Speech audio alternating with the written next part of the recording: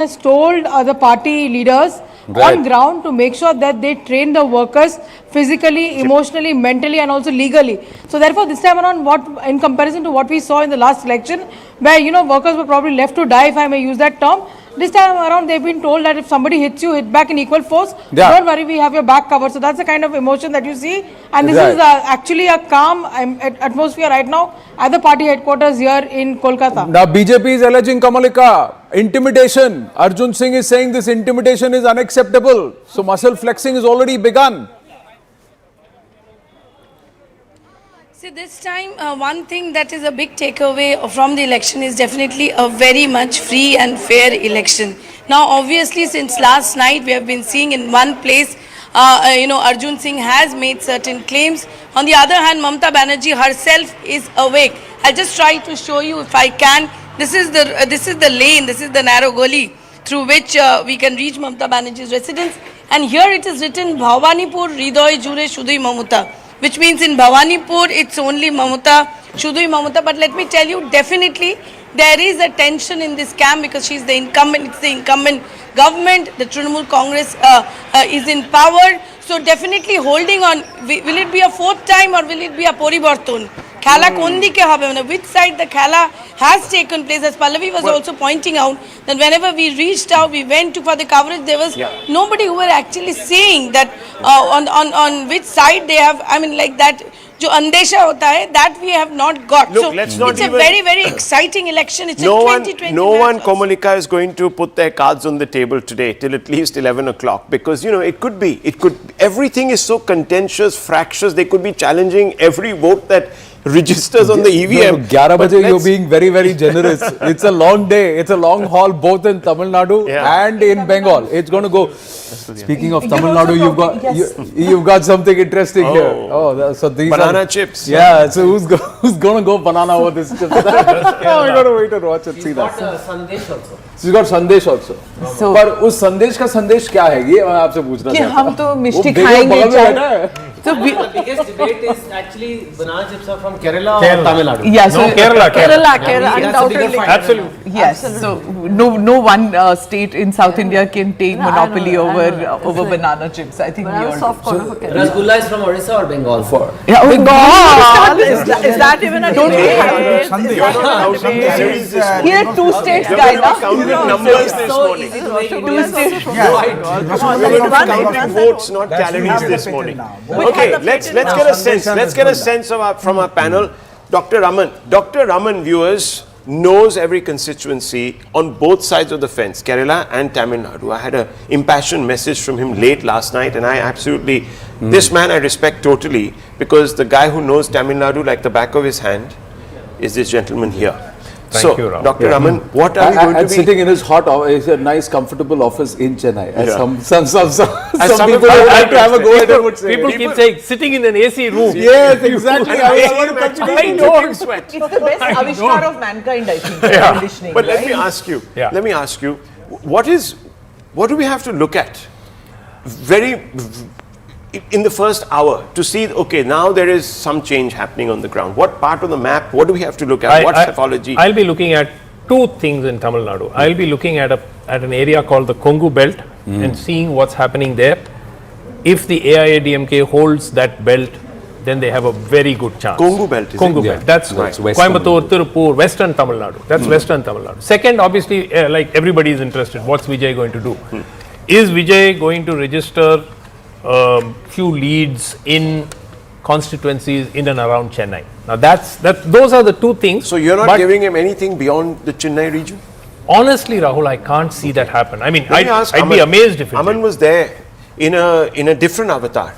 Yeah, he's traded the lungi back to the trousers. Yeah. Yes. No, or the veshti actually. Not So from the veshti to the trouser, have perspectives changed? See, I would cite an anecdote, Rahul. I was in Kanchipuram and I went to this very famous sari shop, and I was speaking to the shopkeeper, a few customers, and everybody was saying a DMK is coming back, MK Stalin is coming back, and there was this very shy woman, a saleswoman, who was showing me the sari, and I asked her, put her the mic, and she said Vijay. Oh. So the entire shop turned towards her, and I saw later one shopkeeper saying, why are you saying Vijay? So I Then think she said, no, Vijay for DMK. no, Vijay, she said Vijay is, see, what I saw in Tamil Nadu, and I may be wrong from Mr. Sumantraman Singh, but I think I saw the fan voter of Vijay, you know, especially the young voter, especially young women, I think rooting for him. Have these fans actually turned political voters at the end of the day for Vijay remains to be seen. But I also believe that there is a strong anti-incumbency in Tamil Nadu. What is going for the DMK is that this anti-incumbency is getting split between the NDA and Vijay. Okay. I believe that Vijay will be hurting the NDA, not so much the DMK. In the end, the whole bill of delimitation coming and, you know, that whole lifeline which was at oxygen which was given to Stalin in the last 1 week of the campaign, I think went in his favor. So you spun on your axis basically. Once you gave the vesti up for the trouser, you spun on your axis. That's the best thing to do at 7 a.m. Rahul. There's a very But here's the important thing. factor Yeah. you need to consider in Tamil Nadu, and that is vitamin M. Oh. Vitamin Right. M flows. In the Yes, last yes. few days, it's flown in almost, I would say, more than 2/3 of constituencies. Okay. Yeah. 1,000 on one side, 1,500 on the other side. They won't make a difference. What will make a difference is some constituencies have seen 3,000, 5,000, 6,000 per vote. No, but G.V.L. that Narasimha Rao. vitamin M is consumed. Yeah. And then what comes out Yeah, that is what- maybe a totally different, maybe a totally Let's different. ask G.V.L. Narasimha Rao. Good morning, sir. Good, bright, early morning. You're still smiling, which is a good sign. Hope you will keep smiling at 1300 hours this afternoon. Yeah, good morning. Good morning. Certainly, there is going to be good news today. And two battleground states, West Bengal and Tamil Nadu, are counting today. And certainly, there are winds of change evident in both the states. I don't think we need to wait until 1 o'clock. I think by 11ish, I think you should be able to. Wow. Because I hold this opinion. People are not giving sort of indecisive verdicts. They are giving. But sir, then these are why is brave the elections. state unit so indecisive? it's- You know what they're yeah. saying right now? No, it's just they're coming- saying, listen to me. You know what they're saying? They're saying, we welcome Vijay into our Yeah, that grouping. Khushbu Sundar has said it. So are they like, but if even this at is the halfway, are they here? No, at the CNN News, at the CNN News 18 town hall, Annamalai also was quite charitable towards Vijay. He said, I quite like Vijay. And in fact, behind closed doors, Vijay has said that Annamalai actually inspired him in the 2024 Maybe campaign. Maybe Khushbu Sundar wants to act take in the a plunge. movie. To take the plunge. The No, they are a film fraternity. They are all good friends, and they've all. Does she speak for the party? She is putting out her opinion, and it's interesting this time, and one must understand this. The ADMK and the BJP have not overtly criticized the TVK or Vijay, and Vijay and TVK have been just guarded just to cushion the criticism No, but coming in Anand, from I'm the going to ask DMK. you, the party, quite a few factions in Tamil Nadu now in the Yeah. BJP. So, I mean, how much No. does she, how representative is her voice? I She mean, is. She is the state president. vice. She is the state vice president of the BJP. But think, like I said, neither Annamalai nor Khushbu Sundar nor anybody else has overtly criticized the TVK. And the other part is, and I think viewers must understand this. Go back to 2016. 2016 was a three-way fight. There was a third alliance which had come into place. At that time, that 1.5% benefited the incumbent in J. Jayalalitha. This time around, somewhere the DMK seems to feel that they will benefit because of Vijay and not the ADMK, but on ground the scenario is different. See, like what Aman's anecdote was from Kanjivaram. Yeah. Kanjivaram is part of KTCC. The Right. Kanjivaram, Tiruvallur, Chennai, Chengalpet. This is the urban pocket. Beyond this, only in Kanyakumari does Vijay have so much of traction. I can tell So you one that's thing. the reason why. Irrespective, Kiska Vijay, who's going to be out there, Vijay, no Vijay, DMK, ADMK, at least you can have a slightly less contentious conversation about Tamil Nadu and Kerala. Yeah. Imagine if I was speaking about West Bengal right now, what would happen? Should we test No, this? that's Should also we test because the- should that's we also test the because we panel? don't have the DMK and the Should we- ADMK in the should we- panel. Yeah. should we test the panel? I was just about to mention. Nalin, you see that frame? what's going to happen in Bengal? No, you see that Don't frame show on our the face. screen? Now wait, Professor, now wait, Shera Sahalim. There is, just see the screen. You've got the left and TMC in one frame together. Ooh. That's amazing. See, that's the beauty. Go ahead, sir. No, they haven't. You know, they were up with Mamata We also Banerjee had till the 1 o'clock at breakfast night. They told me they've been up the whole night. Well, they've fought hammer and tongs with each other for so many years. No, but you know, coming back to Tamil Nadu, what Aman was saying, that it is possible that the Vijay fans are so emotionally invested as compared to Stalin's fans. If we were to just see personality-wise, so whatever the result, if the result is not in favor of Vijay in the sense that the DMK gets a clear majority, you're going to see some catharsis happening out there, and you know, the Tamilians don't accept election results like, okay, in a staid manner. They get very, very agitated. So, you know, we have to watch for that. Social media was full of The Anils, please medical talk about kit that. for election result for counting day. So there are medical It's kits. like, you know, just you know. it's like you know, passionate viewers who used to watch the Sharjah matches in India, 84, 85. Last ball sixer. Exactly. Oh God, And then yes. all the TV screens used to crackle. But here's the thing. Lalit. I just want to say, in your whole combination, have you factored the fact that ADMK, which was shown as having a rout, may actually be the first past the post and get up to 125, 127 seats, Nalin, Tamil Nadu. And that then also, like he'd done that story, and Professor Gurumurthy is the one who articulated it, that if the BJP can get 15% and Vijay gets 20%, there is an alternative to the Dravidian ideology in Tamil Nadu that's brewing. The beginning of the Dravidian sunset then starts in Tamil Nadu. So in my view, it is the ADMK machinery on the ground is much stronger than it looks. They have fought a good campaign this time. I don't think you can just write off a party like that. I think Vijay is obviously the big X factor. In my view, the exit polls have overestimated Vijay. I think he does have a very strong rock star presence for sure, largely in the Chennai area. How much can it convert? We'll see. Let's see what happens. The Moneycontrol editor is already speaking about sunset clauses. Yeah. No. You can take I'm so curious to go and but see not what vitamin M out of Anil. No. The serious point I want to make here, Rahul, is that Vijay is going to hurt both parties. And neither side is sure which side he'll hurt more. Money. We don't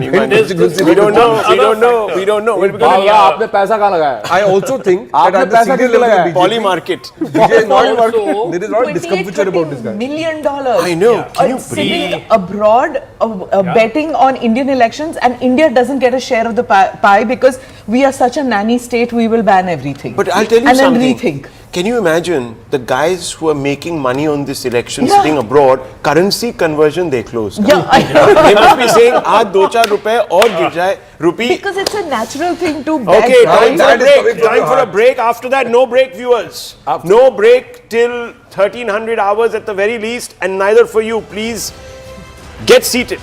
Be ready. It's going to be a real ride. It's going to be a lot of fun. Short break, we're back.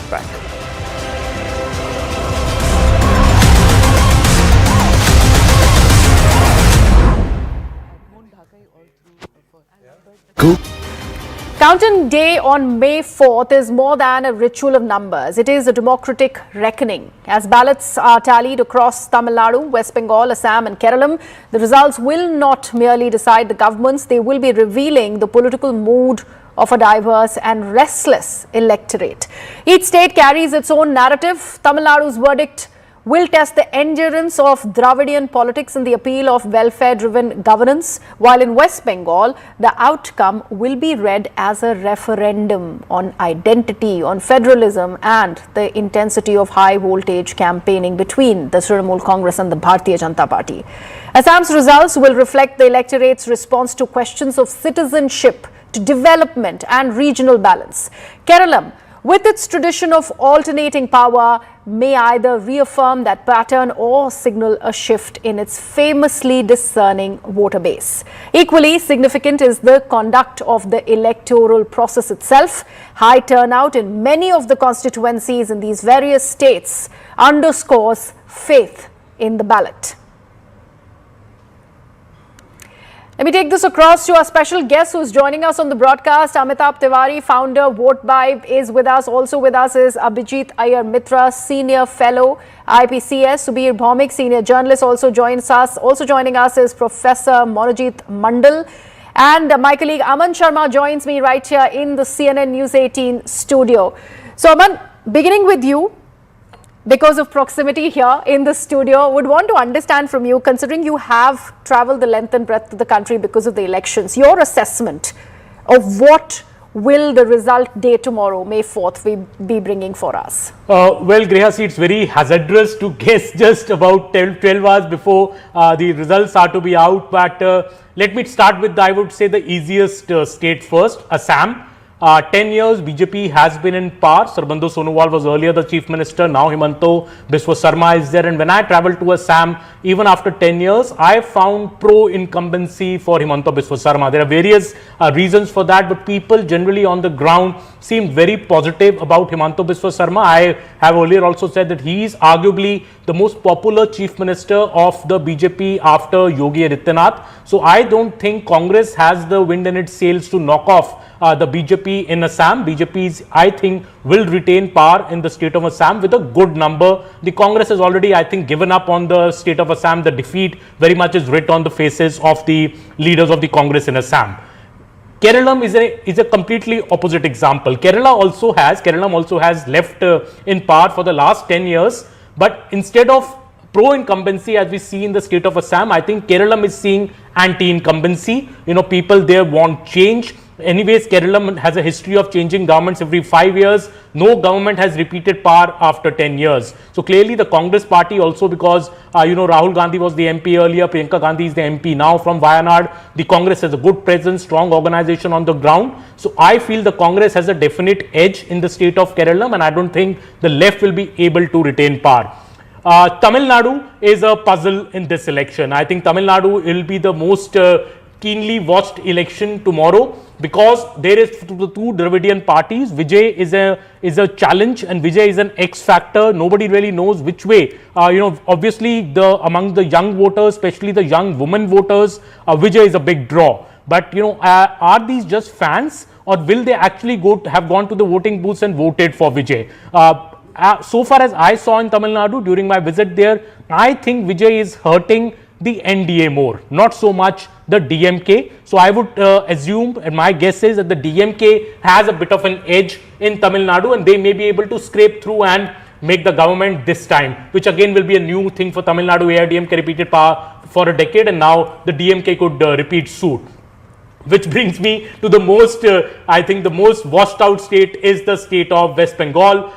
It's very hazardous to predict a prediction on West Bengal, because it's a huge state, 294 seats. What I felt on the ground, that the BJP has put in a humongous effort in West Bengal this time.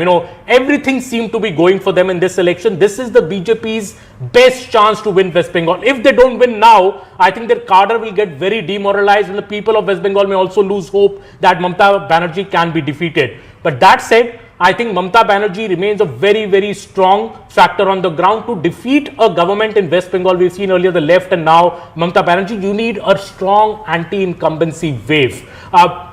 Is there a strong anti-incumbency wave in Bengal? I don't really know. I don't really see that big anti-incumbency wave, but I think the SIR is something that the BJP is also banking upon to reduce the margins, and BJP is in a strong fight this time. But Agriya, my last word is that elections are about mathematics like SIR, but elections are also a lot about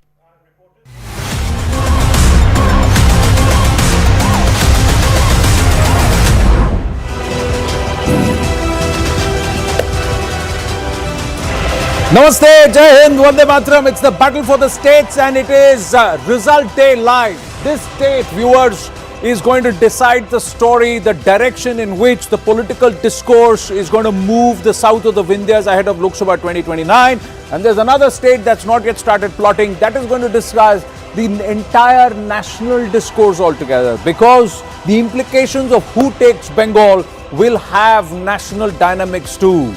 I'm Anand Narsimhan, and with me, I've got the top view, the bird's eye view, but down on ground, marshalling the resources, the man on the phone continuously while he's also telling you hello and welcome, is Rahul. Naam to suna hoga? You know what I'm just hearing? And I had actually forgotten this, and this can add a complete new dynamic. That the postal ballots in Bengal will be counted at the very last. Smita Prakash, at the very last. So, this is Payal Mehta giving me this big input. She's always got her ear closest to the ground. What is going to happen? Khela shuru hobe. That is interesting. Professor, TMC probably is expecting that they are not going to do good in the postal ballot. Probably because of some dissatisfaction among the employees because of DA and other cases. But I don't think that's going to be the case because Mamata Di towards the last of moment, I think, cleared all the dues for the employees. So that apprehension is quite unfounded. But I don't know why the Election Commission has taken the decision to count the postal ballots, at the end of, what is happening? Abhijit Majumdar? This is something that is completely what is happening? Postal ballots last, not first. That's big breaking news actually. Yeah, that's a breaking news. This is because we were always told that always the postal ballots counted in the beginning. So where is all this coming from, Anand? What do you make of it? This is let's welcome. I'm just going to do a overview of who's doing what on their laptops and who's watching. Nobody else has. ये nerd 1 nerd 2 है इनका सब data खोला है doctor and spin doctor both together they will be doctor and spin doctor I hope they don't have the betting sites open, that could be possible. They could have been he just minimized the window as he realized that he just minimized the window. But they're looking seat by seat. And like let's excite them a little bit. Let's ask the fundamental question. Look, if Mamata Banerjee, if it does happen that she's out, are you all going to blame the process or are you going to blame yourselves? You're going to look within and say maybe we missed something, or you're going to say this was going to happen, this is an attack on democracy. Let's be honest about it, Professor. One thing is very clear, that there is real suspicion on the grounds simply because what the Election Commission has been doing for the last 6-7 months in the name of the SIR. I mean, genuine people have been out of the list. I mean, they have been deprived of their voting rights. So there is, genuine suspicion about the attitude of the Election Commission. But what will happen after the election result, that I really can't say. Are you saying but the suspicion is very genuine. Look at the. Are you saying, okay, for a moment, let's say that the 28 lakh voters. Even more than that, with 34 lakhs appeals are there. Yes, appeals are there. So, 34 lakh voters. 34 lakhs, yeah. So that's quite huge. Who were put out because of a very nicely worded phrase. Genuine voters, yes. But were they really the swing voters that really mattered? What about the 5.5, 6 crores who are voting? 34 lakh voters can actually change the complexion of even a parliamentary election. Abhijit Majumdar. Vijay के घर पे astrologer पहुंचा है. 70 odd parliamentary seats. Vijay के घर पे astrologer पहुंचा है. दीदी के घर पे पहुंचने वाला है. No, there's another thing that, of course, the SIR factor will play a major role, but there has been a strong anti-incumbency wave against TMC as well. Yeah. The RG car incident, corruption slight charges. leftist streak in her is now coming. Yeah, the Slide. She's the person who says left may not be there as a political party, but the left movement is not there. In a way, thanks to election commission. System I'm very worried about Kerala. I'm very worried about Kerala. Okay. Mr. Bhagat, who hasn't had... This is a big drama day. No matter what. If TMC, it's existential for TMC. So not really. Not really. It is. You're right. Look, I don't saying that a party that you see, Mr. Bhagat, but why are you saying that? What I'm saying is this, that before the results, or quote-unquote results for the exit poll, there was no way. Okay, Professor, let him speak. No, he's saying something else. Existential. You might even win. He asked me a question, I answered. But it's point. I think it's existential because once the BJP arrives, it's like Hotel California. You can check in and they never. BJP has been there since they never leave. 2019. And once they get a grip on the state, like they are not going to let go in like next term TMC comes roaring back. It is over for TMC. I am telling. I'm sorry. It's not. I don't shoot. Just give him your hanky right now. No, and it happens in Karnataka and I off think and on. and it also might be existential for AIDMK because if the Vijay wins. What are they going to do? If you believe the exit polls, some of the exit polls, those most. So we believe our exit poll. Yeah, and this is so. And what is the TMC's origin? It is dharnas, it is street protests, it is about that. So today if they lose, of course there's going to be huge drama. Now 35 lakh sir thing, unless we know that the majority of those people eliminated were TMC voters, like at least give me some proof, right, that out of 35 lakhs, 30 lakhs are Muslim, that's something. I think probably you have not followed Those it 35 lakh properly. voters are not out on the street as much as Mamata Banerjee and her team is. And also the turnout has gone up tremendously. Okay. So those Abhijit, were plus before we bring voters. in the आपके right में बावजाय. No, the thing is that again, anecdotally, I'm just back from Kolkata, Bengal at large. I didn't see much of a anger or even people complaining about SIR. In fact, they're pretty happy. What are you saying? No. He's giving his Except anecdotal thing. Tamil Nadu, There- lots yeah. happening, huh? Yeah. Tamil says that it's Soundararajan good has that just there now is said a- that EPS will He take met with oath. people who didn't. Oh my you God. So didn't that meet them. means Let's she go. has given a thumbs up to she's given a thumbs up to CNN News 18 vote vibe exit poll projection. She said EPS will take oath as CM. EPS will take oath as CM. Prime Minister will attend. That is what Tamilisai Soundararajan is saying. Tamilisai Soundararajan, actually candidate from Mylapore. It's a Brahmin heavy area, but she is she's a non-Brahmin face who's been fielded from there. And the ADMK has put its might and muscle to ensure that this time around she doesn't face the reversal that she faced the last time around. Let's go across to Rohini. Let's go across to everybody. Purnima Murli is at the DMK office. Purnima, who's tracking the BJP? Oh, Rohini Swami is at the AIDMK office. Rohini Swami, good morning. Tamilisai Soundararajan saying it's EPS who's going to. Good morning to all of you. Who's going to swear in? Are you whereabouts are you? What's happening at the AIDMK office? I am at the headquarters of the AIDMK. Yes, absolutely. And that very place that used to see so much color and slogans, and you can see here already that the supporters of Jayalalitha, of MGR, of ADMK already at the party. There's this conversation that I just overheard saying that Chennai is right now seeing quite dull weather, the sun hasn't risen, and that is an indication that the sun, which is the emblem of the DMK, will not rise in Tamil Nadu today. And that's quite interesting to see how it is happening here. So one of the interesting things also here is that the ADMK is pretty confident because of the NDA alliance that they have, and they also feel that when the TVK factor does exist here, they do feel, and we had this interview with Khushbu Sundar from the BJP saying that the doors of the NDA are open for Vijay at any time. That clearly shows that both sides are pulling him, but he will also be a decisive factor. Here at the ADMK office, let me ask you. the feeling is, when you see flowers coming Rohini, up. where is the media crowd? Yes. Where at ADMK or at the DMK office, Purnima? Where is the group? And there's a reason why I'm asking you this question. This man knows it very well. I know. We circle back, we go back, rewind to 10 years. But you know what? I'm just sharing this once again. I'm just rewind 10 years. He was editor-in-chief at another place. I was reporter on ground at another place. But I was the only man standing at 6:30 a.m. outside Poets Garden. It was amazing. 2016. And everybody was having a laugh at me. Are you out of your mind? It's the DMK that's taking the election. It's the DMK that takes the election. I was standing there. No, I think Jayalalitha will take it. I think Jayalalitha will come out for the first time. We'll see her in public life for more than a year. She'll come out.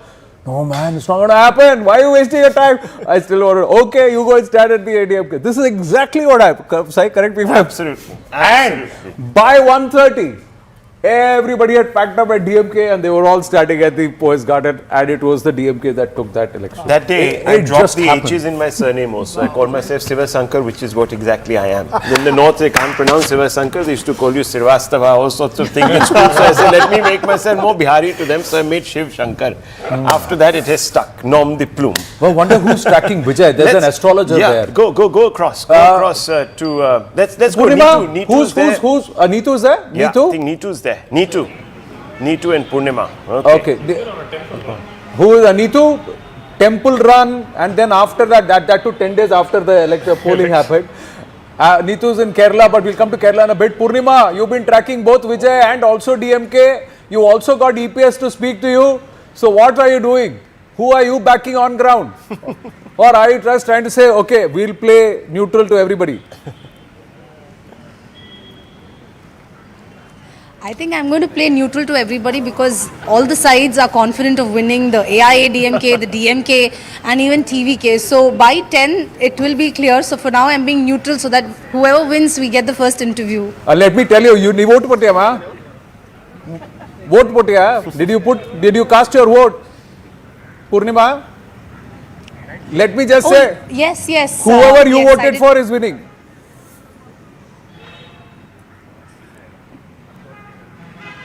Well, Ansa, I was with you in 2016. We were at the ADMK office and everybody else was at the DMK office. But this time around, we are at the DMK office. Ooh. Here you have, Dravidian model 2.0 loading and it shows 4 hours, 18 minutes, 11 seconds left.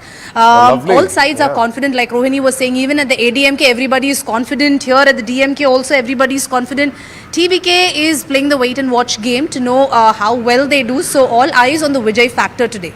You know, Rajiv ji, who of course does all the number crunching in the background, he put out something very interesting this morning and I just want to quickly refer to this.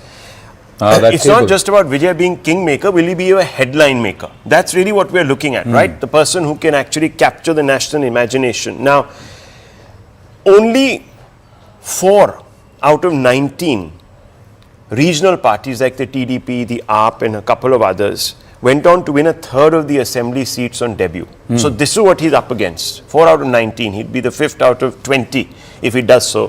1 in 5 regional outfits have ever managed this. But they all had some form of, maybe not NTR, but others had some form of already either political, a run-up, a movement. He's all of the core. Yeah.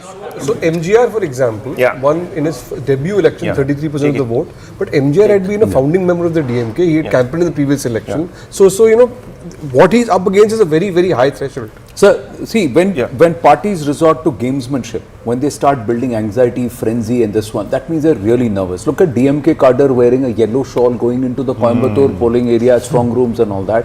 They've been asked to remove it saying you're not allowed, you're violating code of conduct. See, this gamesmanship, 2 ways it will come. One, you're very confident and then you try and flout, or you're doing it for the party, or the other one, you're really nervous, especially if you're the incumbent. What are we seeing there? What are we seeing? Those are the EVMs and they are now, well, it's going to be time. Let's quickly have a quick look at 2 things. Anand, come. Let's have a look. Let's have a look. Let's go straight across We've crunched a lot of numbers. So we've crunched a lot of numbers. The TVK factor, since we're talking about Vijay. Okay, now one of the things in Tamil Nadu is that you cannot break into the 30% vote share segment just by being a Johnny-come-lately. Even if you've been working for the last 3-4 years on ground, it's not easy because Rivayati parties themselves don't have more than 27-28% of their own coat weights. They have to stitch up alliances. The ADMK is more than 15 alliances, parties. DMK is again 12 to 15 parties, local parties. That's how the alliance stitch up. Now, in the KTCC region, this is the 37 seats where Vijay did a lot of campaigning and he finds a lot of support. K is Kanjivaram, T is Tiruvallur, Chennai and Chengalpet. So this region constitutes 37 seats. Now, if TVK gets 20% vote share in the ratio that he's pinching 50% from the DMK because it's an anti-incumbency mood, and 30% from the ADMK because support will erode from either side, and of course 20% from the others, that is the smaller regional parties and these coalitions. This is how the construct is. The ADMK's vote share comes down by about 6%. The DMK's vote share comes down by 10%. TVK is at 20% because obviously 20% vote share.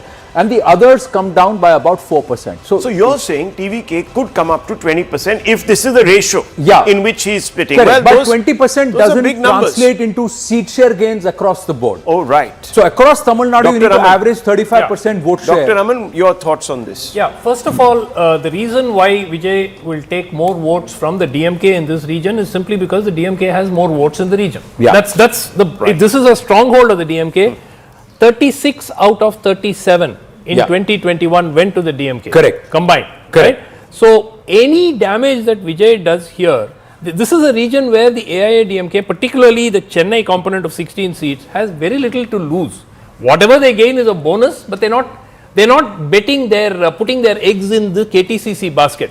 They are putting it in northern Tamil Nadu, they are putting it in western Tamil Nadu, the 1 year belt and the Kongu belt. These are the 2 regions where they want to make gains. So that's, look, viewers, it's fascinating because a lot of times we think issues matter a lot, but in Tamil Nadu, caste does matter. Caste There's does matter. a huge role. If you have the time, I'll Yeah. just go across to the Of wall course. and magic wall and then just show you this one whole sec. construct. Yeah, We're let's- going to check. Yeah, all right. Oh, So let's he's just gonna cut quickly across. walk across and we just Whoa, cut he's gonna across onto cut their right face. across. Brilliant. But, all right. Brilliant. That's the magic wall coming up. So here in 2021, if you were to see, and we look at the filters, and I'm going to look at the 1 year belt, but first the rural seats. Now, if you look at the rural seats, beg your pardon, Tamil Nadu.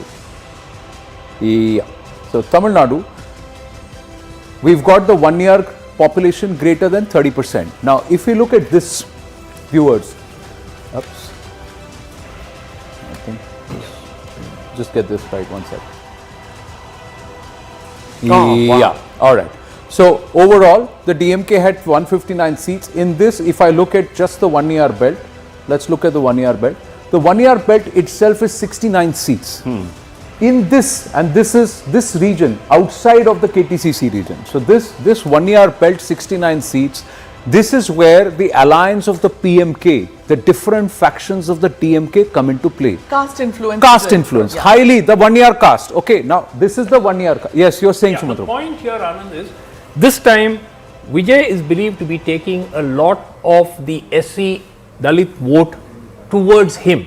That, see, typically what is the contest in the 1 year belt seats is, it's a contest between the 1 year community and the Dalit are on the opposite side. Correct. So if the Dalit vote traditionally which goes to the DMK gets taken away by Vijay to some extent, and the second part, last time there was a complete counter consolidation of all communities against the 1 years because they were given 10.5% reservation by the previous AIDMK government. That's not a factor this time because it was struck down by the court. So the PMK plus AIDMK, they are expecting to take at least an additional 15-16 seats Correct. here. Now, what happens is it's only a 2% vote share that shaves or that separates This the DMK. area the DMK. traditionally closes the election. Correct. Right. So that's what one has to watch out for. That So bellwether that's why I'm saying thing. even the pollster who gave a runaway victory to Vijay, Axis, Pradeep Gupta, gave the ADMK 42%. Now, if you give the ADMK 42% out of 69 seats, there and you're splitting the other votes between the DMK and the Something wrong there. TVK, That's 25, Yeah, 26%. something add up. That means he's walking away with 50 seats here. So you can't make a seat share But projection his of overall 32 to projection 32. was only 22 seats. So how can that be? so I The don't- other that's- part. The other part. I'm A just lot of things didn't add up there. Yeah. and just didn't looking have at any the convincing Congo belt, answers. this Congo belt is also the place where the Gaundars are very strong. The Gounder population greater than 30%. The Gounder leader and also the tallest MBC leader currently in Tamil Nadu is EPS, Edappadi Palaniswamy.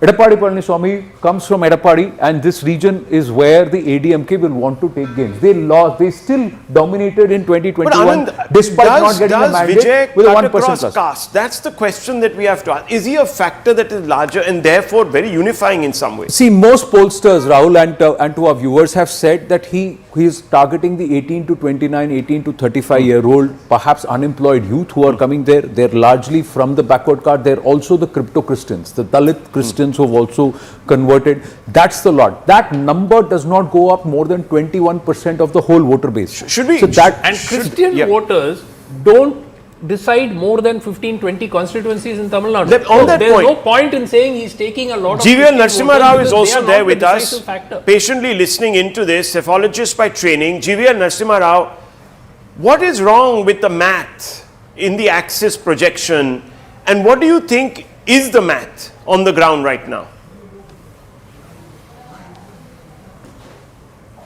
I think you're on mute, sir. I think you're on mute. If you could just unmute yourself. You're on the move. Yeah. Sorry. Yeah.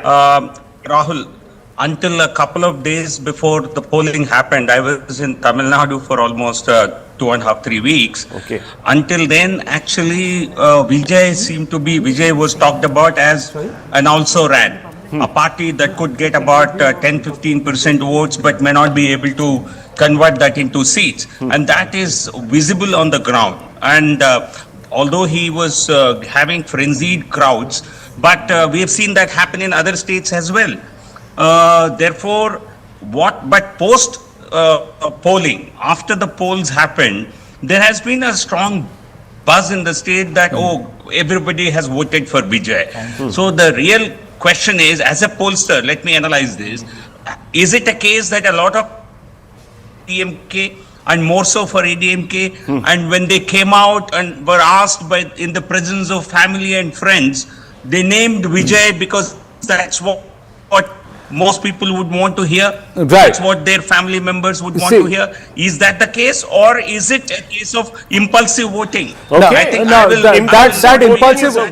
impulsive voting will it actually get Vijay 31-32% vote share across the board, because he's fighting alone without any alliance for him to have that kind of seat share. Can he influence the other part, sir, is that if you look at the Christian influence seats, that's about 71 seats. Bulk of those votes went to the DMK.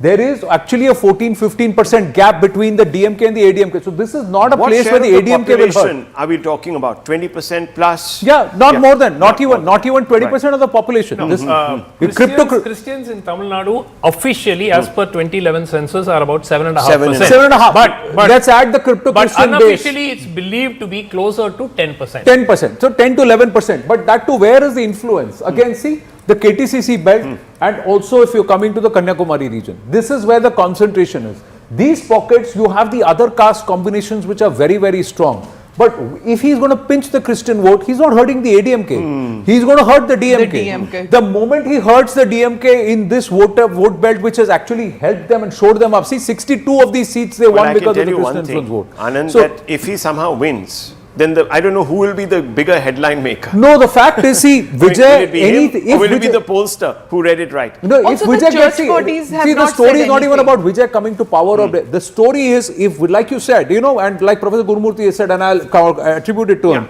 The story is, if Vijay gets more than 15% vote share, there is a BJP which got a standalone vote of 15%. Right. A Vijay gets a standalone vote of 15%. There's a churn. There is a churn, and there is a need for moving beyond the traditional Dravidian ideologies. That's what I'm trying to say. Vijay's ideology is Dravidian ideology, period. He basically talks exactly like what the DMK talks.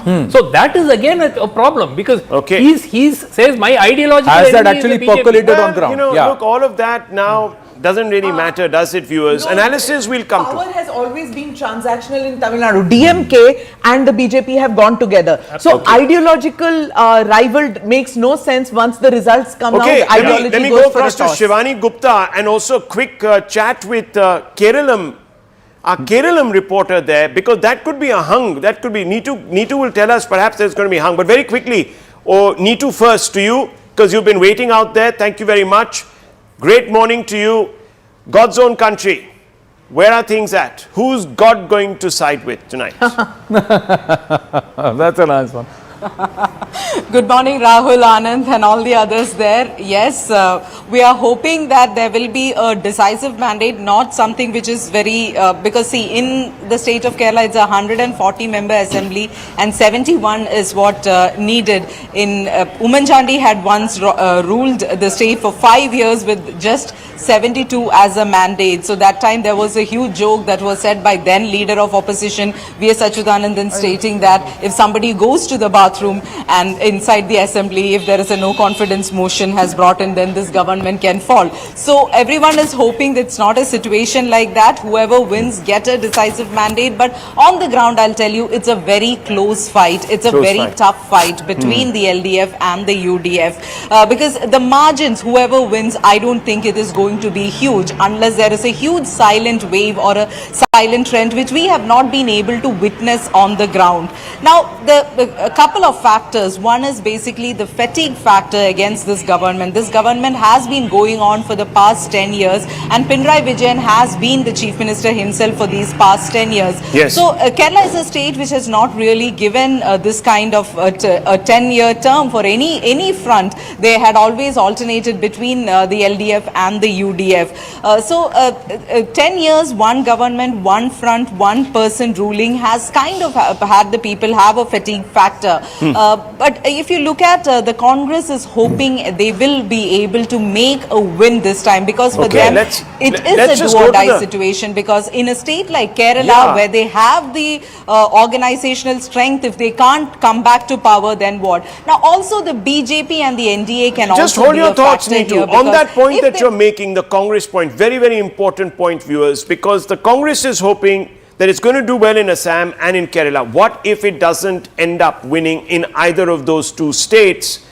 the Congress will really be out, wouldn't it, of the equation? Absolutely. Now, out of this entire 140 seats, I've just plotted 2024 Lok Sabha, how the Congress performed or how the LDF performed in the LDF strong seats. And interestingly, viewers, the UDF actually got about 3% more vote share. Wow. It went up in So 20. are you saying and that they won even- 35. And these are all, if I were to say, these are all traditional places where the LDF has always held sway, especially North Kerala. And look at the dent the UDF has made in North Kerala. So if they are able to consolidate on this, whereas UDF has largely held its position in its 27 strong seats, the UDF 27 strong seats, if they are able to hold, and if they are able to repeat this performance here or improve upon this performance, they are well past or well close to the 70 number which they want, 71 So let me quickly seats. run past some of these facts. Yeah. Again, Rajiv ji has been bombing us this morning. He says Central Kerala, not North, shows the biggest surge this election of voters. So Central Kerala,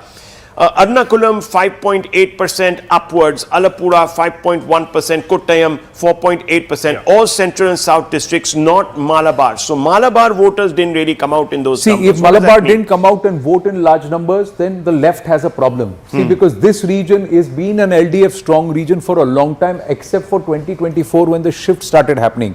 And there has been a huge amount of fracture and fragmentation within the Kannur seat itself and in that region itself. And Central Kerala, again, look at this. This is where the UDF started making dent into the LDF strongholds. So what does it mean? If a large number of these voters have come out, who are they voting for? The left? They the are UDF? moving away from the left and they are voting for the UDF. See, the UDF has gone up by 3% here. If they go up by 3% and they won 35, but they've held on to their 27 all along. See, Rahul, And that then takes them to 62 seats within 9 seats of... What happened in 21 was North Kerala and South Kerala voted overwhelmingly for the left. So for instance, if you take Trivandrum. Correct. Trivandrum was almost completely red. There was just one winner from the UDF. And if you take Kannur, Kannur, which is Pinarayi Vijayan's home district, that was also overwhelmingly red. So the point is, Central Kerala, a surge in vote actually may not necessarily help UDF because UDF is anyway stronger in Central Kerala. Okay, so also they need to make also gains in the north and in the south. South Kerala is not low growth, by the way, this time. Pattanamthitta 4.5%, Thiruvananthapuram 2.6%, Kollam 1.8% above, includes high growth pockets 4%. South Kerala has significant spikes, not uniformly low gains. See, not just that. See, now look at this. Look at these pockets and how they're shaping. I'm just going to circle these pockets. This is the LDF. South Kerala, this is the North Kerala region, Central Kerala, and this is the North Kerala region. This is LDF, or this is the situation how it plotted back in 2021. Now, if I were to just switch the years and look at these places in 2024 Lok Sabha, look how they plotted. They were all blue.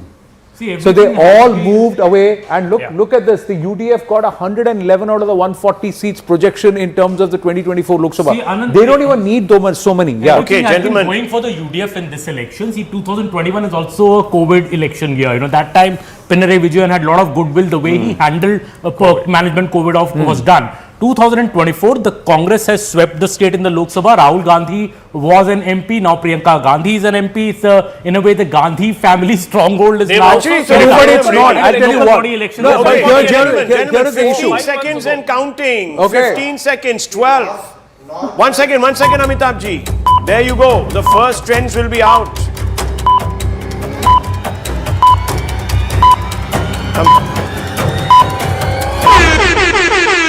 Whoa, that's it. The buzzer has gone. Any moment now, the trends will start rolling in, viewers, and we've got some very special facilities. Yes, we've got the live result hub. Let's go straight across to Shivani and she can take us through the live result hub. Viewers, we must tell you that the strong rooms will open at 8 a.m. The polling agents will go in, and after that the results will start coming in. So if at 8:01 you're starting numbers, so you're seeing numbers across some screens, then you have a problem there. But let's go across to Shivani to understand this better. Yes, Shivani. A very good morning to all of you. This is our live results hub, and of course it's 8 a.m. Strong rooms are being opened. We're getting visuals of that, and our live results hub is also buzzing now. We've got all of the 4 desks of the 4 states plus Puducherry alphabetically. So right in front of you right now is the Assam desk. I want to go across to Pranjal here, who's handling the Assam desk.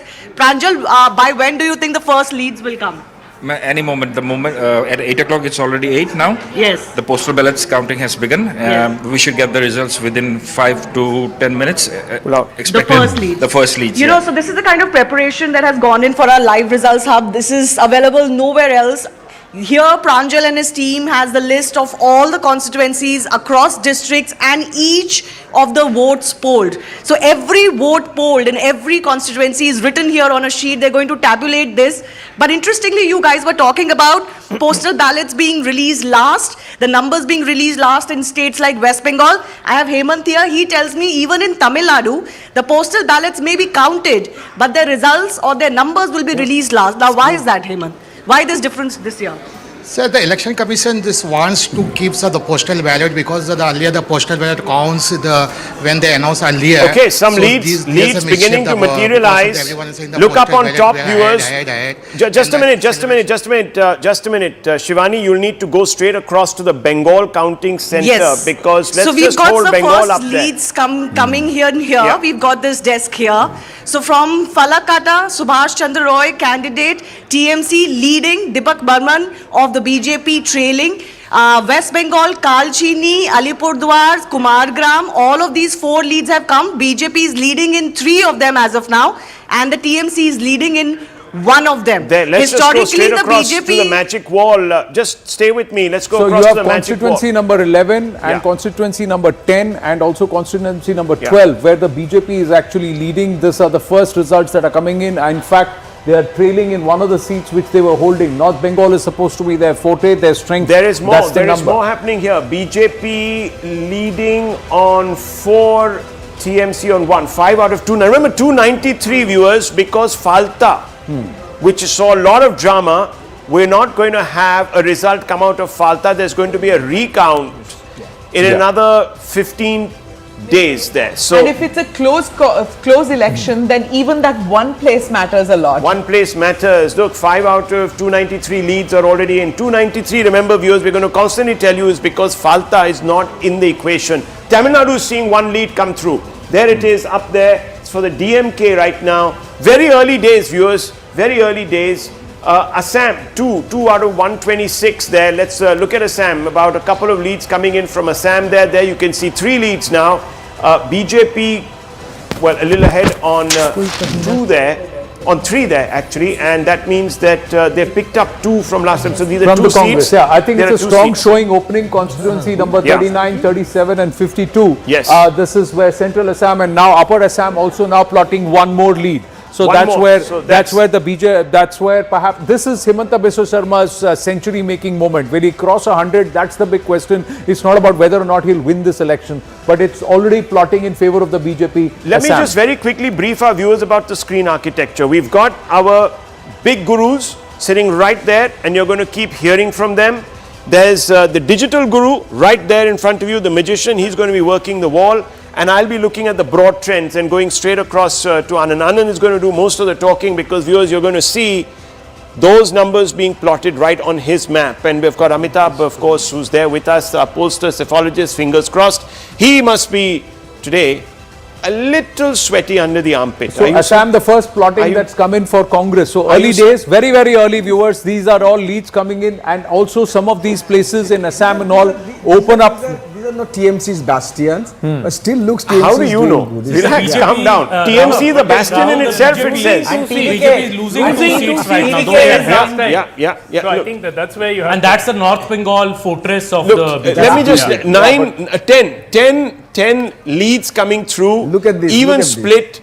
BJP down on 2, TMC up on 2. It's all very tumultuous, isn't it? 11 leads coming through. Bengal off to a quick start. And so is Kerala. Kerala, 6 seats coming through there.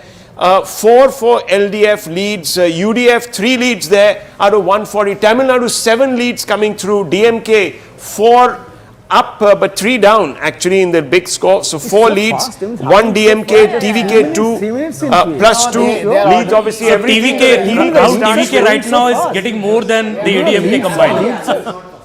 Assam at the bottom also showing leads. 14 leads coming in through Bengal. Kerala 8, Tamil Nadu 8, Assam 10. Yes. Yeah, Assam 10, and in fact Tamil Nadu, very interesting that all the 3 parties have now broken onto the leaderboard. But interestingly, if we go to Assam is plotting across, and some of these strong rooms, postal ballots being counted, early days right now. These would be a handful of leads that are coming in. But the BJP seems to be following the trend that it will run away with the election. Very important point that Anand is making. Viewers, remember, according to, 1 second please, listen to this. This is very important. Viewers, according to Payal Mehta, the postal ballots in Bengal will be counted last.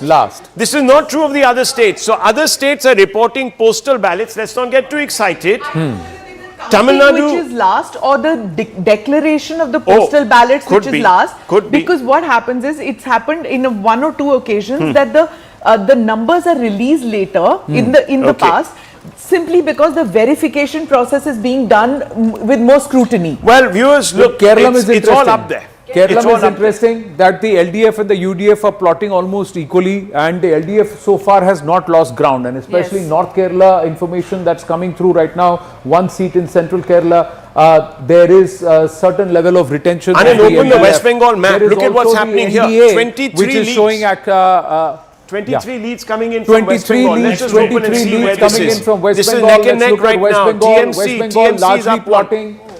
Just outside the greater Kolkata region, Trinamool Congress plotting here, but then you have North Bengal. This was phase 1. Largely the BJP seems to be holding sway or leading here, but it's very critical that the BJP get to close to 90-95 seats. Right now, if they don't dominate this, then there is no way they're going to have any inroads here, and it's a Trinamool Congress which is walking away. They're holding, no one is gaining anything. This is not enough. Nobody is gaining anything. They're just holding their ground, and this is not enough for the BJP, because the BJP had 55 out of the 77 seats that it was defending in this phase itself from 2021. Aman. Which are coming in from the BJP are mostly from phase 1 of the election, which is anyways, one of their strongholds. They're expecting a big jump. Vijay leading on Perambur seat right now. So Vijay is ahead in Perambur. If you look at Tamil That's what we're being told. Big breaking news. Tamil Nadu, there are now, this is all yellow. So if you're seeing yellow, this is all DMK. This is the Chennai region, largely the DMK.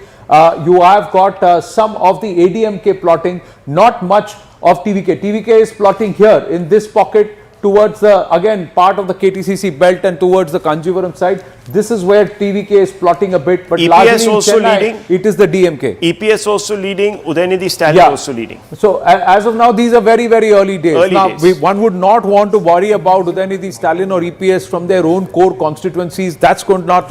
It's about some of the other giant killers. Is the TVK going to be able to upstage some really strong stalwarts within their own caste combinations in these seats? That's what's important. Anand, interesting. 2 leads. The BJP is picking up at the cost of the TMC. Bengal. That's 39 leads coming in out of 293. Remember, it should have been 294. These leads are coming. There is one towards in phase 2 constituency 287. This is where perhaps the lead that the BJP has pinched from the Trinamool Congress 2021. All this was always all through the Trinamool Congress. You can press on it and see. It's the Trinamool Congress bastion. So these early indications suggest that all that, viewers, all that talk that the BJP is not in the game in Bengal, perhaps is premature. Now, 3 leads. It's leading 3 at the expense of the TMC. It'll be interesting to see what these seats are that are actually changing hands.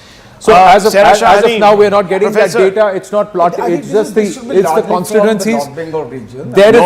There is also some gains in North Bengal. If we look at the 2021 leads, North Bengal, this was all Trinamool Congress. Right now, if you see, it's the BJP. So I'm just going to plot. Amit Shah says North Bengal this area and first phase 110. That's what he said. He had said that's not going to happen. That's not going to happen, says Professor Monroe. 2026 right now. Vote Vibe has said 93. See, the BJP is actually pitched this area. So in North Bengal, this was Trinamool Congress back in 2021. The BJP is actually made inroads here. Trinamool continues to hold here. here again the BJP has made 10 some of the inroads. 12 MPs come from North Bengal. Let me tell you, the conversion rate, now 4 leads. Yeah, 4 leads. Four See, leads again, the this is BJP. plotting.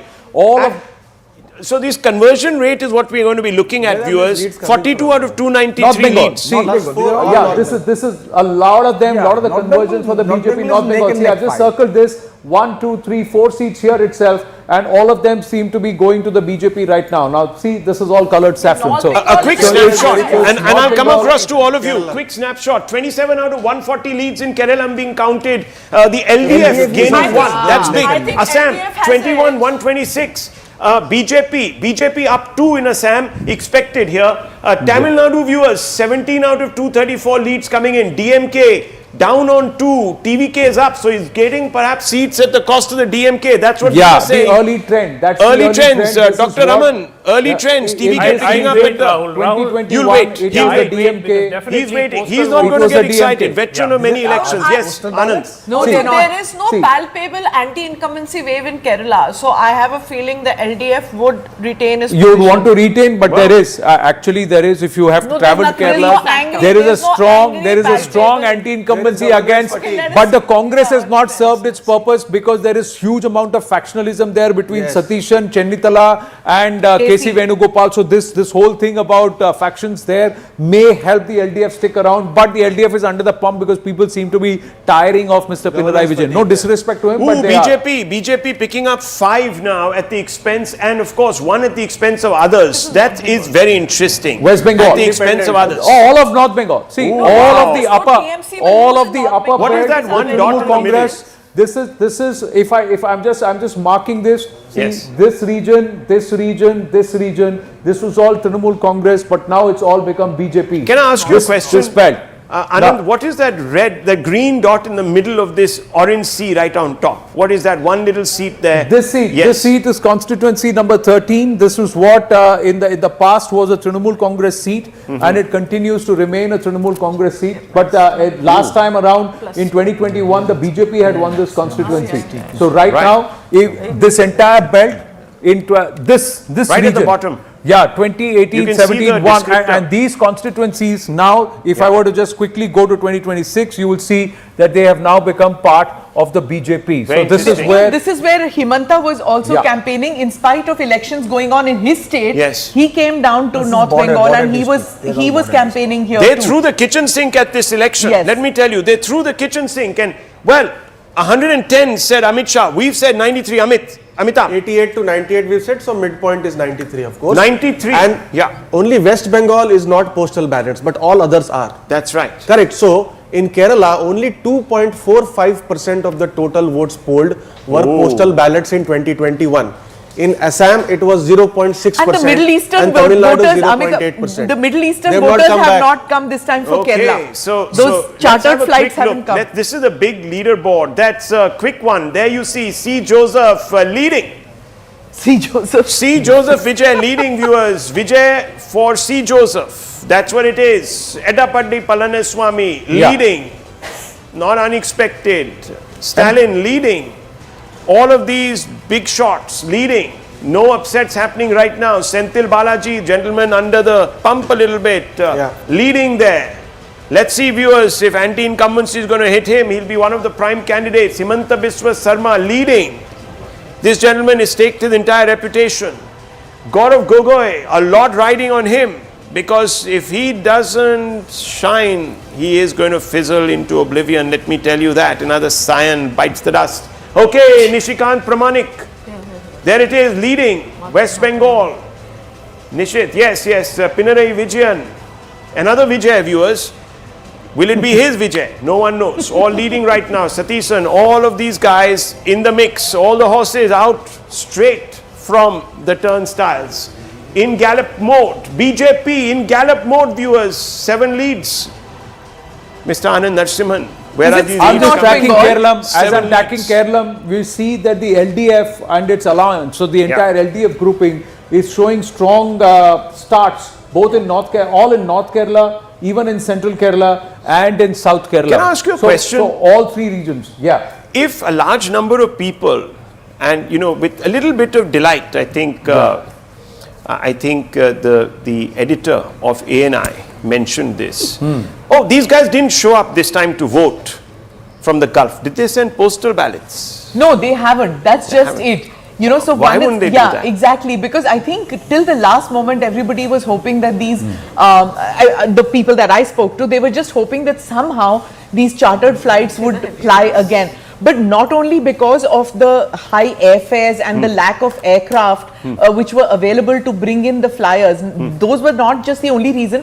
There was also this apathy by the political parties. They did not muster up energy. So they didn't even post. They didn't even vote. Yeah. Ooh, boy. That is why the turnout in Mallapuram, which has 70% minority population, it has not grown by what the state average is. It is much below the state average. Well, viewers, if you want the expert in-depth analysis, stick with us because we've got the panel. Now, okay, interestingly, Tamil Nadu, SIR 29 deletions, leads. just quickly bringing you SIR deletions. The seats where SIR deletions, 18 of them are plotting. The BJP is leading in 12 out of those. It's pinched 2 away from the Trinamool. Oh, so it's more than -2 there. Professor and is it's all, sharpening it's his all knives. in North Bengal. Professor is phase sharpening one. his knives. He said SIR is going to be a Phase big problem. one. It's So an unfair interesting. election, rigged election. That's what he's going to say in about 10 minutes.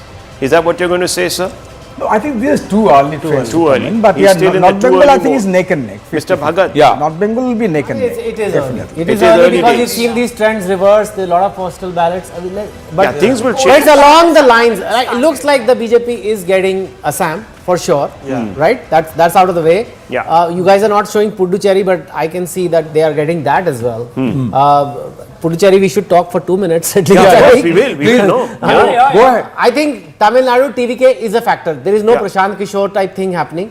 He's a factor. Doesn't look like he's going to be sweeping though. Well, Right, these are the two big board elections, aren't they? These are the two ones. Right? These are the ones that are going to really make the headlines. Look at this. BJP pulling 12 leads at the cost of the TMC and their viewers, the TVK, at least leading on 2 seats. Postal ballots, yes.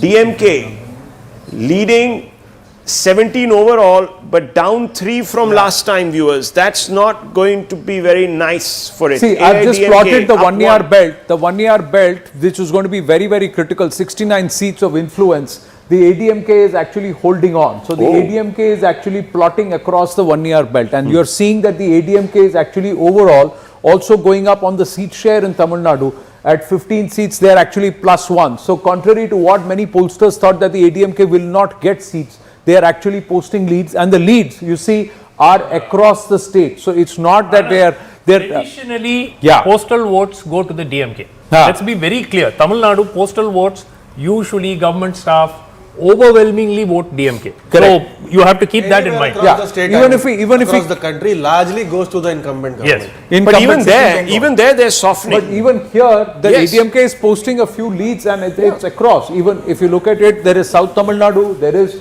the entire Delta region. You also have the But you know, West Tamil Anand, Nadu and KTCC belt also. They are if you do the math now, and if you start talking about conversions and project it across the complete numbers, overall tally for Tamil Nadu 234, this is going to be a down the wire kind of, and maybe that's why Tamil Sai Soundarajan sent a little message, and so did this morning.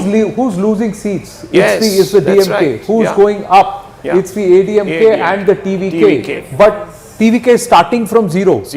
So their overall base is zero. So they will come, the seat share or seat conversion for them is going to be far more difficult than for the ADMK, which will start now gaining slowly. Let's have a look at West Bengal viewers. 80 out of 293. So we are around the 1/4, isn't it? If my maths serves me right, somewhere there, 81 out of 293 leads. Wow, it's really racing ahead.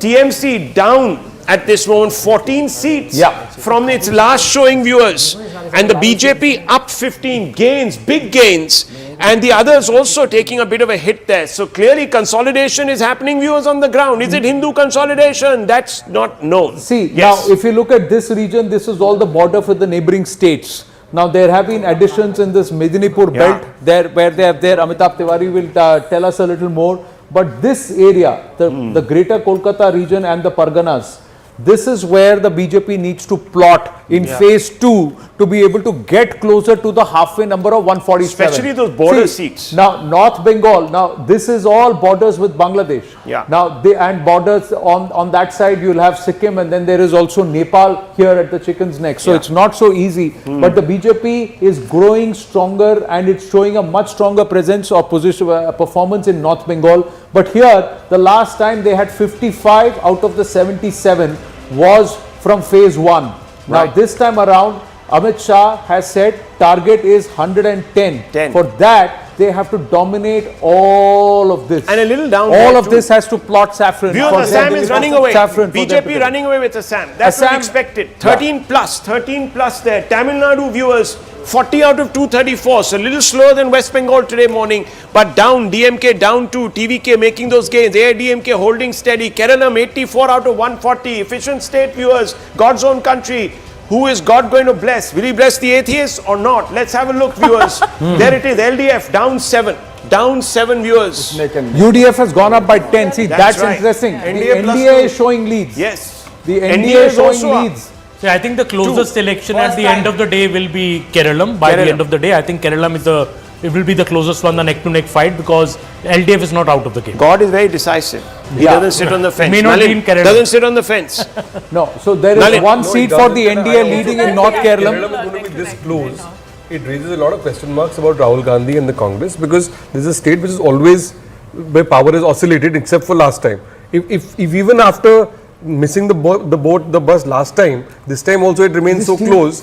It's a real problem. Congress, Nalin, has this remarkable quality of snatching defeat from the jaws of victory. You know, Kerala is a state where the Congress should win hands down, like Himanta is winning in Assam. But still, if the fight is so close, shows that the Congress has really I think answer even in Kerala. Congress Have a look at this. parliamentary election in 104, 2024. 293, a third of the seats, viewers. More than a third of the seats we are seeing trends emerge from. And there you can see the BJP picking up 16 from Are you last still time. going through North Bengal? Yes, we're still. Let's have a look. Anand will plot the map on Bengal. It's getting Tamil closer Nadu. in Bengal now, because also the loss of 17 Let's seats. look at the women vote. Let's look at the women vote. Yes. In the women vote in Bengal, higher poll turnout, where the women have come out, higher women population. The BJP is leading in 9 out of the 13 seats that are plotting as of now. 293 seats overall, 13 seats, and wherever women voter turnout has been higher, more women. First phase of elections? No, it is across. We are looking at across. We are looking at across Okay, both I'm going to phases. go The across counting to centers, the Shivani. data is coming. I'm going to go across to Shivani. Shivani is there with us. Shivani, what are you plotting in the hub? Yes, so I'm focusing on West Bengal for now. I just want to show you the Kolkata 11 out of 11 seats leads are with us now. And interestingly, BJP is leading currently on at least 7 of them. So 7 out of the 11 Kolkata seats, mind you. BJP showing a lead, Baliganj, Shatarupa. We've got Partha Chaudhary from Belagata, Dr. Priyanka Tibrawal from Entali, Santosh Kumar Pathak from Chaurangi, Rakesh Singh from Kolkata Port, Tapas Roy from Maniktala, and Purnima Chakrabarti from Shyampukur. But I also want to just quickly plot Purva Bardhaman for you. In fact, let me go to Mushidabad first. Mushidabad was one of those districts that saw the highest SIR deletions. Here, most of the leads, 15 of the 22 leads are going to TMC. Importantly, only one lead coming in from Behrampur for the BJP. Very quickly, Purva Bardhaman, this is where the BJP was possibly hoping to make a lot of the gains. All of the 8 out of the 16 leads are coming for the TMC right now. So if you look at many of these, phase 2 areas that are also very important for the BJP and the TMC, interesting first leads coming in. Of course, it's still early days, Rahul. Very quickly, let me also show you some of the VIP areas here. You've got not many of the VIP names that have come in as of now, but in Tamil Nadu, we've got a lot of the VIP names that have come in. I'll just want to quickly show you those as well. So you were talking about Tamil Nadu, Senthil Balaji, DMK leading, Edapadi Palaniswamy leading, PK Sekar Babu of the DMK leading. You've got another lead for AIADMK, Jagan Murthy, MK Stalin leading. Of course, you talked about Vijay leading as well. He's continuing to be in the lead against R.D. Sekhar, and Jayakumar of the AIADMK also currently leading. Right. Pinarayi Vijayan is leading in his state. The data flashing behind you now. Agnimitra Paul of Asansol Dakshin is also leading. Rahul there. Interestingly, this is phase 1. In phase 1, the BJP is now leading in 11 more seats that it has pinched away from the Trinamool Congress. This is phase 1 itself, and I'm going to see if I can add the SIR deletions to it and plot this together. If you look at it, phase 1 SIR deletions, the BJP is actually leading in 14 seats. 14 seats more than the last time around. It's pinched 13 away from the Trinamool Congress in phase 1 itself. Amitabh Tiwari. SIR deletions more than 10%. More than 10%. More than 10%. So the SIR deletions having a big greater than impact. 5%. SIR deletions greater than 5%. Greater than 5%. Okay, greater than 5%. That's Vijay. Vijay is trailing right now, initial days. In Tiruchirappalli. Yes, This is Edapadi. International Edapadi League. gets his name from the village. That's his home constituency. Edapadi Paliswamy from Edapadi. Yeah. That's right. And then you have Stalin, who is the junior Stalin. He's still leading. He's out there. He's the incumbent from He's the Chepauk. He incumbent. won with a huge Absolutely. margin last time. That's his bastion. All of them, viewers, even Senthil Balaji, Coimbatore South. So clearly all those corruption cases, etc., not really casting a shadow on him as of now. Angamitra Paul, Asantul Dakshin. Let's go to the leaderboard, viewers. Let's go to the leaderboard, because that's where we're going to tell you the big numbers. The overall numbers, Mr. Pramanik there. Let's have a look. West Bengal, let's look. 140 out of 293 leads coming through, almost halfway now, viewers. And you can see the BJP has picked up 34 seats. The TMC down by 32. Yes. Over last time. Smita Prakash, are you still going to sit on the fence? Are you going to still say, oh, postal ballot? There is something happening. Sitting on the fence does make the posterior a little uncomfortable, but I would still prefer to do that right now. You can come and stand with me here. No problems. Look, Tamil Nadu. Interestingly, Bengal phase 2, the BJP is actually pinched to 22, leading on 22 seats over the Trinamool Congress in phase 2. Now, this is a tough one, and if I were to just add phase 2, and if I were to just add the SIR deletions here, we'll actually see that the BJP, again, SIR deletions greater than 5, the BJP is actually plus 23 in terms of the change. Overall leading 6 and 4, that was the story in 2026. I think there is, but overall in phase 2, let's just refresh this and have a look at it. Phase 1, SIR deletions is having an impact. Phase 1, if you look at it, the SIR deletions, overall leads, I'm just going to show, this is what's the impact.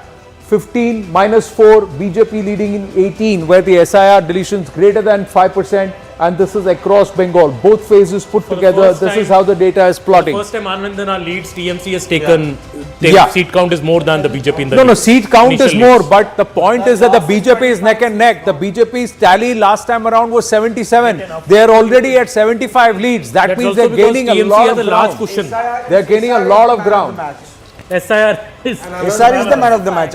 We have all predicted. Now, see, the BJP is leading in 27 seats that it's pinched directly out of which it is pinched 25 from the Trinamool and 2 from the others. The others, if you were to look at it, are the left, of course, and the Congress who've been now plotted in the others. Congress is plotted separately, so clearly the left is the one that is ceding ground. Mushidabad, are you getting the No, data? as of now, Murshidabad, we are not getting the data. Doing? Huh? How is Adhik Chaudhary doing in Murshidabad? Adhir Ranjan Chaudhary, at this point we'll track it, but we're given to understand at this point Adhir Ranjan Chaudhary is not tracking. Adhir Ranjan Chaudhary, the moment the details come, we put it up. This SIR deletions greater than 5%, this only we have, only you have, nobody has across these channels. So no channel has the SIR deletions being actually tracked. So let's try and track the SIR deletions a little more aggressively. Even the women voter turnout, nobody else has been able to get hand of this data. The BJP is actually gaining 4 seats, plus 4 seats, 18 and 15. That's the lead out of the 33 seats in the SIR deletions impact, where SIR deletions are greater. This is the impact, and largely we're seeing it in North Bengal and some dents which are happening even here in phase 2 towards closer to the greater Kolkata region and the border areas. This is where perhaps we'll have let's quickly have a quick look Yeah. at the leaderboard again. 177 plotting out of 293. Those are the trends. TMC down 25 seats now. BJP up 27, though the TMC is still ahead overall, but it's losing. So the conversion ratio is down, viewers. That's going to worry the TMC. As this election drags on, that's going to worry, because this is at least a quick dipstick in the mood of the people. And there, of course, Tamil Nadu viewers, 43, down 3 is the DMK. Not as bad as one was thinking. It is not really a wipeout. Things are tight. AIDMK down 1, TVK up 4. Kerala viewers, Kerala, the Assam is a no contest right now. The Congress is floundering. In fact, it's the BJP that is picking up. So it's even doing better. Pro-incumbency wave. And is the delimitation here a factor? Kerala viewers, LDF down 11, UDF up 16, NDA also up 2. These are leads from last time. It's still neck and neck. It's still neck and neck, but this is not a trend that the LDF will be feeling comfortable with. Sarah Shah Halim, the left might be staring at marginalization in Indian politics, may not get themselves on the leaderboard in the larger sense of a government. Minister who's from the left parties if Pinarayi Vijayan loses now. No, nowhere in the country. If that happens, it will be the first time since 1971. 1971. Wow, viewers, that's going to be history in itself. So, Only in Jadavpur just University. an interesting factoid, all 3 Congress turncoats in Assam are actually leading. All 3 Congress turncoats who joined the BJP, they are all leading currently. Wow. So even in central and upper Assam, all 3 Congress turncoats are leading. In fact, very interestingly, the BJP is actually leading even in the Muslim majority seats, where you are seeing that the BJP has got leads in just 1 seat, it's trailing in 1, but seems like in the Muslim areas the Congress has gained 2 seats. So this is the but this pocket itself has become smaller. This pocket has become smaller, but areas where there has been a higher turnout in Assam.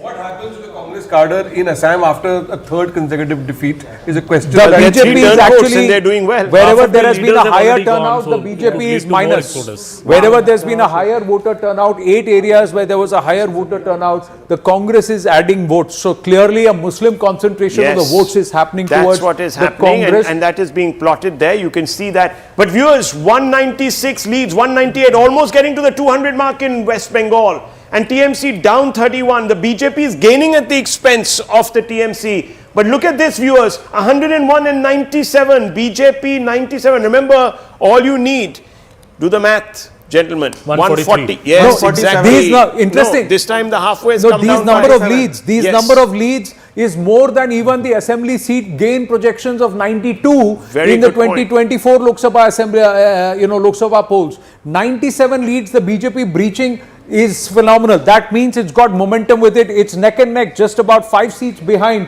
the Trinamool Congress overall. If you were to look at it, 33 seats it has gained. Now from 55 to 145, they have to, or 147, they have to gain 102 seats from the last time around, or 77. 34 gains. So 34 now. So slowly they are inching closer.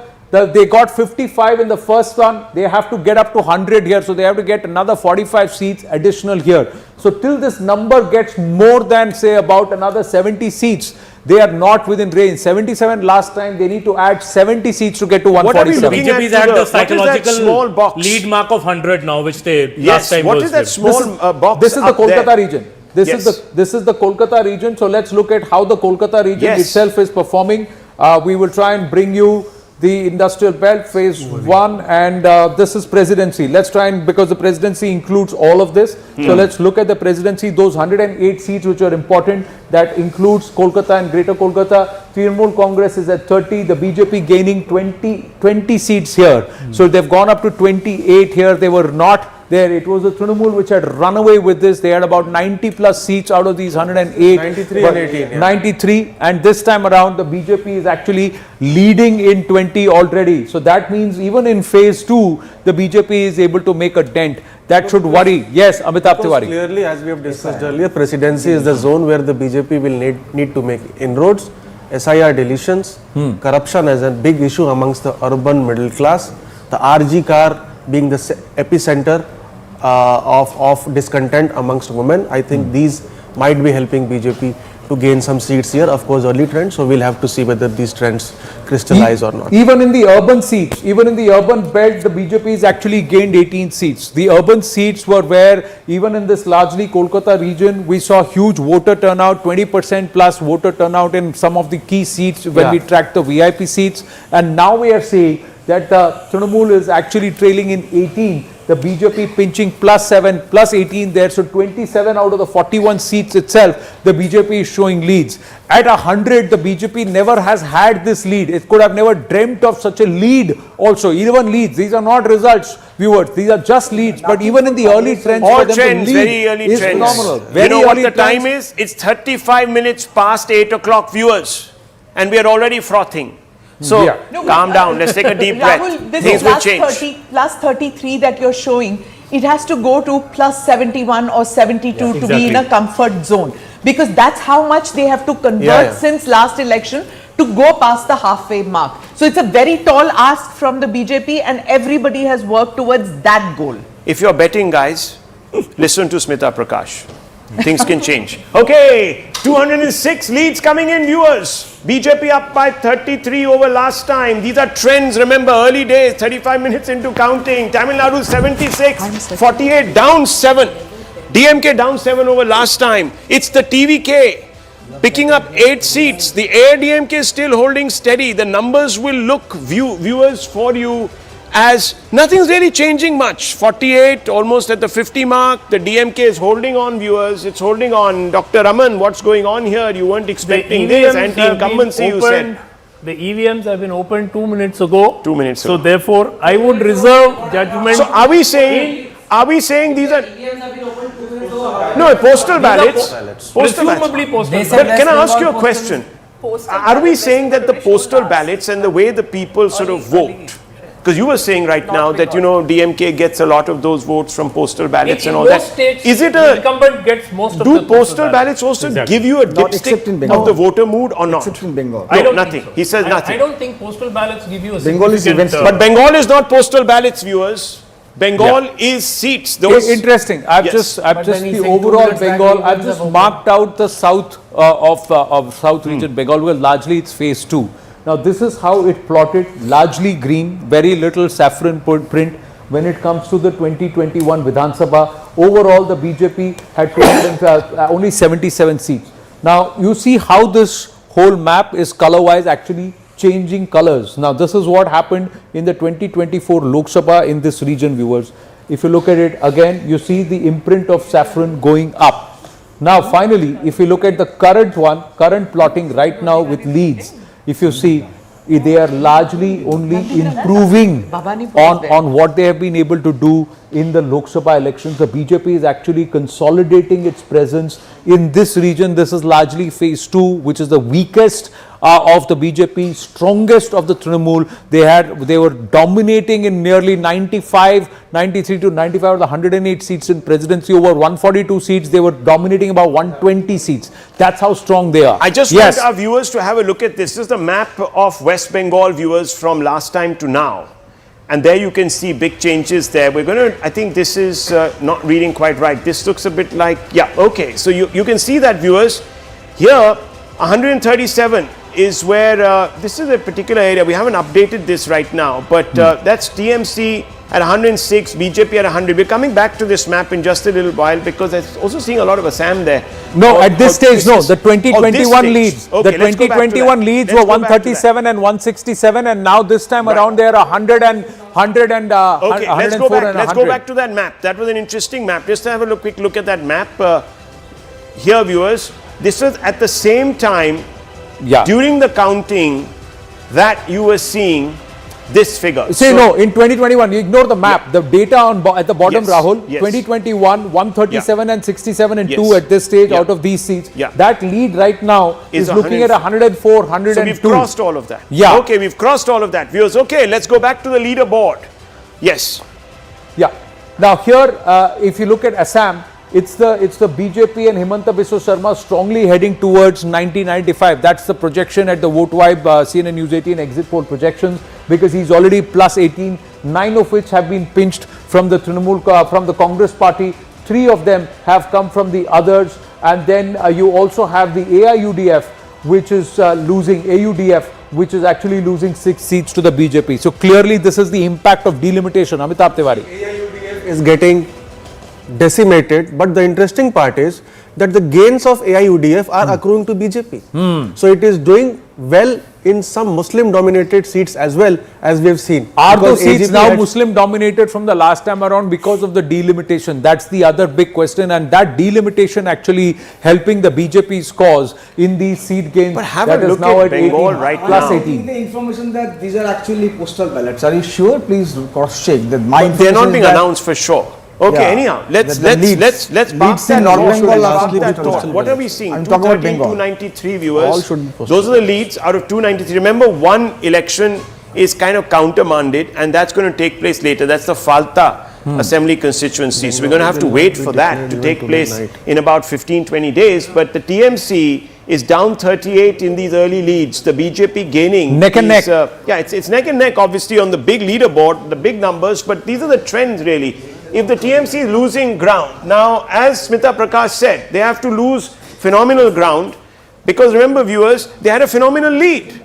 They were plus 200, the BJP is at 77. This is not going to, exactly. This is not going to get them. This is not going to get them a majority. See, if even the this, Rahul, I BJP think in the early leads, if we see, I think the BJP is performing phenomenally well in West Bengal, as Anand was saying, not just in North Bengal, some sprouting of saffron in the area where the BJP really wants to perform the But phase I just two. want to inject a little caveat there. If you remember what Vote Vibe told you, viewers, Vote Vibe's Amitabh Tiwari said it's going to be a close contest. You may not see those dramatic 200 plus numbers on either side, though I have reservations about that. I do believe, viewers, that Bengal is going to be decisive whichever way. But fundamentally, viewers, anti-incumbency is there. It's a shadow, isn't it? Anand? It's a Anti-incumbency is shadow. not just a shadow. The other part is, see, look at where are the gains happening. The gains are happening as of now. The leads are plotting across. See, all of this region, the North Bengal region, Siliguri and all of that, Jalpaiguri and all that region, it used to plot a lot of Trinamool earlier.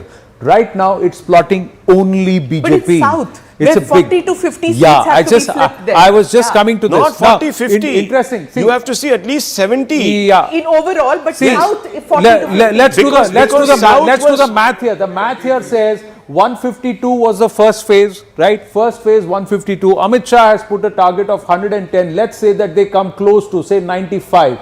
Even if they come close to 95, they still have to get another 55 to 60 seats to be able to be very, very clear and safe out of 142. Now, in this 142, the TMC in the past has held sway over 120. Mamata Banerjee 120. trailing as of now, viewers. Mamata Bhabanipur, Banerjee trailing. Bhabanipur, That's big big. news. Bhabanipur, Mamata Banerjee trailing. There is big news coming through. Whether this is Postal, whether this is Coastal, whether this is Hostal, I don't know, viewers, but there is a trail.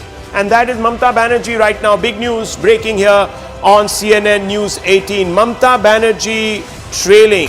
That's big headline news. She's been pacing the night, remember, viewers. She's been putting out expos saying that there is something wrong in the state of Bengal, almost sounding Shakespearean, viewers, but there is a problem. There is a problem. Yes, Aman. There is a problem. See, the TMC, I think, Rahul, right now, even as Anand was saying, the BJP hopes that it's winning, and what I'm told, BJP is feeling it's winning 90-95 seats in phase 1, but phase 2 is the real challenge. Okay, phase 2. They only won Amitabh 18 Tiwari, seats what the needs last to time. change on this map for the BJP to be anywhere in? ballots, I think. Or whatever. I don't know. Coastal, needs to Postal, win- as I it said, needs yes. to win 50 to 60 seats from South Bengal. Okay. Yes, ma'am.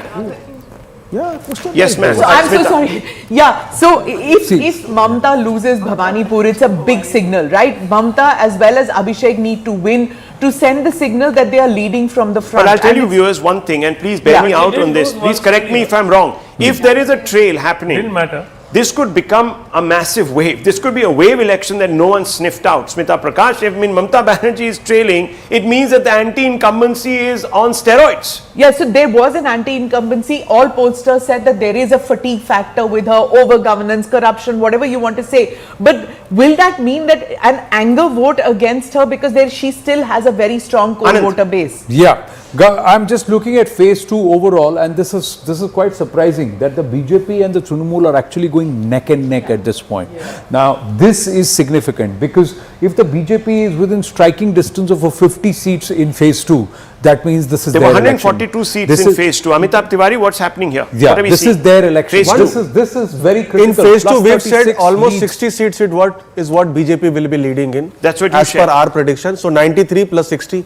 Well, BJP is what we've leading said. right now on 36 and its overall tally in phase 2 is 47 right now. Yeah. These are trends, viewers. Trends, not Yeah, results. Trends. These are trends, but what is significant is that even in urban area, this is Greater Kolkata, this box that we've got, look at Kolkata. They are plotting in Kolkata in constituencies where they were never there. Out of 33 seats, out of 33 seats, they were actually not even 2 seats that they had. 31 was with the Trinamool. Okay, just look at this, viewers. Look at this. Look at this. Region, These are the numbers. they are Look at this. plotting. These are TMC strong seats, viewers. These are seats that it hasn't lost in 3 elections, and this is what is happening. The BJP cutting through, viewers. Look at this. The BJP cutting through. I'm only saying these are trends.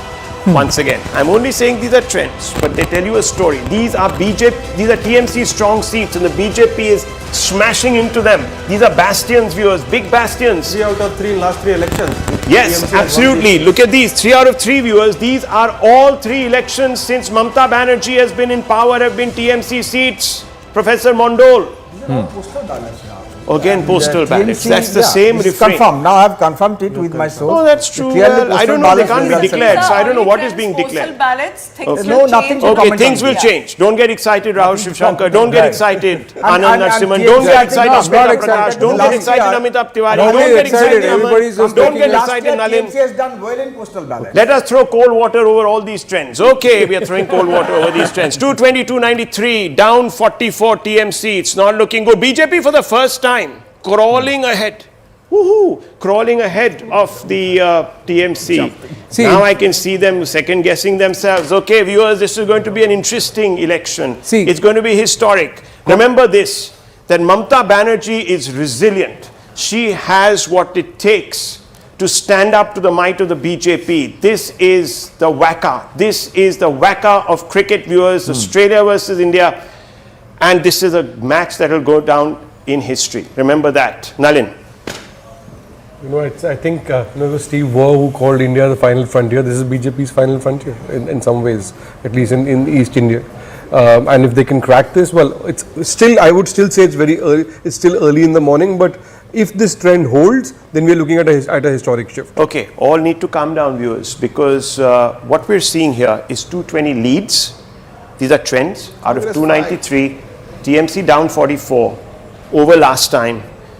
Anand is plotting it like a scientist. The Congress, no, the thing is, I was just tracking constituency number 159, that is Bhawanipur, and it's still colored saffron right now. So Mamata Banerjee is still trailing. We'll keep an eye out for this constituency number. This is constituency number 159, that is Bhawanipur, and it is tracking saffron right now. More importantly, look at this number.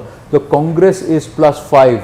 And these 5 seats, it's pinched away from the Trinamool Congress. So this is a big info coming from and the Arunima, who covers election commission for us. She is saying that early leads from across states is courtesy postal ballots, which means in Bengal also currently postal ballot being counted. Okay, postal ballots, viewers. Postal ballots, cold water coming sharply across the screen, but you never know. This is a few hundred or maybe, a little bit of 1,000 votes. What's the percentage in Bengal of postal? 0.78% last time. So roughly Not like even this. a percent, viewers. Not even a Why percent. are you getting so excited? Why is everyone getting so excited? Calm Because 11 a.m. I think because till 11 a.m. Why is everyone getting the excited? point is the excitement is the numbers. Okay. The moment one starts seeing numbers, one starts wanting to look at trends. Are these indicative? Now if a But I want to put one perspective here. Remember, viewers, that exit polls, these great exit polls, they don't even cover 1%. Forget about That's exactly half a what I percent was of the about to population, say. But they tell you the numbers. So then they say, don't think about postal ballots as a dipstick.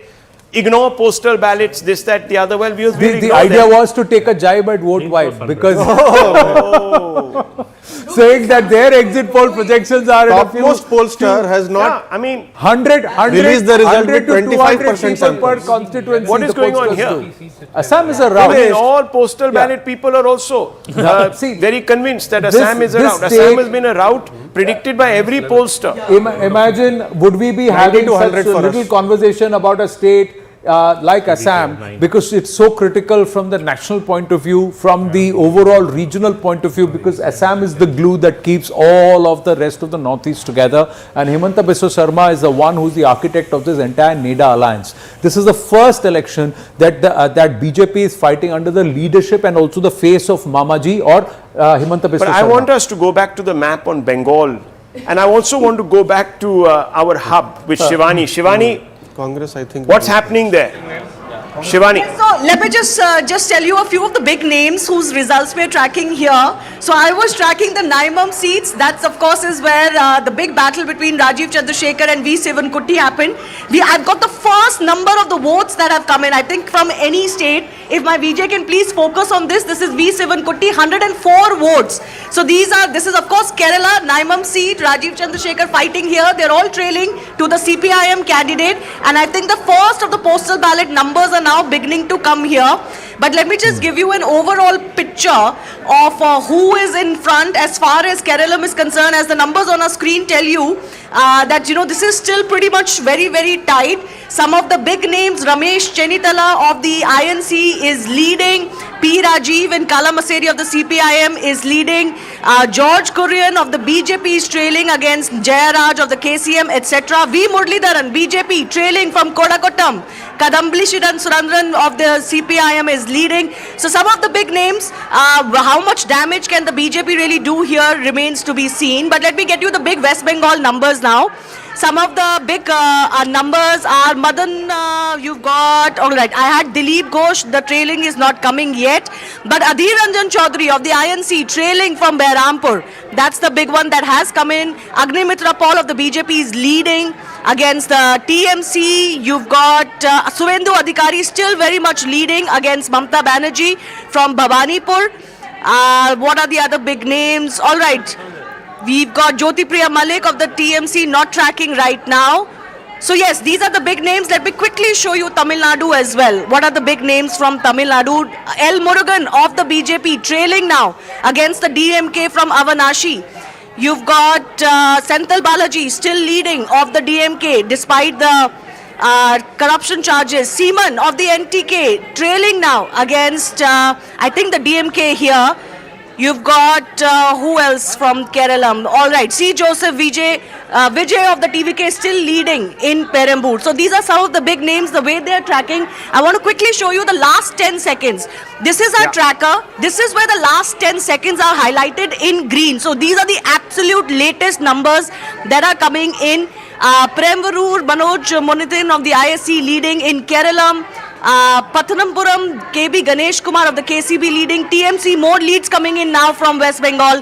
So very tight in most of these states, Rahul. Very tight, very, very tight. Viewers, we're going to show you something else, right? That's going to pop out of our studio floors now. These are early trends, remember, but we're trying to capture everything for you in a way that makes the most sense. These are the big stars of this election. Suvendu Adhikari, Angamitra Paul, all leading there, viewers, in Bengal. Mr. Barman trailing there, Dr. Sablu Barman trailing, Mamata Banerjee trailing. Can you imagine, viewers? I don't even think last time when the postal ballots were being counted there was ever a trail like that. Mr. Pramanik ahead of the BJP. BJP doing well there. Vijay leading in Perambur. TVK, Dr. Raman. I'm going to be coming to you very soon. Many more of those, viewers, on your screens. There you can see them. Eddapadi Palaniswamy leading. MK Stalin leading. No surprises here, viewers, in Tamil Nadu. Tamil Nadu is playing by the book right now. Udayanidhi Stalin, the DMK is feeling hopeful. K. Senthil Balaji leading. Big indicator, viewers. Big indicator there because clouded with a lot of corruption cases, but leading there. I just want quickly, Dr. Raman, your take. I would still sort of wait, because I think what's happening is certainly from the early postal ballots, the TVK seems to be doing much better. They are, I think, ahead in about 14 or 15 seats, which I would not have anticipated. But otherwise, I think this is one of the leads is showing DMK leading in 43, but down 16 seats. So down 17 now, according to what you're showing out there. So I think that that's very, very significant, because then what happens is it then becomes a very, very tight contest. It becomes difficult for the DMK to actually look at getting a majority. Viewers, a third of the Samosa caucus has registered its presence in our studio. Ayyar Mitra, Tehseen Poonawala. What's happening in Bengal? Tehseen Poonawala, what's happening in Bengal? Mamata Banerjee trailing. Shashi Panja, who has been out there trading punches, is trailing. What's going on? I am like that samosa that has gone soft, completely not at all crispy, because the Singhara. Now we're going Singhara. Singhara Because what's happening to the Congress in Assam, Shubir Kerala. Bhaumik has come giving us a salute. Is the salute one of confidence, congeniality, or is it one of those salutes where he says salute Gorkha regiment को salute छा Gorkha regiment को हमारा भी salute छो लेकिन देखिए sir Gorkha regiment नहीं नेपाल के आसपास का area is doing salute to BJP है तो अपना मैंने वो करेगा हर सिंगला है ना उधर में तो हर सिंगला उधर गेम घुमा दिया and Nepalese will vote against TMC because there is a Nepali Bengali factor. You understand this, na? But is this only the postal vote? Yes, so far? As of now. So so the trend. EVM counting was no significant change this time in the process. It wasn't as if the postal votes were delayed. That was, I think, a source-based information. It happened just like it always does. Postal ballots first, and then a short while later, EVMs. Okay. So that process has gone on as usual. Correct. Mr. Ayyar Mitra, what is going on? You've got your pen out. So I'm seeing this and looking at what the Congress has done to the TMC out here. What is it done? Maximum damage they've caused is to the TMC. Oh my right? gosh, you're right. And if you remember, all of Rahul Gandhi's speeches against Mamata Banerjee, they were done in Muslim majority constituencies. Right? So that is number one. The Brutus is within the fold, you're saying? Yes. Yes. India fold had a big Brutus, and that is Rahul Gandhi. So he's not only taking down his own party, but he might be the BJP's Hamza Ali Mazari in absentia. He wants Mamata to lose. Mamata agar jeet gaya to India bloc ka chief Rahul nahi. Interesting in Bengal But right can I now point 63 seats yet to plot. The BJP needs to win at least another 50 of those 63 seats in terms of leads to get close to this entire magic number. No, only 30 50. Mamata Banerjee, 30 out of 60. 30 out of 60 hai, lekin 50%. This will also flip. These leads will flip. They will have to get a consolidation. Tamil Nadu, Rahul, is very interesting. The TVK is right now the number 2 party in terms of leads. Wow. It's bucked beat the ADMK plus by about 3 seats. And the DMK continues to hold. Now this, so Tamil Nadu is spinning on its axis. And if this holds, this means that the 2016 formula worked again. The 2016 formula where the ADMK held on because there was a third alliance where the left, VCK and all of these groupings, DMDK came together and they actually helped the incumbent.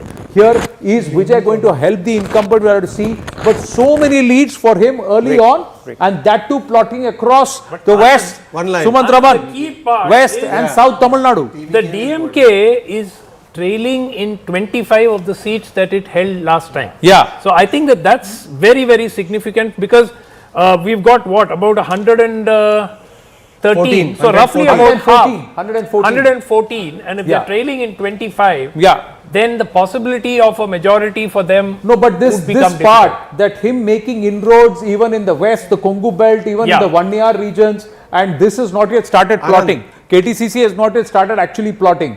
And he is also getting votes here in South Tamil Nadu. For the first time, TVK plus ADMK is more than DMK.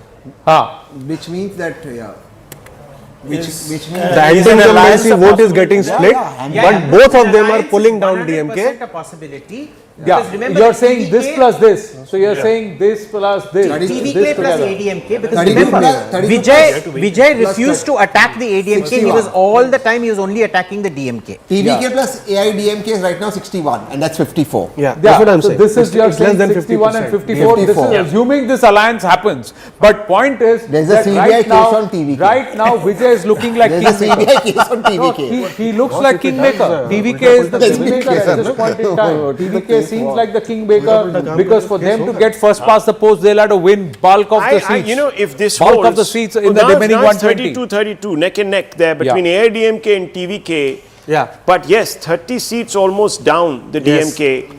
And it is the TVK that is actually gaining at the DMK's expense. Yeah, So- what could happen is this switch could happen. Yes. You know, this could actually come from here to here. Yes. They will gain even as vote share goes to the TVK. So this is what we should watch out for, viewers, that the ADMK will slowly start Can I ask a inching quick up, start question of going Dr. up, Raman? even as the DMK comes if down. you were just to add up everything and you were to look at the 2021 assembly map, how much would the ADMK have got with the current configuration? Look, with the current configuration, you mean if the TVK was not there? Yes. No, had just the simple math been done and the alliance had been with the BJP, etc., in 2021. Yeah. Had in 2021 there was an alliance with the BJP, but AMMK, which was one of the important parties, was not part of it. I still think that if this trend holds, you will see the TVK probably start dropping down a bit and the AIADMK edging up a bit. But significantly, I am looking at the number that is down for the DMK. If that number holds and that continues, then it means that they are not going to be in a position to form the government. See, this Are you surprised by the TVK's numbers right now? I am not surprised, I am shocked. You're I'm shocked. honestly shocked. I would still wait because I think these are One not would yet see first round results. If the trends, not even the first round results. In fact, if the trends would see this belt, this is critical for the ADMK's fortune. Now, this is a mix of the 1 year belt, the west, and some parts of this entire delta region and also the Kaveri basin, if you were to see. But in terms of, and South Tamil Nadu, this region is very important and it looks like a Dhanush, but this is actually what it is for the ADMK. If the ADMK plots richly here, then they take this election. But if the TVK plots very richly here, then we have a problem. Abhichita Iyer Mitra, agree, disagree? I agree with that. The only issue is I think we're still counting the postal ballots right now, right? Exactly. And postal ballots have a general tendency to go against the overall thing. I think 10 o'clock is when we will be in a position Much to better actually picture. make Exactly. Yeah, because this is mostly government Okay, servants. viewers, just look at these.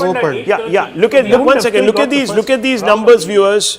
On my right are the numbers. Look at these big conveyor belt coming through, viewers. This is these are the numbers that we're seeing. West Bengal at halfway. It's wow. You couldn't have called this tighter election. No one would have anticipated this. Right now, vote vibe seems to have the vibe of West Bengal. Look at those numbers. Let's look at the other one. Kerala coming out through. Right next to me, the conveyor belt is shoving it all out, viewers. There it is. Oh my gosh. This is, again, one of those elections, viewers, where things are looking uncomfortably tight for everybody. But you have to say that right now, the UDF is doing pretty decently in Kerala. Let's have a look at the next one, Assam. Assam is, I mean, it's looking like a sweep. It's a very quick off the tracks, halfway through already there for the BJP under Himanta Biswa Sarma. 68, that's the number, and to win you need 64. So he's comfortable. He's probably already, viewers, going to be out there at the BJP headquarters in Assam. And let's go across to Nabila. Nabila, hi, good morning. Hi, good morning. Before I actually get to the trends, I would like to show our viewers why CNN News 18 live coverage is a cut above the rest. This is the live results room where we do the number crunching. You have a team of nearly 225 people who are seated right here with our sister channels, of course, exploring this place where number crunching is done with live data coming in from our reporters. Nearly 50 of our reporters who are currently on ground giving us live data. and this is exactly the space that we're exploring, and the first results are out right from here. So whatever you're seeing on our screens, it's all coming from here. And if I could give you a quick look at what we see. Kerala. Oh, right, she's back. Okay, you're back. Yes, go ahead. All right, as they say, column decides Kerala. Here you see for column. Looking at it very closely, LDF is leading 5 in column. So that's a huge, big lead for the LDF. Assumption was that the UDF is going to be coming in Kerala, so we are going to see what time will tell. If a quick look, we go into Tamil Nadu. If I take you through some seats, VIP seats, early leads showing in here. MK Stalin on the lead in Kolattur for the DMK. We also have Joseph Vijay in Perambur who's leading, but the same Joseph Vijay is trailing in Trichy East. So Vijay is trailing in Trichy East, but he's leading in Perambur. Edapadi Palniswamy on his part is also on the lead of the AIDMK from Edapadi. So this is early results coming in, and if I could give you a little sense on the tally here of the TVK, as far as DC here, looking at the DMK here, overall numbers for the DMK in Tamil Nadu is showing at 54. And for the TVK, it's showing at 43, AIDMK at 35. So whatever said here, TVK seems to be leading on multiple fronts. 43 is very good lead, early hours, surely. A quick look at also West Bengal, if I could show you what we're seeing here in West Bengal. Overall, TMC is leading in 109 seats in West Bengal and BJP at 119. So it's a neck and neck fight in West Bengal, surely. The left 0, Congress 5, which is fairly good for the Congress in West Bengal. But a quick look at the district-wise look for West Bengal. If we can look at Bhawanipur, I'm going to try and get Bhawanipur here. Okay. Bhawanipur is still saffron. So Bhawanipur. Let's look at Kolkata. A quick one. Looking at Kolkata here closely. Kolkata, we are looking at 3 for TMC and BJP 8, which is again a TMC bastion. But BJP is leading by 8 seats in Kolkata. Nabila seems to have turned the BJP's luck around. Now, Nabila, they'll want you on air for the whole day, actually. Interesting. Tehseen Poonawalla, what's going on? Again, too early. You'll make all these excuses, SIR, unfair elections. Come on, man. Own up to this. This is a trend. This is an established trend now. Something is changing, and Rahul Gandhi is the one who has turned out to be the Mir Jafar of Bengal. Plus 10 seats where the SIR deletions Mir Jafar are of greater Bengal. than 5%. I mean, look at this, viewers. The Congress No, one second, Rahul, I seriously object to this language, Mir Jafar. He should not run his political party or what? Have I called him that? No, the TMC called him that. I'm only quoting the TMC can say TMC. whatever they Why want. can't I quote the TMC? Did Rahul Gandhi ask? Is it a copyright? Did Rahul Gandhi ask Honorable Mamata ji to No, I'm asking you, sir. Why can't I quote the TMC? No, this Mir Jafar language and all, I don't. It's not my language. I'm talking about the TMC. I think if Mamata ji would have not been pampering Humayun Kabir and Shahjahan Sheikh, she would have been better off. It was Yusuf Pathan. Where did Yusuf Pathan come from? Defeating Adhir Ranjan Chaudhary. So I think these are not language to, TMC should not use this language in politics. What can I do about the TMC? When exactly. the TMC if says things about Mr. Modi, Kolkata, you cheer from the background. When they say things about Mr. I want Shah, India Alliance to about win. it. I want even that 109 plus 5. Right now, India Alliance. India Alliance is not there in Bengal.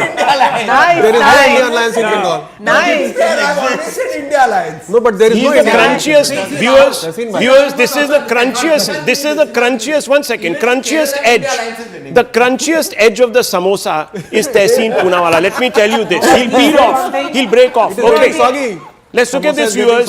Here it is, reads and results. Just look at the map. Look at the map of 2026. This is an area where the BJP has come creeping into, which is not what the TMC would want. They don't want the BJP anywhere there. They don't want saffron in these lovely, beautiful, verdant green spots in the heart of presidency zone. They don't. They don't want it, viewers, but it is happening. Now, we can close our eyes and say it's early days, and I agree, it's early days. But viewers, these are early trends too. And what do they tell you? That the BJP is actually right now leading, and Mamata Banerjee is in the red.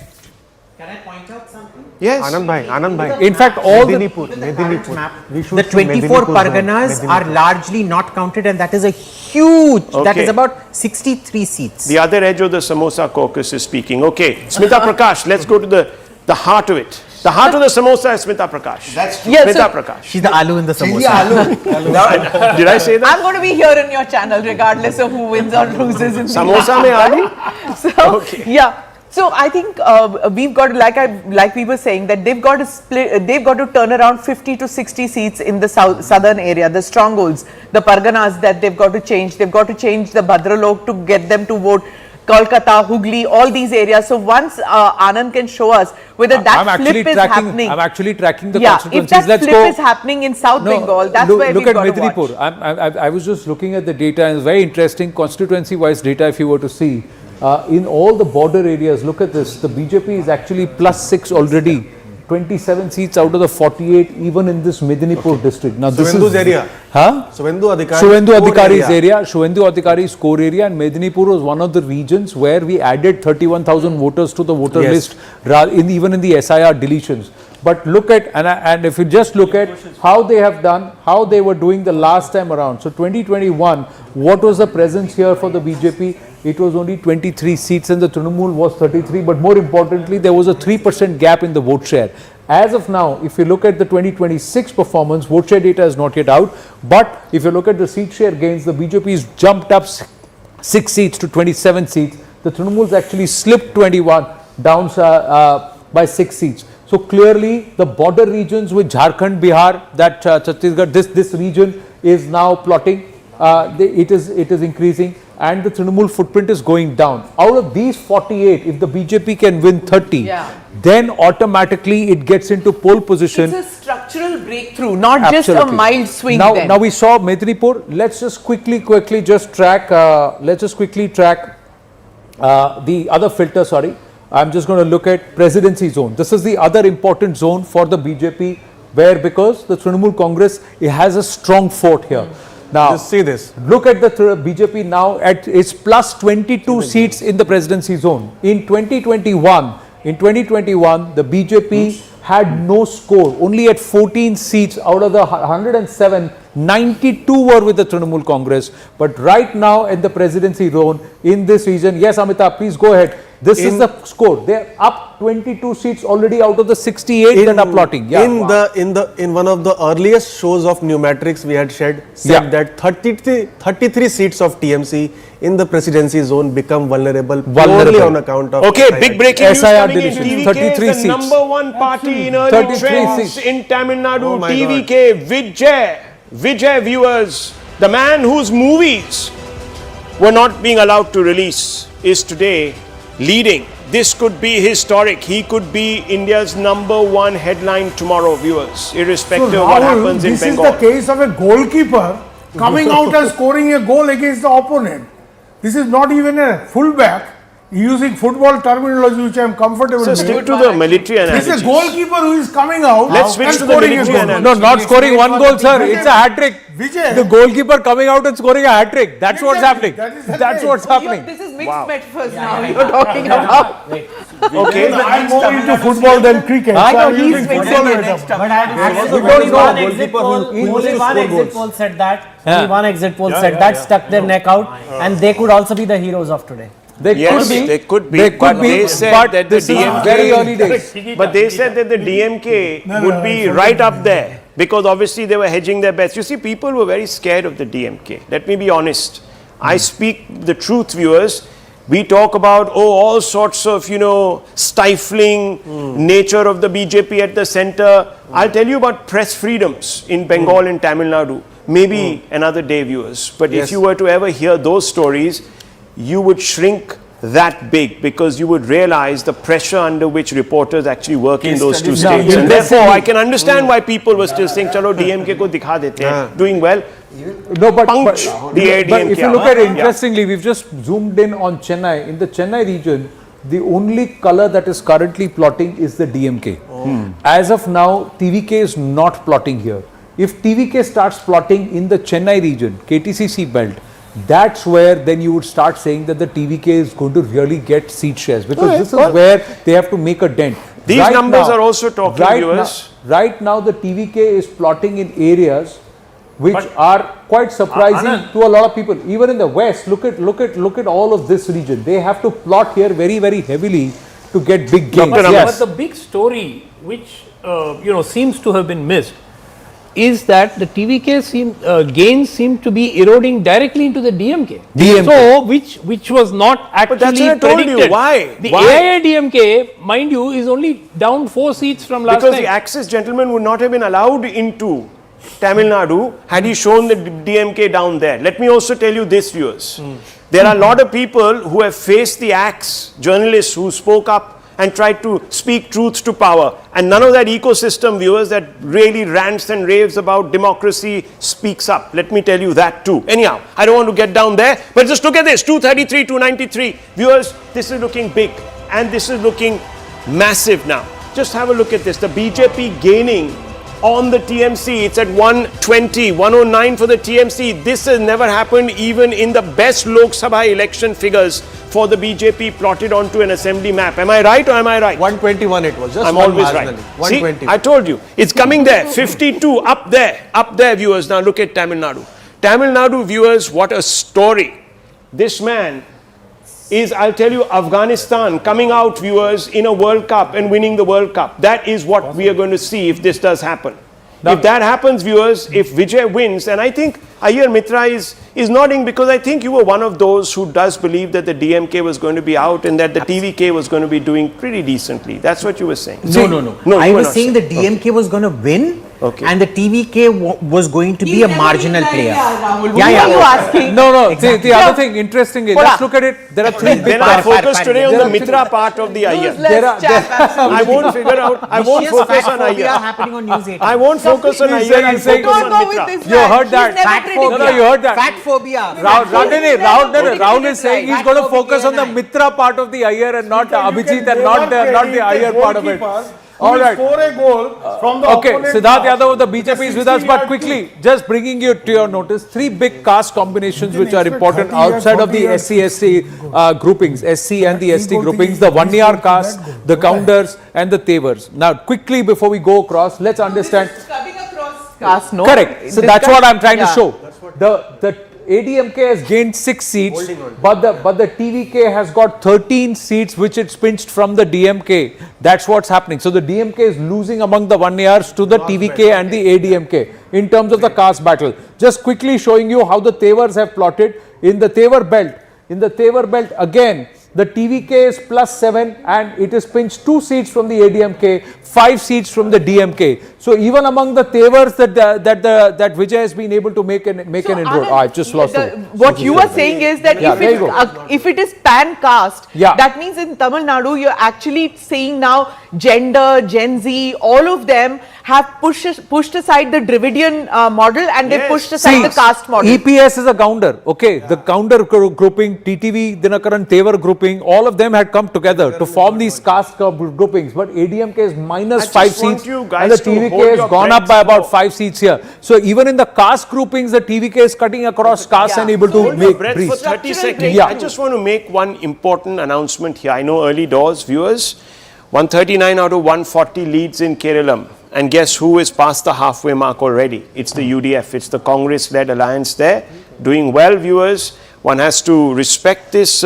This could be the end of the left as we know it in electoral fashion. Yes, it'll of course still be there as a movement. As Anand always says, system to hamara hi hai. That might be so. But the fact is that on the leaderboard, you won't see left now in any state in India. Gaurav Gogoi speaking. Let's go straight across to him. नतीजे का इंतज़ार कर रहे हैं और अंतिम round तक हम लोगों का जो फीडबैक हमको मिला है वो वोटों के द्वारा उसका जो उभरेगा उसके हम नज़र रखेंगे। हर राउंड पे हम नज़र रखेंगे। पूरे प्रदेश भर में हमने विभिन्न प्रकार के ऑब्जर्वर्स हमने भेजे हैं ताकि कहीं भी अगर किसी भी राउंड में किसी भी क्षेत्र में कोई भी अगर कमजोरी दिखती है प्रशासन की तरफ से तो तुरंत हमको वो इंफॉर्मेशन वो जानकारी हमें मिलेगी। सर, अब तक के रुझानों में पूरे असम से क्या अपडेट आपके पास है? देखिए अभी तो Gaurav Gogoi there putting on what is known as a brave face, viewers. He's saying we're going to wait till the last ball is bowled, and of course he has every right to do so, viewers, because as you know, early doors. I just want to give you a sense of perspective. One second, sir, one second. Sense of perspective for viewers on the Election Commission website. Let me tell you where things stand. It's very, very important, viewers, that you understand.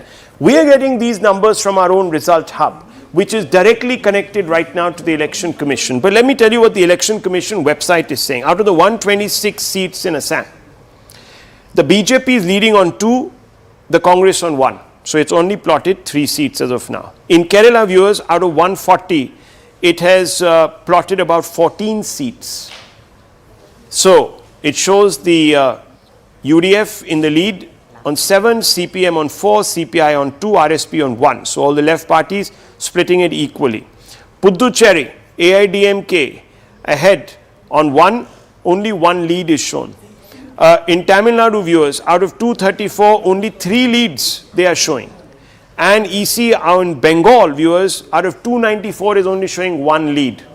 1 lead. That's where things are. That's what it looks like right now on the Election Commission website, viewers. So if you were to go by this, we could be spending 24 hours. It's going to be a long day. It's going to be a long day. It's going to be a long day because counting is going to be slow. Yeah. What's Let's happening in Bengal and Tamil Nadu? What's happening in Bengal and Tamil Nadu, viewers? You're going to get leads and you're going to get trends, but these will all change. By the time we get to 3 rounds of EVM counting, it's going to take time because each counting center, there are representatives from all ends who are going to challenge every single vote being counted on the ballot box, and it's going to take time. It's not going to happen easily. And the margins of victories are going to be very close. Possible to go to Nabila? Just let's get a sense from.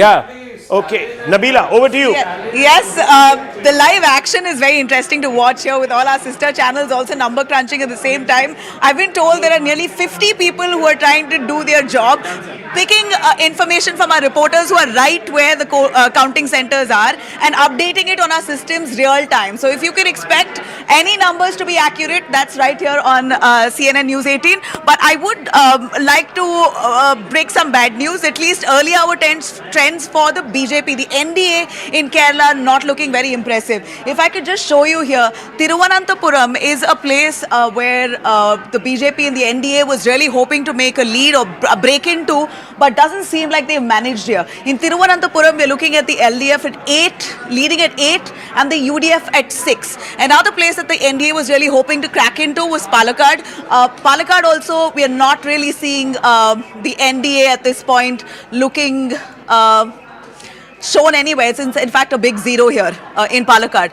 The LDF at 6, the UDF at 6. Wayanad, if I go to Wayanad, it's of course a place where you're looking at Congress MP there. Wayanad, we are looking at LDF leading in 1 and UDF in 2. So doesn't seem like in Ernakulam. Let's take a look at Ernakulam. NDA again in Ernakulam 0 and UDF 11, LDF 3. So that's the disappointing part. As much as we see the BJP gaining extensively in West Bengal, it seems like in Kerala, at least as of 9 a.m. or 9:15, 9:30, we're not looking at a lead. Surendran continuing to hold North Kasargod. That's constituency number 1. K. Surendran continuing to hold there, and the only other seats that plotting is constituency number 28, and this is again, that's where they are plotting. The BJP is the NDA's lead, constituency number 28. If you were to look at this, this was won by T. Ranish of this is Kozhikode South, constituency number 28, and it was run by T. Ranish the last time around. So these are the only 2 seats where the NDA is showing some kind of a lead, and both seats are with the BJP as of now. So Kerala continues to be a bastion in God's own country. Those who claim to be protecting the interests of the gods of Bharat, they are not able to make an impact. So hard as it is, but that's true. Siddharth Yadav of the BJP is with us. Siddharth Yadav, quick question to you. Good morning. Jo latest trends don't think like South is going to be very, very favorable to you, except for perhaps Puducherry. It looks like Vijay is going to steal the show and the rug from under the NDA's carpet in Tamil Nadu. BJP may be sweating it in Bengal, but it's quite tight. Good morning to all your viewers. South has always been a tough ground for the Bharatiya Janata Party, but we have managed to work very hard on the ground, appeal to the voters. The kind of vote share that we are going to get in Kerala is going to be unprecedented, especially for a party like Bharatiya Janata Party, who's very, in early days in a state like Kerala. The seats might not be that much, but I think our hard work will pay off in the vote share that we get. Tamil Nadu, we are still going to wait it out. The kind of trends that we are seeing, I would not deny it's surprising, and it's something that we all have to watch out for. But these are early trends that have to come out. The Bengal trends that you are showing, Tamil Nadu, U plus V, we are very plus confident. TVK, NDA plus TVK, ADMK plus TVK right now is 127. So सरकार बन रही है आपकी. We'll have to see. खुशबू सुंदर said we are happy to work with Vijay. No, there might not be a question of any alliance, and the NDA might be able to form that government on its own. अभी तो सारी सीटें विजय खींच के ले जा रहे हैं. That's what is looking like it. And that's why I said it's a bit of surprising, trend that we are seeing. Okay, let me ask you, what's your number? What's your projection, Siddharth? But I wish to answer on Bengal. What's your projection, Siddharth? We got more news coming quickly. Yes. What's your projection? For Tamil Nadu or for Bengal? Both. यही तो बहुत the story of today is both these states. Ji. For Bengal, BJP is going to form a government with Prachand Bahumat. No question at all, no question of sweating, nothing doing. When the results are going to happen, I'm very sure the counting is going to be slow, but the kind of desperation that we have been seeing from TMC in the past 4 or 5 Bengal, days, Prachand the kind of Bahumat. narrative building that has Tamil happened. Tamil Nadu, tough ground, but we'll form the government. अच्छा, रेंगते पार कर जाएंगे. Collision की ADMK plus, NDA और NDA plus TVK. No, NDA. Okay. The AIDMK plus BJP. Let's see how many in our studio are willing to believe that. Rahul Shivshankar, you have an update. You wanted to share something important. I just want to say, and we're going to pull those numbers out, that on YouTube, viewers, we're leading right now. We're up there, #1 channel on They're right YouTube. behind you. You got the number. Right, there we go. That's it. That's the worm. That's the green. Green for go, viewers. Yeah. And we're there at 181,000 views, live, concurrent data. It is thank you to the viewers and of course a panel where we've ensured that their presence is very strong. You have to weigh in your influence. You have to weigh in your social media influence, all of you. Influencers. You were anticipating. इसलिए sweets रख दिया. There you go. We can say that for a fact. Let's hope so. Fingers crossed. काम करो, अपना phone निकालो, जरा एक photo low, and then please put it. वो देखो selfie ले रहे देखो. Never ever second guess the viewer. And never ever second guess India's voters. So let's work for them. Let's work for their respect. Let's go back now to the numbers, viewers, because that's what it's all about, isn't it? And we are going to look at BJP. Bengal. Story is Bengal. This is the story. These are just the two stories. That's why we put them up there. These two big states, Tamil Nadu, West Bengal. Look at our viewers. TVK 77, TMC 108. 108 down 60. Mamata, is she still trailing? Mamata Banerjee is still trailing. Or is that still the last? No, she's leading now. Mamata Banerjee is on the lead. Mamata Banerjee is lead. She is leading now. Bhabanipur. Suvendu Adhikari. Let's hear from him. Let's go straight across to Suvendu. Bhabanipur is green now. Suvendu speaking. Postal ballot count হয়েছে কিন্তু declare তো এখন করবে না এই 3 রাউন্ডের আগে ধরুন নন্দীগ্রামে 18 রাউন্ড ভোট হবে 15 রাউন্ডে পোস্টাল ব্যালট ডিক্লেয়ার হবে আর এখানে ভবানীপুরে ধরুন 20 রাউন্ডে কাউন্টিং কমপ্লিট হবে 17 রাউন্ডে ডিক্লেয়ার হবে আমি যেটা ইনিশিয়াল অ্যানালাইসিস করেছি অল্প ইভিএম বেরিয়েছে এটাকে খুব বড় কিছু করে দেখানো ঠিক না তাতে হিন্দু ইভিএম বিজেপি আর মুসলিম ইভিএম টিএমসি তবে আগের মতো নয় মানে হাই কনসলিডেশন যেটা ওনারা করেছিলেন 21-24 Concentration voting. Hindus have voted for the BJP. Bhabanipur is going to be tough. Mamata Banerjee is sweating. That's what he says. There are 17 rounds in Bhabanipur. Only 20 rounds have happened. That's what he said. Abhijit Mazumdar. 20 matlab 20. No. 17 round total. Huh? 20 round hoga. 20 round hoga. 20 rounds overall. That's what he said. Postal ballots plus 2 or 3 rounds only. It's early days. He says over. You know, it's unusual for Suvendu. He's sounding He's subdued, generally, he's saying. you know, sound and fury. Very Cautious often optimism. signifying nothing. Cautious optimism. He is very, This presidency. you know, he's very circumspect. Okay, now. cautious. I think he's cautious. He is perhaps been told don't be so brazen, don't be so out. But he's coach worked ने out बोला छक्का चौका the numbers, the criticality right now. He's See, being told not to count his chickens because there's another election that is happening. Interesting. in 20 days. Swapan Das Gupta, Raj Bihari, so the neighboring constituencies around Bhawanipur, they are all plotting saffron except for constituency Swapanda is 160. winning. Even Right Swapanda now, very happy. right now we'll have to see constituency number 160 at this point is plotting green. That's the only one, but I think Raj Bihari and there you go. So you have constituency So Swapanda 160. is not leading or is he the leading? presidency, Howrah is with Shamal Kumar Hati of the BJP. He had won from Howrah Dakshin. Right now, at this point, constituency number 173. Right, this is constituency Swapan 158. is trailing. Let's go. Yeah, Swapan Das Gupta is at this point is trailing. That's the number. But 160. look at the presidency zone. Now, this has about 71 seats, isn't it? These are the trends coming on those. But in the past, what have we seen?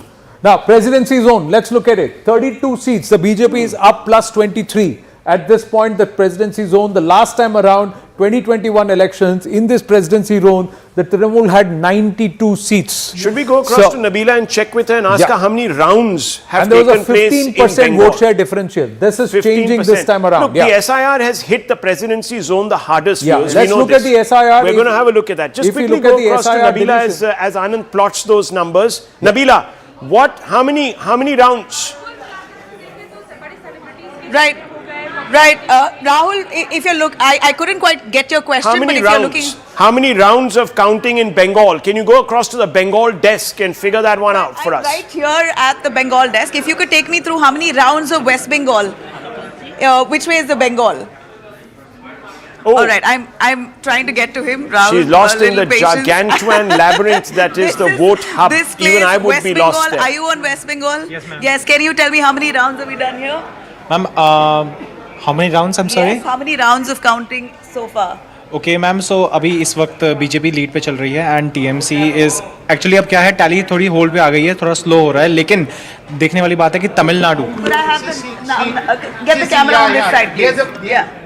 The Tamil Nadu ने काफ़ी क्या बोलते हैं अचंभे करने वाला result यहाँ पे दिखाया है तमिलनाडु ठीक है आप मुझे वेस्ट बंगाल का दिखाओ open West Bengal gate to the VIP seats let me have a quick look is Mamata Banerjee leading in Bhawanipur yes she is Suvendu Adhikari is standing from the same seat okay so that he's trailing Nandigram mein Suvendu Adhikari is on a big lead in Nandigram okay and give us a little constituency wise breakup go to Kolkata let's see Kolkata so far in Kolkata we're looking at no, give us, okay, so this is Kolkata where we're looking at the BJP leading in nearly 8 seats. Wow. All right. 1, 2, 3, 4, 5. Yes. Big numbers. So we are coming back to you, 7 Nabila. seats, BJP Let's leading get in a Kolkata. sense of how many rounds have taken place. We're coming back to you in about 5 minutes. Get a sense of how many rounds in Bengal have been counted. And we're just coming back. Anand is plotting away. Yeah. I was actually tracking Greater Kolkata, although the seats are very similar to the presidency zone, but these seats also plot some of the other regions along with the main Kolkata region. And in Greater Kolkata, the BJP this time has gained 31 seats, viewers. If you look at 2021, and this is very interesting, in Greater Kolkata itself, the BJP was at 9 seats. The Trinamool had 98 seats. Now, it's very similar if you were to look at it from the presidency zone in Greater Kolkata. But if you look at it, if you look at this large box, this was only Trinamool in 2021. All of Kolkata was only 2021. Wow. Now, if I just move to 2024 Lok Sabha, it will be interesting. You will see the BJP making inroads into Kolkata. Now, right now, if you look at 2026, look at the footprint that's gone up. Wow. Now, this footprint, if you were to map it with the voter turnout in some of the VIP seats, so that was all green. Is all they were all they now were all viewers, green. Look, this is a 20%. This place, all these seats, Rahul, have seen an average of about 20% up in the vote share. 19%, nearly 20% vote share jump up, turnout Look at in this, terms viewers. of turnout, I am voter plotting turnout. This is the power palette. What is this, viewers? This is a massive spectrum. What is this spectrum? Here are the seats that have always been swing seats. And there, viewers, you can see a majority of these now opening up or leaning towards the BJP. Here you can see this. This is a whole bunch of BJP seats now, or at least those which are leaning towards. These are trends, as I'm telling you, viewers. These were BJP mild. The BJP is holding on to its mild. So all those seats that it won by small, yes, almost all of them, the BJP is holding up. Look at the TMC mild. This used to be a whole green swath, and it's being slowly dented here. There are about 10 seats that have opened up in the TMC mild. So on the marginals, viewers, maybe this is where the SIR has taken huge hold, and that's a problem. The TMC strong is a story, viewers. Now these are seats that have been won twice consecutively, 3 times consecutively, and you're beginning to see them being ripped. There are these shards which are coming through. Look at this. This is a whole swath of saffron blocking up. Now, these are the seats where, in fact, if anything, the TMC needs to sort of really be hit, because if it's not, then it's going to be a very tight election, like Vote 5 had predicted. You know, margins will come into play and so on and so forth, and it could be a long day. So it's going to be not one of those elections that is over by 10:30 in the morning. But this tells you really a lot in one snapshot, that this election, the BJP is definitely in the race here, and it perhaps will fancy even winning that race, because as of now, viewers, 2 or 3 rounds we are being told the BJP is at 124. It needs about 25 more seats to be just across that halfway mark, to be in the vote vibe range, right? See, I'm just looking. Yes, 29 more seats for the BJP. Things can change, viewers. Mamata Banerjee and her party, she's a fighter, let me tell you. She's got that spirit, and it's not going to be easy to dislocate Mamata Banerjee. That's why this is one of those matches, viewers. It's one of those contests that you can't call till the last ball. Yes, Anand. See, I'm just looking at Greater Kolkata and the urban seats, and just zooming in on Kolkata. 17 seats that the BJP is plotting. Overall, in the whole Greater Kolkata region, there are 36 seats up. But in these 17 seats, a bulk of it is also coming in also in the Kolkata region itself. Now, if I look at this is a Trinamool bastion, that is Kolkata Uttar, and here, there you go, Kolkata Dakshin, and this was a Trinamool bastion. They have broken in, they are taking lead. All the adjacent constituency, they are leading. Here they are leading. Now this is Bhabanipur. This is all around where Mamata is contesting. All around, except for constituency 160 and 154, it's all BJP. It used to be 11-0. Yeah, I was just coming to that. Howrah 16-0. This block used to be 11-0 to the BJP. 11-0. This block used to be 11-0 to the Trinamool Congress. This is TMC. Yeah. Now at this point, you have 1, 2, 3, 4, 5, 6, 7, 8, 9, 10, 11. This seat, they are active in 11 seats already. They are leading. You know, viewers, this is clear bonus. If this is breached, if this part is breached, TMC is in trouble. Yeah, they are in trouble. The strongest area of TMC. Because ये हावड़ा हुगली, कोलकाता हावड़ा हुगली, अगर आप इन regions को लोगे, कोलकाता हावड़ा हुगली को लोगे, तो 33 seat होता है, अमिताभ? Howrah is 34, yeah. 34. अगर आप इन regions को लोगे, कोलकाता हावड़ा हुगली को आप लोगे, regions को आप let's just look at it.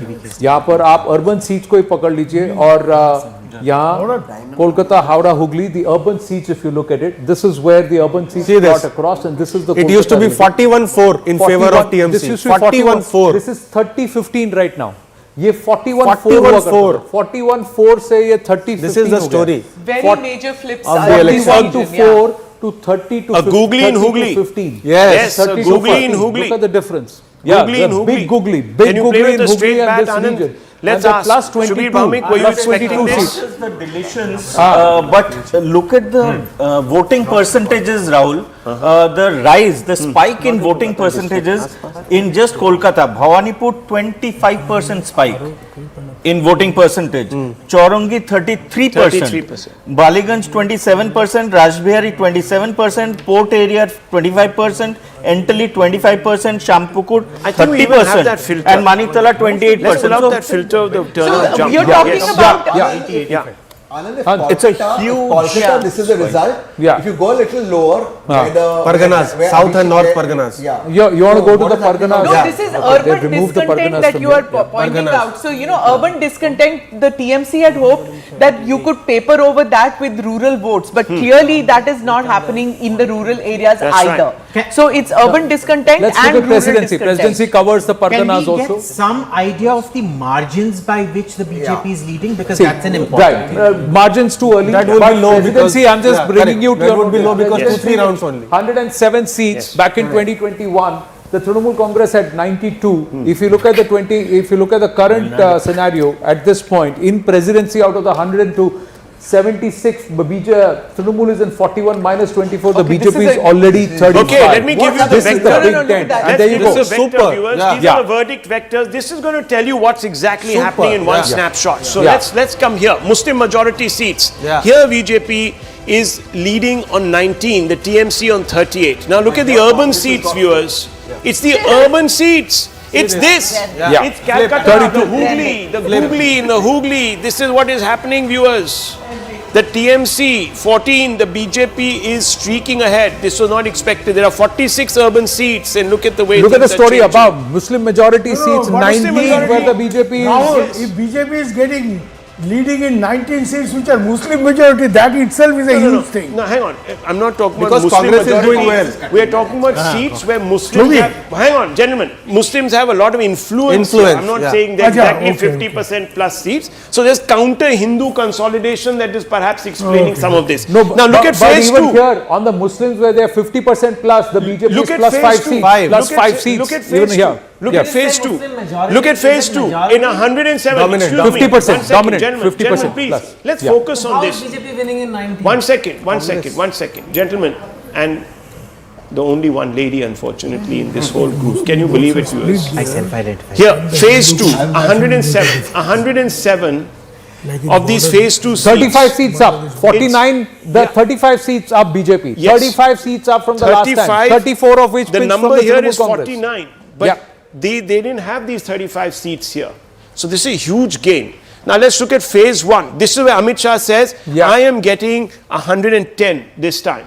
This is phase 1, viewers. He's up at 81 right now. This is the BJP, and I don't know the gains in phase 1. Yeah, Can you tell me the gains in phase 1 is 24 24 gains. He's at 81 right now. Will this go 81. The higher? target is 110. Will these numbers for TMC soften? Don't know. Rural seats, viewers, I mean, this is neck and neck. It's a story. This is a story in itself. And the Matua factor, here again, neck and neck. They are not Neck and punishing neck. the BJP They are as much not as one punishing. had thought that they would. That's an astute observation there. There you are, viewers. This is a huge 1 second snapshot. The verdict vectors are out also. Now, it's going to take us a little while to home in on the result. It could be, we could be here till about 4 in the afternoon because every result is going to be contested. But also, viewers, if the numbers are really running away in the BJP's favor, you'll see the TMC, This is interesting also. their resilience waning very quickly because the TMC supporters, the ground workers might think it's all over by the shouting and then they won't have much to really talk about. But these are the numbers, big numbers, viewers. Yes. Many would say that because of SIR deletions, the Matuas are upset. But the BJP is Verdict actually vector. leading in 3 more seats from the last Compared time to around, last. even in the Matua areas. So clearly in South and Western Kolkata and of Medinipur course largely, towards the yeah. South, even in the Parganas, there are leads that they are actually plotting. That's the Matua factor. Trinamool is actually -4 here. So there is a story that's building of a Hindu consolidation. When a Suvendu Adhikari comes out and says that there is a Hindu consolidation, there's a reason why he's saying it, because even in his own backyard of Medinipur, you look at the impact that he's having. Look at the color shift that's happening. The BJP is up 8 seats from the last time around, 21 to 29. So that's what they have done. And there you go.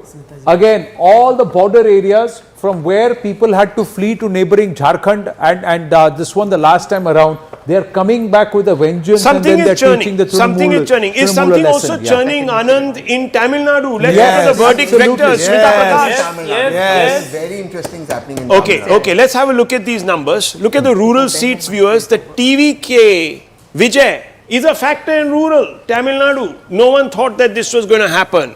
Here you have the 1 year vote. AIDMK is supposed to be the bearer of the 1 year vote, Dr. Raman. They are holding on. The TVK, however, has entered the picture. The DMK is there also. I don't know if they've taken a bit of a hit, but it's the yes, sir. Yeah, the AIADMK is going to be the single largest party.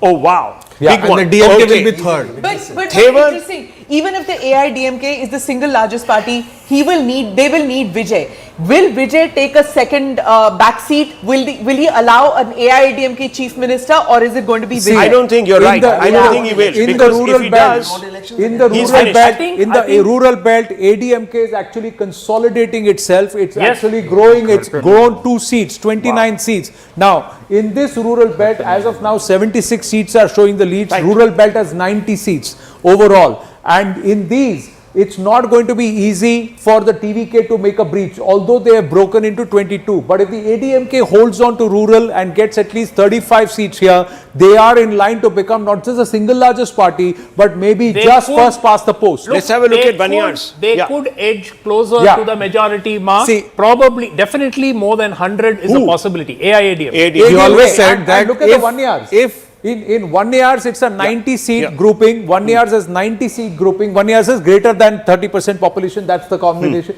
32 seats. The ADMK is actually plus 10 in the 1 years.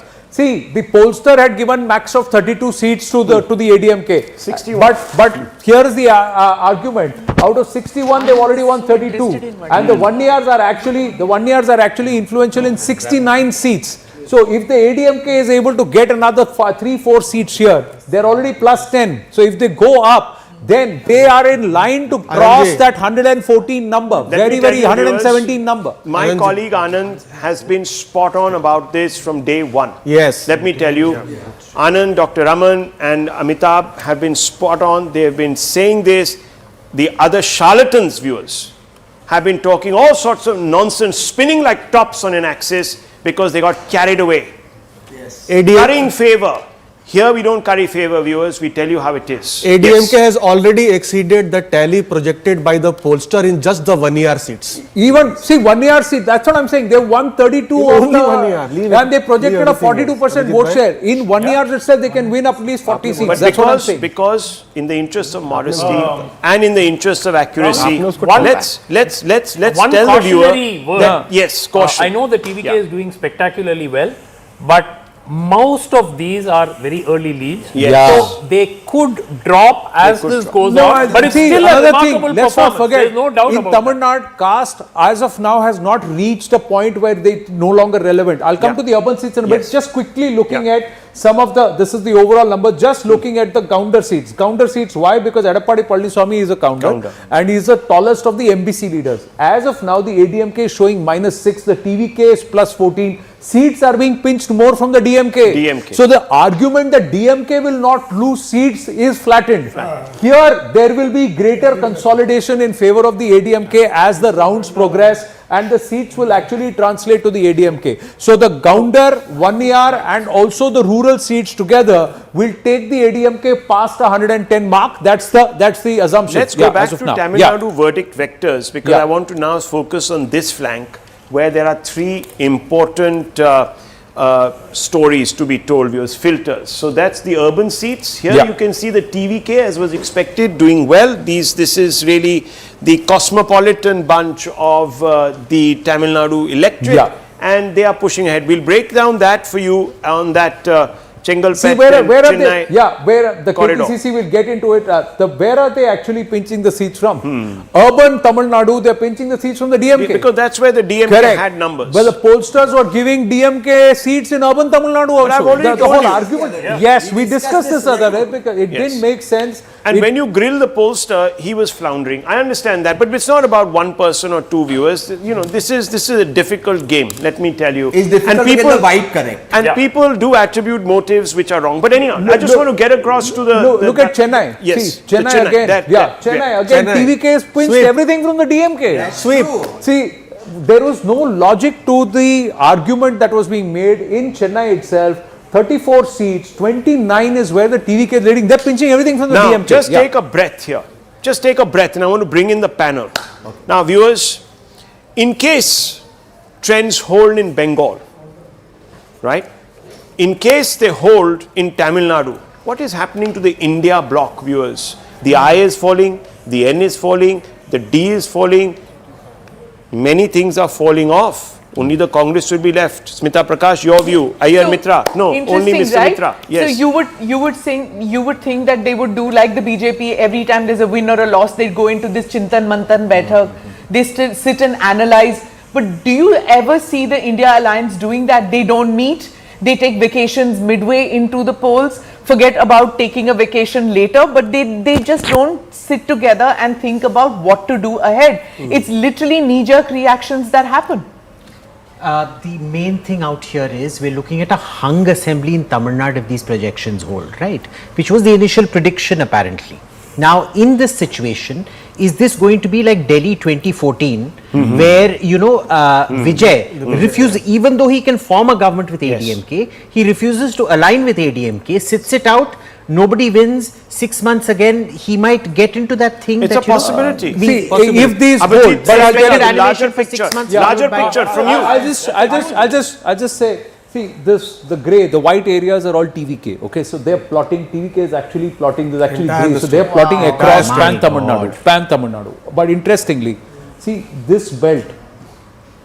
There will be a swing in terms of the when the rounds count, because again this is the Tevar belt. So this belt will show and plot differently. This belt, this is the Gounder belt.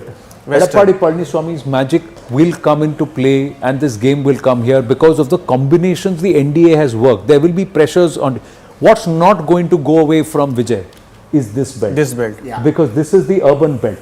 So this belt they have wrested from the DMK. Okay. Finished. So this is going. But I'm just quickly wanting to focus. The rest of the game is going to be plotted here One Rahul, quick in the next take 3 from rounds. everyone on the larger national picture as it's emerging right now. Viewers, early doors, but still. Yes, Abhijit Iyer Mitra, you on the larger picture first, and then I want to bring in Abhijit Majumdar. your Look, namesake. I think one thing now seems to be quite clear, that Mamata Banerjee's claim to, you know, the leadership of the opposition really is now on, I think it's pretty much ended if this result holds. The problem is the second biggest leader out there with the second biggest block of seats was the DMK. That is also now seemingly collapsed, right? So even if the BJP hasn't won, it has won through proxy essentially. And in Assam, it has scored a huge landslide. Effectively, whether we like it or not, Third it is place, DMK. Yeah.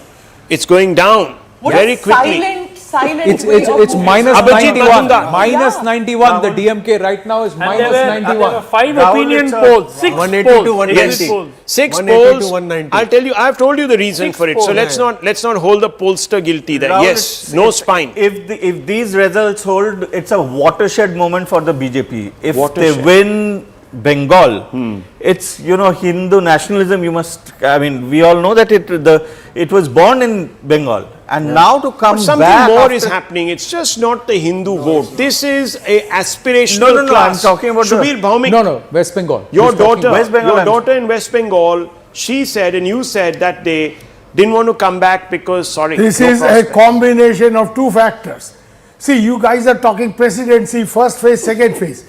There is no projection, but I would be very keen. But my hunch is the 44 seats right on the border with Bangladesh and 57 seats adjoining them. We have it. BJP will do very well there because of the Bangladesh factor. You have Jamaat Islami sweeping elections you're right. in Bangladesh. Certain gains are coming on that border. So You're you right. see? Still being plotted. So I but kept they'll telling come. you in several programs, if you recall, that these seats, 57 plus 44 seats, BJP will do extremely well because on the other side of the border, it has been a Jamaat sweep and this automatic transit. Secondly, Bhagat, yeah. the aspirational factor I brought up. So the combination of two will sink Mamata because on the border, you have this Jamaat Islami surge in Bangladesh. And earlier when BJP leaders would go and say Hindu khatre mein hai, people will jokingly say Modi khatre mein hai. But now they actually see the khatra because Jamaat has emerged so strongly there. It and Bengal border, unlike Punjab, is an open border. Bangladesh is coming in large numbers. एक minute, and you know, for treatment, for buying sarees and all that. So this is going to rub on. This is going to rub on hugely on the border Chetan seats. Bhagat. And, sorry, and just and the aspirational factor. Hooghly you are showing. It's the Singur factor. You know, Mamata Banerjee is the one who torpedoed the Tata project. Now that area was taken up.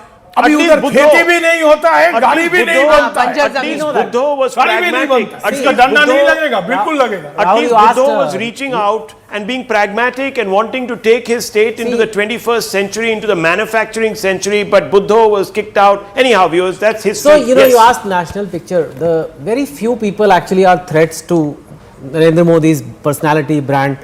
And when the BJP realized that there is even a hint of a risk that they could be a full-on opponent in the future, they throw the kitchen sink. Whether it was Kejriwal, they made sure they won that election. They are making sure they win this and defeat Didi. At the same time, in Tamil Nadu, a brand new political party is likely to win, become number one, which also shows that this is the same country where new ideas, fresh ideas, public still welcomes. And that is something the opposition should learn. Please learn. Something fresh can still be given a chance. Is Vijay a fresh idea or is he a Somebody's plan reaction? No, plan B is doing very well. I just want to go back with your permission to Abhijit Majumdar, because he made a point there where he said that there is a Hindu consolidation of the vote. Now, why do you say that, and why do you say Hindu nationalism? Because this is something that Shwapan Das Gupta, we remember that they also said the same thing, that there is an existential clause that's come into the voters' mind, which surprised everyone, saying, what is this existential thing? Yes, Abhijit. Yes, and it's not just, I mean, and Shubhita is absolutely right. On the border areas, you will see, because Jamaat has won seats along the border, so the polarization is very high. But you can see that. You can see the border now. Look at that big seat at the bottom. Also, breaking news. Because I am in touch with these people. There are 35,000 Awami League workers who have fled into West Bengal. They are the happiest with the BJP win. You know why? They think Didi is close to Jamaat. Whether they think that way. Big breaking news. Shubhita, you have a point. Let's see what the numbers are saying. We've just plotted. What you're seeing on your screens, viewers, is the Hindu-dominated seat. That means where the percentage of Hindu population is greater than 50% across Bengal. Look at the gains for the BJP. They are leading in 61 seats. More than 61 seats, more than last time. They are leading in 132 seats, which is plus 61 the last time around. And this is plotting not just along the border with Bangladesh. It's not plotting just here. It's not just plotting all across here. It's also plotting with the neighboring states. Look at this. Odisha, Jharkhand, Bihar, Chhattisgarh. Why? Diamond Harbour, abhi batata hu. As of now, what's happening is those who had to flee the last time around because of the polls that happened and the post-poll violence that happened, they are coming back and they are responding with a vengeance. And here there is a counter consolidation, like Shubir Bhamik was saying, because of what's happened in the neighborhood, and it's visible because people are saying our lands would go, it's existential for us. Amitabh Tiwari, Let's go across. 1 second, gentlemen. Let me go across to Purnima. DMK scaling back on arrangements, festivities, etc. Let's go straight across. Purnima, what's happening? And I'll also check in with the vote hub right after. Yes, Purnima. Well, if you can see, this is the mood here at the DMK office. Initially, it said Dravidian Model 2.0 back and loading, and there was the Shamiana here that you can see currently being removed here. There were over 100 chairs placed for the cadre. All these are being cleared. You can see these are signs of DMK slowly giving up. There was Shamiana, there were chairs, all these being removed, cadre being asked to disperse from here slowly, and all the arrangements and preparations that were underway since morning, they've all been put on hold. They were also planning to set up the stage on the other side. That is also currently being removed as we speak. So this is the kind of development that's taking place at the DMK office after early trends are not surely in favor of the DMK. These are all currently being removed as we speak. Big one. Well, it's a big development there, and see, that's because the DMK is minus 88 seats in terms of leads. But big story in Bengal, the BJP right now just 7 seats short of the halfway mark in terms of leads. just 7 seats short of the halfway mark in terms of lead in Bengal, leading in 140 seats plus 69 seats from the last time around. Big story here. So Tamil Nadu and Bengal become the big stories. Just quickly taking you through what's happening in Assam, where Himanta Biswa Sarma and the BJP plus are 91 plus already. So they are comfortably 22 seats more than the last time. The impact of delimitation and Himanta Biswa Sarma's campaign and his likability, that approval factor, allowing them to dominate lower Assam, central and upper Assam. Look at that. The Barak Valley and this region, there is still plotting, still the interesting developments. Kerala, UDF, 85 plus 45 from last time. So the LDF seem to be routed this time, down 37 seats at 50, and it looks very clearly as of now that the UDF is dominating central, south Kerala and also making inroads in north central Kerala. That's where That is the Hindu the majority. south. This is the Hindu vote. Yeah. Now, surprisingly, it's consolidating against the left in favor of the UDF. One would wonder why. Perhaps this is also because there is a huge amount of no anti-incumbency. No, the Sabrimala issue. The Sabrimala issue. The Sabrimala issue. Sabrimala issue, sir. Sabrimala At 10 issue. o'clock in the morning, I want you now to focus on some big numbers, viewers. It's 10 o'clock, 2 hours into counting. This is a snapshot. West Bengal, 256 out of 293 leads. Remember, 1 seat countermanded the election. So from 294, it's come down to 293. What are we seeing? We are seeing the BJP inches away from the halfway mark. Huge story. Mamata Banerjee, the biggest tent pole in the India bloc, looking shaky, looking fundamentally spun around.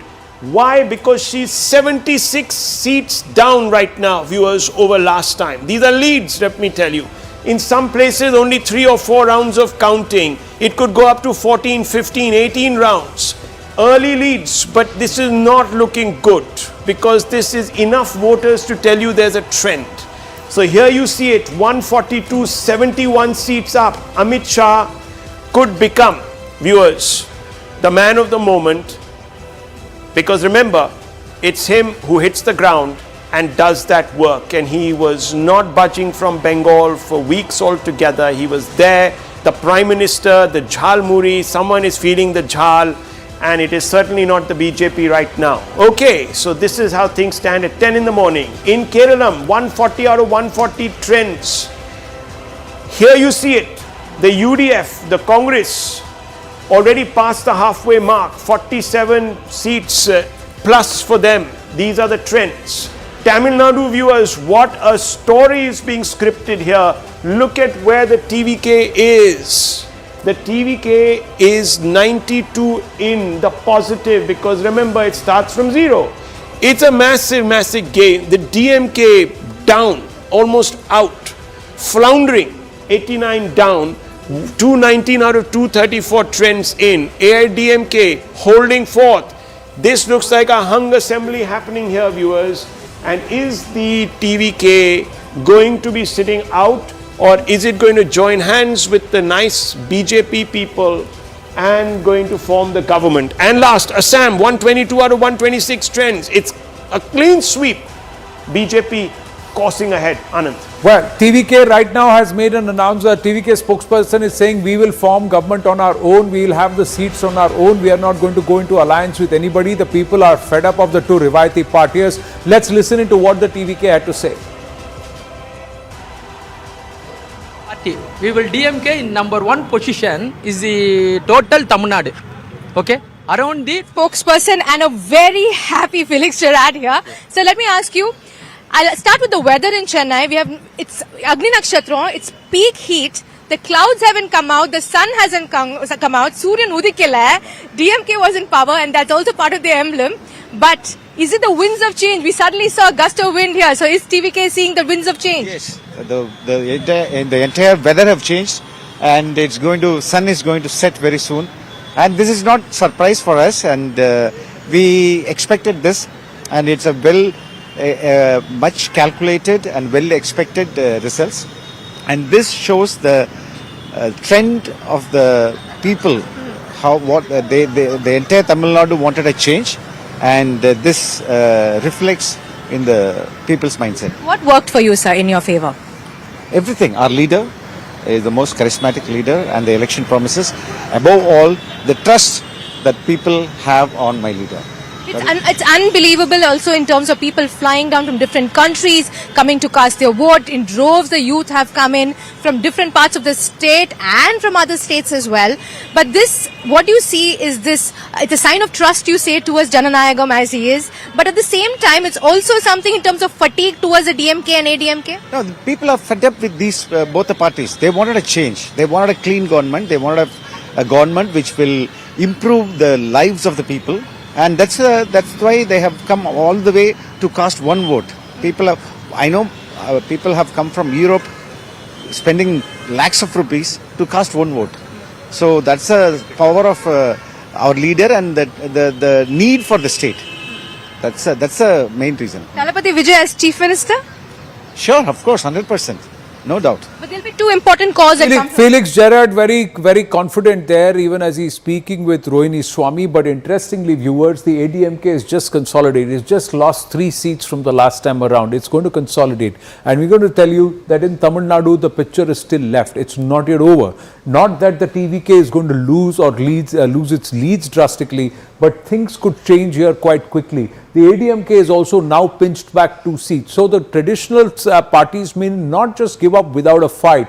This phenomenon that is Vijay also perhaps shows that this could perhaps be the first election in Bharat which is being driven by the Gen Z vote, largely by the Gen Z vote, and also what their campaign and what they've tried to do on social media more than on-ground campaigning, because his on-ground campaign and his presence span Tamil Nadu was thwarted quite a bit. So this is a story in itself. Let's quickly look at how the regions are voting. How is Delta voting? Let's look at that first. In the Delta region, again, the TVK has made inroads and it's pinched bulk of it from the ADMK. These leads are coming from the ADMK. Sumantraman. From Delta, last time DMK won 38 out of 41. Correct. ADMK won 3 seats. Yeah. So if the TVK is taking 16, they're damaging the DMK drastically. DMK 33-4. Yeah, it was 33-4. Let's look at the previous years. In this Delta region that we're plotting, the ADMK had won 25 seats out of 37. In 2021. So this Delta region, this is what... Some error. There seems to be some error. Because this was not the Delta region. This is West. Delta is on the other side. This is West. Tents are being I think they've interchanged. Yeah, they've interchanged. Tents are being removed from the DMK office, which was put up out there for celebration. Let's go to those pictures, dramatic pictures. And the point is that the Congress, in the Congress party in the state, there was a lot of talk that, we should probably move away from the DMK and go with Vijay. Talks had initially begun out there, but the old guard who had the years of the leadership of the Congress said no, that's not possible, because look at DMK, they are bankrolling our campaign. Everywhere they were giving them money to contest the election, they were providing them the crowds, they were providing them the plastic chairs. Plastic chairs, very important in elections, because you have to pay in advance to the tent walas to give those chairs. Because those chairs are broken or somebody take them away and all of that. You're talking about lakhs of chairs across the state, right? And all that money was being given by the DMK to the Congress. So penny wise, pound foolish, they decided to go with what is available rather than put their ears to the ground. And as Rahul was pointing out, where was the local media? They did not see the signs at all that there was such an anti-incumbency going on. So who muzzled the media in the state out here, or did they self-correct themselves that better we will ask all those questions once the dust settles and the results settle. Yes, Sumantraman. Had the Congress gone with TVK in hindsight after 1967, who knows, they might have been back in power. Right. Salem Dharnidharan is with us. Vanakkam. What do you think? Smita Prakash is saying. Kursi ki baat hai. Plastic chairs. So, just kursi ki baat hai. What Smita is saying is very important. Alliance making. So, if the Congress has screwed up alliance making in Tamil One Nadu, second, big alert, big alert. BJP passed the halfway mark in right next to the Bengal. halfway mark. Yes. Let's go to Bengal very quickly. Sanam Dharanidharan also here with us. Good morning, sir. Yeah, just one seat. It's actually slipped back down, so we'll keep close tabs. We keep close tabs, but then it's back up. No, I'm just saying 145, 147 is the halfway mark. 74 seats gain that is made, but it has to gain far more, viewers. It has to gain far more for it to become solid. Another 3 to 5 seats easily. Anand, you're more ambitious for the BJP and continue to than the consolidate. BJP is for itself. Consolidate. Yeah. Let's go back to Tamil Nadu because Selam Dharanidharan is here. What would you say to this number? Do you think this will change, Selam Dharanidharan? Does it shock you? DMK at 61 minus 94 seats and all of them lost to the TVK. It's not a repeat of 2016. Yeah, I think every election is unpredictable and who decides are the people. So we have to listen to the people. But these are early trends. Maybe we can say in conclusion by 12 o'clock or 12:30 what will be the trend. But if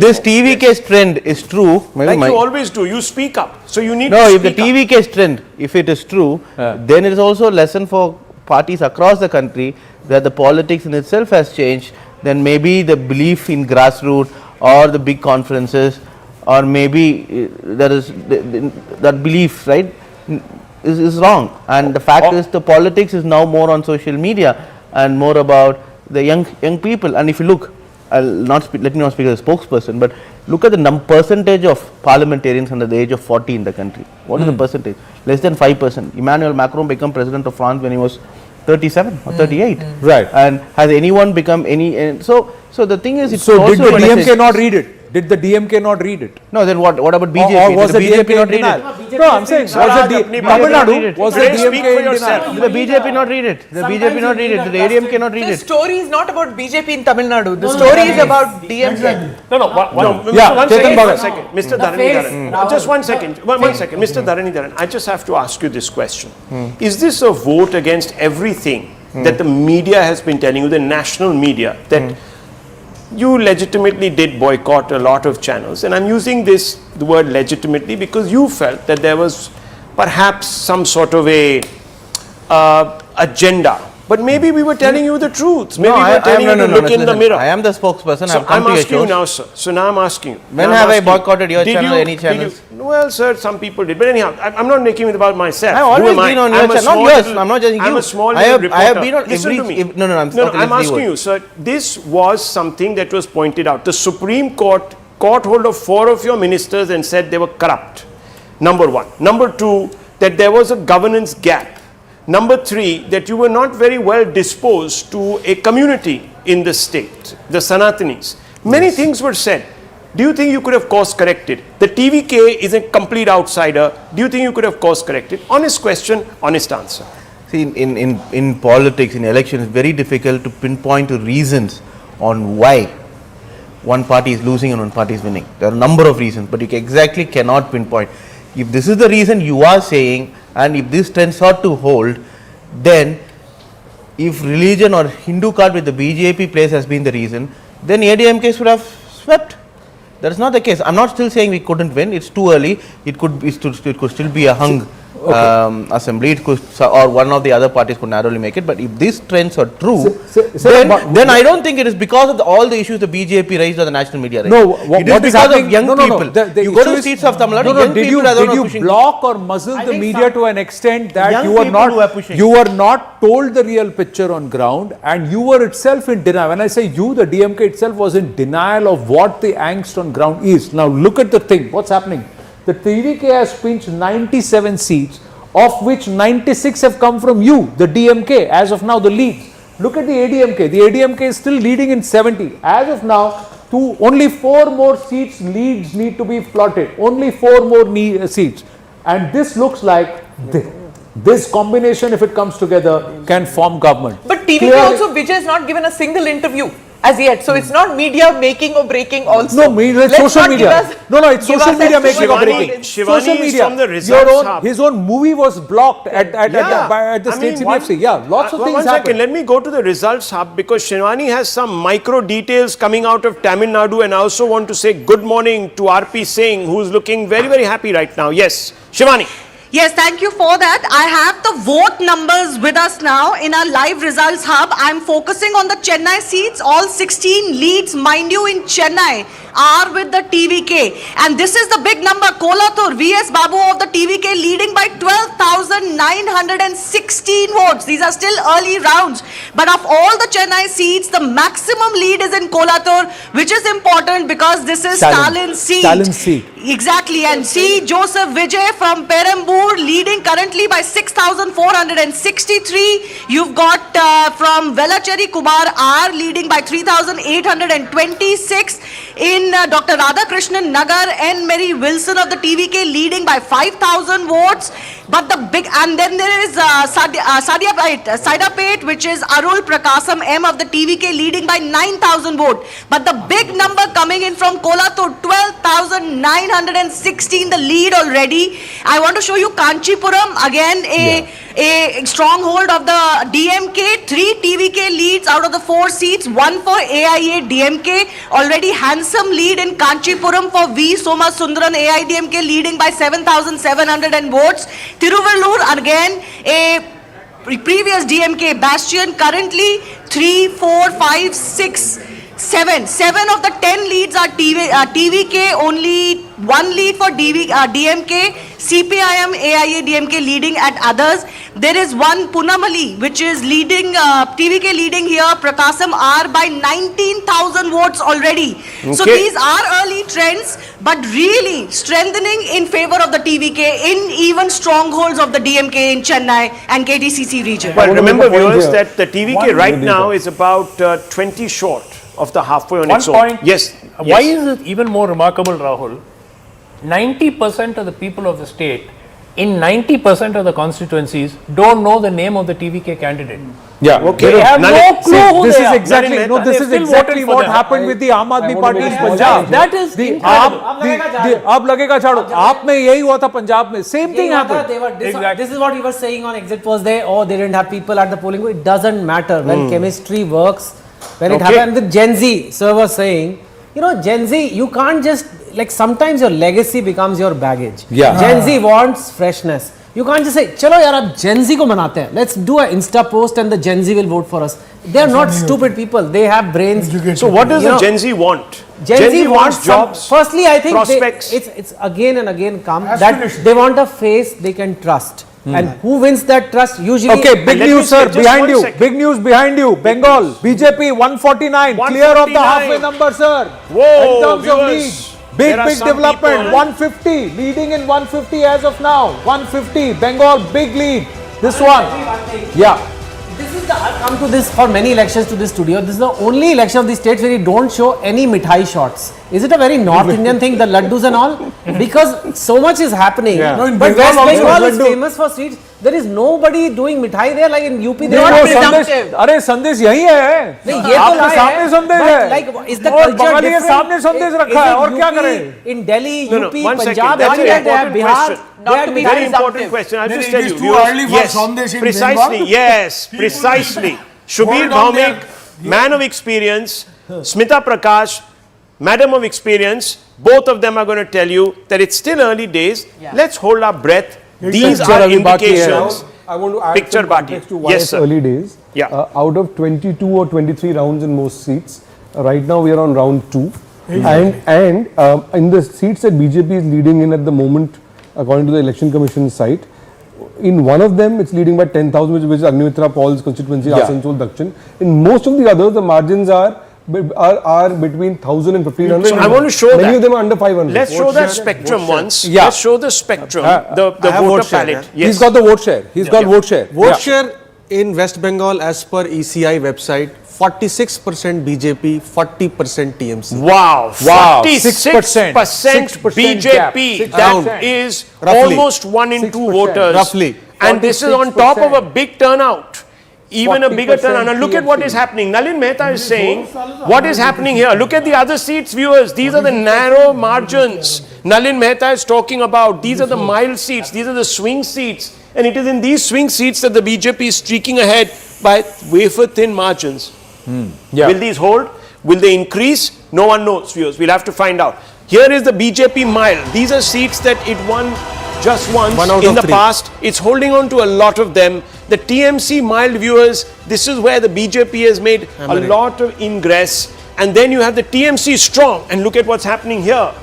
Big saffron dents. These are indentations, viewers. This is what is happening. We've got a problem. The TMC has a problem. Dilip Ghosh, go straight across to you. Dilip Ghosh, welcome to the show. Dilip Ghosh, आपकी धन्यवाद। क्या आपका पहला रुझान number 1, number 2 आपका पहला reaction दोनों बता दीजिए सर।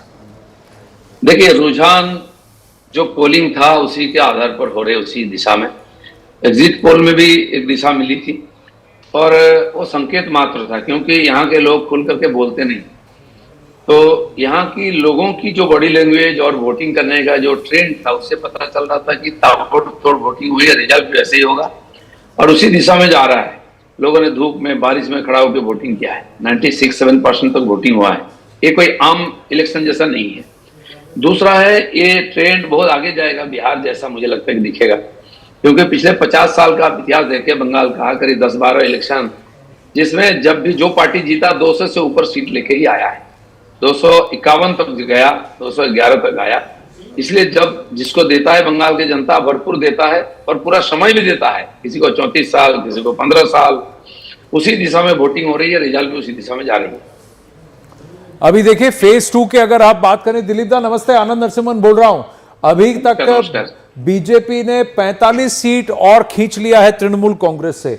ये सिर्फ अभी फेज 2 का कुछ जो डेटा सामने आया है उसमें दिख रहा है कि 45 सीट बीजेपी ने खींचा है। फेज 1 में भी काफी खींचा है। और अगर आप देखें साउथ में जहां फेज 2 में वीक हुआ करता था तृणमूल बीजेपी, वहां इतना ज्यादा कैसे डेंट लगा रहा है? इसका क्या फैक्टर है, क्या रीजन क्या है? एक कोलकाता और आसपास की जिला नदिया और उत्तर दक्षिण 24 परगना, हावड़ा, हुगली, ये जिला में 100-125 सीट है जिसमें हमारा कमजोरी था जी। उसको हमने सुधारने का प्रयास किया और तथाकथित भद्रलोक यहाँ रहते हैं, ये कांग्रेसी गढ़ था। सीपीएम ने भी बहुत ज्यादा परिवर्तन नहीं कर पाए। हमने उत्तर बंगाल, राढ़ और जंगल महल में पिछले बार शक्ति बढ़ाया था और फर्स्ट फेज में वहां चुनाव हुआ, वो हमारा कोर इलाका है जी। लेकिन दूसरा जो टीएमसी का कोर इलाका, सबसे ज्यादा जो 91 लाख वोट माइनस हुआ है ना, फर्जी वोट इसी क्षेत्र का, उनके सारे बड़े बड़े नेता यहाँ से जीत के आते थे और 40, 50, 60, 70, 80 लाख तक, 80,000 तक वोट माइनस हुआ है जो फर्जी वोट। और टोटल फर्जी वोट उनका जो वोटिंग होता था उसका 10% एक फॉल्स वोट से आता था जी। और करीब 10-20% लोग जो वोटिंग करते नहीं थे बंगाल में, उन्होंने भी इस बार लाइन में खड़ा होकर वोटिंग किया। ये सारा हमारे तरफ आएगा जी। तो आपको लग रहा है एसआईआर और जो वोटर वोट करने नहीं आता था या आती थी वो अब बाहर आए हैं, तो ये जो नहीं करते थे वोट, क्या हिंदू वोट हुआ करता? दिलीप दा जरा रुकिए, शशि थरूर कुछ कह रहे हैं केरल के बारे में, मैं वापस आता हूं आपकी ओर। 10 seconds, we're going to have Shashi Tharoor basically making his first response. I think Shashi Tharoor, of course, was campaigning aggressively this time in Kerala. So we'll go to Kerala moment it is ready. Yes. Dilip Ghosh is ready. It's ready. Okay, Tharoor is ready. Let's go. अब आप लोगों के लिए आगे की क्या situation रहेगी और आप लोग क्या कोशिश करेंगे केरल स्टेट के लिए जो यहाँ और एक्स्ट्रा दे पाए? देखिए, हम लोग परिवर्तन की पार्टी है।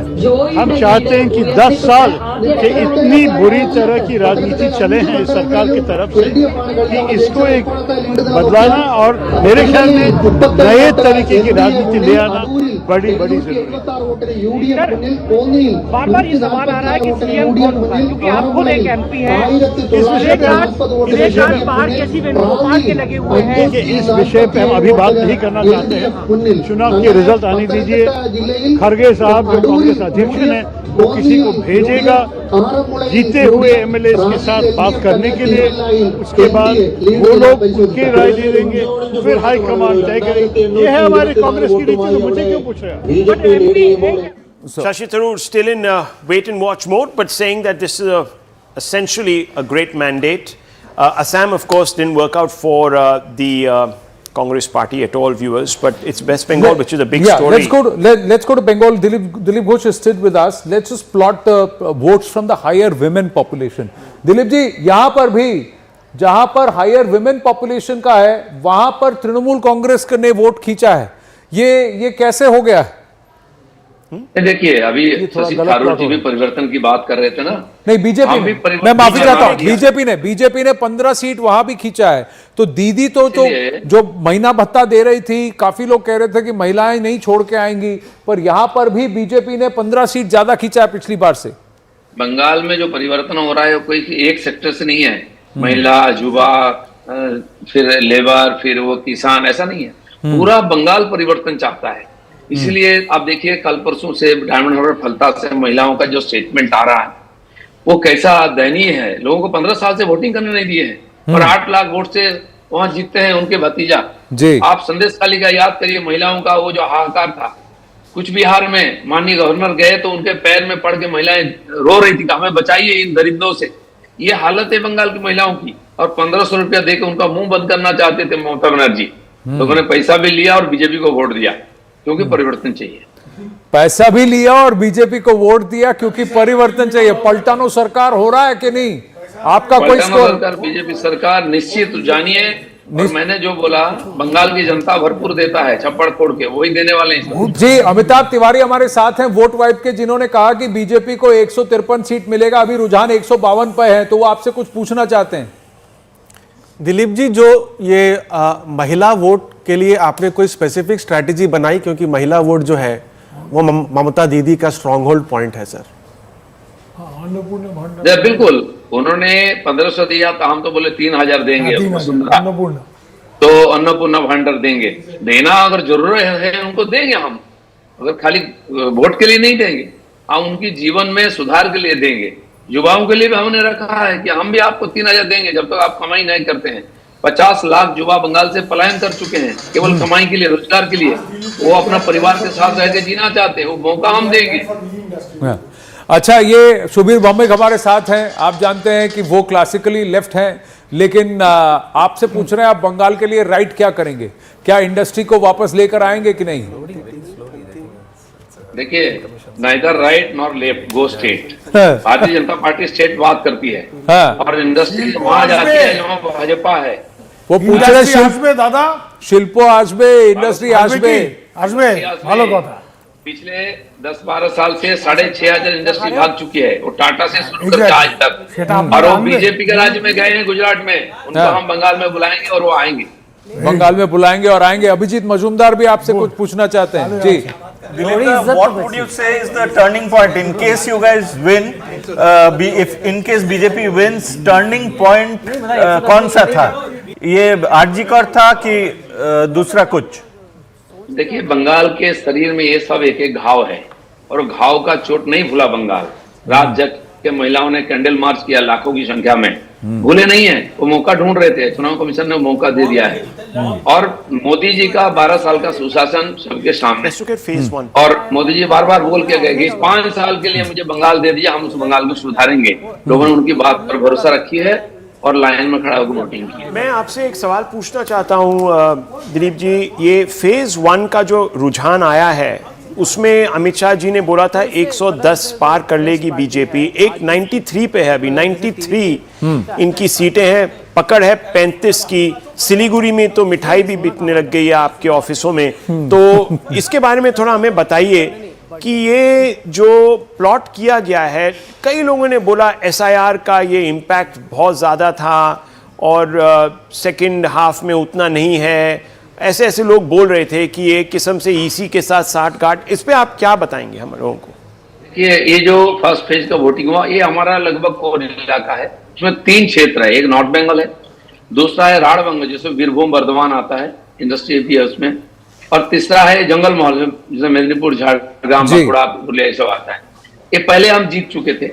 पिछले बार बीरभूम में 11 में से 1 सीट हम जीते थे, लेकिन एक सीट में 1 लाख से ज्यादा वोट हमको मिला था। हम थोड़े वोट से हार गए। वो केस्टोदा का कहानी आप जानते हैं, वहां कितना टेरर होता था। अब वो सुधर गया है, लोग वोटिंग किए, वह भी जीत रहे हैं हम। और सबसे कोर इलाका जो टीएमसी का कलकत्ता और आसपास के 125 सीट, उसमें हम बहुत बड़ा डेंट किए हैं, क्योंकि वहां के लोग सबसे ज्यादा टेरर का सम्मुखीन होते थे और सबसे ज्यादा वोट कटा है वहाँ। ये जो फर्स्ट पेज का इलाका में ज्यादा वोट नहीं कटा है, क्योंकि 10,000 12,000 केवल डेथ वोटर का ही माइनस हुआ। खड़गपुर और उसके आसपास का क्या सीन है?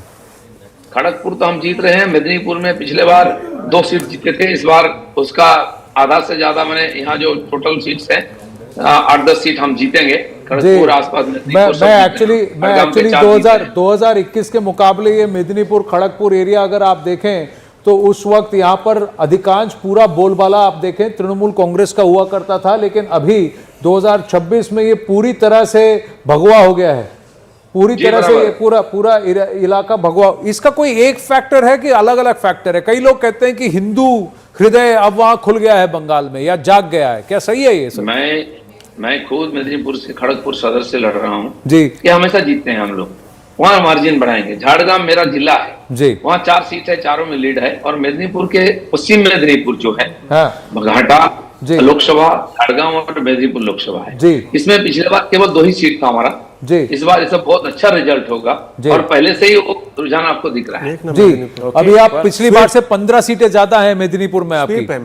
हाँ, तो ये कोलकाता की आपने बात की सर, अभी भवानीपुर लग रहा है खींच लेंगे, क्योंकि उसके आसपास का अब तृणमूल कांग्रेस के पास चला गया। ममता दीदी फिर लीड पे आ गई है वहां। नहीं, वहां तो कांटे का टक्कर होगा, लेकिन थोड़ा भी क्यों ना वोट हो हम जीत सकते हैं, ऐसा स्थिति वहां है। बाकी कलकत्ता में हमारा एक भी सीट नहीं था, उसमें 4-5 सीट तो मिल ही जाएगा, ज्यादा भी हो सकता है। दिलीप जी आपसे हम फिर से बात करेंगे आधे घंटे 45 मिनट में, तब तक और रुझान आ जाएंगे और हमारे को पूरा जो पिक्चर है वो क्लियरर लगेगा। उससे पहले नलिन की सीट के लिए आपको बहुत बहुत शुभकामनाएं, आपकी जीत लग रही है।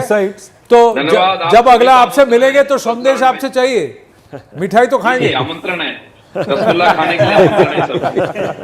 Nalin, धन्यवाद। Nalin has some data points. Nalin, data points. Yes. 3 or 4 quick insights. According to the election commission site, in the Trinamool Congress strongholds, 6 BJP is winning and 3 Trinamool is winning. We got the Trinamool Congress TMC strongholds. We got the TMC in Muslim areas, BJP is broken into 5 Muslim seats, Muslim dominated seats. So TMC strongholds, the BJP as of now it's not 141 seats. The Trinamool Congress is still active there. It's not plotting correct. We just try and show you. Now these are there you go. So it's gone up. The BJP has gone up 72 seats in the Trinamool Congress strongholds. 2-3 other points. Yes, 2-3 other points. In seats where in 2024 the voter addition was higher than the victory margin, there BJP is winning 14 seats. So SIR has helped. We're going to plot that in just 30 seconds. Viewers, I just want us to quickly at 10:30, half past the hour, viewers, let's have a quick look at the leaderboard. Here is what it says. The BJP has crossed the halfway mark in Bengal, up by 86 seats. These are big leads. It has dented the TMC. 89 the TMC down. However, viewers, I must add a caveat. These are still early rounds of counting. So these are just trends. They could change. Things could change. The Congress that had shown at one time a spike of about 4 or 5 seats, now only gaining on 1. From last time. The others might include left here, I'm not sure, we'll have to deep dive this, up by 2. So that's the big story coming out of Bengal. If these trends hold, Mamata Banerjee's history in Bengal. In Tamil Nadu, viewers, look at this. This is the rank outside of the TVK. TVK is now only short of about, viewers, 17-18 seats to make the halfway mark. Right now, if this trend holds, it's going to be a hung house, because as you can see the DMK collapsing, 97 seats down, all picked up by TVK. So they need 20, but the ADMK is also inching up. There is a direct transfer. ADMK also inching up. But viewers, at the end of the day, people will ask Vijay, will he want to form the government, or are we going to see 2013 repeat? Delhi, Kejriwal, where Kejriwal got about 27, 26 seats and said, well, I needed 5 more. But I'm not going to tie up with either the BJP or the Congress, that there be a repoll. And then, of course, viewers, he came back. 1 second, sir. 1 second. I just want to very quickly put out these numbers so that at 10:30 people get a full view of what is happening. I'll come for the commentary. In Kerala, viewers, here it is, the UDF. The UDF, there's a change of guard, history, playing historically. It could have been very good numbers for the LDF. They could have come back for a third term, but that didn't happen. So we are back now to alternate governments, but the LDF in crisis. The left viewers, the communists will not have a government in the country since the 70s. The NDA, story for the NDA, Story 4 for the seats, NDA, plus 4. 4 They're seats broken plus. into the accounts for the first time. Yes, that's it's big. big. That's a good one. That's a good one from Anand. Anand always brings up the smart points here. Assam, 126 out of 126, all trends in, and look at this. It's a tsunami. Hemanta Biswa Sarma posting. The delimitation impact, this is the delimitation impact because the seats pinched are from the Congress and the AUDF, and these are all the Muslim dominated seats earlier, and those 24 seats that are swinging away. Absolutely, that's the micro granular data. Shubir, I have the vote share, you. sir. What's Vote happening share. in Bengal? Sir, one Forget line, vote Assam. shares. Bengal, one vote sec. shares. Vote share. Yeah. Vote share, please. Vote tell share me. Bengal, BJP 46, TMC 40 as per ECI. Wow. Vote shares Tamil Nadu, DMK, ADMK both 24%. Wow. Both are at the same vote share. But TVK vote share is not there because it is in others. It is in others. Others are at 37%. 37%. But TVK we don't know how We much don't of know that. exact vote. Assam, Congress 27, BJP 40%. Wow. Kerala, CPM 23%, Congress 30%. 30%. Now this story, Vijay's story, Tamil Nadu, Can I- if the can I make others one- it's saying one very 37%. interesting If Vijay gets 31% viewers, that means he will get seat conversions. That was the metric we showed you at Numetrics, that across Tamil Nadu, if he gets more than 30% vote share, he'll start converting seats, and Just that's one- exactly what's happening. Yeah. One quick point, the two national parties will have to think. Congress contested in 28 seats. They are currently leading in 1. The BJP contested in 27 seats. plus 5 more on the BJP symbol. Yeah. And out of the 32, they are leading in 2. 2. Yeah. And Well, those ticket Annamalai- distributions were abysmal. Yes, Selam Dhalli was saying something. Annamalai in Tamil Nadu must be DMK saying is maybe leading we one. could have just gone alone and not bothered. Correct. But Now- then who knows? That's Maybe the a ADMK conversation we'll have once the results settle, because that's a serious position that the BJP will now have to introspect. I'm Yeah. curious to know the seats in which the ADMK is leading. Because, for example, ADMK is extremely strong in Western Belt, where there is Gounder 1 year consolidation. So that will give a clear picture if the Yeah. consolidation remains. These are the ADMK leads. As of now, we plotted the ADMK leads. They are leading in West. I guess, Gounder. yeah. In They are the West, leading it's in the actually- 1 year belt, Yeah. and they also have some seats in the Tevar belt. Beg your West pardon. Delta I think I also. just No, said, actually they are, at the moment, they look like they are sweeping the Western belt. Okay, You know, well, so viewers, Gangavalli, Attur, fundamentally, Yerkad, Omalur, I hope that Mettur, answers Edappadi, your question. Sankari, Yes, yes, almost Dr. across the board. Raman, just elucidate us a little more on where these leads are coming in. Dr. Raman. Yeah. So if you look at the ADMK, they are holding at the moment their Western belt parts in and around Salem, Coimbatore and so on. But they're also crucially doing well in areas where the DMK is traditionally strong. So for instance, they're leading in Ariyalur, Lalgudi, which again is a DMK area. Kurinjipadi, which would be a big surprise, but then that's an early round because the DMK minister is interestingly, contesting the ADMK there. is not losing too many seats, but it's not gaining much either. It's not gaining from the DMK. Our Numetrics very clearly said it has to gain 1 to 1.5% vote share from the DMK. So what if it does gains 1.5 appear vote like share, it converts to seats. Is Otherwise, the it doesn't. 50-30-20 scenario where the TVK had started hitting the DMK 50%. Yes. That's what's happened. It's hit the DMK 50%, but the ADMK, while holding its own ground, has not been able to pinch 1%. In the later subsequent rounds, the next 8-10 rounds, if the ADMK across some about 15 to 20 seats pinches more than 1% of the DMK vote, there will be a change in the seat allocations. Yeah, at the moment, according to some of the local channels, ADMK Plus is leading in 82 seats. So, I mean, we really As will of have now, to wait and ADMK see. plus the leads plotted here are 74. I'm just going to check and refresh. Here again, it has actually come down to 73. But what you would see is the 1 year belt Let's see West and zone. even the Gounder belt. Let's see the Western zone. West and towards the northwest regions, they are still plotting only 1-2 seats for the BJP out of 27. So their performance has gone down. So this addition or 1 plus 1 does not make 11. That's very clear. What we should do in just about a minute or two, viewers, is we're going to show you on West Bengal all the big number explainers that we have put together. So we're going to show you the spectrum, we're going to show you the palette, we're going to show you a large number of very tailored dynamics that we have got into the mix. Look so at let's that start number firing behind them. you. It's gone up to 166, Rahul. This is racing away. This is racing away. This so is the vote vibe number. Yeah, this is our axis. No, our poll. Our range was our- 163. yes. 153 was the median point. But this is, if it's running away 170, follow the market head Here first is the set. power palette, and I would like you to now begin to tell us a little bit about this. So, Amitabh, we are talking about other seats here. What are these other seats, viewers? You must wonder. These other seats are seats where every election things have changed. So these are actually a swing seats right up till here, where things are always topsy-turvy. Now, Amitabh ji, what are we seeing here? What are we seeing here is that these seats originally moved from left to the TMC, and then it has started to move from TMC to the BJP in this election. To the BJP. And look at this. These are, and this is what Nalin keeps telling us, that these leads are very narrow. We have to be a bit careful about jumping to conclusions. Mamata Banerjee herself says to all her polling agents, etc., Anand, that we are going to wait till the last one. These seats very critical, Rahul, because they will go right down to the wire. The margins will not be as exorbitant or as stretched as the last time. They will be narrower. But once somebody holds on to these leads, and if the trends go this way, the BJP may just hold on to bulk of these seats. Build on that Anand has made. Remember, viewers, the BJP is coming from gaps of 20 to 15% in some seats. In some seats, yes. So if it has closed these gaps, it means, and some of them are high turnout seats. What does it tell you?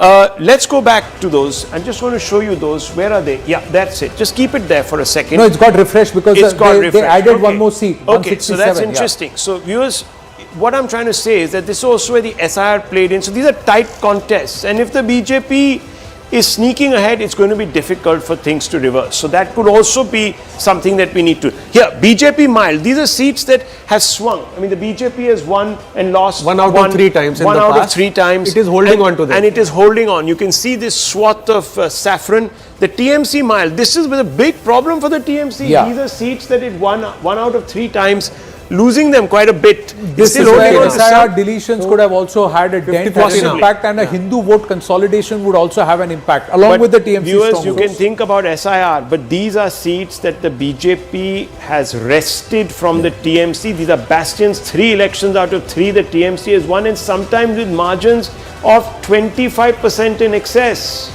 So SIR here is not. This is a sentiment reflector. So Rahul, to put a number on that, that's there are 38 TMC stronghold seats. Out of those, BJP is winning 19 of them at the moment. 19 of them, viewers. 50-50 now. Stronghold seats, varying degrees, and the BJP is beginning to look at this. Well, there are celebrations that have started, Rahul. Look at this. Yes, celebrations have also started. Pile is live. Pile is live with the celebration. Let's go across to Payal. Payal, celebrations going on. Tell us a little bit more. What's happening there on the ground?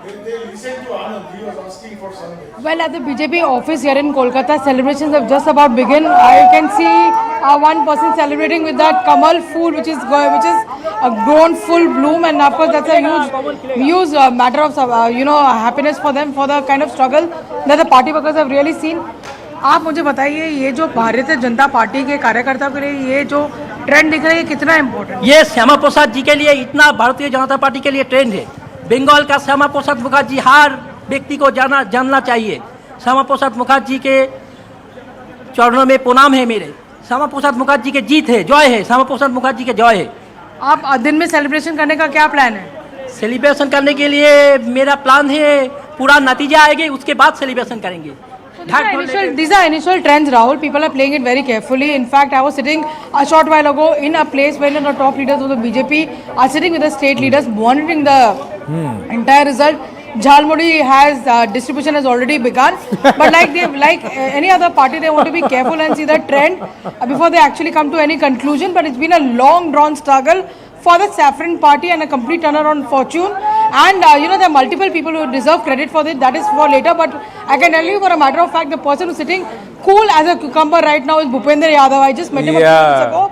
There is no fret on his face. He's completely smiling. He's not even watching the results on TV, just waiting it out and keeping everybody under, around him also. You're getting into Zen mode, but what's the conversation? There is breaking news coming in, and Payal, on that point, I want to quickly exchange some views with you. The woman voter is clearly speaking, and she's speaking from a place of anger. She wants to be heard. Why? Rekha Patra and Ratna Debnath are both leading. RG Kaur, victim's mother, and on the other side, viewers, Sandesh Khali. You remember that? The women are speaking. And I want to ask those TMC women MPs today who refuse to speak up for these ladies, what will they have to say? They are the first to shoot their mouth off, viewers. They were silent when their own women, compatriots, were being violated in Bengal. Shame on them. Yes, Payal. You know, when women decide to make the change, they make the change really happen. You've seen it election after election. Over here, a woman chief minister turns around and tells the women that don't leave your house after 7 o'clock. A shame on that kind of narrative which is coming forth as well. And women have shown the way. I've been speaking to various leaders in the party. And there was a lot of argument, remember Rahul and Anand, that she's giving Lakhi Bhandar 1500 rupees to women. They are with them. But over here in this election, women have shown for them dignity matters the most. As of now, they are not going to fall prey to any money. Payal, as of now, 35 women-dominated seats, or where there were higher women population and turnout, BJP is leading in 27 out of those. So plus 17 more that they have taken away from the Trinamool Congress this time. So there is a very strong message that's gone on ground. So yeah, they may be guarded and muted. What's happening in Kolkata? What's the sense around Bhabanipur, Rashbihari and the nearby areas? Diamond Harbour. Suvendu Adhikari has said Mamata will be defeated in Bhabanipur. That's the sense of the BJP. Said, so let's ask Payal. She's on ground. So what's your inside detail? Let me tell you. Let me tell you, day before yesterday when Suvendu Adhikari was speaking, he says he knows exactly how to irritate the hell out of Mamata Banerjee. He said, I know how to Birokto karo her as well, and that trend really continues. For Mamata Banerjee, who never stepped out of her house till about 5 o'clock, was forced to be on the street. Suvendu back in the lead. Suvendu back in the lead in Bhabanipur. Yeah, go ahead. Please complete, Payal. Yeah. So that's the sense with which Suvendu Adhikari, remember, this is the big TVK at 100 mark, viewers. Many people big historic. Stay on with me, Payal. TVK at 100 mark. BJP at 117 Bengal. BJP at 117 Bengal. Viewers, this is going to be, as I told you, a decisive mandate in Bengal. I've been saying it for the last few days. Whichever way it was going to be decisive. Either the TMC way, it would have been decisive. The BJP, it would have been decisive. But Vote Vibe got it right here where it came to Bengal. Now, I just want to go straight across one second. I just want to go straight across to Shivani, who is there at the vote hub, to get a sense of how many rounds have been counted, what's exactly happening on Bhabanipur, because that's where Suvendu Adhikari is in the lead. All right, let me get you Bhabanipur very quickly. I am tracking some of the VVIP constituencies, that we've got going on.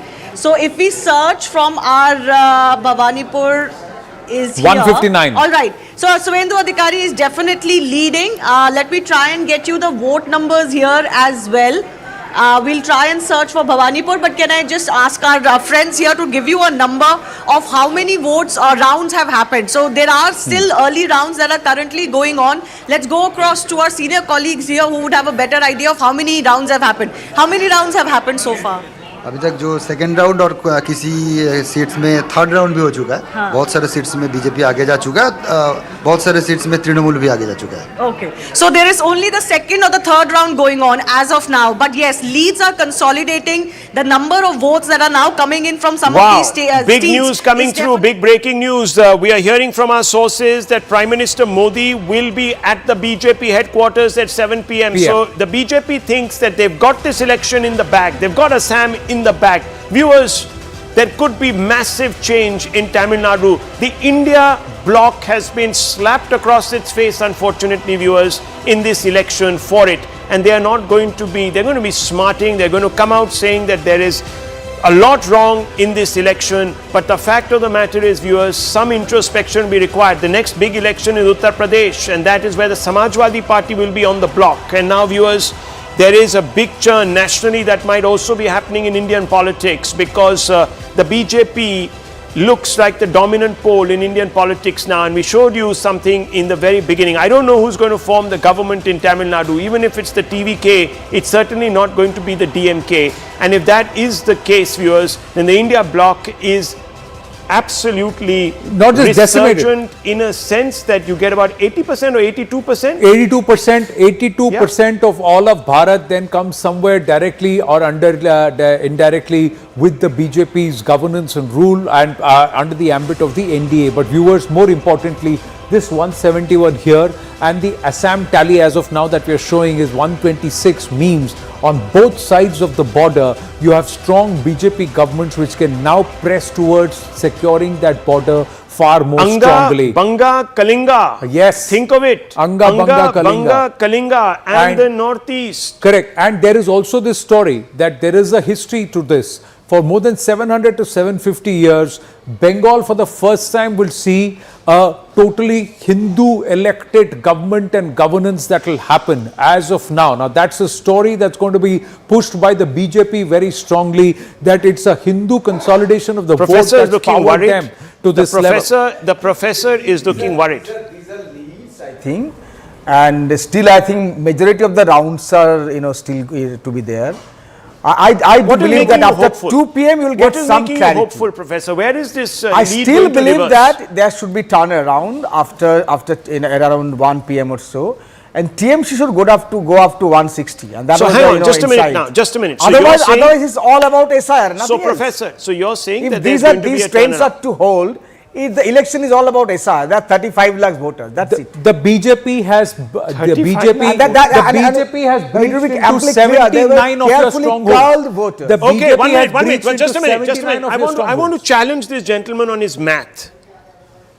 Professor Sahab, 35 lakh voters, you're saying. Amitabh ji, 35 lakh voters is how much percent of the overall voting population of Bengal? It is perhaps doesn't matter. About 0.5%. If you look at the, he made the good calculations. Even in Kolkata, just go to the statistics. Would it be 10%, how much 13% of the vote. Of the voting.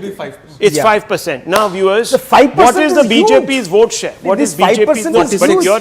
That's exactly what BJP is getting. You are thinking that these are only BJP voters. Make up your mind. That's what, and only TMC that's what voters. BJP is getting. BJP is getting around 5-6% extra. You said TMC. No, but you also said that. Till now they have said that. You also said that a large number of these are Matua votes. Now, there is also, let's also look at this. No, 1 minute. There is also an absolute number, Manojit Mandal. You have to say, after the SIR deletions, the overall voter base to whatever it came down, the absolute number of voters is 23 to 27 lakhs more than what they voted in 2021. Yes, so it's not just the deletion, sir. These 27 lakh additions have also perhaps not voted for you. Yes. That's one part. The other part, those who are part of this SIR, of the voter list have also not voted for you because the vote share gap between you and the BJP right now is 6%, sir. Whether they have whether they have voted for TMC or not, I want us to see. If they did not vote for TMC, then now I want you to see. 1 second, Professor. You your own strongholds. 79 of your strongholds have been breached by the BJP already. They are leading. Plus 79, they are leading in 83 of your strongholds out of 145 seats, 150 seats of your strongholds. Could be. So, let us wait. So your strongholds are being breached. That's what I'm trying to say. Round should be counted. Gentlemen, 1 second. Not even 50% of the 2024 Okay, Professor, 1 second. I want us to see, viewers, the palette as well as, viewers, the larger reflection of the spider basically on Bengal, because we'll get a sense really of where these numbers are coming for the BJP and where they're also coming for the TMC, because that will give us a very quick assessment of this. Now, the challenge for the TMC, viewers, and this is just going to plot, there it is, plotting away. The challenge for the TMC is that some of its strong seats have fallen. These are bastions. It has not lost in 3 elections under Mamata Banerjee. Here you can see them all the way up till here, big breaches.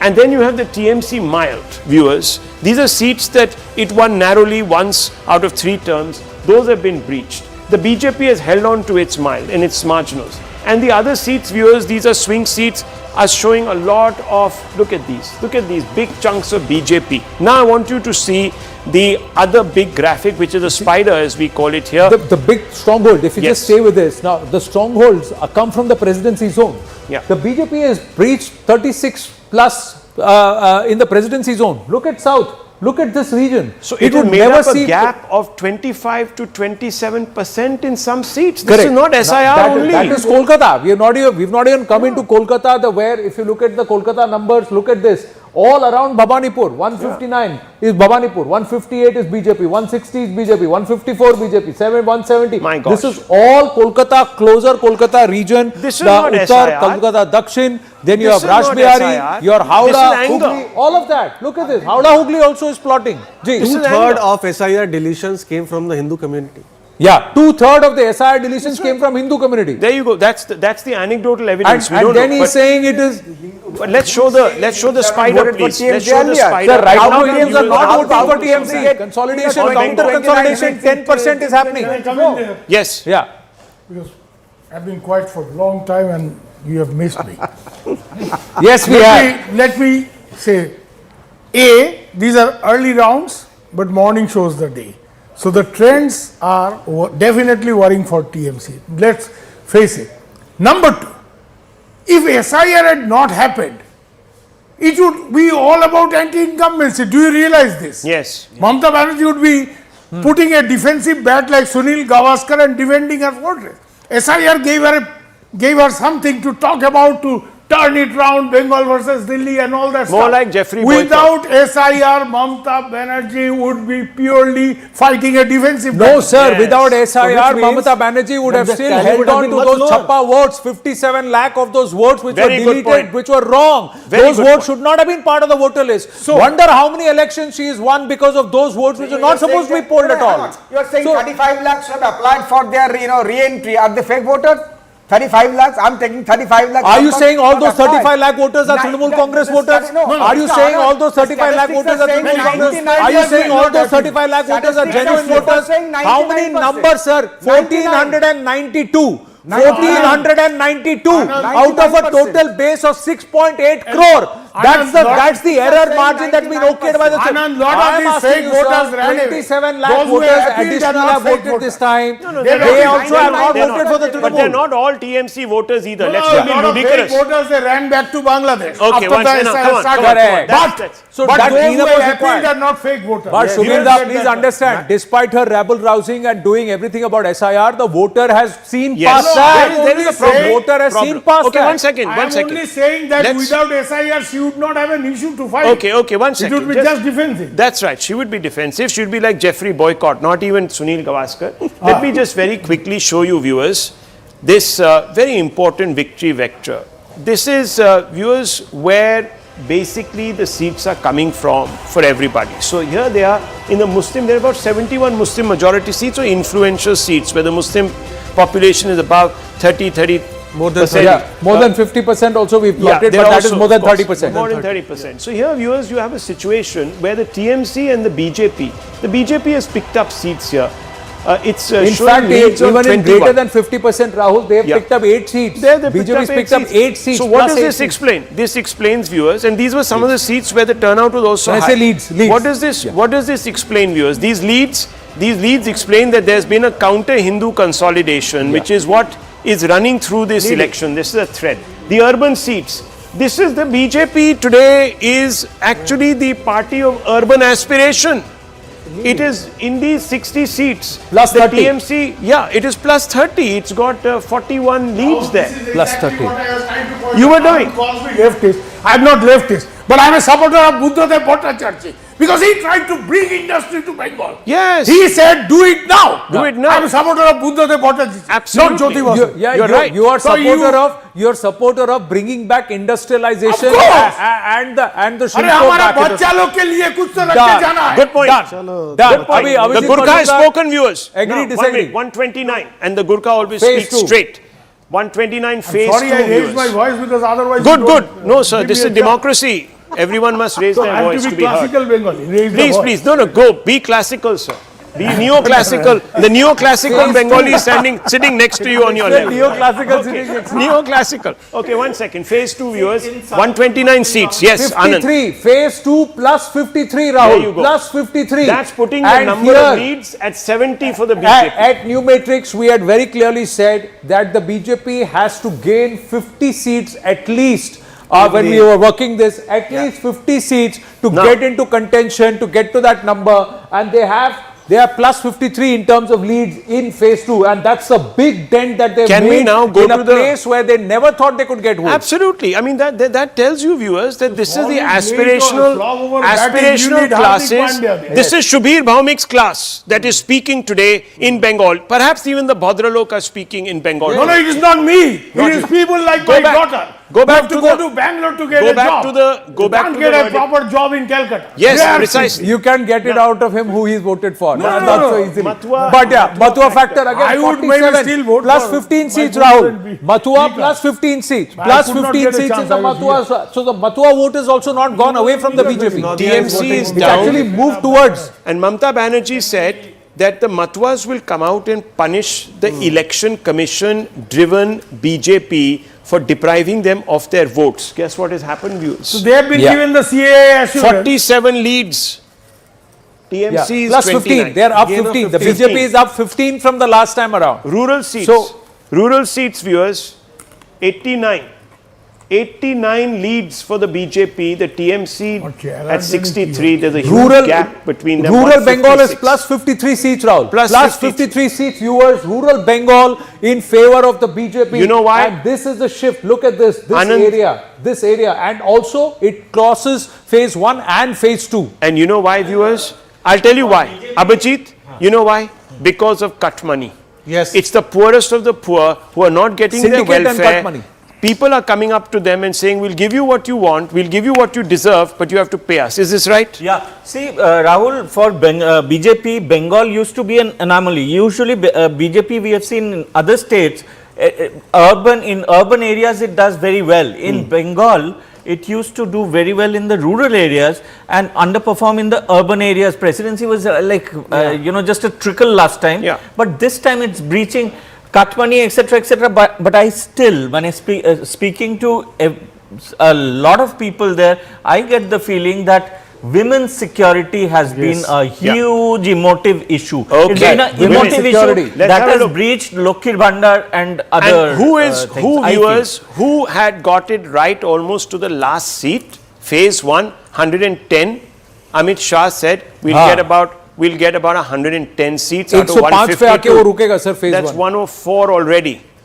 That's 104 already for the Another BJP. thing, SC reserved seats. Yes. Now, if you look at the SC reserved seats, again the BJP has gained 8 seats from the last time around out of 66, and it's pinched those 8 straight away from the Trinamool. Even in the tribal region, just quickly go back to the tribal region and look at the ST reserved seats. Among the tribals also, the ST reserved seats also, the BJP has taken the 9 seats as the Trinamool had the last time around, taken away all. So it's swept the tribal belt. It's actually swept this entire tribal belt that borders Jharkhand, Odisha, and and also up towards the north in phase 1. So they've swept the tribal belt. Quickly just showing you in terms of the presidency zone, SIR deletions. Let's look at the SIR deletions, how the BJP has performed. Areas which are impacted by SIR deletions, 13 seats. 13 seats that have been impacted by SIR deletions, and they have gone additionally towards the BJP in terms of the leads. So quite significant. Now, Professor, we've given you entire, this is the fingerprinting of the election result on every area, whether it is dented by SIR or not. Mamata Banerjee is feeling a blowback. These are angry voters. 15 years of anti-incumbency has to be there. I mean, without any shade of doubt. Why?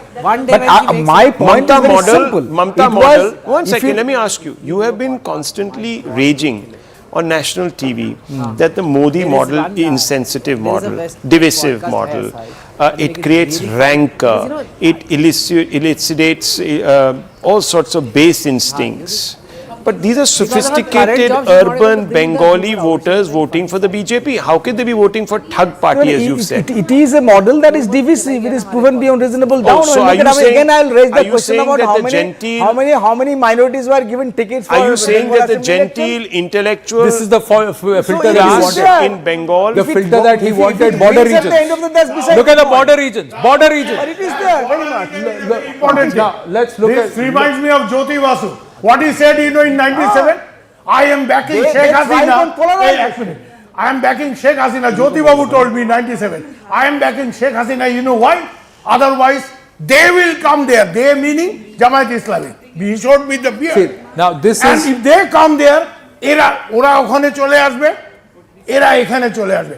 Means if I don't back Sheikh Hasina and Sheikh Hasina does not remain in power, the beards meaning Muslim fundamentalists will come there. If they come there, ওরা ওখানে চলে আসবে, তো এরা এখানে চলে আসবে. The Hindus will have to flee. Now, well, look, there was in the recently conducted elections, concluded elections in Bangladesh, the Jamaat actually won all these seats along the border. True. And this was a story in itself because everybody got worried. Now look what's happened. There is a consolidation, counter consolidation that's being witnessed because there are 9 seats additionally that have gone to the BJP from the Trinamool. Can I make a small they've gone up point to here? 25 seats here. On these seats, viewers, a large number of seats saw lesser turnout, net, than the state average. So even though there was lesser turnout, it appears that the BJP has snatched. But that lesser turnout was not that it was an 8-10% lesser turnout, 1-2% over than the state average, so it was not that. Plus this region also saw a lot of deletions. Plus this SIR bogey, the SIR aspect has made a lot of, forced a lot of people to also turn, quietly go back to where they came from. That's also has happened. Let's now just change the conversation, because the other big historic election that is plotting, viewers, is, look at this. TVK is very few seats now short of an absolute simple majority of its own. Simple majority rather, viewers. 217, 218 is what it needs. It's about 8-9 seats. No, 117 they need. Halfway mark is 117. Yeah. 234 is the strength. 11 short of that halfway mark, which would give them a simple majority. That would be an absolute. They seem to have pulled the entire vote from the DMK. I want to bring in Vivek Narayan on that point. Vivek, coming across to you, did you see this happening on the ground? Number one. Number two, if you did, where do you think it went wrong for the DMK? Mr. Dharanidharan is here. He doesn't seem to accept the fact that there was anti-incumbency substantially. He's putting it down to something very different. What's your take? No, I never said anything like that, no. Well, a post-facto analysis of whether there was any anti-incumbency is immaterial now, because this Vijay Yatra is something that 99% of pundits, me included, a journalist who travel some bit, could not gauge that this could be this big a tsunami. I mean, yes, there was an undercurrent, there was an anger with the existing system, but it would manifest with this strength that he would cross 100 is unforeseen. It's a historic mandate, Rahul. I mean, even looking at details of caste, of freebies, nothing seems to have worked for people who gave an 8,000 rupee chit, people giving cash in the hands of people. Well, the cash seems to have been taken, as doctor said in the morning. The vitamin M was taken, but the vote went for Vijay. So that very clearly is what we are hearing. And the thing is, Vijay would get 20% vote was the general feeling. Yeah. We also said that the minute it is over 26, it could go anywhere. Now he seems to be getting 36% of the votes. And that is mostly from DMK. Yeah. Yes, AIDMK has done not so bad, if you ask me. From previous 66, they have gone to 77. 77. They're actually +2, Vivek. But Anand here, just quickly wanted to ask you, where is this vote for Vijay coming from? Is this a new dynamic that's happening, or could this change because it's still too many early rounds? What's your understanding? By round 9, round 10, could things change? New voters decline. Vivek, can you hear me? Anand here. It is likely to go whichever ways. I mean, if you look at campaigning of Vijay, it's interesting. He only did 16 days of campaigning. So there was a very strong undercurrent, which the government misread. Through campaigns, through flex boards. Tamil Nadu. You cannot. Was this pan Tamil Nadu? Absolutely, it is pan Tamil Nadu, but would be more, as we all knew, it would be more centered around urban, semi-urban areas. But even in rural Tamil Nadu, I mean, Mulathur, if Chief Minister is trailing, that is very, very bad. It's a trend. Yeah. It is the rejection of an existing system, whether it be West Bengal, whether it be Dharmadam, Kannur district. Yeah. The CPM leader, the stalwart, has fallen. I mean, he's trailing If that is happening, and if MK Stalin is trailing, it just tells you that let's not get ahead of ourselves, respect the mandate of the people. They may not tell you whom they are voting for, they may be taking the monies. But if Pinarayi Vijayan is following, if MK Stalin is following, it tells you a story. No, but how is it that the DMK could not read this on ground, or nobody read this on ground, is something that everybody is asking. The other thing is, who is the person who's orchestrated this? Is it because that Vijay has been in the scenario since 2021, quietly using his fan base, his mandram, his group? He skipped 2024. Was he consolidating quietly on ground, which nobody read? Or is this just that they don't want any of the DMK, ADMK anymore? It's a Punjab-like situation where the AAP wins everything that it takes, wherever it contests. Exactly. That's what I said earlier also, Anand. It's just that there is a beacon. There is a ray of hope coming from Vijay. A couple of people whom I spoke with were telling me even today morning that Vijay will win. Why? Because he will make sure that that alcohol is not sold. The TASMAC shops are now more open. They have also said this ganja menace, this drug menace that is in and around urban, semi-urban areas around Chennai's beaches. Well, that will all go when Vijay comes. Vijay never said that he's going to shut down alcohol shops. He never said that he's going to stop this. But there is, as I said, there is a hope. There is a rejection of the so-called Dravidian model. Which existed till now. That is a paradigm shift. Because many would say that Vijay has largely idolized or taken a leaf from the Dravidian model and just perhaps repackaged it. That's what many would say. But yeah, there is an alternative vote to ADMK plus and DMK plus that stands out. Quick question on Keralam. We'll go to Rohini, who's outside Vijay's residence, in just a bit. Keralam, again a shocker.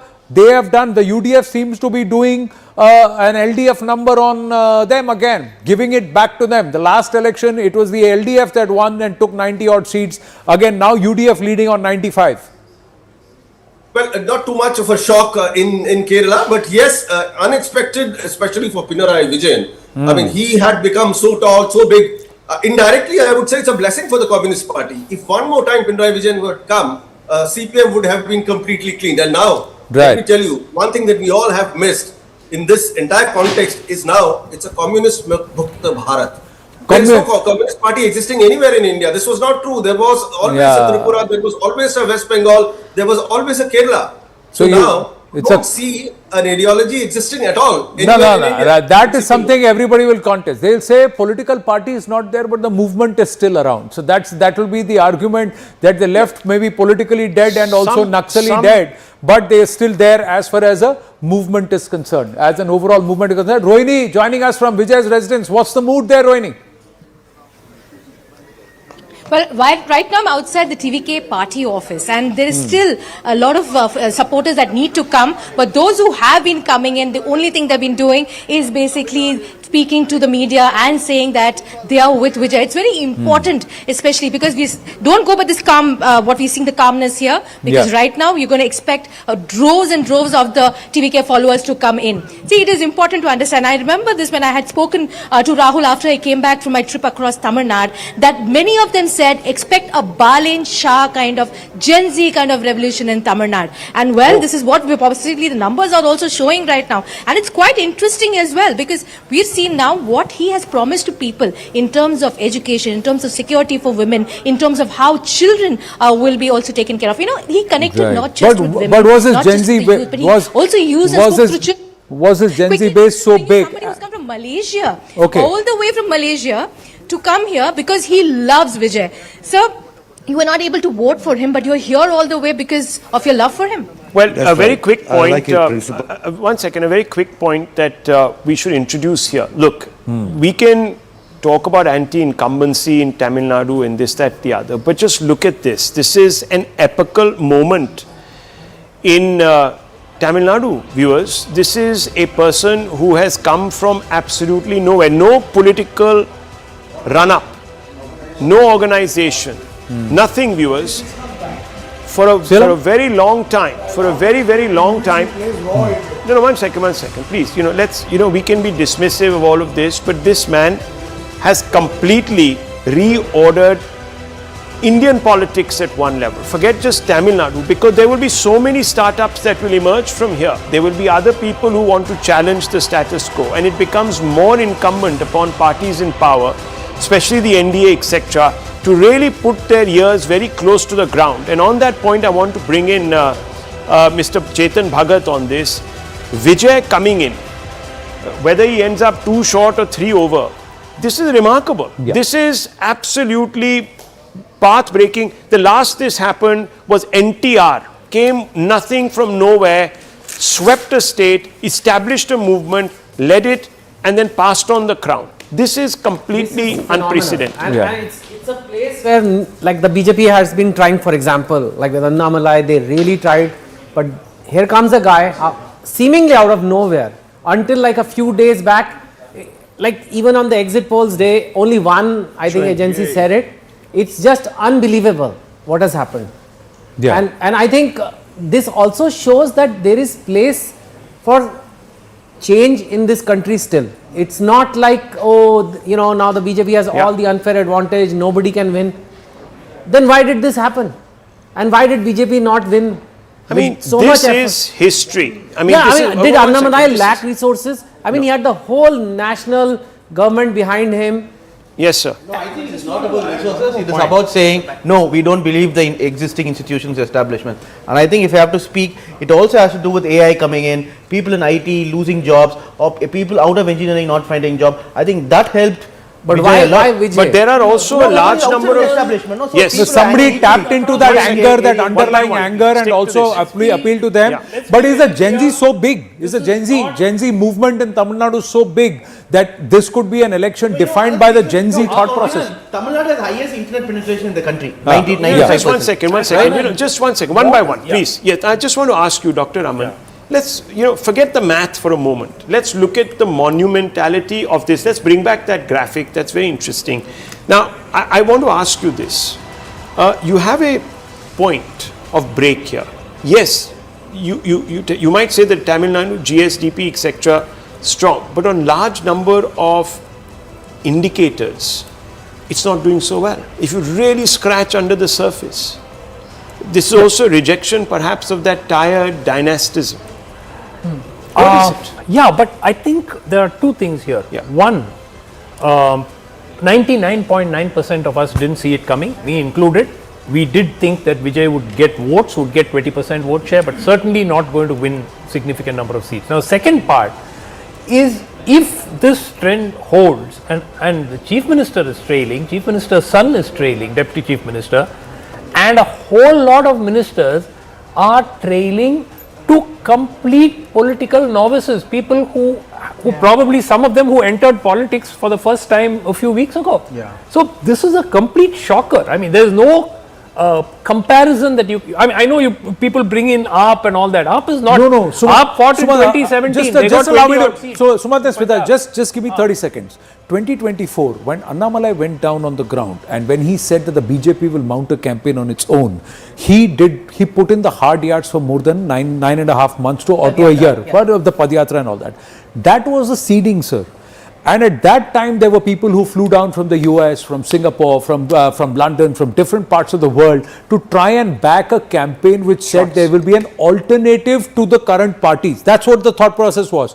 What Vijay has done, and I'm telling you, people very close to Vijay have come out and said they were influenced by Annamalai and he got confident. He didn't get into 2024.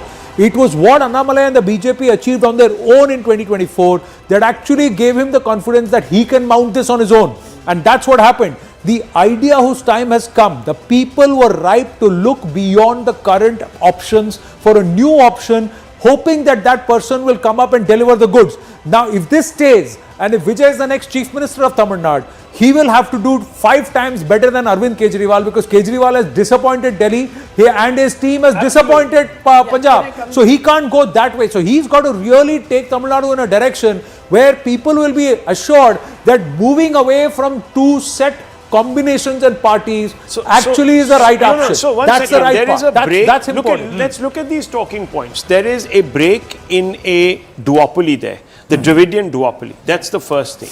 Second, you have a situation where you have a complete political outsider coming out with what is known as a very simple message that, look, these dynasts have done you in. They are not raising the bar aspirationally. Give me a chance. Smita Prakash, 2 things. We've got to start tracking this. I completely agree with you that the duopoly is smashed to a large extent. But like your reporter was saying about the Gen Z movement, Gen Z movement in India, or the moment in India, is significantly different from everybody else. It's not agitational politics that has won. It's not Aam Aadmi Party style. It is not Nepal. It's not Dhaka. It's not Bangladesh. This is completely through the ballot. It is not upsetting the apple cart to such an extent, because if you see, even though it is a post-Dravidian model, it's a nouveau Dravidian model. It's not so far from the DMK in its ideology. Closer to it, but aspirational Tamil Nadu talks about young voters. It talks about tired old ideas where you're just futile. Sanatan is malaria, Sanatan is virus. Don't want to get into it. Let's talk about bringing it as the IT hub of the country. It's already there. I'm not saying it's not there. But what I'm saying is that it's an aspirational Tamilian who does not want this baggage of that Dravidian past. It wants... But it is also largely, Smita Prakash, personality-led. Personality. You see, you have a personality now around which, so people haven't really looked at... Is he going to form the government on his own? He might. He might. The answer is we no. don't know. Then hang on. Professor, hold your horses. Look at the numbers. Interesting. Yes. That the ADMK has climbed within 21 seats of the TVK. Yeah. So the ADMK has climbed to 80 seats. Now this is the dynamic which I want all of us to consider as we go up the rounds, viewers. Because if there is an anti-incumbency vote in Tamil Nadu, and if there is a coalition which is being led by an MBC leader very strongly, you cannot discount the ADMK to be there. Why? Another reason, Vijay did not attack the ADMK. ADMK did not attack Vijay. We may have a situation where the two of them may be very close to the post, but neither of them will get past it, and it could get a little hung. And that's the scenario where right now we got the update that Vijay is talking to all the candidates. All the celebrations. Look at the celebrations in Vijay's home. Let's play out these visuals. The question is that, is he going to... 1 minute, let's cut to these visuals full frame. These are pictures that we are getting from Vijay's home.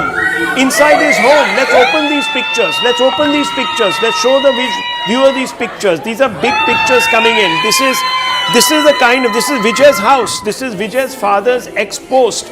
Let's put that out. I just want to go up to the wall. These are his immediate family members. This is joy. This is joy, viewers. This is unabashed joy. This is Vijay's father. He's coming right out there. This is the scene. This is completely unprecedented. Absolutely unprecedented.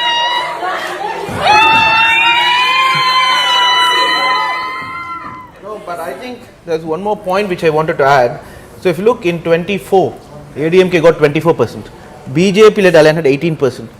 And we got about 47%. So our 47% got to 24%, 23%. Yeah. But BJP alliance is 18%, which is not basically for BJP, but basically for no for ADMK and DMK. Correct. That has also completely gone to TVK, and there's no vote transfer from that anomaly. No, that's okay. What I'm trying to tell you is 18% was a case to show that there is a 18 to 20% vote share which does not want to vote for the ADMK or the DMK. Now Vijay has worked that. He's not only tapped into that, he's also tapped into the DMK sentiment and said, okay, I'm going to pull away from the DMK also. He's the first one to go after Stalin and call him uncle also. He was the one who said, I'm ready to take you on politically because I think you're old and I'm new. I'm the next option. See, he was doing it smartly. Yeah. So the more interestingly also, apart from money, caste equation has not worked. He has not given any consideration to caste equation.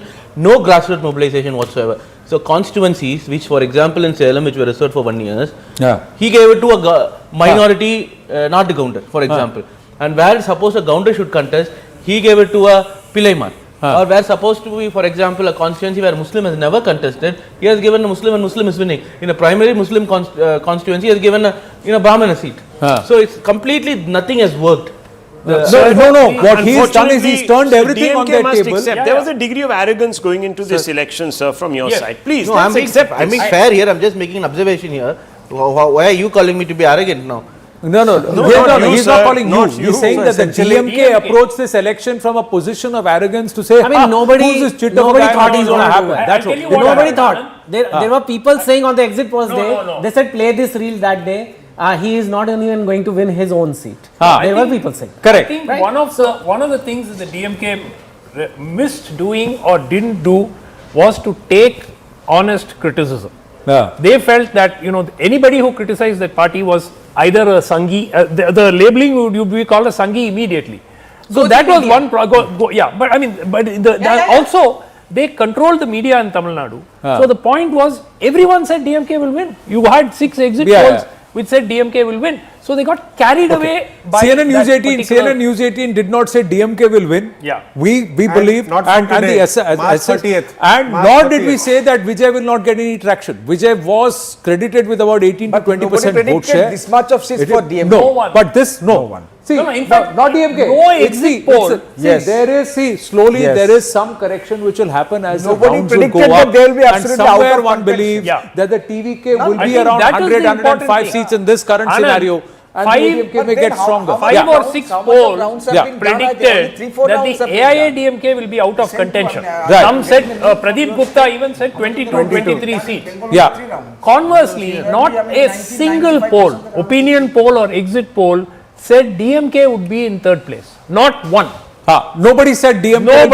Nobody said that. But they, I agree. But on March 30th, when we did the second opinion poll tracker, we had said that DMK is not going to form the government, and you are aware of the controversy and the toolkits which there was a huge, us. See, there was correct. That is number one. Correct. Number two, we always said that there is huge anti-incumbency. Who will take benefit of this anti-incumbency is. We thought that it is likely to be AIADMK which will take the benefit. I think what C. Joseph Vijay has done as a leader, one, he has done the groundwork because he's been at it with his fan club and his grouping, trying to figure out the groundwork, lay the groundwork quietly via the fan club since 2021. He's been doing it for a while. He stepped away from 2024 because the timing was not right. Now, despite being thwarted so much, I think the people have turned around and said, how much are you going to bottle up a person? How much are you going to wring it out into a person, and how much are you going to stop a person from growing? Let me just go ahead and do. And then, like Selam Dharnidharan has observed, he's thrown away the dynamic. He said, vote for me if you believe in me. How does it matter what the caste of the candidate, the religion of the candidate, or the background of the candidate is? Break those lines and come out and vote. And somewhere that if that's happened, Chetan, it's a story in itself. That is where I know it's not the AAP situation, but it's very similar in that way. At that time also the same thing happened. At that time also the AAP took votes from the Congress and finally ended up making government with the Congress. Here also that is a possibility, which will be ridiculous at one level, and I don't think that. But interestingly, TVK has not pinched votes from the ADMK. Look, let's be and they've kept TVK has pinched everything from the DMK. Let's be very fair. Pinched everything from the DMK. Let's be very fair. Large number of people missed the Vijay factor. Yeah, they did. But one thing behind you, I think the Bengal number is 184. Yes, That's phenomenal for the BJP. So that is also remarkable that the BJP is really cost ahead. But Hemanta is 96. Hemanta is 96 in Assam. This is where the suspense, viewers, is still really up there. Why? Because we don't know how close the TVK will get to that halfway mark. That halfway mark is now about 10 seats away from 12 seats. 12 seats away from the TVK, viewers. That means that it is within closing distance. Remember, still about 6 or 7 rounds of polling have taken place in Tamil Nadu. We're going to check a little bit with Shivani to get that exact round count. But 105 fresh mandate, literally, these 105 seats have voted for people they don't perhaps even know their names of, perhaps never even knew about them. They have voted. This is phenomenal. And on this side, viewers, is West Bengal. And look at West Bengal, viewers. History is being rewritten. You've had 25 years of left rule. You have 15 years of Mamata Raj. Whole 2 generations of people in Bengal have never seen any other alternative apart from the left and Mamata Di. And now, viewers, you have the BJP, the saffron surge. Many people will say, oh, this is random polarization, this is SIR. This is not SIR, viewers. This is a mandate for change. And that change, the crown has now fallen on the BJP's head. And you can see those numbers, viewers, 184. It's an absolute. The TMC has only 82 short seats because of Muslim vote. It is perilously close to becoming a party only supported by one community, viewers. What does this tell you? And it also is a challenge because the BJP will have to also work with other communities as it gets bigger. But Anga, Banga and Kalinga, viewers, including the northeast Assam, all now under the saffron sweep. This is a BJP that after 2024 Lok Sabha is not looking back, it is only looking forward. And Anand, the numbers are telling you a story. Interestingly, I'm just quickly taking you to Tamil Nadu. Right now, all the seats that the TVK has won is from the DMK. So naturally, if it is hung and if it gets, they're not neither, nobody. I want to make one correction. Yeah. They are doing extremely well in the Congo belt as well. The TVK is leading in Coimbatore North, they are leading in Gaundapalayam, they are leading in Singanallur. All of these are hardcore ADMK seats. But they're hardcore ADMK seats, but the last time the DMK won it. Yeah. The DMK won it the last time around. That's what I think. Mr. Jay Panda is with us. Namaste Jay Panda ji. Rahul and me here this morning doing the election coverage. First up, I think congratulations are in order for Assam and Bengal. But we would like you to, we'd like to pick your brains on what's happening in Tamil Nadu. I'm afraid I have been entirely focused in Assam as the BJP campaign in charge here for the last 4 months. I can see that we have a tremendous response from the people in all over the country, in Bengal, even in Tamil Nadu. There's been a major turnaround in the politics there, but I'm afraid I'm really only focused on Assam now. So the 96 that your leads that you have plus 23 from last time, very close to what the projections were, about 95 seats. How would you look at it, and how much would you credit the delimitation exercise for the same? Well, first of all, remember that 10 years ago it used to be said that the BJP would never win Assam. We won 2 elections very comfortably and there was no issue of delimitation. Now this is the 3rd time we have won. And there is a sweeping difference. I would like to say this. This is the argument of losers. When they win, they don't have a problem with the EVM or with the election commission or with delimitation. Only when they lose, they suddenly start having a problem with all of these issues. Delimitation has been happening for decades. The rules are the same. The provisions and the parameters are the same. So that has nothing to do with it. What, on the other hand, they should be really focusing on is Prime Minister Modi has visited the Northeast and Assam 80 times as Prime Minister. Compare that with his predecessor, who actually represented Assam in the Rajya Sabha, who only came 10 times. Don't you think that has something to do with it? Let me ask you, Mr. Panda, many people are looking at this as a natural continuity of BJP expanding into new geographies. The challenge will, of course, also be to include people that it encounters in these new geographies. Do you see that being easily achieved and bridged? There is no issue there at all. The only challenge is that there is a committed section of narrative builders who try to portray and misrepresent the BJP in a certain manner. The reality is that if you look at the Modi government's slogan of Sabka Saath, Sabka Vikas, I challenge anyone to point out even a single example of discrimination against any community in the lakhs of crores of rupees of government expenditure that happens across hundreds of programs, and even in Assam. You're seeing that the BJP is gaining votes, not just in Assam. Today, we have won not just a simple majority, not just a 2/3 majority, but we are winning well over a 3/4 majority, and that's because the people have decided to continue supporting the kind of changes we are bringing about. But on the question of representation, sir, whether it's Assam or even in Bengal, where there is a significant minority population, people say that the BJP hasn't opened its doors to representation from a particular community. Do you think the time has come to perhaps address that, or is that not required, or is that just empty optics? What do you make of this? I think the proof of the pudding has to go back to the end result And the end result is, again, I will reiterate, in governance, the BJP governs with equal attitude towards all citizens of India. Nobody can ever show any discrimination. Now, the question that you are asking actually begs another question, which is appeasement politics. Now, we are very clear that the results of the way we are governing is equally fair to everybody.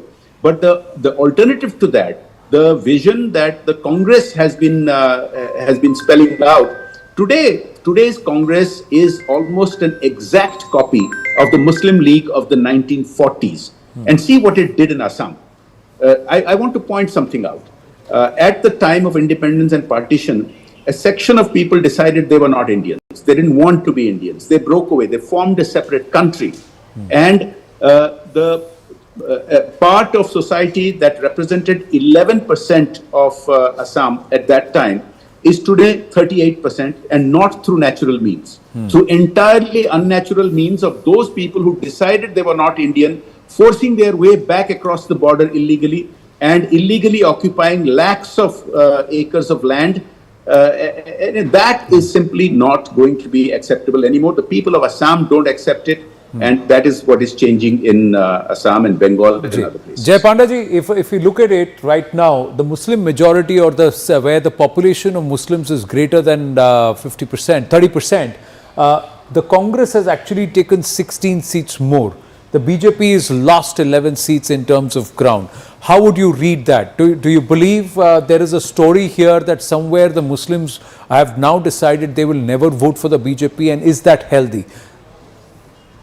Well, first of all, it confirms what I just said, is that the Congress has become the current version of the 1940s Muslim League. And if you look at Assam, who are they competing with? They're not competing with the BJP or any of the other parties. They're competing with the AIUDF, which is an unabashedly Muslim party.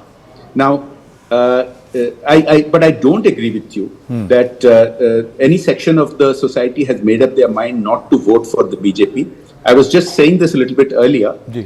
We couldn't have won in Assam if we hadn't started winning the seats directly and through alliances of many different communities, including tribals, including other minority religions. The same story in Goa. You're beginning to see the same story gradually opening its account in Kerala.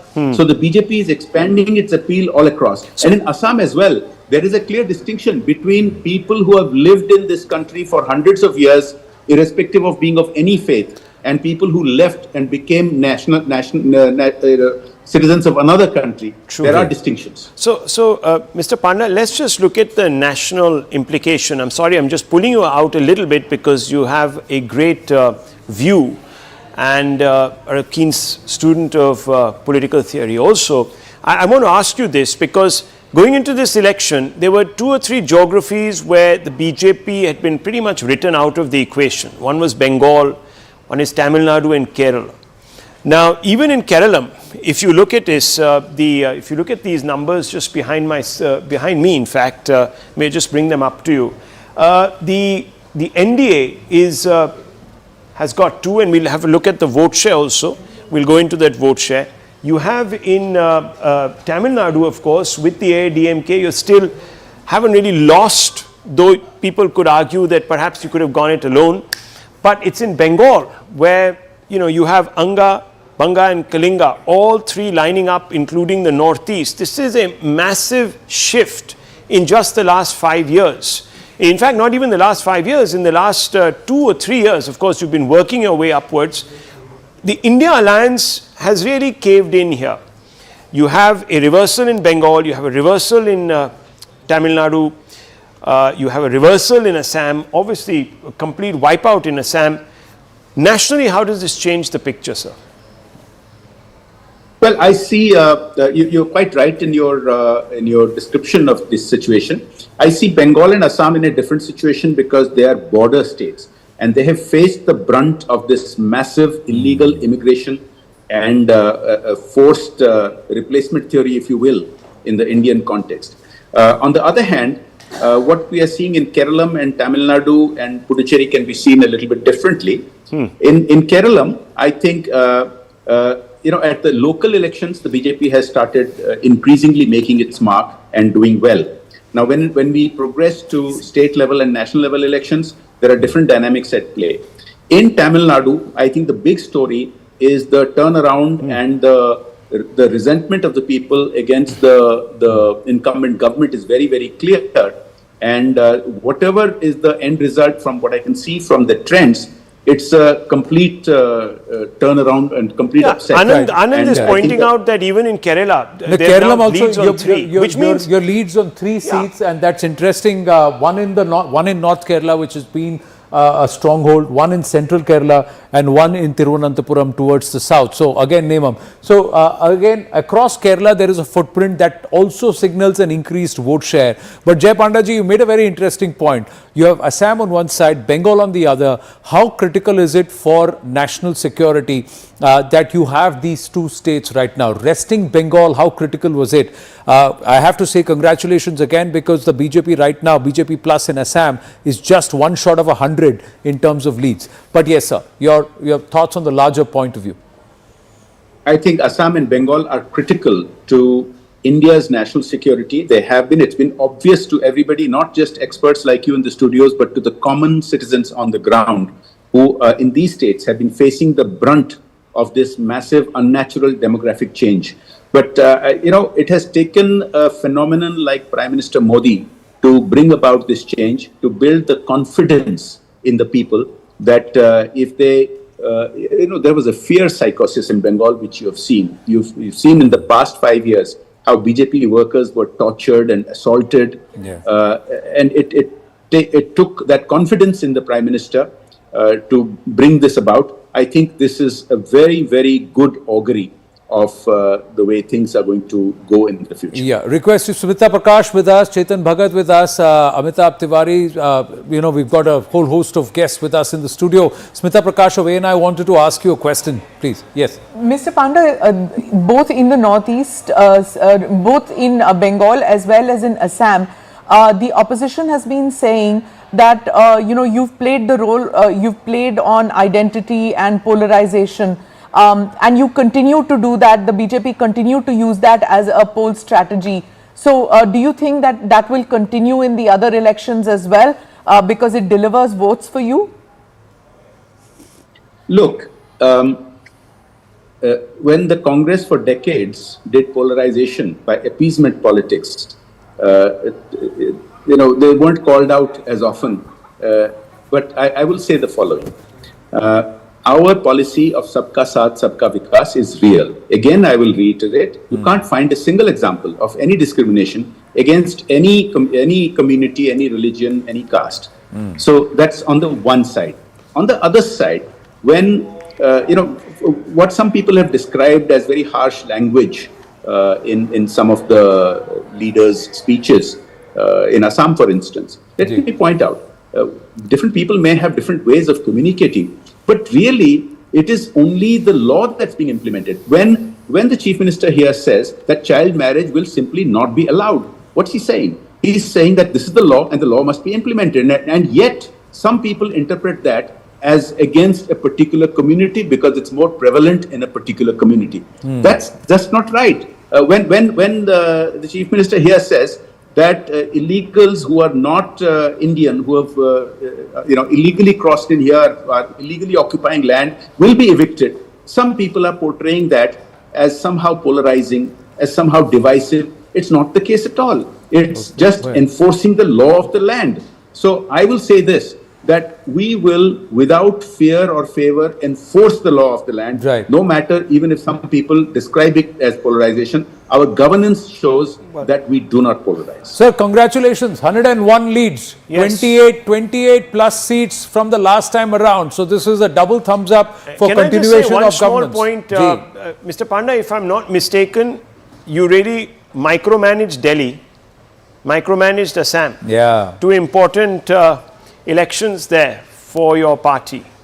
So give us a little bit of a idea about now this new startup that has appeared in Tamil Nadu, the TVK Vijay. He will be CM. There's no doubt about that. He's very short. There's Ramadas, who is leading on 6. So he's not averse to supporting. The Congress has 5, the left has 5. So you can still have the Congress. And remember, Rahul Gandhi was trying to sort of forge an equation. But Mr. Panda, all of this taken together, new startup, what are we seeing here? Give us a sense of what are we seeing here. You've managed now 2 crucial elections, brought in the numbers. Of course, it's not a lone effort, and you'll be the first to say that, but you also have a new startup in Tamil Nadu. Where's this come from? How do you assess it, sir, as a thinking man? It is not a lone effort. I'm very fortunate to not just be the election in charge of Assam for a party which is in history the world's largest party, have the good fortune of having the world's most popular leader at campaigning for us, and a very dynamic double engine government here in Assam. All of that is very helpful. Now, I also happened to be in charge of the party for Tamil Nadu for a few months before I was reassigned to Assam. And what I observed is, I can't speak with any great expertise because I was not there for the last 5 months or so. But this new phenomenon, this new startup that you're talking about, a lot has to do with timing apart from his own individual appeal to certain sections of people. Because you've had other stars also come in. You had Captain Vijay Kant, you had Kamala Hassan, you had others try, and it didn't quite click. The last, if I might add, you also had a new star called Annamalai who came in, and he was saying, let's go, our own way. Would you say that that is something that perhaps you might have missed a trick there, the BJP as a whole?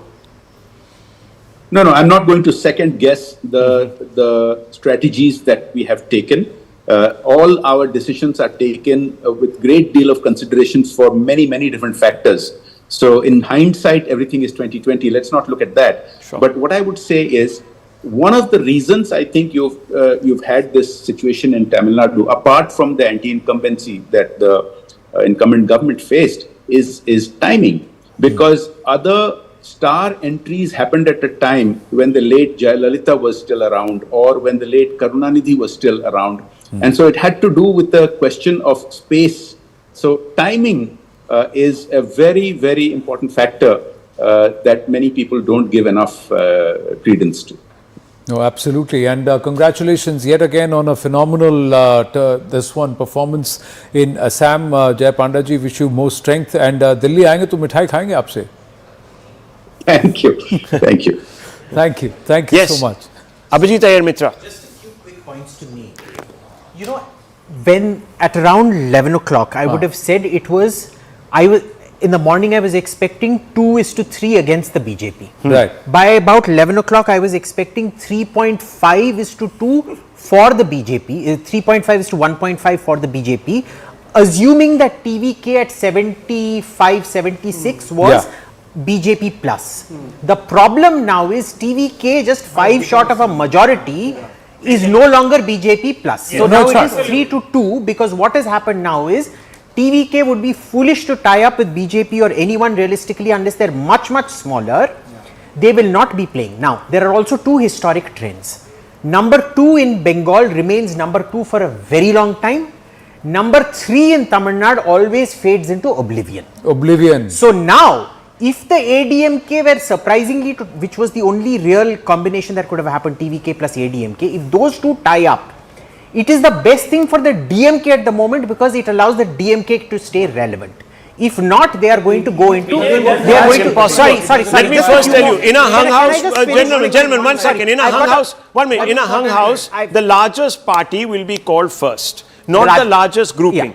So that equation is out. I've got a few points to make. Sorry, can I just finish my points? I have a few points to make, so let me finish all of them and then everybody can come in. Okay? Next, the Supreme Court said in Bengal, let us see the margin of the victories and then we will take a call on SIR. I want to know how that is going to play out, if any of them can answer. The Kerala victory is impressive. I wasn't expecting such a huge victory. It is impressive. My issue now is, and it's a specific question for Tehseen and possibly Sumant Raman, is that this was, the Kerala Congress is ridden with factionalism. There are at least 3 main factions. Now, this has empowered K.C. Venugopal very significantly. Does that mean it is the end of factionalism in Kerala perchance? No, how this is not empowered KC Venugopal. This election, if it is won for the UDF, is won on VD Satishan. The story in Kerala, the story in Kerala is VD Satishan. Is it? The story in Kerala is VD Satishan. Had they been struggling, then this kind of a runaway victory is VD Satishan. Look, clearly VD Satishan. The thing is, KC Venugopal is close to the. No, he may be close to anybody. If the UDF for and the Congress has won well, the credit only goes to VD Satishan, and his approval ratings were the highest, even closer to Pinarayi Vijayan. Sorry, One very important trend.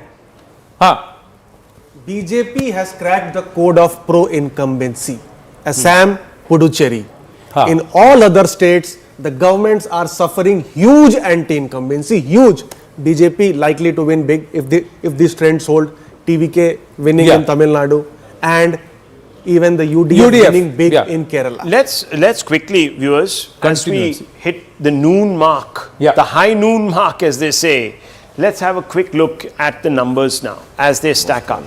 We can now confidently say, viewers, this trend is not reversing despite the number of rounds still to be called. There's no doubt about this. There are still some seats which are not reporting trends at all, viewers. They're only adding up. But let me let me tell you, even the Election Commission now has put the BJP beyond the halfway mark. So even that which goes very slowly and they have to look at all the officious niceties is showing that the BJP is coursing ahead. The exact granularity of the vote share across various seats we're going to look at very shortly with Amitabh.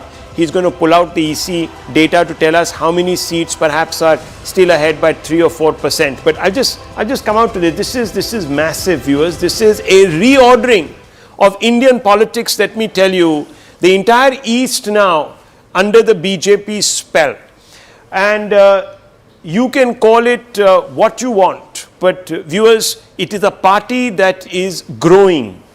It is growing shoots even in Kerala.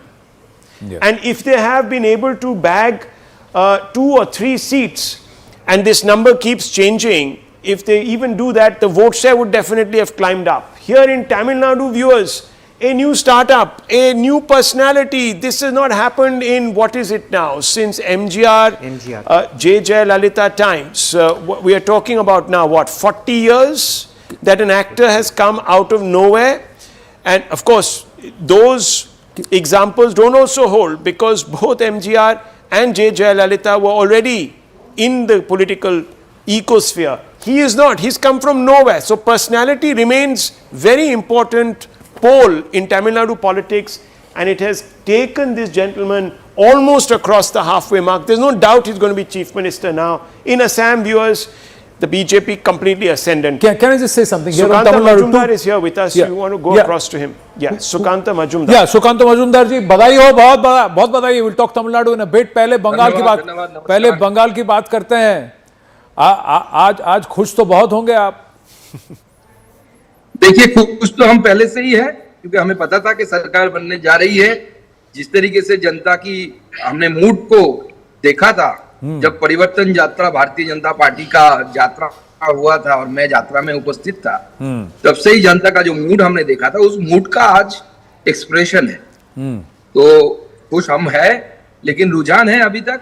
इसको नतीजे में आने दीजिए, उसके बाद और भी खुश होंगे और आपको रसगुल्ला भी खिलाएंगे. अच्छा, रसगुल्ला नहीं, संदेश आप भेज दीजिए, वो टिक जाता, खराब नहीं होगा. इधर है पर मेरी तरफ आया नहीं है. स्टूडियो में स्मिता प्रकाश जी पहले से लेके आई थी, इंतजाम किया है. बट आपसे पूछेंगे, व्हाट ये दिशा जिस तरफ जा रही है, 180 प्लस का अभी मार्क लग रहा है, इट्स अ रनअवे विक्ट्री. सबसे बड़ा फैक्टर क्या है? कुछ लोग कह रहे हैं SIR की वजह से है, आप क्या कहेंगे? देखिए, SIR को वो लोग बोल रहे हैं कि SIR एक इशू है, लेकिन किस तरफ इशू है? 24 lakh dead voters, their names have been deleted from the list, voter list. So obviously, it is an advantage for BJP. It is an advantage for BJP because TMC used to cast their vote. उनका vote TMC डाल देता था. तो आज उसके लिए लाभ हुआ है, तो वो तो सही हुआ है ना. जितना डेमोक्रेसी में इस तरीके की स्वच्छता है, जितना पारदर्शिता है, लेकिन मुझे जनता ने जो वोट किया है जी, कि ममता बनर्जी के 15 सालों में जो एंटी इनकम्बेंसी है, वो एंटी इनकम्बेंसी इतना ज्यादा हो गया क्योंकि शिक्षा के स्तर पे नाकाम रहा सरकार। आपके इकोनॉमी के हिसाब से अगर देखिए बहुत पोर इकोनॉमी बन चुका है बंगाल। हम बोरो करके चलते हैं, बहुत ज्यादा बोरो करके चलते हैं। हमारा इंफ्रास्ट्रक्चर में इन्वेस्टमेंट नहीं है ज्यादा हमारे बजट में। हमारे स्कूलों में टीचर भर्ती घोटाला हुआ, यूनिवर्सिटीज की हालत खराब है, यूनिवर्सिटी में पैसा देके लोगों को अपॉइंटमेंट मिल रहा है। और जिस तरीके से लॉ एंड ऑर्डर, महिलाओं के ऊपर अत्याचार, आरजी कर, संदेश खाली, एक के बाद एक घटना जिस तरीके से सामने आया, वो पूरी तरीके से दर्शाता है कि total failure of Mamata Banerjee and her administration. Shukantu ji, last time BJP won Nandigram but lost Bengal. This time you may be winning Bengal but losing Bhabanipur. What will happen then? मुख्यमंत्री कौन होगा? देखिए, मुख्यमंत्री के बारे में मैं सिर्फ इतना ही बताऊंगा कि हमारी पार्टी की एक नीति है, उस नीति के अनुसार पार्टी बैठेगी, हमारे विधायक दल बैठेंगे, पार्लियामेंट्री बोर्ड है वो बैठेंगे, बैठकर तय करेंगे। और जहां तक भवानीपुर की बात है, आप धैर्य रखिए। भवानीपुर में लास्ट खबर तक सुवेंदु दास से जो मेरा बातचीत हुआ, वो 8000 वोटों से पीछे थे। वो सारे मुस्लिम इलाके खत्म हो चुके हैं, अभी हिंदू इलाके में घुसेंगे, बस खेल खत्म ममता बनर्जी का। आप ये क्यों कह रहे हैं कि हिंदू का वोट बीजेपी को पड़ा है? ये क्या मुस्लिम का वोट टीएमसी को और हिंदू का वोट बीजेपी को, ये क्लियर बाइफर्केशन है क्या शुकांतु जी? क्लियर बाइफर्केशन है, पिछले वोट से ही ये बाइफर्केशन है। इस बार इसका थोड़ा उलट हुआ है, मैं आपको बताता हूँ। मुस्लिम वोट भी 100% टीएमसी के पक्ष में नहीं पड़ा। मुस्लिम भी इतने खपा है, कितने दिनों तक मतलब खराब एडमिनिस्ट्रेशन, उनके ऊपर अत्याचार, मुस्लिम नेताएं आम मुस्लिम लोगों के ऊपर अत्याचार करते हैं पश्चिम बंगाल में। तृणमूल के मुस्लिम नेता है, कब तक वो सहेंगे? जहां पे कांग्रेस स्ट्रांग है, कांग्रेस को वोट किया उन्होंने। मेरे इलाके में एक बूथ में तो मैं देख के आश्चर्य हो गया, मेरे एक असेंबली में, मेरे कॉन्स्टिट्यूएंसी के अंदर कुर्बानपुर बोल के एक बूथ है जहाँ पे मुस्लिम मेजोरिटी बूथ है, वहां पे बीजेपी लीड कर रही है 200 वोटों से। So you are saying that this is across segments. My final question, is this going to signal the return of Bhadralok and business to Bengal? Yes, Bhadralok, return of Bhadralok's politics and the investment and industry. So all these people, we are welcoming them. We are ready to welcome them. Please come to West Bengal. No tolabaji, no extortion, no law and order failure will happen. कड़ी हाथों से हम उसको मुकाबला करेंगे। BJP के भी नेता अगर एक्सटॉर्शन में जुड़ेगा, उसके खिलाफ भी हम कार्रवाई करेंगे, हमारी सरकार कार्रवाई करेगी। शुकांतु जी, बहुत बहुत बधाई हो, मिठाई यहाँ पे भेजिए। धन्यवाद। Well, look, new beginnings in Bengal, viewers. New beginnings in Bengal. Generations have come and gone, and they haven't seen a BJP government there.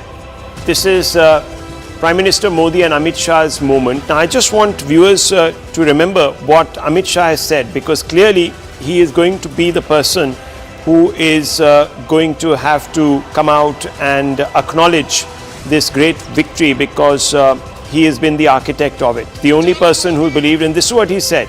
And I just want to play this out. Counting चालू होगी, 8 बजे ballot box खुलना शुरू होगा, 9 बजे पहला round, 10 बजे दूसरा round, 1 बजे काउंटिंग समाप्त और बीबी Didi tata good bye.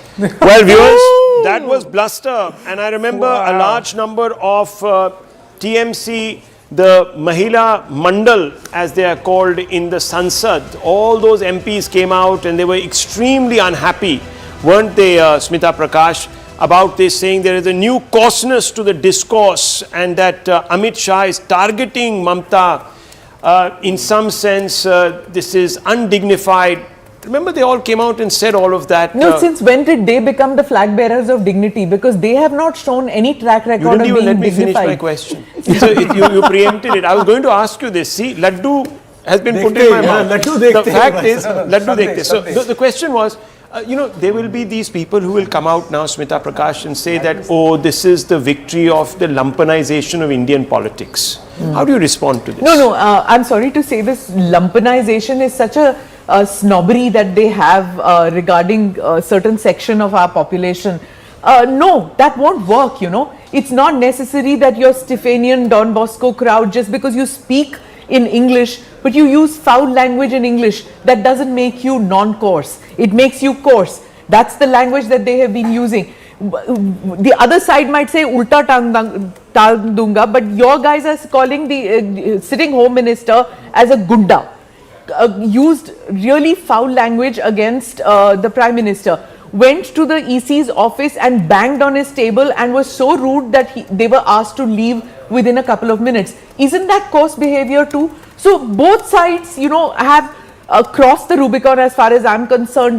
People are watching both sides and saying, if this is the case, you fight it the way the other Professor, person is less doing than it. 2 years, 1 second, you're preempting me again. Everyone is preempting me. Do you know what question I'm going to ask you? Less than 2 years after Mamata Banerjee, Mahua Moitra, Sagrika Ghosh, so many of these elite MPs came out and said, Modi is finished. Look what has happened. They kept in mind probably the 2024 elections, especially in Bengal. No, that's what I'm just asking you. What happened? Modi is finished. Still, I really don't know what impact it will have nationally. I'll tell you what happened. You know what you accused Prime Minister Modi of at that time and the BJP? Arrogance. You said that they were arrogant, they didn't see the writing on the wall, 400 par ka hawa nikal gaya. Now I'm asking you, sir. Yeah. Mamata Banerjee said that she is going to get 230 seats. Yeah, I mean, she will be saying this because she is the boss of the party. And it can happen even now. That's what the cadres are saying. Only 3 rounds of counting. No, you wouldn't say that arrogance. That was arrogant speaking. That was somebody who was completely cut off from the ground. Professor, you can't change the goalpost suddenly. On both sides yes, of you the play great spectrum. football, but you can't today nutmeg me.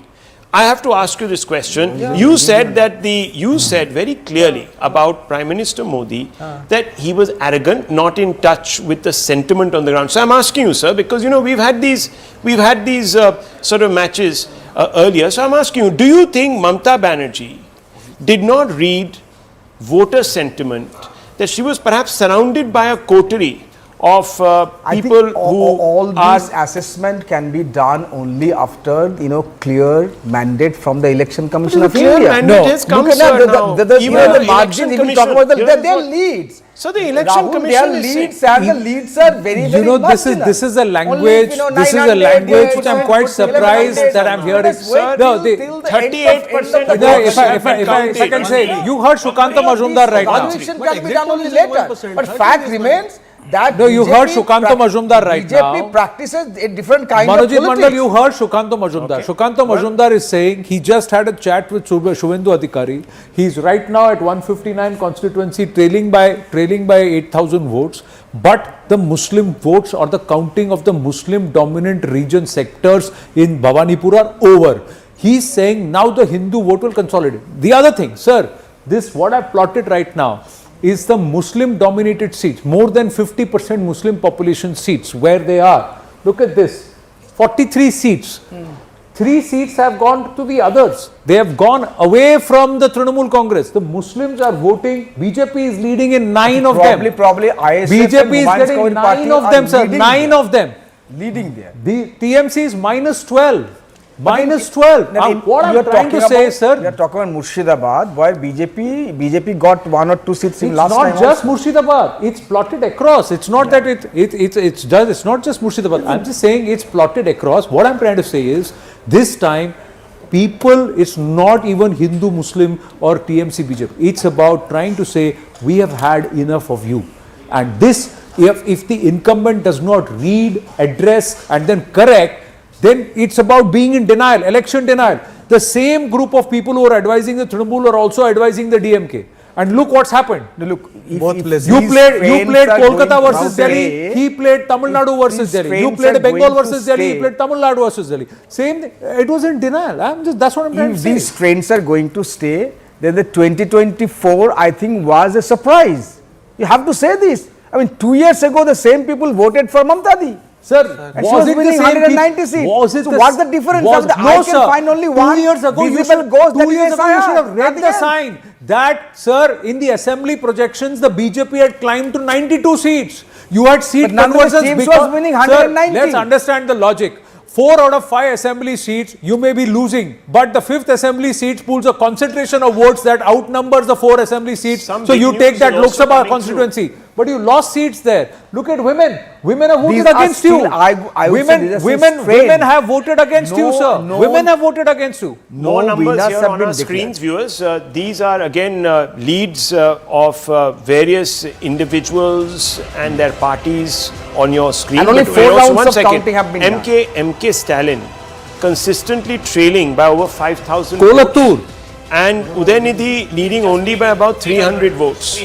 That These are also big he'll also numbers.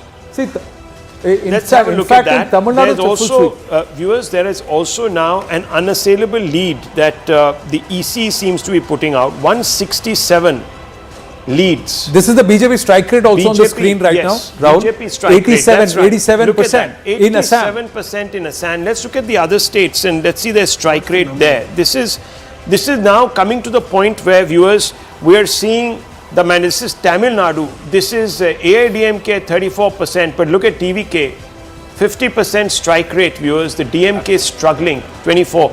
And Mr. Iyer Mitra says that parties at number 3 are basically out of the game, historically. Historically, you look at it, the moment MGR split from the DMK and created the ADMK, the Congress had no chance left after that, right? So this has been the pattern throughout. So are you saying that this is curtains for the entire... set for DMK. If TVK does not tie up with ADMK or DMK, the DMK may very well fade. Here is the thought. Can I just put it out here? Look at how the TVK has plotted. The entire vote The TVK has plotted across. Rahul was just saying, if you look at the score, the TVK is at 110. They may need max 7 or 8 seats. The PMK and 2-3 other smaller regional parties with cover 1 or 2-3 seats. Congress, they may just break away from the DMK and come. But let me ask you this. Is this perhaps the right signal for the BJP to go back to their 2024 template and say we'll fight alone? We will now move to an alternative counter narrative, not ally with the TVK. We will be the alternative, and Annamalai gets his way back into the BJP. Is this a message from the BJP saying we don't want you going together with the ADMK? Yeah, more shots. Let's listen to them. Fresh shots. What's going on there? The whistle. Whistle podu. Whistle podu. Whistle podu. Whistle kunji. Wonderful. Let me tell you, viewers, on that point, 24%. Anil. We say Anilu. Anil, okay. Anil is the squirrel, yeah. 24% viewers of the votes have been counted in Tamil Nadu. In West Bengal, 13% still. Assam, 30%. And Kerala, 47%. So Kerala, efficient. It's going through. Yeah, it's very sweet. And the family is so happy about this. And you know, his father very sweetly blowing the whistle and then closing his ears. I think somewhere this is a sentiment a lot of people are expressing, that they wanted an alternative which should continue to be Tamil. Family of Vijay. If you focus on supporters of Vijay. Families, we just got the video. We've just got the video. The families, the family also went through a lot of tough times. The DMK didn't make it easy when they tried to raise up personal issues around the campaign and all that. A word of caution before writing off DMK or ADMK. Both are extremely strong cadre-based parties, and I think the difficult part of the work for TVK actually starts now, because they've made, they've raised hope sky high. Yeah. And nobody really knows even what they stand for.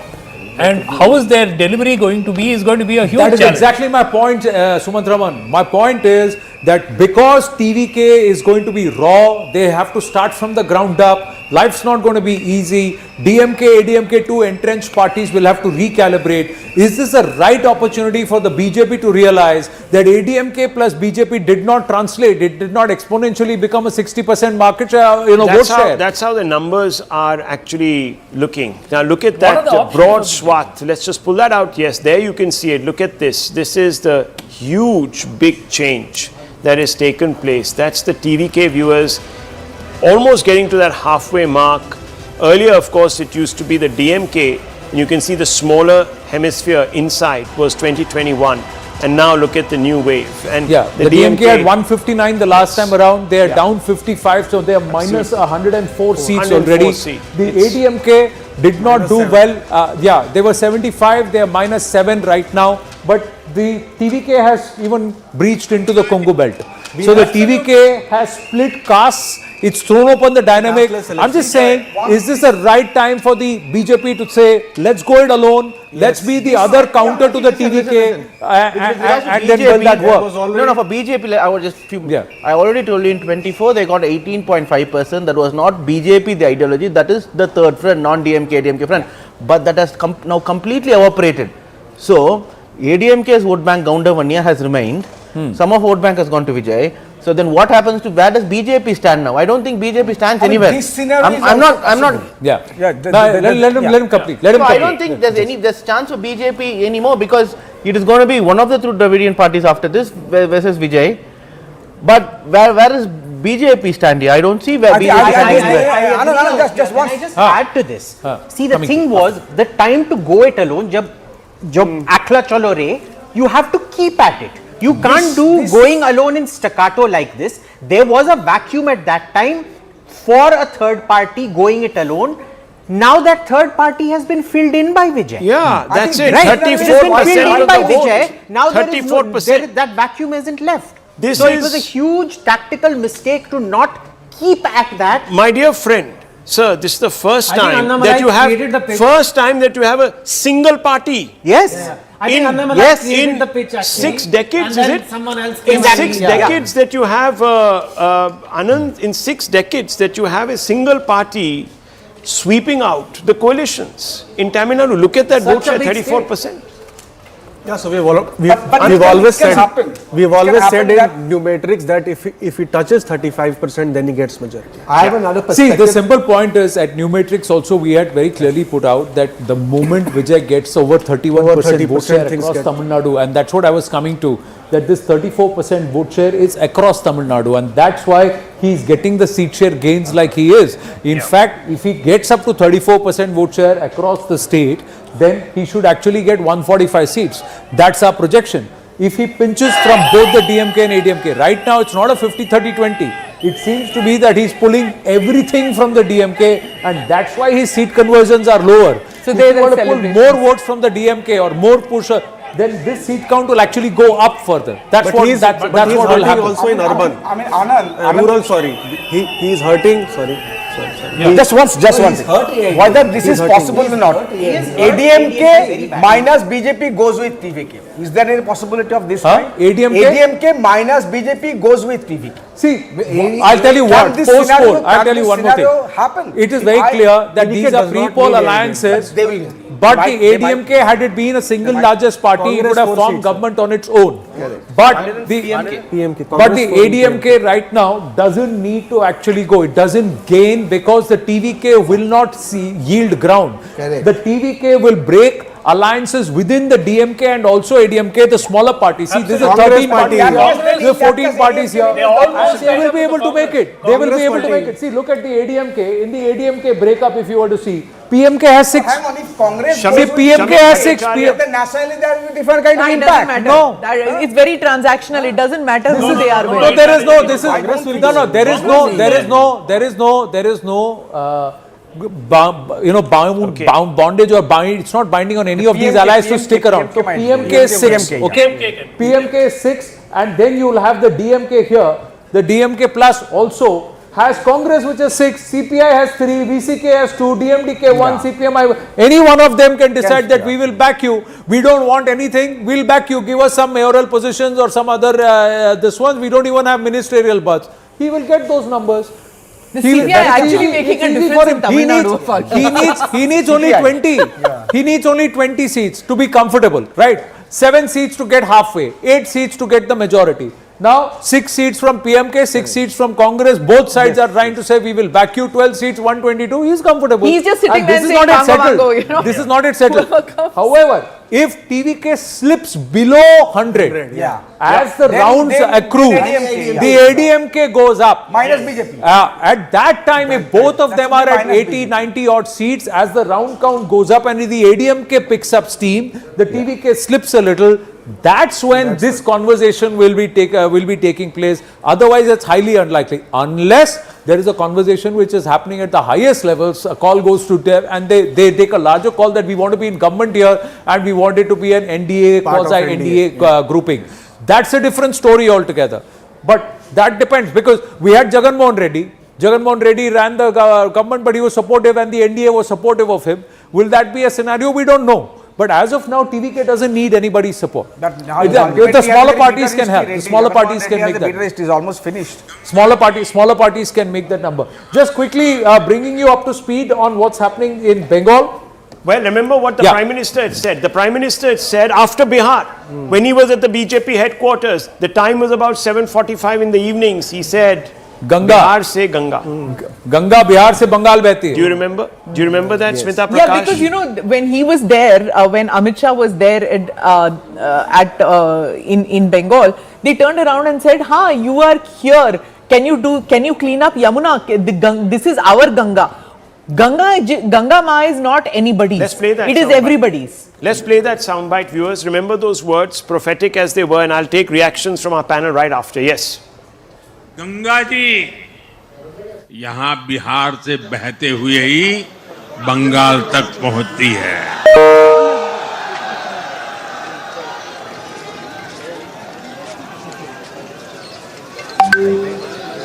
Bihar ने बंगाल में भाजपा की विजय का रास्ता भी बना दिया है।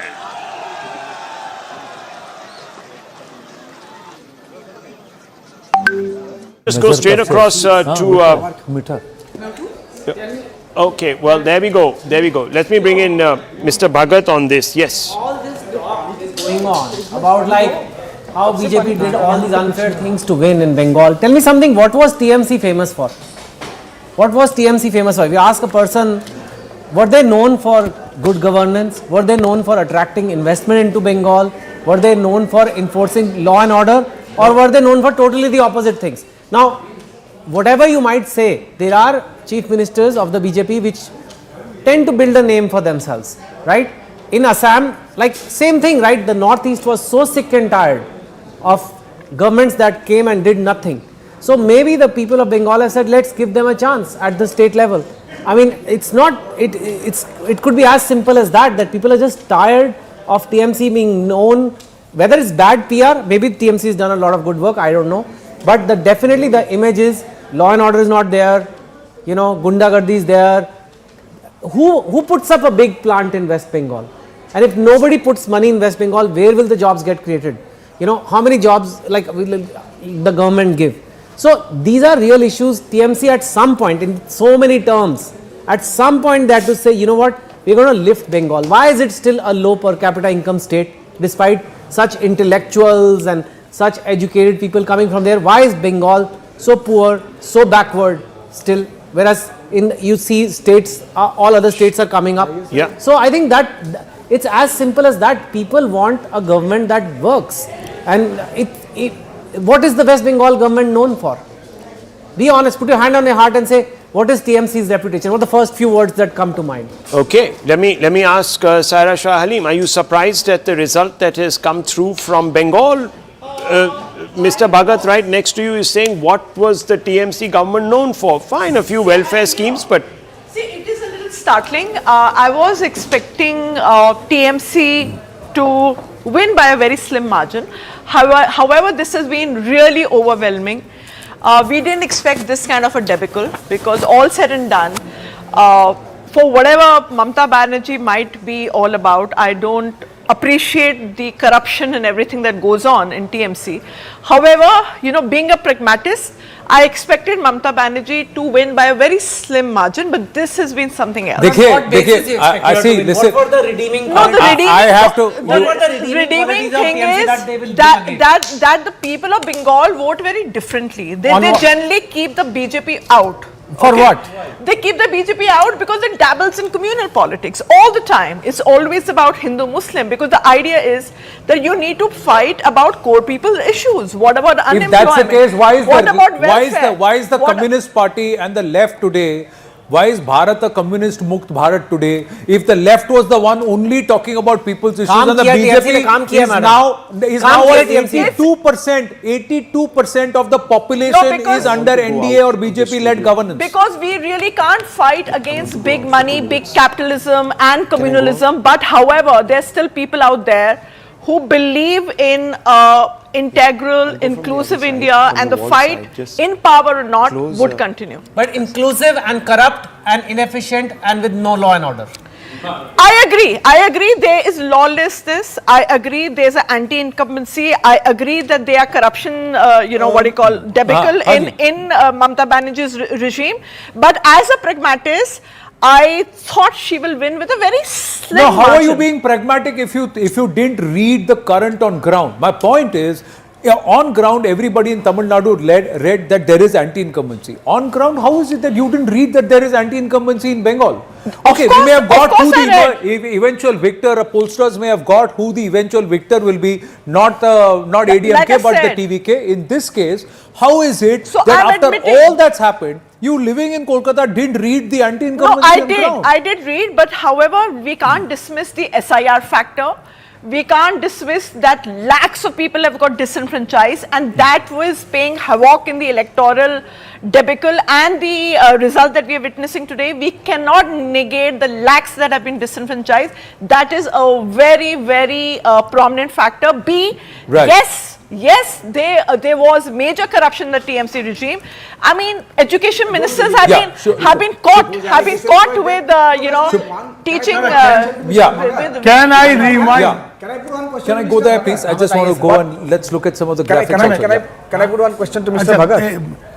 Can I remind Anand that BJP piggybacked on Mamata Banerjee and entered Bengal? Don't forget. I think we got Suvendu Adhikari speaking with us. She called RSS a patriotic Dada, we got Suvendu Adhikari speaking with us. Can we just listen to him? Yeah, let's listen to Suvendu Adhikari. How do you become a pragmatist?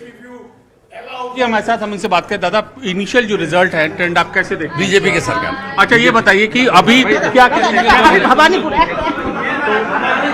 ये थे शुवेंदु अधिकारी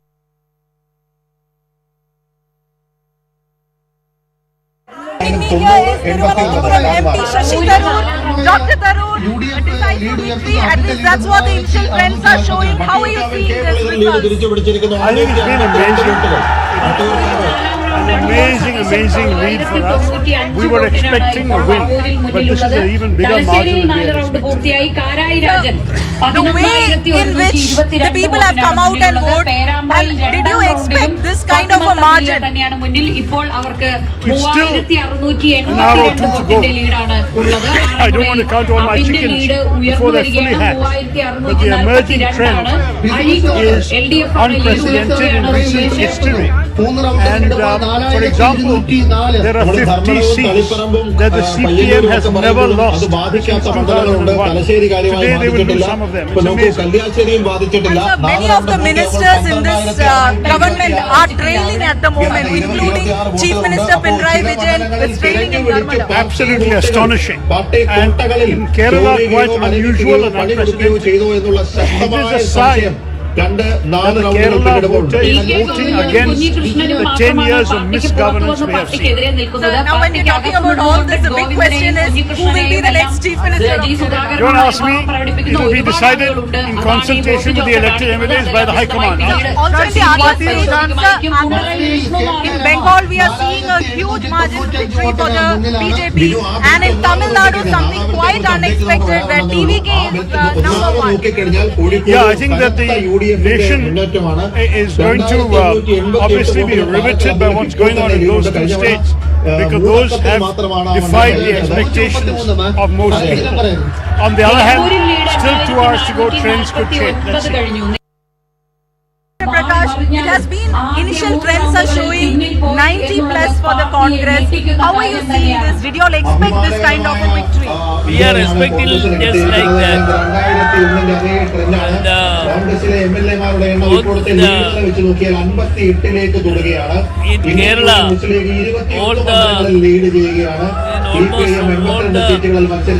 all part of Kerala, they are with the UDF. That's the problem. They are against this government.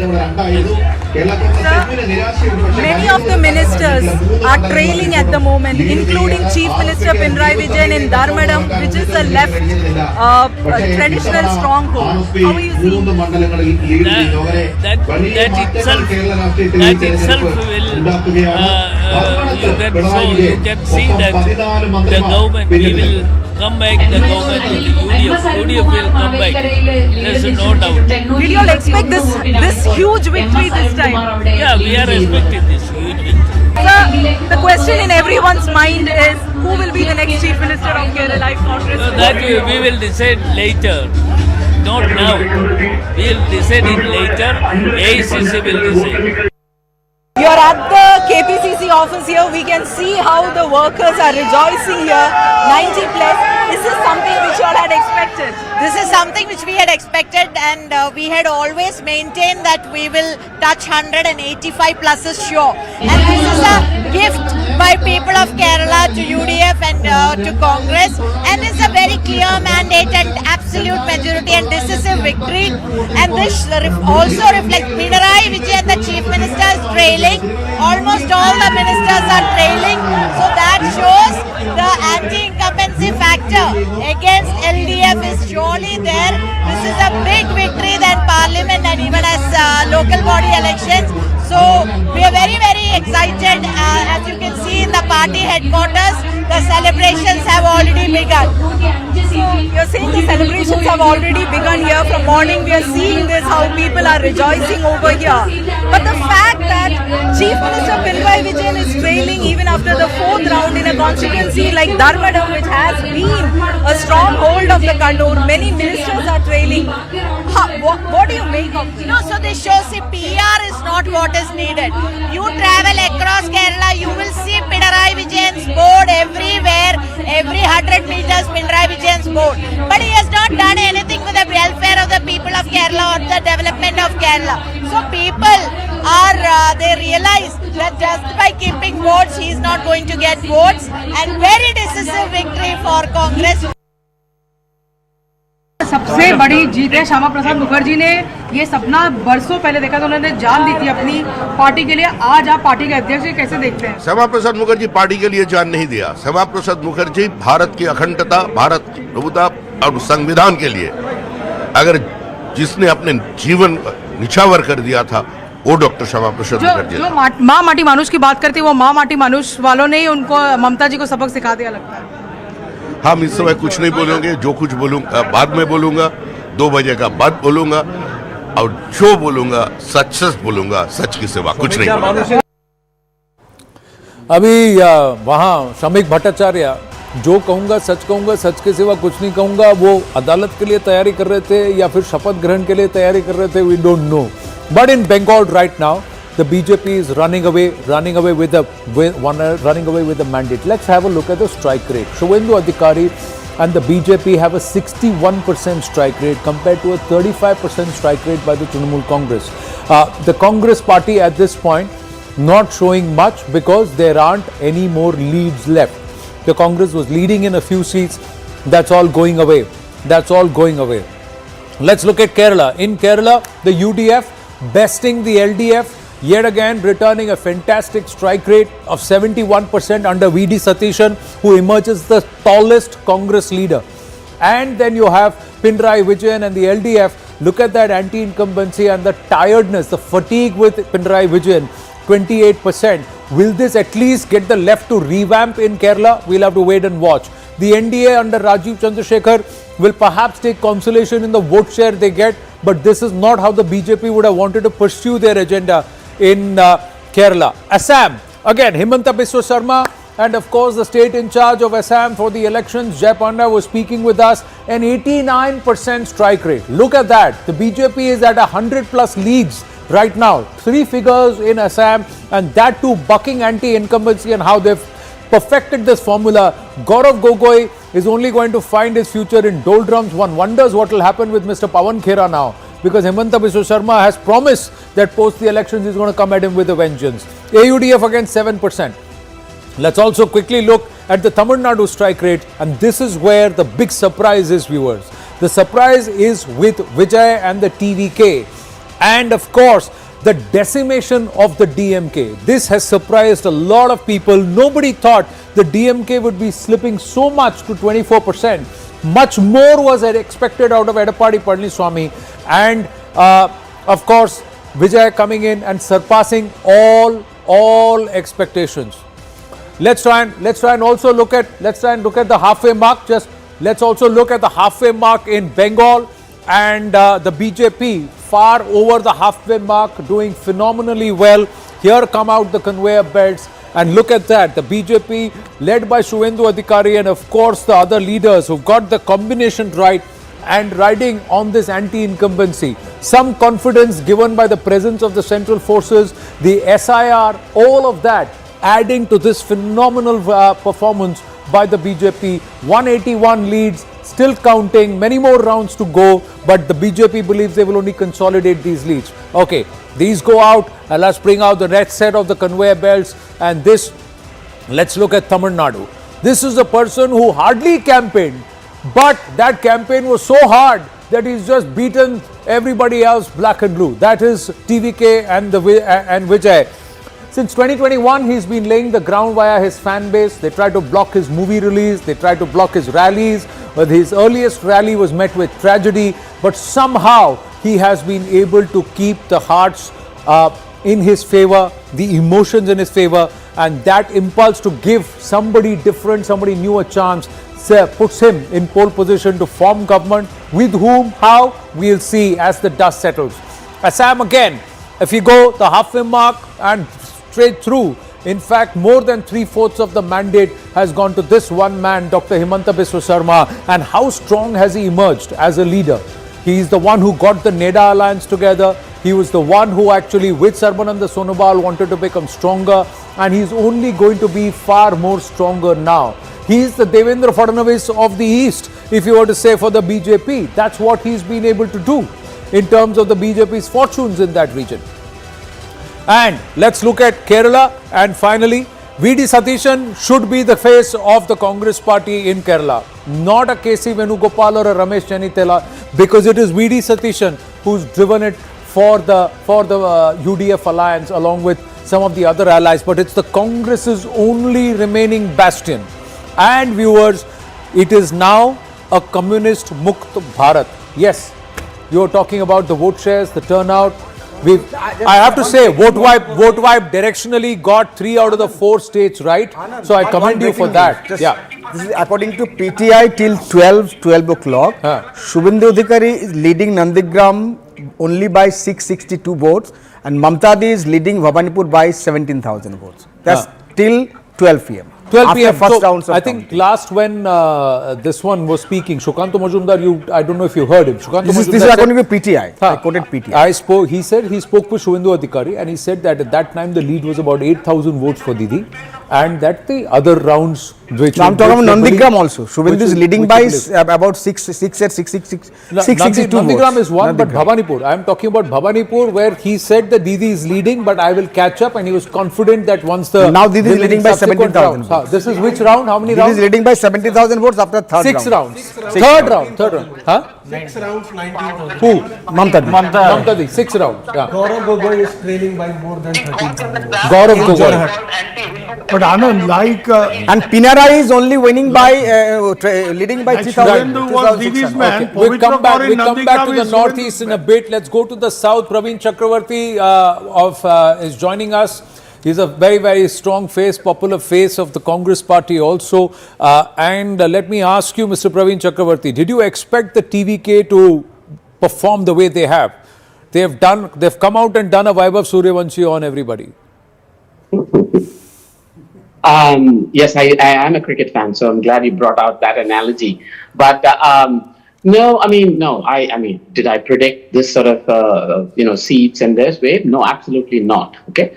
Did we know that there was a very, very, very strong anti-incumbency and there was an extremely strong pro-Vijay sentiment among the young? Absolutely, yes.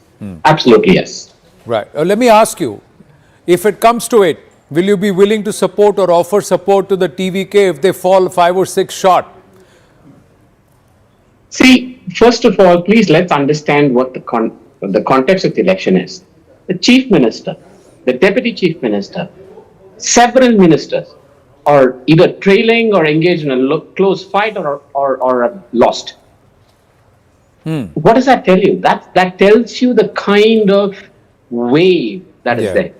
So I am not so sure. Right now, it seems quite hypothetical that they may fall a few seats short here or there. I don't know. But, and of course, you know, it's no secret that there was a section of the Congress party that did want this alliance. And we continue to believe that had the Congress allied with the TVK, had Mr. Rahul Gandhi and Mr. Vijay even done 2 campaigns together, it would have been a 2/3 majority in the entire state. We would have swept the state.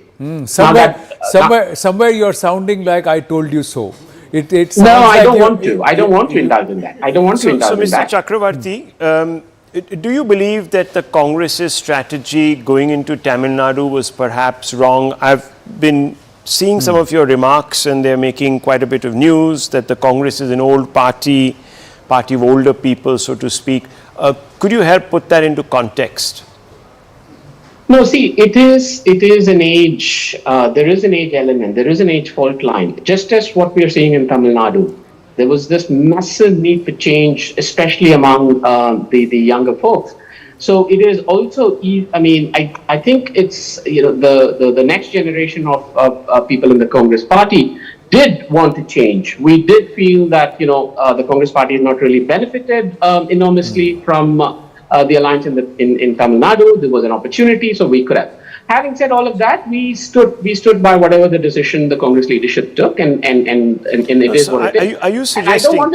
I don't want to say I told you so. If anything, it's salt in the wound. No, it's salt in the wound for us. Of course, this is an important statement that you make a salt in the wound. But I want to ask you: was there a split on the strategy that you would adopt for Tamil Nadu within the Congress? We heard that there were conversations that were going on. Rahul Gandhi was perhaps very keen on an alliance with Vijay. Was there ever that came to the fore, and how was that resolved eventually? Yes, so there was, I think it's quite well known, you know, that there was a genuine kind of process that happened within the Congress party. I think it's fair to say a vast majority of the Congress cadre in Tamil Nadu favored a new alliance where we would have gotten more seats, more share, more respect, all of that. You know, but there was also, from the Congress party is a national party as well, so perhaps there were other considerations. So yes, that did happen. But also, please remember, I think what we're missing in all of this is the kind of control that the DMK government exerted using the media and using other channels because they were in government to influence narrative, to shape perception. And pardon me for saying this, I'm not here to whine or complain, but I feel like I have to put this out because it's about your own channel. Your Tamil channel conducted an event in Chennai, just as they do as in the run-up to the elections. They had invited me to come and speak. It was quite well known by then that I favored an alliance with the TVK. On the morning of the event, your editor, Tamil editor here, calls me to say that there's a lot of pressure from the DMK to not invite me. So it's not personal. I'm nobody. It's a small thing, but that is the extent of the pressure on and control of the narrative. But that's a very interesting point that you make. Just a second, Anand, on that point, because you know Rahul Gandhi has been an advocate for press freedoms, and you know Mr. Kharge yesterday or day before on Press Freedoms Day had come out with a very strident statement saying that they must be protected, the press freedoms and so on and so forth. When did you see that the DMK had begun to exert perhaps disproportionate control over the narrative on the media in the state? And did you ever bring this up with the DMK leadership? Was there ever a conversation that perhaps you were a bit uncomfortable with that? I don't think it's a secret that there was enormous pressure. I experienced it myself, and the point that I'm making with that is not so much about me. What happens to see, please ask yourself this question. In an election where the chief minister, the deputy chief minister, his own son and some senior ministers are trailing, how can the media miss such a wave? How did you all miss such a wave? It is because of the artificial fake narrative that was imposed and coerced. And that's the point I'm trying to make. Yeah, we were trolled for putting out a vote vibe survey which might have directionally got it right, with suggesting that the DMK was on the way out. We got very badly trolled. We know what you're talking about. There was a big backlash. Right? But I wanted to ask you, sir, I mean, was this ever brought up at the senior levels of the party, between leaders? I mean, I know that Stalin and Rahul Gandhi have a tight bond. They have a good relationship. Was this ever discussed, this sort of oppressiveness where perhaps, you know, what you accused the BJP of in 2024 of being cut off by their arrogance and by, you've also said, control over the media and the narrative and so on and so forth from the grassroots. Did you ever sort of bring that up in the context of Tamil Nadu? No, I mean, I don't know. I don't know if this was a issue to have been discussed at the highest level, especially of a national leader of a national party with 30 states to this one. But I was making another point. I was making a point about how this is how people miss trends. This is how people miss waves. This is how, I mean, it's astonishing. It's not even close anymore, right? Well, would you say the same about Bengal? Would you say the same about Bengal? Because I know Rahul Gandhi came out with this Instagram, I remember this post which really set everyone afire. I mean, everyone's talking about it, that, Mamata Banerjee polarized the election and perhaps failed by not giving corruption-free government and all of that. So you saw that also. I mean, that's kudos to the Congress and Rahul Gandhi for spotting that trend. Possible. I don't know Bengal, so I can't comment. I mean, I can only go by what I've seen and what I've experienced. Right. Praveenji, let me just ask you this. Would you recommend the party leadership to seriously consider helping Vijay now, post-poll? Because he's at, TVK is at 108. You have about 6 seats with you. PMK has 6 seats. I think the two of you can regionally, in that region, help Vijay form the government. So in the current scenario, what's your opinion? This is hypothetical. This is hypothetical. But my opinion has not changed over the last year or so, which is for the Congress party to grow in alliance with the TVK is a better choice. So you would still argue for it, and you would still say even post-poll, if there's a chance, we should. It is not about government formation. I think you're mistaking, you're conflating government formation and this. I'm talking about regardless. No, I agree. But if there is a chance that government formation is helped, Congress helps formation of the government and unconditional support, perhaps, is that the right? That's entirely up to our leadership. I mean, I'm sure they will ask for our views and opinions like they did last time for the alliance, but ultimately the decision is with the leadership. When did you see perhaps the DMK beginning to lose the support of the public in Tamil Nadu? Was this apparent to you maybe a year or two back in time, or new phenomena? No, so what is the history here? I mean, please understand, in its 50, 60-year history, the DMK has never won a re-election. It's true. In its 60-year history, it has never won a re-election. So that alone tells you something, right? So there is about 10, 12, 15 percentage points of vote that just moves away from the previous election when the DMK is in government. So this was known to us. But what was completely unknown is this massive, massive kind of craze among people below 40. And the way, what is the time I was kind of somewhat convinced was when I combined these two facts. One, the DMK loses 15% vote share every time of 12%. Number two, there is an astonishing 70, 80, 90% of people below 40 telling me that they want a change. They're tired of the two old parties and they see this newcomer and they want to give him a chance. And when I combined these two, I said, it's very, very, very difficult for this to come back. And that is when I decided to kind of express my view. Do you believe there is a non-Dravidian vote where perhaps the Congress of the Kamraj times can perhaps look for a resurgence like that, a nationalist narrative beyond just the regional soft separatism and the ideologies that emerged forthwith, a non-Dravidian narrative? Do you think there is an opportunity for that? That's a very good question, and I do think there is. I do think there is a growing, especially again among the young. Among the young, there is also a question of, they're not so much into the whole language or the traditional Dravidian politics. They're much more open-minded, they're much more broad-minded, they're the social media generation. So, and I think that is actually will grow even more in my view, and that certainly will be a section of voters in Tamil Nadu. So the national narrative is a possibility. The alliance with TVK or support to TVK is a possibility. Growing Congress on its own is a possibility. How is it that all of this was not seen by the national leadership? What was that one compulsion that you couldn't convince the national leadership about ahead of the elections, when you could read all of this? Fair. See, it's fair enough. I think we make decisions. It's fair enough, like I said, sometimes when older leaders like Mr. Chidambaram also kind of weigh in very, very strongly about continuing with the status quo, perhaps that takes a little bit more precedence and weight over someone like me. And I think it's fair enough. But like I said, it is a missed opportunity, but hopefully not forever. Right. So you're saying Mr. Chidambaram's opinion weighed more than yours. You think perhaps the leadership will be more open to reason now, given how things are playing out? See, again, it's not about me. It is not about me. It is about understanding the pulse of a changing India, of a changing Tamil Nadu, of a changing state, of changing states. It's understanding the pulse of the demographic change. When you have 41% of the electorate in Tamil Nadu below the age of 40, and 90% of them are saying that we need a change. Right. Will we see,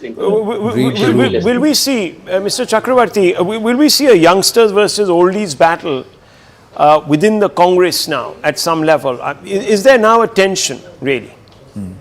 See, listen, it's a democracy. I think democracy is about contests, about multiple ideas, multiple views.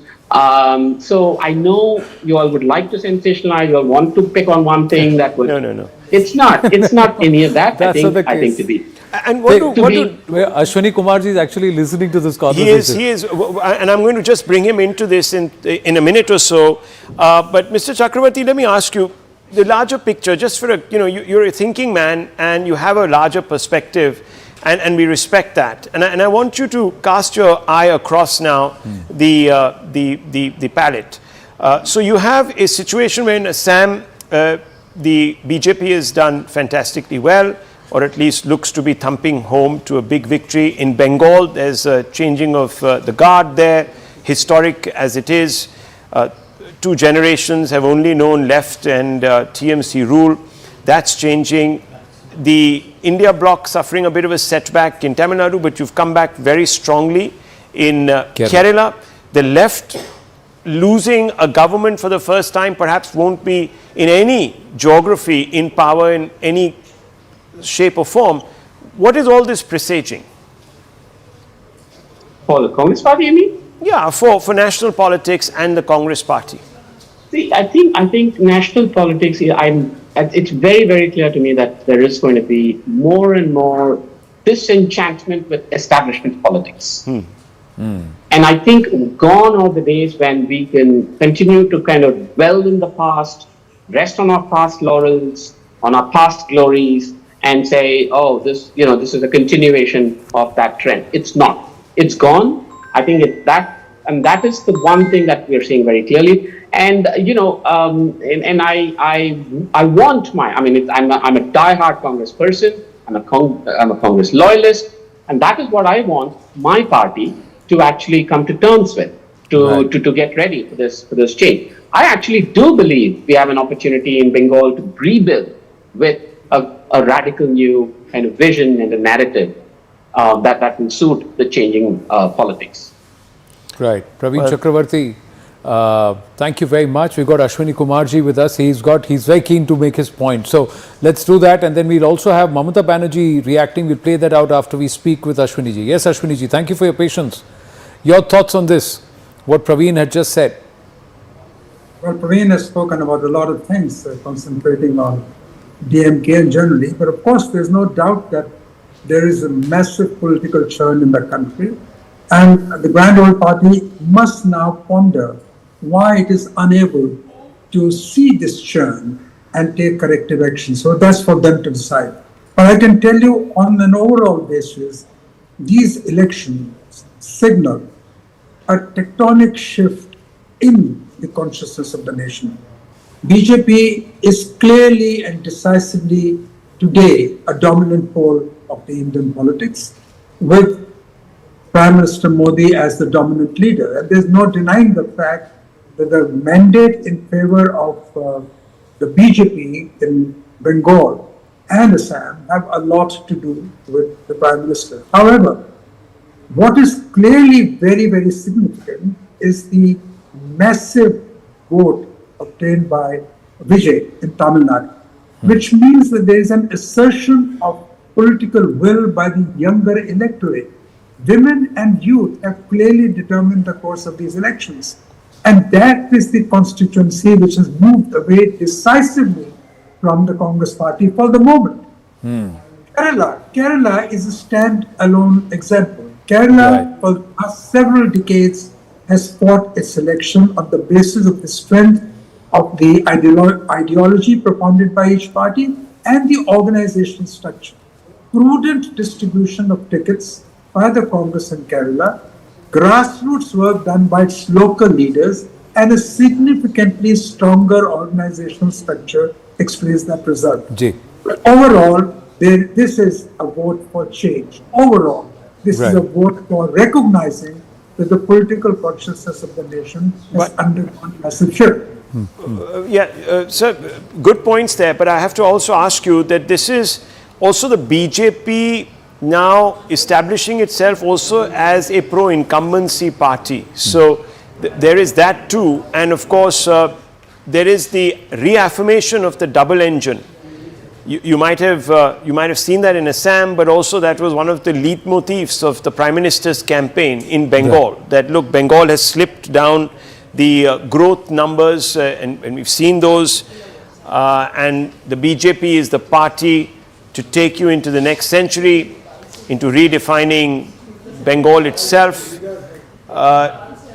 But on the other hand, you have Praveen Chakravarti talking about a vote against the establishment parties. That seems to not reconcile in at least two geographies. And Puducherry, don't forget that there also the NDA has done very well. You are right, Rahul. You are right in the sense that BJP has been largely able to duck the anti-incumbency factor in its favor, which means that is what I keep telling my friends in the Congress and elsewhere. Please recognize the truth for what it is. Obviously, somebody has done remarkable work somewhere. And you can call it part polarization, but certainly part development. Assam is a case in point. Now, the kind of mandate that the BJP is receiving, the kind of vote share that the BJP is gaining, could be on the basis of polarization. I'm not disputing that. But there's also an element of some delivery on the ground. And you must recognize that. But let me tell you that I've always said this. Congress had 6 decades for itself. That was the time of the Congress. This is, for some time now, going to be the BJP's moment in the politics of this country. And the mood of the people reflects that, the mood of this moment. Nalin, I have a question for you. With your kind permission, Ashwini ji, we've got a message coming in from Mamata Banerjee. Just like to play that out, and then we'll come back to this conversation. Shehzad Punawala, good afternoon. Nalin, just hold on to your question. Let's listen to what Mamata Bandyopadhyay had to say. সবাইকে নমস্কার জানিয়ে বলছি, please দয়া করে কেউ counting এজেন্টরা এবং প্রার্থী ক্যান্ডিডেটরা তারা ভোটিং এলাকা ছেড়ে আসবেন না। স্ট্রং রুমে যেখানে কাউন্টিং হচ্ছে, মানে সেন্টারে, সেখান ছেড়ে কেউ আসবেন না। এটা বিজেপির প্ল্যান। প্রথম 2-3 রাউন্ডে আমি কালকে থেকেই বলছি যে ওদেরগুলো আগে দেখাবে, আমাদেরগুলো পরে দেখাবে। এবং অনেক জায়গায় 2-3 রাউন্ড কাউন্টিং করার পরে প্রায় 100টা জায়গায় কাউন্টিং বন্ধ করে রেখে দিয়েছে। এবং কল্যাণীতে ধরা পড়েছে 7টা মেশিন, যেখানে কোনো মিল নেই। এটা টোটাল ফোর্সফুলি সেন্ট্রাল ফোর্সকে দিয়ে চারিদিকে তৃণমূল কংগ্রেসের উপর অত্যাচার করছে, অফিস ভাঙছে, জোর করে দখল করছে। এসআইআর নামে আপনারা দেখেছেন ভোট লুট করেছে যাতে যে সিটগুলো জিততে পারে। কিন্তু এখনও এমন 70টা সিট আছে, 100টা সিট আছে যেগুলো আমরা এগিয়ে আছি, সেগুলো বলছে না। টোটালটাই মিথ্যে নিউজ খাওয়াচ্ছে। আগে ডিআইসিও এই খবরগুলো দিত, কিন্তু তাকে কালকে চেঞ্জ করে দেওয়া হয়েছে। টোটালটাই ইলেকশন কমিশন নিজের ইচ্ছেমতো খেলছে, এবং সাথে কেন্দ্রীয় বাহিনীকে নিয়ে, এবং আমাদের পুলিশরা টোটাল মাথা নত করে কেন্দ্রীয় বাহিনীর আন্ডারে কাজ করছে। সুতরাং আমি সব আমাদের কাউন্টিং এজেন্টদের, আমাদের সমস্ত পার্টির কর্মীদের বলবো, অত মন খারাপ করার কারণ নেই। আমি বলেছিলাম সূর্যাস্ত পরে আপনারা জিতবেন। 3 রাউন্ড 4 রাউন্ড কাউন্ট হলেও এটা 14 রাউন্ড থেকে 18 রাউন্ড কাউন্ট হয়, তখন আপনারা জিতবেন। ওয়েট অ্যান্ড সি, ওয়াচ, আমরা সবাই আপনাদের সাথে আছি, আপনারা কেউ ভয় পাবেন না, নিশ্চিন্তে থাকুন, আমরা বাঘের বাচ্চার মতো লড়াই করে যাবো। Mamata Banerjee there, Shehzad Poonawalla, Ashwini Kumar, and to our viewers in Bangla coming out and saying only 3 to 4 rounds have been counted yet. Don't lose heart. She's alleged that the Election Commission and the forces are deliberately slowing down the counting so that the mood can be morose, and to delay the counting so that, and she's telling the counting agents not to leave the counting center. She's also saying there will be 14 to 18 rounds of counting in each center, and when that counting happens, we will win. So continue to hold your energies and your spirits, keep your spirits high. After sunset. Okay, as of now, the vote share. Let me bring in Shehzad Poonawalla on that comment. Yes, I'm coming out to you also, but Shehzad Poonawalla, yes.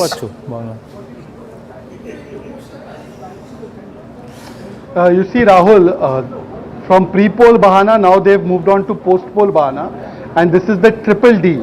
First it was drama outside the strong room, then it was living in denial, dhamki, and now it is delusion. So nobody can prevent Mamata Banerjee or TMC from being in delusion.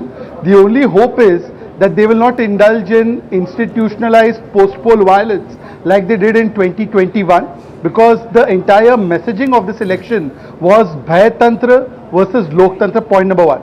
Point number 2, while I do have the mic for another few seconds, let me just make a couple of more points. Out of these 5 state elections, there are 3 places where the BJP NDA has managed to win. One in Assam, one in Bengal, one in Puducherry. Clearly it shows that BJP, despite being serving for last 10-12 years, under leadership of Prime Minister Modi, has been able to gain new ground. For instance, Bengal is a new ground for us. Odisha was a new ground for us. We have come to power in states like Tripura and Assam before this. That was new ground that we've been able to develop for us. On the other hand, you see there will be a DMK Mukt Bharat, there will be a TMC Mukt Bharat, there will be a left Mukt Bharat, and there will perhaps be an India Alliance Mukt Bharat. By the way, where is Rahul Gandhi on such an important day? By default, they have won in Kerala, or they are winning in Kerala. But the fact of the matter is that Rahul Gandhi hasn't been able to provide leadership to the India Alliance, even in this election. And final point is that, look, what is the question on SIR and Election Commission? In Kerala, SIR Election Commission is fine. In Tamil Nadu, nobody seems to be complaining about SIR or Election Commission. But the complaints are only happening now in Assam and Bengal. So I think that is opportunism pro max. But having said that, I think Mamata Banerjee should be graceful in accepting the verdict of the people. They have rejected her brand of politics of Babri, Bhari, and always doing Bhrachtachar and indulging in the outsiders. Shehzad Poonawalla, you said left Mukt Bharat, Communist Mukt Bharat has happened in Kerala, but it's also happened in Jadavpur. So Jadavpur, the BJP is leading by 14,000 votes, 12 to 14,000 votes. That's what we are given to understand. So there is a trend and there is an ability to hold power. Nalin Mehta, yeah, to Ashwini Kumar, yeah. These results show he's now become even stronger as a totem pole of Indian politics. This is akin to the Congress of the 1950s. You could today travel in a car from Haryana right across the center of India, right up to the furthermost corner of the northeast, and only go through saffron states. Right, so that is the nature of this extent. I think this is not just because of polarization. I totally agree with Ashwini Kumar. Interesting anecdote that you say, but Kutch to Kibitu, you can drive through. You can, exactly. The point I want to make is that I think politically, Narendra Modi today is stronger than he was before the 2024 election. There was a setback in 2024. Since then, the BJP has won multiple elections: Delhi, Haryana, Maharashtra, Bihar, and now West Bengal is really the crowning glory of that, because it's totally new territory. So this will carry momentum. I think this puts BJP in a very strong pole position leading into the UP election for next year. Ashwini ji, agree, disagree? The analysis is writ large in terms of the numbers. Broadly speaking, what has been said seems to be correct for the moment, but I'm not given to triumphalism. The victor has a right to revel, but there's no dignity in triumphalism. Even if Mamata Didi loses in Bengal, do not forget that she will remain a very strong pole in Bengal and also might become more active at the national level. So these elections could also see a change in the India grouping dynamics post-election. Mamata has said that she feels that things will turn out better. She is entitled to her optimism by a long shot. But give it to her that she is a fighter and she should be respected for that. And as far as the evolution of electoral politics is concerned in India, I think the heartening feature is that electoral democracy in a largely peaceful election has deepened in India. There should be a ground for happiness for all Indians. While I compliment those who are going to win, I also must applaud the fight put up by the other parties. Democracy is a contestation of ideas. Congress has been winning for 60 years. If it loses now, doesn't mean it can't come back, but it has to do some very, very serious introspection. Right.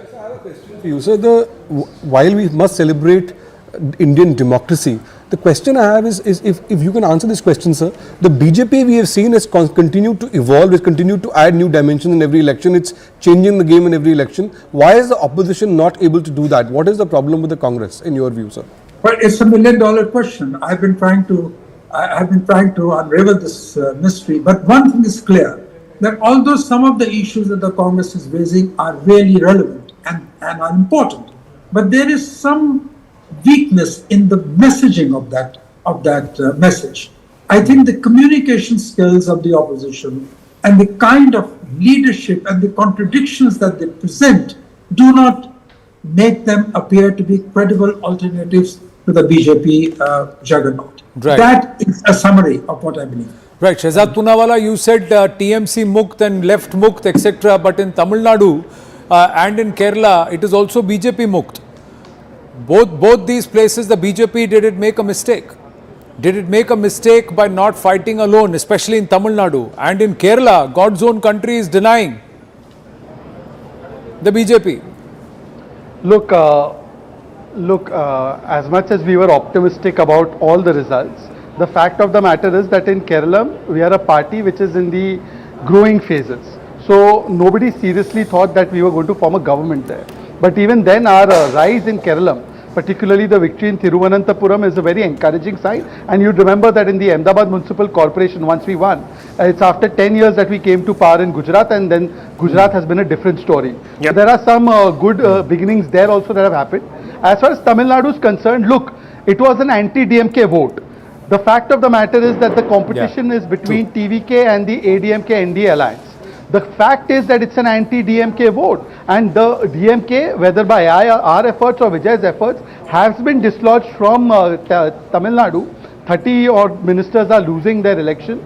So I think it's an anti-DMK vote. Now let's wait for the final result in Tamil Nadu. Vijay के साथ सरकार बनाओगे आप? We can offer comments on what went right and wrong. BJP, will the BJP ally with Vijay? I love Vijay's films. I love Vijay's films. I'm a big fan. I'm going to consume a lot of Vijay's films. As far as any post-poll alliance is concerned, I think we already have an alliance in place. It's not like the Congress-DMK alliance. It's a Majboot alliance, not a Majboor alliance. Any of these decisions will be taken at a level far higher than me. So clearly you're not expecting a pravakta to tell you what let me ask you. आपके मजबूत alliance ने आपको मजबूर कर दिया. Yes. Okay, Shehzad Poonawala, let me ask you this. Big story being told. The NDA, 3 out of 5 political geographies wins back. Clearly one very important pillar of the India bloc, apart from Mamata Banerjee today decimated, the left also, don't forget, staring at oblivion. So 3 big pods on which the India bloc rests today are shaky. Do you see a reordering of the political order in the country? Some people are calling it a vote against establishment parties. Therefore, the NDA needs to be even more critically aware of what is going on. Actually, let me analyze it in a different way. Rahul, there was never anything called in this election. What was the India Alliance? Can anyone tell me? Like I say it in a lighter vein, कि तेजा का mark किसके गाल पे था? Who was the India Alliance in Kerala? Who was the India Alliance in Bengal? There is nothing called India Alliance. India Alliance is essentially a situationship cobbled up in the form of an alliance with a glue of anti-Modiism, with a glue of opportunism, with a glue of coming to power, Kain Prakaren, mostly with the appeasement of Muslims, and they have a common vote bank. So they cannibalize each other's vote bank. Now the Congress party for very long has been riding on the shoulders of alliance partners. Now the Congress will see this as an opportunity. Ki now DMK is gone, TVMC is gone, and left is gone. Now let me become the sole custodian of this Muslim vote bank, and therefore the Congress itself will be orchestrating the pind daan of India Alliance today. You wait and watch, the Congress itself will do the Antim Sanskara of India Alliance. Well, viewers, it's a big turn of the tide. 1300 hours, 1 o'clock, 5 hours into counting, and the time has come for us to take a quick look at the larger picture, the broader picture, the top headlines, so to speak, viewers. What is the biggest headline? The biggest headline today coming out of the pollscape, and we're going to be looking at some numbers, the quad, the big block, and I'm going to take you over these numbers. But what you're going to be confronted by is an unstoppable NDA. Just about 22 months ago, the NDA looked rickety. It had, the BJP had fallen short of the halfway mark, 32 short of the halfway mark, or 33 if you want to be exacting of the halfway mark, viewers. But then look at what's happened. You have the NDA now going from strength to strength. It's not just this round of elections, a referendum, where in 5 geographies it has picked up 3. Puducherry, the biggest of them all, Bengal, and it has strode back into power in Assam. And look at these numbers. Look at West Bengal, viewers. The TMC falling below the 100 mark now, 115 in the deficit from the last time in 2021. The BJP coursing ahead. It's a complete reversal of the numbers almost. And here you have the others. The Congress also finished not opening its account like it did last time. The others four, maybe some of those are the IUDF and other parties. I'll have a quick look at that. Kerala, viewers, and this, of course, in Bengal, viewers, the result is coming on the back of a phenomenal vote share. The vote share is, viewers, in the regions of about 46%. That is huge in a state that was supposed to go down to the wire, and I'm being told that the TMC is struggling to remain at the 30. So complete reversal. Here in Kerala, viewers, you have the UDF that has come back into the equation. So basically Kerala going back to that pattern. But the big story is the demise of the left, and is that having national implications or not? We'll have to see, viewers. Are we moving towards a left Mukh Bharat scenario? The biggest story of this election coming out of Tamil Nadu, rewriting the history books, viewers, is Vijay. Vijay in Tamil Nadu, the whistle stop campaign that he ran has completely decimated the Dravidian fold. And you can see the duopoly there struggling. Even though the AIDMK has roughly held on, it isn't anywhere near where it was hoping to be. This could have been for the NDA a 4-1, but it's turned out to be a 3-2. Why? Because the AIDMK, buffered by the Caste coalition and the BJP, hasn't been able to stand up to the TVK Vijay wave. They did everything in their power to dismiss Vijay as an outsider, as somebody who was a lightweight, not committed enough, mocked the few number of rallies he did, and so on and so forth. But look at that. This is the first time in, I think, about 60 years, since the 70s, that you have the end of a coalition in Tamil Nadu. So you now have a single party in Tamil Nadu on the verge of perhaps even inching past the halfway mark on its own. You might have an end of that. So, viewers, that's a big thing to factor in. And in Assam, viewers, look at the numbers there. The BJP establishing itself yet again as a party of incumbency as a party that comes back because it works. Anand, these are some of the big numbers. We're also going to deep dive this data, but West Bengal, we're going to pull out the palette. But yes, take us through the minutiae. As we cue the palette, phase 2 viewers, 59 seats, and Amitabh Tiwari is here. We had this deep dive on numerics and said that this is the most vulnerable phase for the BJP. Out of 142 seats in this phase, 140 are plotting currently. Look at this, 59 seats, plus 59 seats. That's what they have pulled away, and that's where this has taken them close to 190. And if I were to compare that with Amit Shah's number of phase 1, and if you look at that number of 110, look at how they plotted phase 1. They've crossed Amit Shah's 110. They're leading in 111. Yes, plus 53. Yeah. How they can get 110. We have done in numerics. Yeah, we've done the numerics, and we will try and break down that number. So some very quick updates on Bengal. Swapan Das Gupta leading from Rashbihari after 7 rounds. Massive lead for Humayun Kabir from Rejinagar. Remember, he's the one who exited the TMC and said the TMC let down Muslims. Adhir Ranjan Chaudhary trailing from Behrampur right now. So, and that's a race that is going down to the wire. Let me tell you that too. Adhir Ranjan Chaudhary is trailing there, but that is also a narrow one. So just about 4,000 is the difference. But anyhow, that's the Congress's big hope. Let's go and look at the palette here, the Bengal palette. Let's have a quick look at that. Let's open this up. Here it is, viewers, the spectrum that we always put out. Let's try and open this up. Now, what do we see, viewers? We see the TMC strong. We see the TMC mild, the BJP mild, and other seats. These are the swing seats. And look at this. About an hour back, Anand, we were looking at these swing seats and we saw much green here. Yeah. Look at this. It's a complete orange. These swing seats have gone completely. Now, these are some of them that were affected by the SIR, no doubt.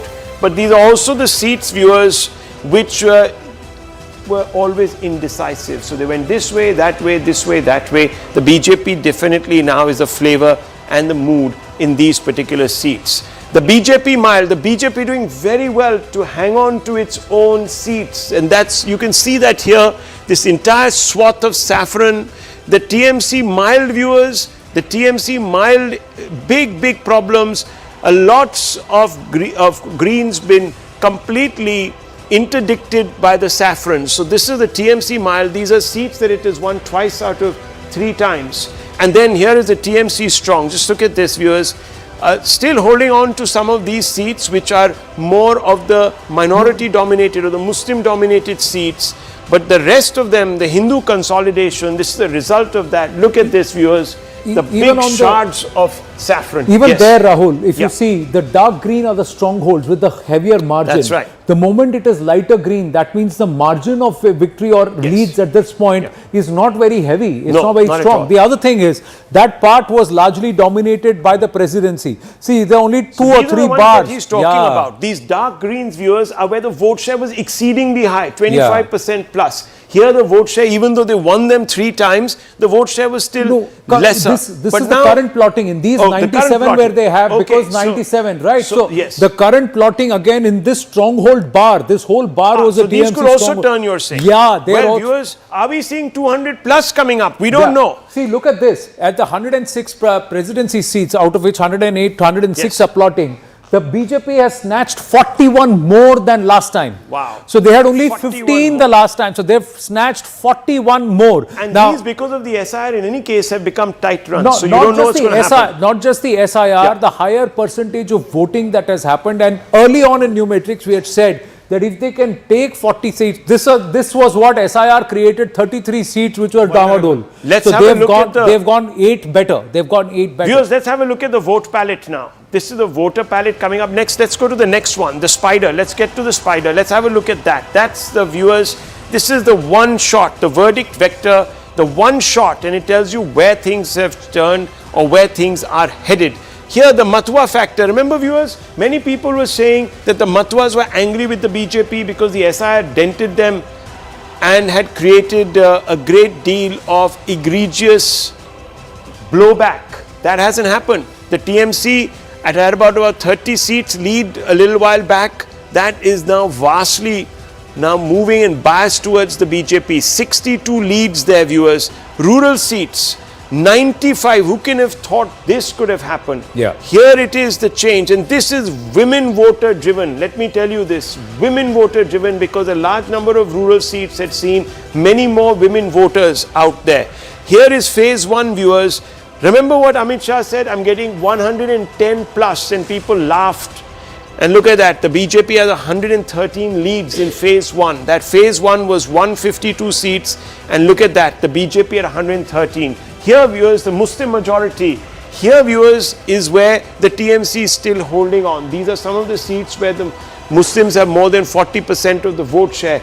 There, it's still in the context. So it's become really, as the BJP would call it in the past, a party that has appeased one community, won them over, and now has alienated the Hindu community. So you see some sort of a Hindu consolidation with counter consolidation, where the BJP has also done well in these seats. Urban seats, viewers, look at these. These are the urban seats. This is where the BJP was very low.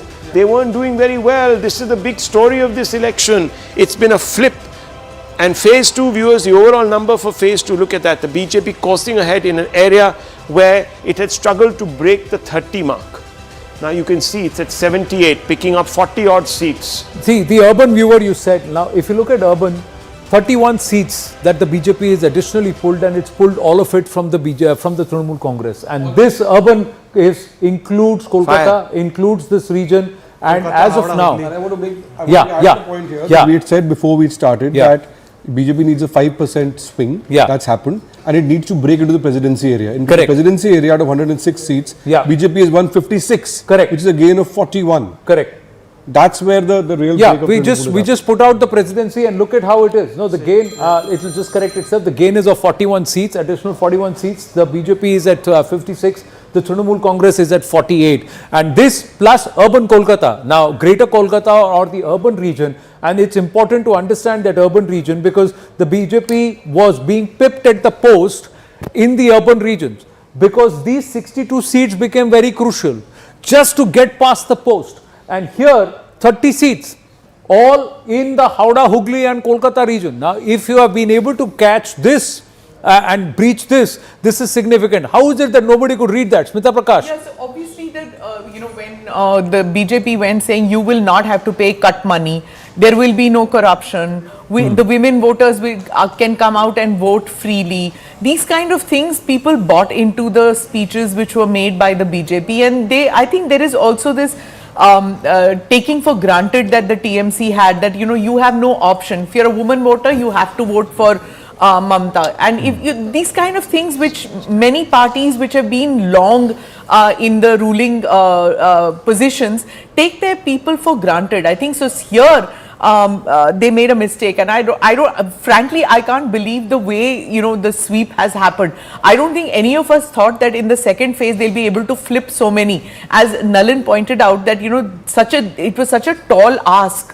One of the things last time, and correct me if I'm wrong, last time when 2021 I was on ground, and what I saw was the BJP was trying, but it was not there. It was not present at the Pada level, nor was it present at the booth, and lastly, it was not able to provide the assurance of security what they gave, they couldn't deliver it on ground. This time, that 2.5 lakh CRPF and central forces deployment made all the difference. Booth to booth, man to man marking happening. Societies which were shut down being open. All that. Deshmukh also. Yes, Abhijit. He's also joining us. Yeah. Structurally, this was a much better level playing ground for the BJP because of the SIR deletions, because of the huge deployment of the forces, etc. Now, there are two things. Right. Chappa vote. We are surprised because the Chappa vote, because of the deletions and the deployment of forces had been dealt with, have been dealt with this time. And the Chuppi vote, the silent vote has actually been cast. So very few pollsters had a clue of the extent of dissatisfaction that is coming out. The Chappa vote and the Chuppi vote. Yashwant Deshmukh, namaskar, kasa ka hai? Tamil Nadu, Bengal. कहाँ focus करें पहले बताइए आपने कई अनुमान आपकी मर्जी जहां से भी करें फोकस तो मैं पहले यहां से फोकस तो मैं पहले यहां से करना चाहूंगा Rahul because I think first of all I was watching all the numbers and trends very few networks are actually doing the field work, I know, and yours was one of them. So congratulations for getting Thank all you, the sir. trends. Most of them is spot right. Thank And you, particularly in Tamil Nadu, because I know a lot many people will be looking at one side where, you know, TMK thing, but your assessment that regardless of who is winning, one thing was sure that DMK is losing. That thing was like struck to me, and nobody expected that DMK will be number 3, only you. And that was something which will remain with me for a long time. So congratulations. that has to go to Vote Vibe. Amitabh Tiwari is also here. Namaste Yashwantji. This is Anand also joining in. Yes. Namaste Anand. Namaste. Yeah. Congratulations, Amitabh. It's always nice to see fellow colleagues in polling doing well. That's a very nice thing to happen. So the congratulations goes to him as well. But in Bengal, which is like certainly the story, I mean, of the day, not of the day, but I think the story of the decade, because the way I look at Bengal is now culmination of one line, which I have been discussing this with Rahul off and on, that in this country people are always talking about the line of secular politics and Hindutva politics and everything, and I always say this country is basically a secular country because it is a majority Hindu country, and let's call a spade in that way, that you can very well survive the electoral politics in India if you are pro-Muslim. There is no problem in that. People have a very wrong understanding of this thing. You can be pro-Muslim and win the election in India. But the problem happens when you cross the line of narrative from the pro-Muslim to anti-Hindu. Once you are tagged as anti-Hindu, that is where I think it becomes almost impossible for you to think of crossing the halfway mark, and which Congress is learning such a hard way in Assam. Now Assam is like, gone case, because the moment they became the Muslim party of Assam, the rest of the Assam is going somewhere else. So can I ask you, Yashwantji, can I ask you just simply, before we go into the larger picture, cephalogically, clearly it was very difficult to read the Bengal picture, and Vote Vibe did a fantastic job. What were the challenges, and what do you think Vote Vibe got right here? Well, first things first, that I mean, even though we have said this many often times, that generally 5 to 10% reluctant voters are across India. In Bengal, it is generally about 20%, double the number. And that happens to any place where the political violence is, people take a route. But I don't think anywhere anybody would say that 70-80% of the Bengalis are silent, they are not. No, Bengalis are vocal. Only in the places where the political violence in those districts, you get a non-response, number one. Yes. Number two, which I think Amitabh got it right. Number two, the silent, how do you read the silent voter? The silent voter is generally apprehensive of whom? The person who is in power, where, post-poll violence, you will be attacked at if you say that you are voting anti-incumbent. So obviously there is a science of reading the silent voters. The science of silence voter globally says that people who are not willing to speak against the powers that may be go silent. Okay. So generally they are read as anti-incumbent. That's something which is very scientific and proven globally. Okay, Adit Kothari, political commentator, also here with us. Thank you, Adit, for waiting patiently. Your quick opening thoughts.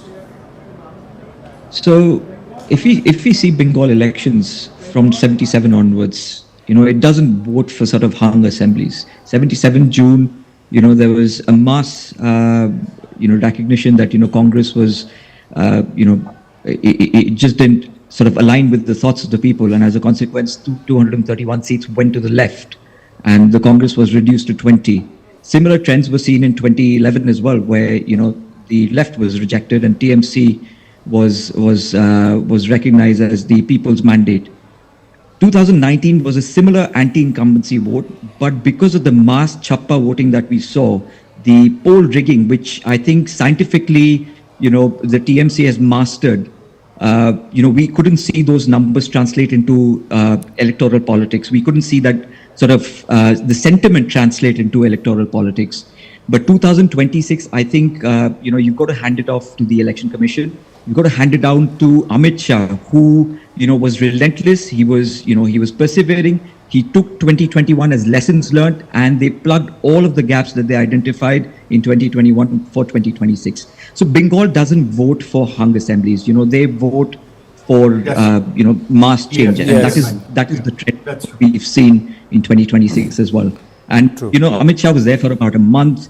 The kind of work that they put down, the kind of it's not just like you said, the preparation from the day the Prime Minister said कि गंगा बिहार से बंगाल में बहती है. After that, the next day onwards, the party had started its work along with the Sangh and the Sangathan. So somebody who spent the last 4-5 months on ground has sent this saying Bahubala Dharaneem Namami Taraneem Riputala Varaneem Mataram Vande Mataram. Finally, Vande Mataram, the genesis from where this entire movement comes back to a peaceful transition after 64 long years, and this is a change. And that's Abhijit Majumdar is already smiling. See that sentiment. Is that Pradeep Bhandari? No, it's not. It's not somebody. It's not. So that's why I'm just saying. He wants to make a point. I want to make a point, which is almost 50 years. This is the first time Bengal, after 50 years, almost 50 years, 49, has voted for a national party.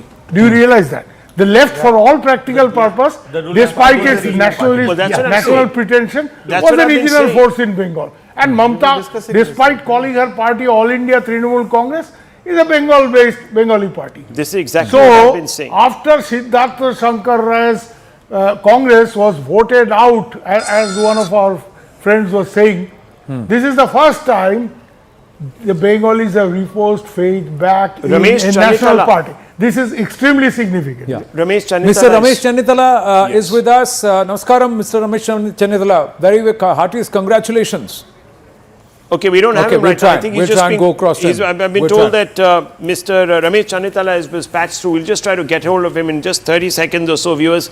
But very quickly, let me just go across the table. Abhijit Iyer Mitra, your first impressions. Not your last, but your first. Of which state?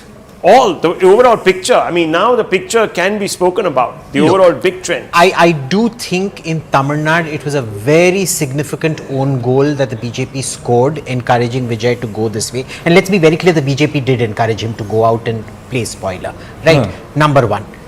I don't know how it's going to play out. I don't see any long-term prognostication which helps the BJP in the next 10 years. In West Bengal, very well done. I did not expect it, absolutely not. They've broken every single expectation I think any of us had, and they've scored massively. Okay, Kerala, one second, Vijay's father is speaking. We have to do something for the society, for the Tamil people. It was there in his mind last. Slowly he has developed these things. Today he is going to be the Chief Minister of Tamil Nadu.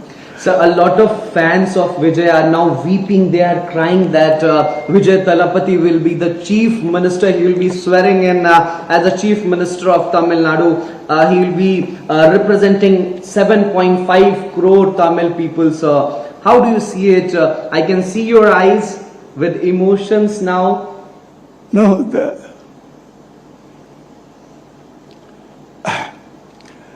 Tamil people, they love emotional, sir?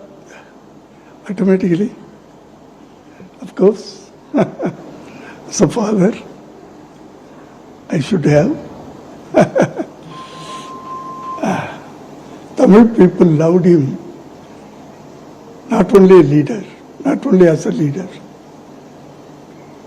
Every ladies considering him as his own son, young people, own brother, like own brother. Not like here everybody is calling youth Anna. Anna means brother. Everybody is calling elder brother or younger brother. And old ladies, they are considering as his own son. Some 60 years old ladies, they are considering as a grandson. He has developed that relationship between the public and You are also a great artist. On this very day, if I talk to you, then if I spare you without asking you for a line in Tamil on this very huge success, how do you address in Tamil and a short line because it's an artistic family, sir. Of Is course, that I am you not would like to address, sir? I'm not an actor. I'm a director. Definitely, sir. I'm a director. I have directed more than 70 films. You have also launched your son, Mr. Vijay Talapati. Yeah. That is my duty. I have done. He wanted to be an artist. I have done. That is my duty. But he has come up with his own talent and own what means trial, hard work, sincerity, discipline. Here in the Going straight across to Mr. Ramesh Chennithala now. Mr. Ramesh Chennithala, namaskaram. Congratulations. Fantastic win for the UDF in Kerala. Thank you very much. What would you attribute this victory to? See, we are very thankful to the people of Kerala. They have given a befitting reply to the misrule of LDF, and these 10 years, the life of the people has become very miserable under the CPM-led LDF rule. So, during the time of campaign also, as a campaign committee chairman, I can very well tell you, this was very evident. Even CPM workers and supporters were voted for us. So we had got a very spectacular victory like this. So our responsibility to the people is more, and one thing is very clear, under the leadership of Sri Rahul Gandhi, we planned the election campaign and the organizational matters properly, and we had given a united picture to the people, before the people. That is why people are given a good result to us.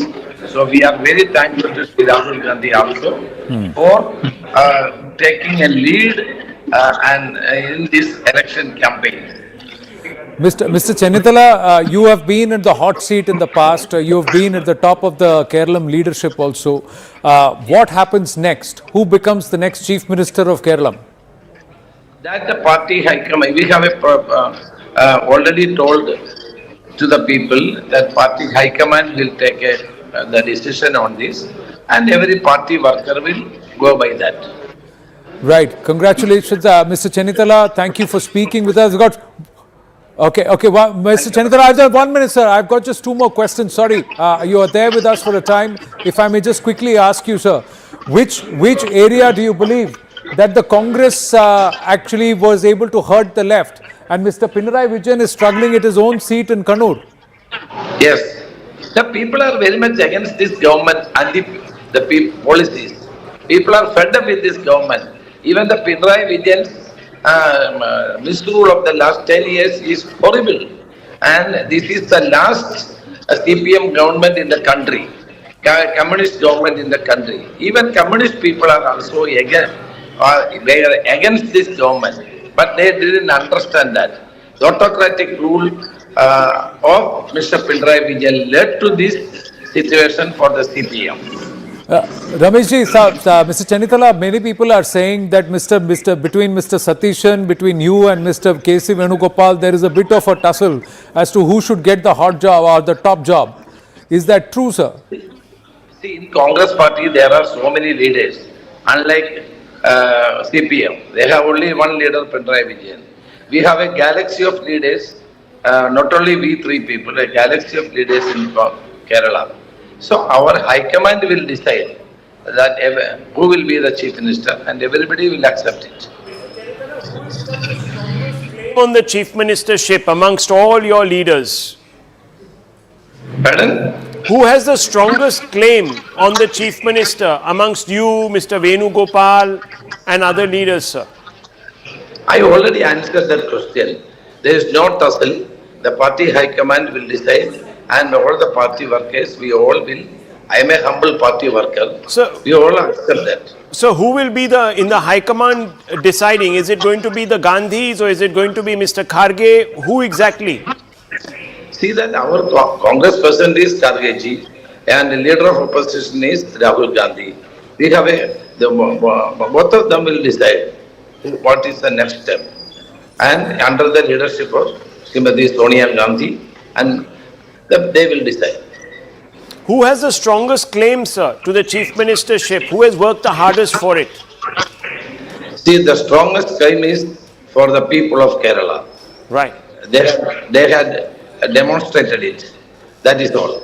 Well, thank you, Mr. Ramesh Chennitala, for speaking to us. Thank you very much for taking the time out.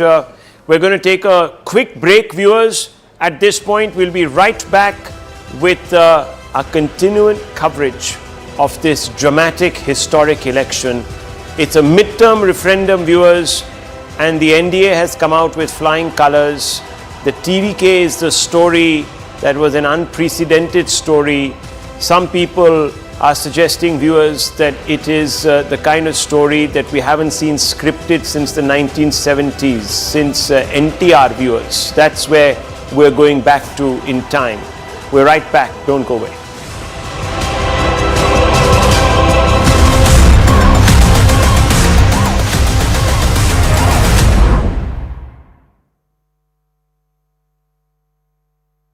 In Tamil Nadu, which means that there is an assertion of political will by the younger electorate. Women and youth have clearly determined the course of these elections. And that is the constituency which has moved away decisively from the Congress party for the moment. Kerala is a stand-alone example. Kerala, for the past several decades, has fought its election on the basis of the strength of the ideology propounded by each party and the organizational structure. Prudent distribution of tickets by the Congress in Kerala, grassroots work done by its local leaders, and a significantly stronger organizational structure explains that result. But overall, this is a vote for change. Overall, this is a vote for recognizing that the political consciousness of the nation has undergone massive shift. Sir, good points there, but I have to also ask you that this is also the BJP now establishing itself also as a pro-incumbency party. So there is that too, and of course there is the reaffirmation of the double engine. You might have seen that in Assam, but also that was one of the leitmotifs of the Prime Minister's campaign in Bengal. That look, Bengal has slipped down the growth numbers, and we've seen those, and the BJP is the party to take you into the next century, into redefining Bengal itself. But on the other hand, you have Praveen Chakravarti talking about a vote against the establishment parties. That seems to not reconcile in at least two geographies. And Puducherry, don't forget that there also the NDA has done very well. You are right, Rahul. You are right in the sense that BJP has been largely able to duck the anti-incumbency factor in its favor, which means that is what I keep telling my friends in the Congress and elsewhere. Please recognize the truth for what it is. Obviously, somebody has done remarkable work somewhere.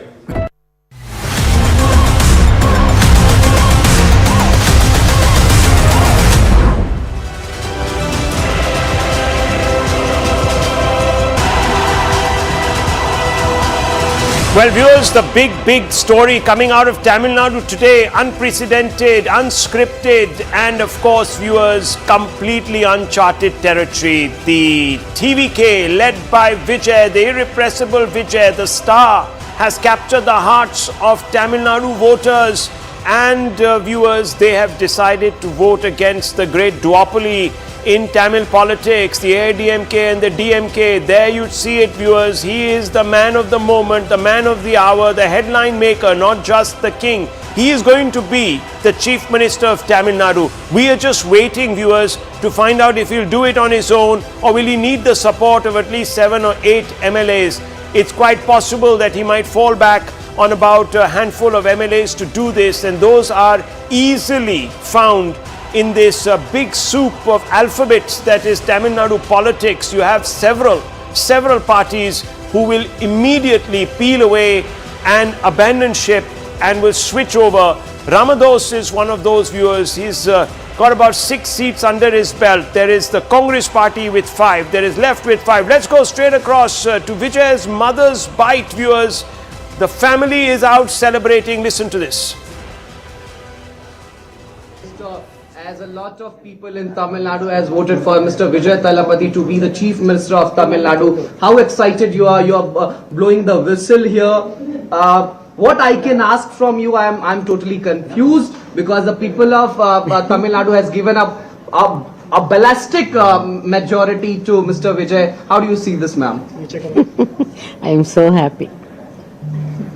She's not only his mother, she is the first fan of Vijay.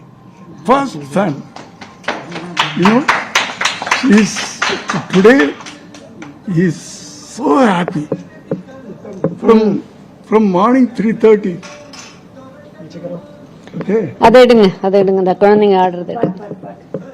Can you take this? We are going to dance. அதே எடுங்க. Take care of it.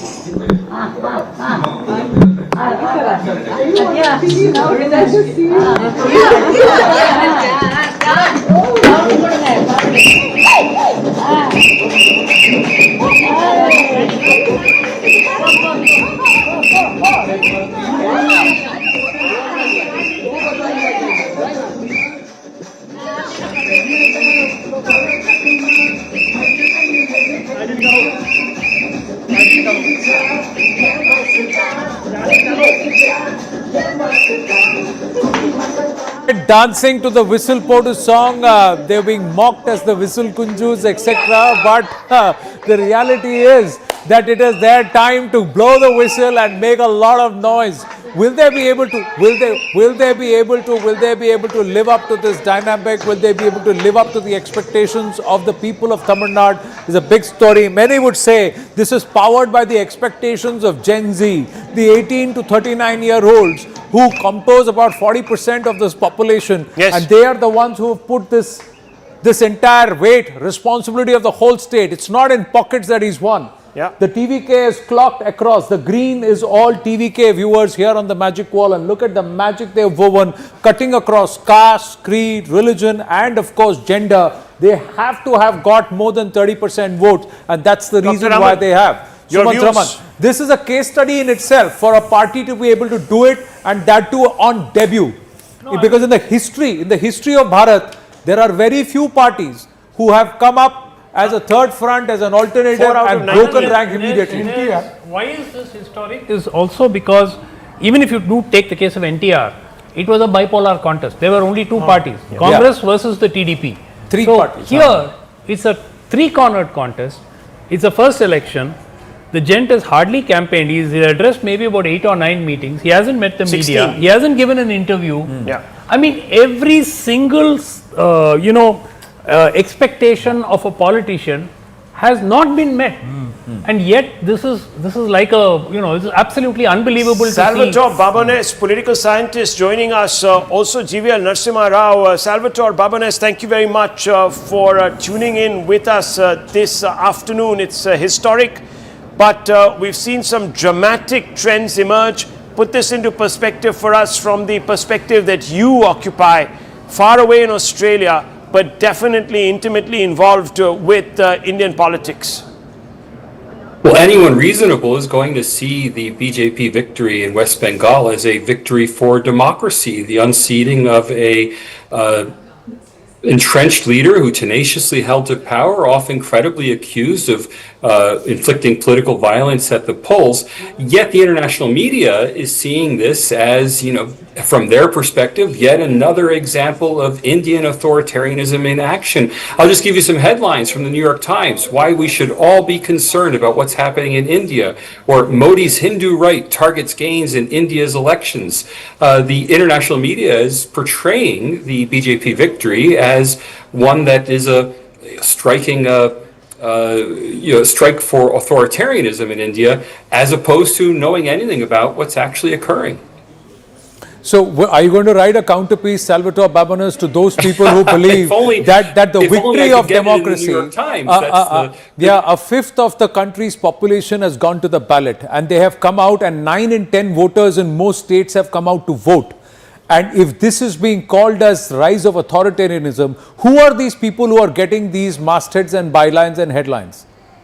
And why? Well, these are almost always people of Indian origin. So Indian coverage in the West is almost exclusively not done by people who are external experts on India, but by people who are themselves Indian, at least Indian in origin, and have some skin in the game. They're trying to convince Westerners of their preferred narrative instead of offering a dispassionate analysis. The Election Commission of India has been cast in the international media as a politicized villain that has thrown the West Bengal election to the BJP by disenfranchising Muslim Indians. Now, that's simply not true. There's no evidence that that's occurred, yet that's the narrative that they're running with. Well, unfortunately, in our history, in Bharatiya history, the doors to our forts and our temples opened from the inside. So there are always those who will stab the country at the back. But the fact is, you've studied Bharat, you've written a book on dharma and democracy. So let me ask you, do you believe that any other place in the world can conduct elections the way they are conducted in India, in the most democratic and open manner, and West Bengal returning the highest voter turnouts? Is it authoritarianism or giving space for the voter to cast their mandate? Well, India is not the only democratic country in the world, but I think what we're learning today is that elections in India operate on the same basic principles as elections everywhere. So just take a look at Tamil Nadu. In Tamil Nadu, we've seen a non-politician outsider win a thumping victory over two extremely well-established parties because those two established parties were not offering voters choices of real choices as to a different political direction for Tamil Nadu. Now, you can look the same way at the United Kingdom and see how reform in the UK has been unseating Labour and Conservative parties, which have not offered voters choices. Now, again, no matter who you support, I don't support any of these parties. They're not my countries. The phenomenon is the same. When political systems don't offer choices to voters, if those systems are truly democratic, as India is, what we see is outsiders coming in and upsetting the political apple cart. No, and if a party like the BJP wins the election, then it is Hindu right and extremism, etc., Hindu nationalism. If a party like the TVK wins, that means democracy is flourishing. Nalin Mehta, Managing Editor, Moneycontrol, with us. Salvatore Babones, Professor Babones. Yes, Nalin Mehta. How is that fair? I wanted to ask Salvatore a question. Salvatore, there are many in India on the opposition who are lamenting today as the death of democracy, who are saying, look, this is the end of constitutional democracy and so on. As someone who has looked at international indices, as someone who looks at Indian elections from the outside as a political scientist, what would you say to those Cassandras? Let's see the evidence. So there's a lot of talk about the Election Commission disenfranchising people. Now, the Election Commission of India has cleaned up voter rolls, in some cases by applying quite draconian rules to suggest that people are suspect voters. They're suspected of not being genuine voters because their cases look out of the ordinary. They don't look like they should look. For example, if a 45-year-old if a mother is 45 years older than her daughter, then we might say that that looks like a case of possible fraud. Now, that may be true, and it is possible that actual credentialed citizen voters have been ruled out by the Election Commission of India. But that won't change the result of an election, since there's no reason to believe that someone with a 45-year gap in ages is more likely to vote for the TMC or the BJP. Right, so it is a problem anytime anybody is disenfranchised, but we're not seeing high rates of disenfranchisement. And what's more, and I have to stress this as a social scientist, we're not seeing the systematic disenfranchisement of one side or the other. If there are errors in polls, there are errors in polls. Those errors affect everybody equally. Mr. Babones, let me ask you this, and hopefully we'll be able to show you the map of the BJP spread. Let's do it, Arindam. Let's put the map out. Yes, now there it is. You can see it perhaps on your screen, Mr. Babones.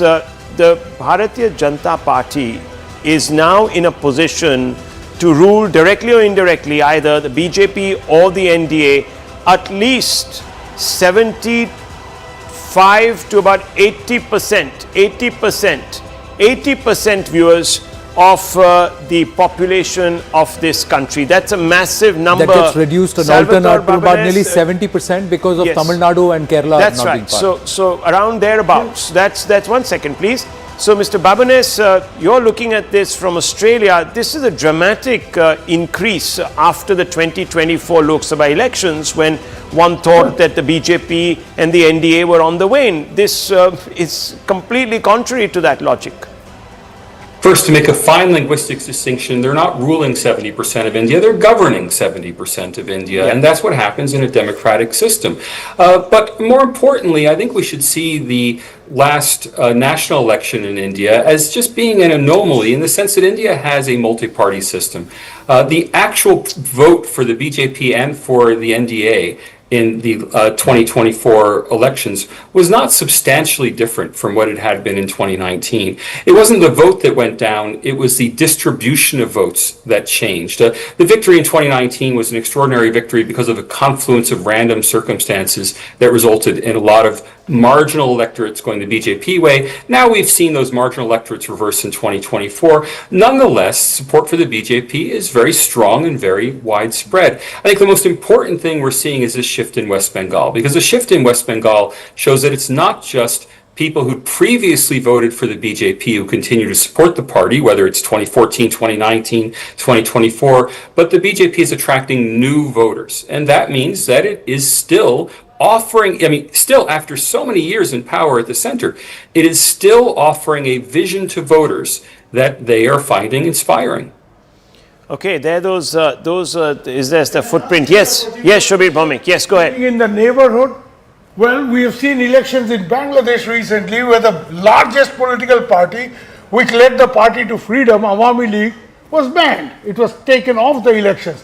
We have had elections in Myanmar where Aung San Suu Kyi's National League for Democracy could not contest along with 40 other major political parties. And we have Pakistan, of course, where Mr. Imran Khan is in jail for 2 years and his party is in wilderness. And contrast that to India. What are your thoughts on that? I'm talking of regional realities, gentlemen. I don't think anybody should realistically be comparing to India, to Pakistan, Bangladesh, or Myanmar. The real comparison cases for India are European Union countries, North American countries, Australia and New Zealand. India has a very different population than Western democracies, but a very similar system. And for almost everything that happens in Indian democracy, whether for good or for bad, even things that people can criticize about Indian democracy are the same things that they can criticize about North American, European, or Australasian democracy. There's nothing particularly distinctive except for the sheer size of India and except for the relatively low income in India. But why does this not rub on to our neighbors? Who cares? Who cares about your neighbors? Forget about that right now. Shobir Bhaumik, we are not interested in what's happening in Bangladesh and the Gen Z there and whoever they're getting sort of pulled and pushed by. But just very quickly. No, that might be so. That might be so, sir. But we're not right now involved in those elections. Let's keep it fixed and focused on the story of the moment. The story of the moment, viewers, is this: that we have a new political entrepreneur who's broken through in an unexpected manner. And we have, of course, the NDA that is coursing from one victory to the other and doing very well. This was not supposed to be traditionally a cycle in elections where the NDA was supposed to do well. There was SIR overhang when many people suggested that India's polity had become a lot more unrepresentative. All of those things, viewers, are being smashed. All those things are being smashed. There is no ossification. The voter is choosing as he pleases. Tamil Nadu is a huge example of that. TMC losing in Bengal is a huge example of that. In Puducherry, viewers, in Assam, and even in Kerala, we still have an opposition-led government in Kerala. We don't have the BJP coursing ahead on the back of an SIR in Kerala either. Yes, Anand. No, so like I said, that's the big question. The question, and for everybody, to whoever tries to get swayed by these kind of headlines written on international papers, one wonders what their actual motive is. Is it anti-Modi or is anti the voter of the country? When a voter comes out to vote, how can you turn around and say that this voter is actually, you're actually branding the whole voter as someone who's colored and etc. and does not have a certain ability or intellect. So we began in the morning with the New York Times story, yes, right? And Hillary Clinton had once said the basket of deplorables when she talked about a certain section of the population, American population, who were voting for Trump and not for her. She put down the voters and put down a mandate against what the people had said. You will find commentators today in India who will call this a vote against constitutional democracy, put down the entire exercise saying that, oh, the barbarians are at the doors of our states now. Now, these are influential commentators, so we should not even think that this influence will not work, because they work in an ecosystem of Western democracies which do not like the rise of a democracy like India. So that ecosystem which they inhabit, that echo chamber that they inhabit, will push forth these people, fund them, fund their movies which will run in film festivals, give them awards. Those people will find their shows on Netflix. It is this kind of a echo which will happen from those countries will happen here. It took just about 6 hours for those commentators in India to repeat what happened in the New York Times. So we should never ever think that these things don't work in consonance with each other. No, but Mrs. Gandhi did not call anybody Dr. basket Raman. of deplorables in 77. She accepted the verdict. So did Mr. Vajpayee. Exactly. There are many people who have done this, Tall who have leaders. gone back home and gone back to the drawing board and come back. Dr. Raman. Yes. My point is again going about what the other side would say or the other side would do. Look, at the end of the day, the BJP and the right have now well over a decade and a half. I'm not even looking at the Vajpayee era. Now it's well over a decade. Now, can you point to 3 particular states where they've been in power for more than 10 years and say that these states have made dramatic progress over the states that, you know, were being held back by all these regressive thoughts and so on? Unfortunately, some of the fastest growing states in India happen to be in the south, and many of them happen to be opposition ruled. Yes. So, my point is, this whole narrative might work at the elections, but, quite frankly, I want to make a point here. So, historically, that has been true long before BJP came to power. And that was true for Maharashtra and for Gujarat as well, right? The difference is that the reason why the BJP continues to win is that in the states in the north, which were so far behind, there's been a paradigmic shift in what in the, especially for the poor, especially with the social welfare net, and that's where the difference has been. Exactly. You look at UP now. You look at UP now, and look at almost all industrial statistics. UP has really moved up the ladder. Madhya Pradesh. In multiple levels. Bihar it was scary going out of the airport. Where identity politics works, where casteist politics works, where it's very easy to deflect the attention from core people's issues.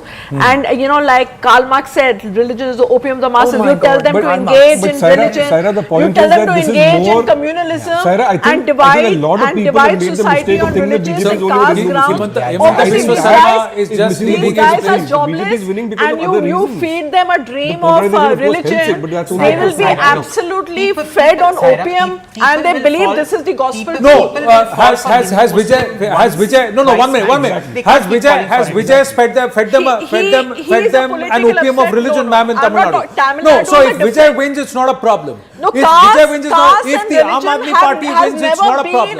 But if the BJP wins by an overwhelming mandate, then it's a polarized campaign and you have brainwashed the voter. No, please, the left. No, this is the reason why. This is the reason why perhaps that the left is losing all relevance, ma'am, because you are not able to wake up to the fact you've allied with the ISF. That's not an Islamist party. The left allied with the ISF in Bengal. How are you going out and trying to be so charitable about all of this? Early on in the day, Smita said something very important, which is that, you know, if after every defeat and even after victories, the kind of brainstorming that BJP does, the kind of, you know, going back to the drawing board that BJP does, the opposition doesn't do, which is why we keep after defeat. No, opposition is like too many cooks. Okay, Viewers, that's the problem. We're going to be taking a short break, but not before we leave you with these pictures. This is Vijay, viewers, a look back really on his rise and his politics.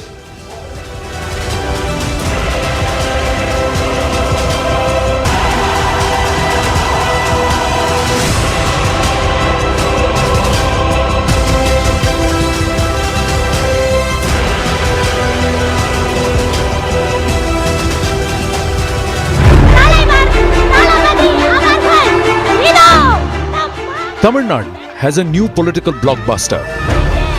Vijay, the superstar millions call Talapati, has delivered his biggest hit yet. At the ballot box, the mass hero is now a mass leader.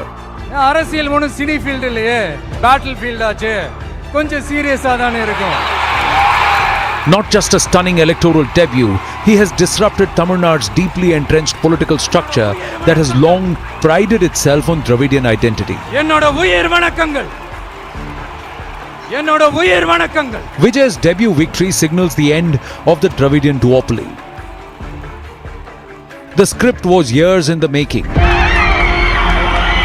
In 2009, he built a powerful fan network through the Vijay Makkal Iyakkam. A decade later, he began speaking out on national issues. In 2021, his fan network won over 100 local body seats. Vijay finally took the plunge on the 2nd of February 2024. Just before the Lok Sabha elections, he formally launched his party. Tamilaga Vetri Karagam, or the TVK. He chose not to contest the 2024 general elections, instead preparing the ground for the just concluded assembly polls. By March 2026, he took the ultimate gamble to contest all seats solo. No alliance for Vijay. From the start, his messaging was clear: anti-corruption, social justice, and a rejection of divisive politics. At his first major rally, he positioned his party against divisive forces and invoked icons like Ambedkar and Periyar. This wasn't just cinema rhetoric, it was political masterclass. But Vijay's real strength? A generation that grew up on him, Gen Z.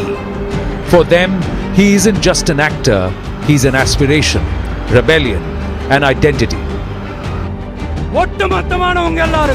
From viral punch dialogues to social media dominance, his influence extends far beyond cinema halls. Among women voters too, his appeal is massive.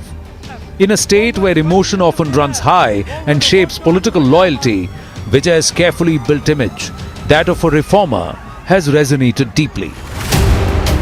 His rallies weren't just political events, they were emotional spectacles, and the crowds proved it. Unprecedented turnouts, road shows that resembled film releases.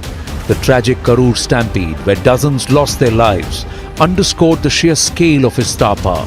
This was not conventional politics. This was a mass movement. It has not been an easy ride though. Scrutiny over financial matters led to questioning by central agencies like the ED. His last film, Jananayagan, is yet to be released, but he remained stoic in the face of adversity. Each episode only reinforced his anti-establishment image. Even personal turbulence failed to dent that image. Amid intense speculation around his marriage and divorce proceedings, Vijay remained publicly composed, not shying away from appearing in public with his rumored partner and co-star Trisha.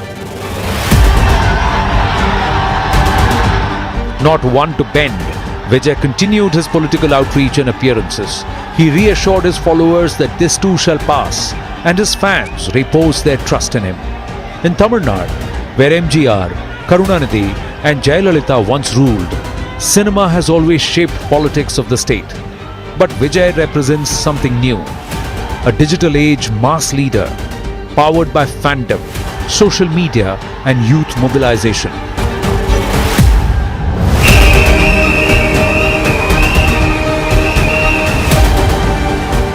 From first day, first show to his first political triumph, this is clearly Talapati's biggest release.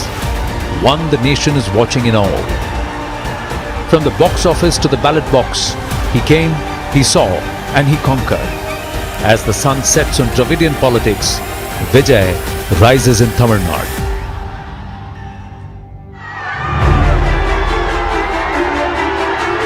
Big news breaking here on CNN News 18. Mamata Banerjee trailing. Tamil Nadu TVK is a factor. There is no Prashant Kishore type thing happening. Apathy by the political parties. They did not muster up. Okay, and you can see the BJP has picked up 34 seats. The TMC down by 32. Tamil Nadu postal votes, usually government staff overwhelmingly vote DMK. This SIR deletions greater than 5%, we have only, you have, nobody has across these channels. The BJP cutting through viewers. Look at this, the BJP cutting through. India Fold had a big Brutus, and that is Rahul Gandhi. So he's not only taking down his own party, but he might be the BJP's Hamza Ali Mazari in absentia. अरे भाई, he wants Mamata to lose. Mamata अगर जीत गया तो India bloc का chief Rahul. Viewers, this is going to be an interesting election. It's going to be historic. We're leading right now. We're up there, #1 channel on. They're right behind you. You got the number. Right, there we go. There we go. That's it. That's the worm. That's the green. Green for go, viewers. And we're there at 181,000 views live.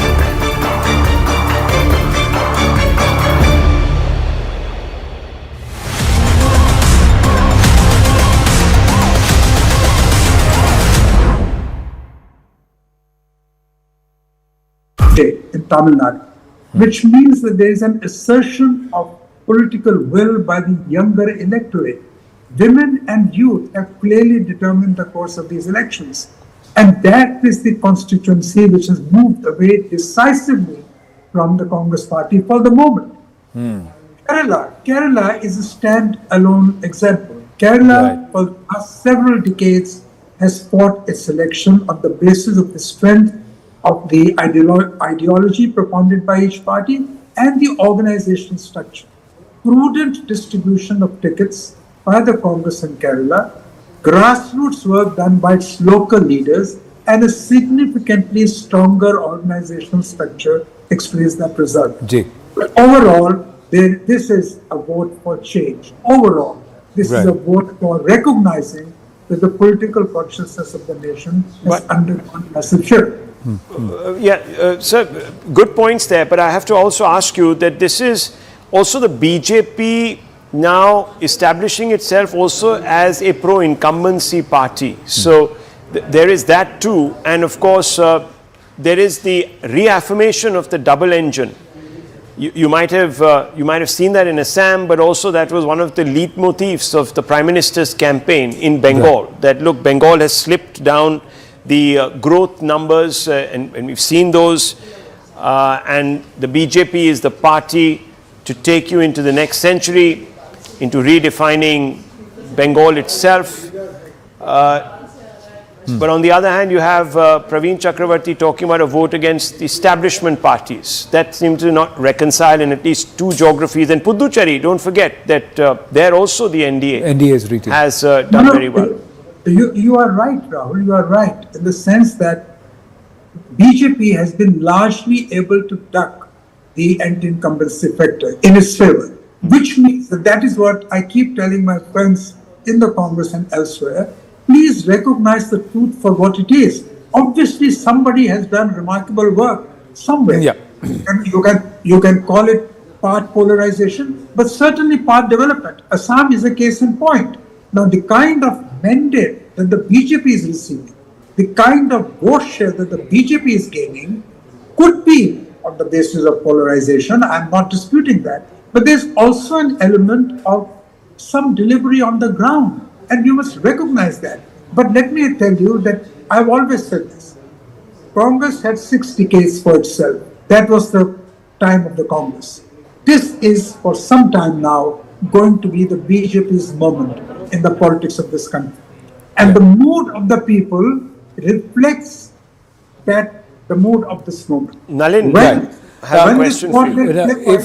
With your kind permission, Ashwiniji, we've got a message coming in from Mamata Banerjee. Just like to play that out, and then we'll come back to this conversation. Shehzad Punawala, good afternoon.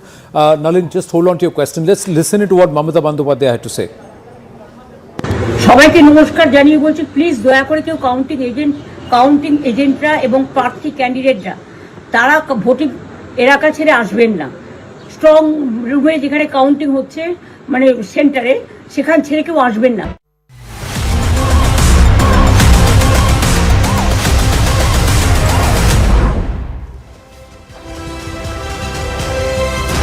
It's not just a win for the BJP in West Bengal, it has been a tsunami of sorts. 197 leads for the BJP currently on your screens. and who knows, maybe it touches 200. The TMC is still sounding a little bit of a contradictory note, saying that this election counting is too slow, EC is doing it deliberately, results will change.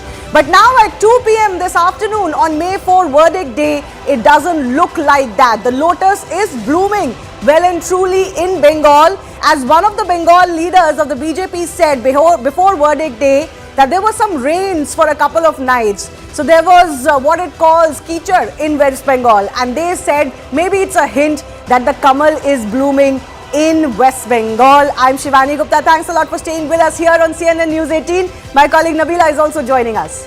Thanks, Shivani. The saffron wave indeed. We're looking at BJP scripting history in West Bengal. It's moments from now when the election will be fully declared. We're assuming that the last rounds of counting is still underway, but that said, we're looking at the BJP extensively celebrating in places like Bhawanipur. In fact, in Bhawanipur, after 10 rounds of counting, Suvendu Adhikari gets about 29,007 votes. Mamata Banerjee at 41,138 votes. So it appears that Mamata Banerjee is leading in her very seat of Bhawanipur. Suvendu is trailing, but Suvendu could very well be the chief ministerial face, even though the BJP hasn't formally announced a CM face. When it comes to BJP, though, West it's Bengal. always a little bit risky to suggest who could become the next chief minister. Who knows? Maybe they pull off a Madhya Pradesh here or a Rajasthan here. But yes, he's not leading in Bhawanipur. I think that's important to establish. That's the breaking coming in on your screens. Mamata Banerjee is indeed leading in Bhawanipur. Suvendu Adhikari, though, is fighting from 2 seats, remember. So he could well be in the house, even if this time around in Bhawanipur he loses. He had beaten Nandigram, Mamata Banerjee last time around. But let's show you on our floor just how the assembly is looking as far as West Bengal is concerned. Who could have thought these numbers? Yes, the BJP was confident they would touch 160, and if there's a wave, they could go beyond 180. And I think their wildest dreams are coming to fruition in West Bengal, not without a lot of hard work though. This is what the assembly looked last time around, mind you. Look at the numbers for the TMC there and the BJP there, it was about 77. And look at the turnaround that has happened. Actually, the BJP is on course to reduce the TMC to the numbers that BJP had last time around within 3 elections, mind you. This is happening within 3 elections in West Bengal, 2 Lok Sabha cycles in West Bengal, and already BJP is the pole party. But this verdict is not just for a few issues. This verdict is a clear verdict for change. Everyone from all sections of society, even in phase 2 seats of presidency, people have voted overwhelmingly for the BJP. We also have some more updates now coming in. Remember, the other big state that we're tracking is, of course, Tamil Nadu. And before that, let's go across and show you just exactly how the power palette of West Bengal is looking right now. So this is one of our interesting graphics here on the wall. You see how much orange this has turned. This is to show you the power equations in the state of West Bengal. From a sea of green, it is now a sea of orange. So TMC strong used to be the dark green color, which is virtually wiped off. I can see maybe one stripe here, but TMC strong, seats that they were strong on, is virtually wiped off. Of course, the green is the TMC, the BJP now 197, others at 5. So the green you see is TMC mild, the orange you see is obviously BJP mild, because this is the first time they're winning in as many seats as nearly 197 now, as you can see, as far as the latest election leads are concerned. Let's also show you more to understand the switch that has taken place as far as West Bengal is concerned, the power palette. So this is what it used to be. 119 was TMC strong, and then TMC used to be a mildly strong in 42 other seats. BJP was mildly strong only in 2 seats, and others were all seats that could go to anyone else. And that has shifted completely as far as West Bengal is concerned. Let's move forward as far as this is concerned. Look at this. I think this is for Tamil Nadu. Like, can we put on the Bengal vector first up before we do Tamil Nadu? Yes, Tamil Nadu, of course, has lots of talking points to talk about. Again, a verdict there which is very decisive. But this is West Bengal. Now look at the Matua factor. BJP 62, TMC 20. Not surprising. Rural seats, BJP 99, TMC 58. Phase 1, Amit Shah said we'll win 110 of the 152 that went to polls in phase 1. They're at 116 right now. So that's a massive, massive number. Look at this, Muslim majority seats. Here too, TMC has lost a little bit of its edge from last time around. BJP at 20, not surprisingly, but the number has gone up. Urban seats, 44. The quote-unquote Bhadralok of West Bengal, the intellectual class, also voting for the BJP. Phase 2, this is where the real surprise has happened. 82 of phase 2 seats, 148 seats have gone to the BJP. Currently, these are not just leads now, mind you. TMC may want to shrug off these results as of now, but they are setting in. And that number for the BJP is only going higher. It is not coming lower. So let's go on. Yes, let's just show you a quick check of the comparison as we see of leads and results. This is again from Tamil Nadu. We want to take West Bengal first up. Right, this is the West Bengal vector. We talked about this. We can go to the comparison for West Bengal very quickly. And then, of course, we can get into the big factors that have worked for the BJP. All right, we'll go to that in just a bit. Suman, your take on this.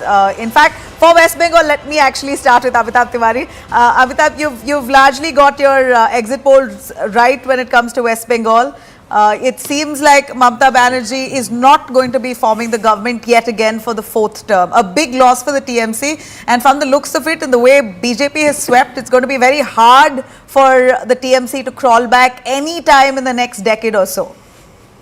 Yeah, so News 18 Vote Vibe India has got the West Bengal numbers correct. We've predicted around up to 163 seats for the BJP. They are doing better because what happens is that जब vote पड़ता है तो पड़ता ही रहता है. Again, the common theme across all the vectors which you have shown is Hindu consolidation in response to excessive minority appeasement. That is the theme which I have been discussing on News 18 for a long time now, for the past 1 month or so. And urban seats, rural seats, Muslim majority seats, Hindu majority seats, phase 1, phase 2, so what women does that dominant mean? seats, anything you name, there the BJP has done well. The BJP has got 20 odd in Muslim dominated That's areas. what I am saying. Any category you name, they have done well. And when the top pollster of the country has chickened out, we've stuck our neck out and got this correct. Why? And we've done it very, very professionally and logically, because we released phase 1 on day 1, and then we waited for a day, Axis by India and then we said phase 2. people were not revealing who they voted for. तो वही बताएंगे भाई अब. No, but हमें तो reveal कर दिया और हमने बता दिया और आप क्या चला दिया और सही. इस बार तो एक्चुअली ऐसा माहौल था कि लोग कैमरे पे भी बोल रहे थे. So to say that people are not talking was a little bit surprising. Yeah, I don't want to throw any kind of shade at anybody, as they say, as the Gen Z says. But Subir Bhaumik, this is not just a sweeping mandate. This is not even a wave. This is a tsunami. See, I've been saying from the very beginning that if SIR had not happened in this election, Mamata really had no issue. She would be on the back foot. It would be just anti-incumbency. Didi ne ye nahi kiya, Didi ne wo nahi kiya. You know all that. She would have to explain from A to Z what she has not done.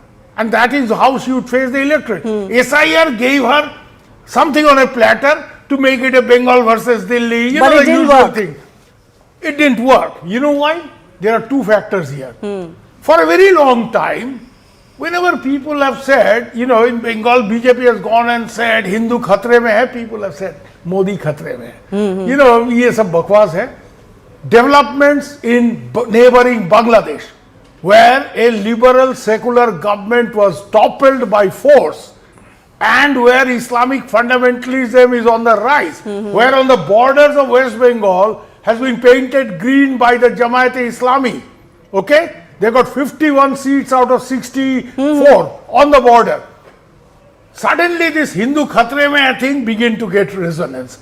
And mind you, on the border, Amitabh will bear me out, there are 44 seats right on the border. There are 57 seats adjoining it. But was it also not a lack of good governance at the ground level, which is cut money, syndicate? This is factor number 1. Factor number 2, which I have pointed out repeatedly, the aspiration factor. Today you go to Singur. This place was supposed to get the Tatars. Who chased them out? Mamata. Didi. And then what happened? आज उधर में खेती भी नहीं होता है. Now there is no agriculture in Singur and there is no industry there. People are going to say, they turn around and say, you provoked us and we got nothing. We neither had agriculture. Can I ask you, how do you describe the migrant voters who went in hordes from Delhi? I hear people Who are in these Delhi, migrant households in Delhi had no house help. They had no drivers, they had no cooks, people were cooking on their own because all of them had gone to West Bengal to vote. Who are these migrant voters? They are like my daughter who works in Bangalore. Who are and they? They are the people who hold maximum against Didi. Why we have to go to work in Bangalore? There is nothing in Calcutta. No, there is a worker which is the migrant class worker, which is the lower middle class worker who are working They're all as house kinds. help. It's not just lower No, middle those class. working It's as also house the help, high those are also professional. against. Are you saying those working as house helps in other cities, they are also against Mamata now? You're saying that? They have, of course. They're Because against they are Mamata. not getting work in Bengal. They have to go out. A. Because they get higher wages there. Okay. Number one. Number two. Today in Bangalore there are 160 Durga Pujas. Why? So many Bengalis. Why? Because they don't get work in Bengal. They have to go there. Okay. But Abhijit, can I ask you very quickly? This is also telling you that you can have very good welfareism, which Mamata Banerjee This did is have. role politics, not welfareism. Whatever, you can 1500 call रुपए में it क्या all होता है? politics, but I'm saying that because we live in an era where BJP has also delivered this kind of welfareism, Revdi, Dole, whatever you want to call it, that margin that some of the regional parties had has evaporated because they know they're going to get it, whoever comes to power. So that no longer is the biggest deciding factor, especially schemes for women, for example. Yeah, and this time cleverly BJP didn't go with that their earlier premise that we are against doles, no bhata. They had to match it or up it. Bhata chai na tata chai, all this they didn't talk about. They in fact said that we will give you double, boss. And we have a track record of giving it in Madhya Pradesh, welfare in other states.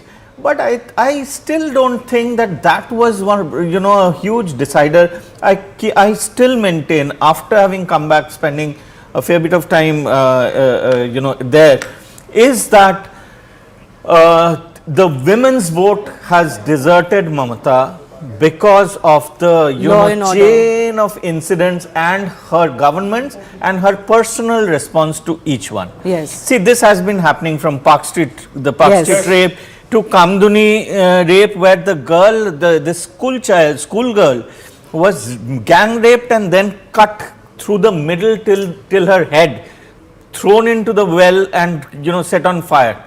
Then there was, of course, Abhaya. There's Sandesh Khali and then Abhaya and the treatment that Abhaya's mother got. Exactly. Sandesh Khali. And Sandesh Khali. Sandesh Khali, there was this whole thing. And 2021, please don't forget, people like, Sheikh Shahjahan and several others. But the rhetoric around women are not safe in West Bengal was perpetuated by the BJP also. Is it really a fact when you look at BJP ruled states in comparison? It's not any better. Bengal has always been held up as the safest place for women. Correct. Even if you sort of catcalled somebody or touch somebody on the bus, in Bangla they would say act of baire porbe na, mane itna marenge ek bahar nahi girega Even in Naxalite period, so much violence. Women were not touched. Women were not touched. They were absolutely safe. No, but the political violence narrative, every time the CM slut shaming the victim was absolutely, and I think something broke with Adhikari. And also there is an alternative that emerged, right? Earlier there wasn't. Yes. Yeah. Do we have the voting percentages? Because I'm going to hold off judgment on this. Because tell me something. How is it that Sandesh Khali did not affect the national election at all? Yeah. How is it that RG Kar benefited the TMC, where the protesters were also TMC and the protested against were also TMC? Yeah. Something clearly has shifted out there, right? SIR. I think Is it the SIR? But I don't think it is the SIR. Like Amitabh's figures showed. What had happened was the turnout was significantly greater than the subtraction. Number of deletions. So the numerator changed, the denominator also changed, right? Therefore, that is also not a point. With Mushulman, what has happened in the last 2 years, that in 20 Muslim seats, the BJP has come ahead. Right. Again, I want to see the percentages. Was the vote split out there? Why is it in the last, one second, why is it in the last election, Asaduddin Owaisi failed to split, spectacularly failed to split? Who succeeded in splitting? Especially Humayun Kabir, after that video went viral, na, ki what mein BJP, that BJP has paid him hundreds of crores to build a Babri Masjid. Exactly. So I think we need to wait for the gender, we'll do that. I think we can pull up some of those that. numbers of percentages from the Election Commission website, because that would be the most reliable as of now, although our numbers are a bit faster than Election Commission. But can I just bring in, Sumant, I want to bring in, because there is a shade of what's happening in West Bengal also in Tamil Nadu. I think, and I could be wrong, I think there's a little bit of arrogance in both, for example, the TMC governments of 3 terms, plus the DMK government in Tamil Nadu. And I think people don't like arrogance, particularly when they have an alternative. They found an alternative in West Bengal, they found an alternative in Vijay in Tamil Nadu. So arrogance in politics is not to be tolerated by the public. I mean, if you talk about arrogance, all parties have arrogance. All parties no, but when you are in government, that's a different arrogance. Ruling when you are a ruling party, I want to go across 1 second, gentlemen. BJP Sarbananda Sonowal is also joining us now. Sir, many congratulations. The results look spectacular for the BJP in West Bengal, in Assam, your state as well. The BJP coming back to power, almost 100 seats now, 100 leads. Yes. Yes. Subhesh sir, just 1 second. He might not be able to hear you very quickly, clearly. Yes, Sarbananda sir, big result for both West Bengal and Assam.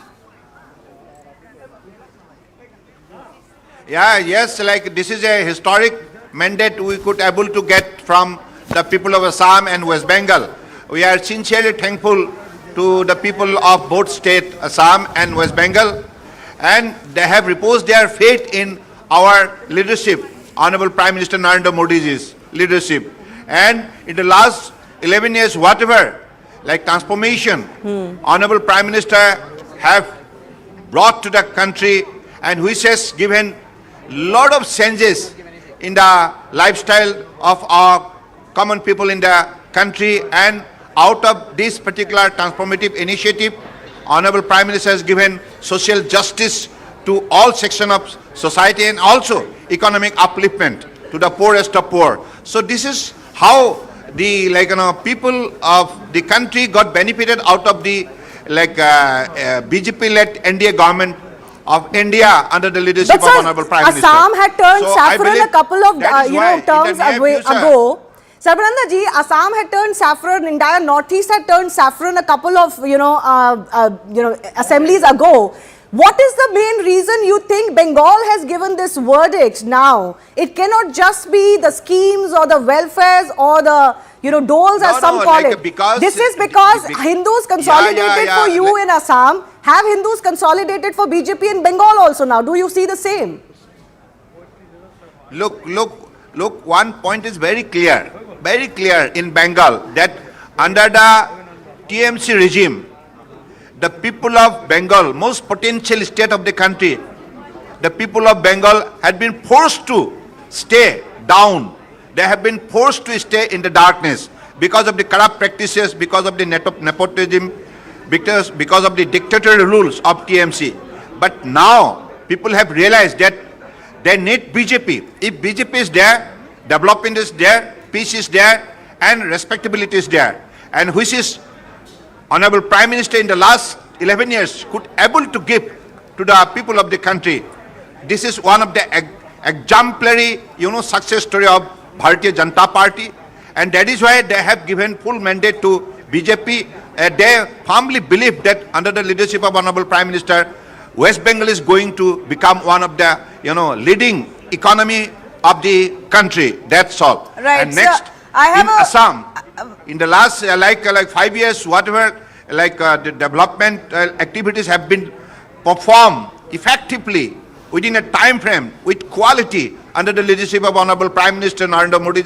So in the 2014, whatever exemplary kind of scheme and program have been put into action, which has brought lot of changes to the life of the people of Assam, and that is why they firmly believe that if BJP is there, peace is there, respectability is there, dignity is there. Sir, why and don't you progress tell us, is there. Sarvananda So that is Sonovalji, the why people don't of you tell Assam us is very Hemanta happy Biswa and they have Sarma's given full role, mandate to BJP. sir, Hemanta Biswa Sarma's role in bringing Dr. the Hemanta BJP Biswa Sarma, of course, back to power?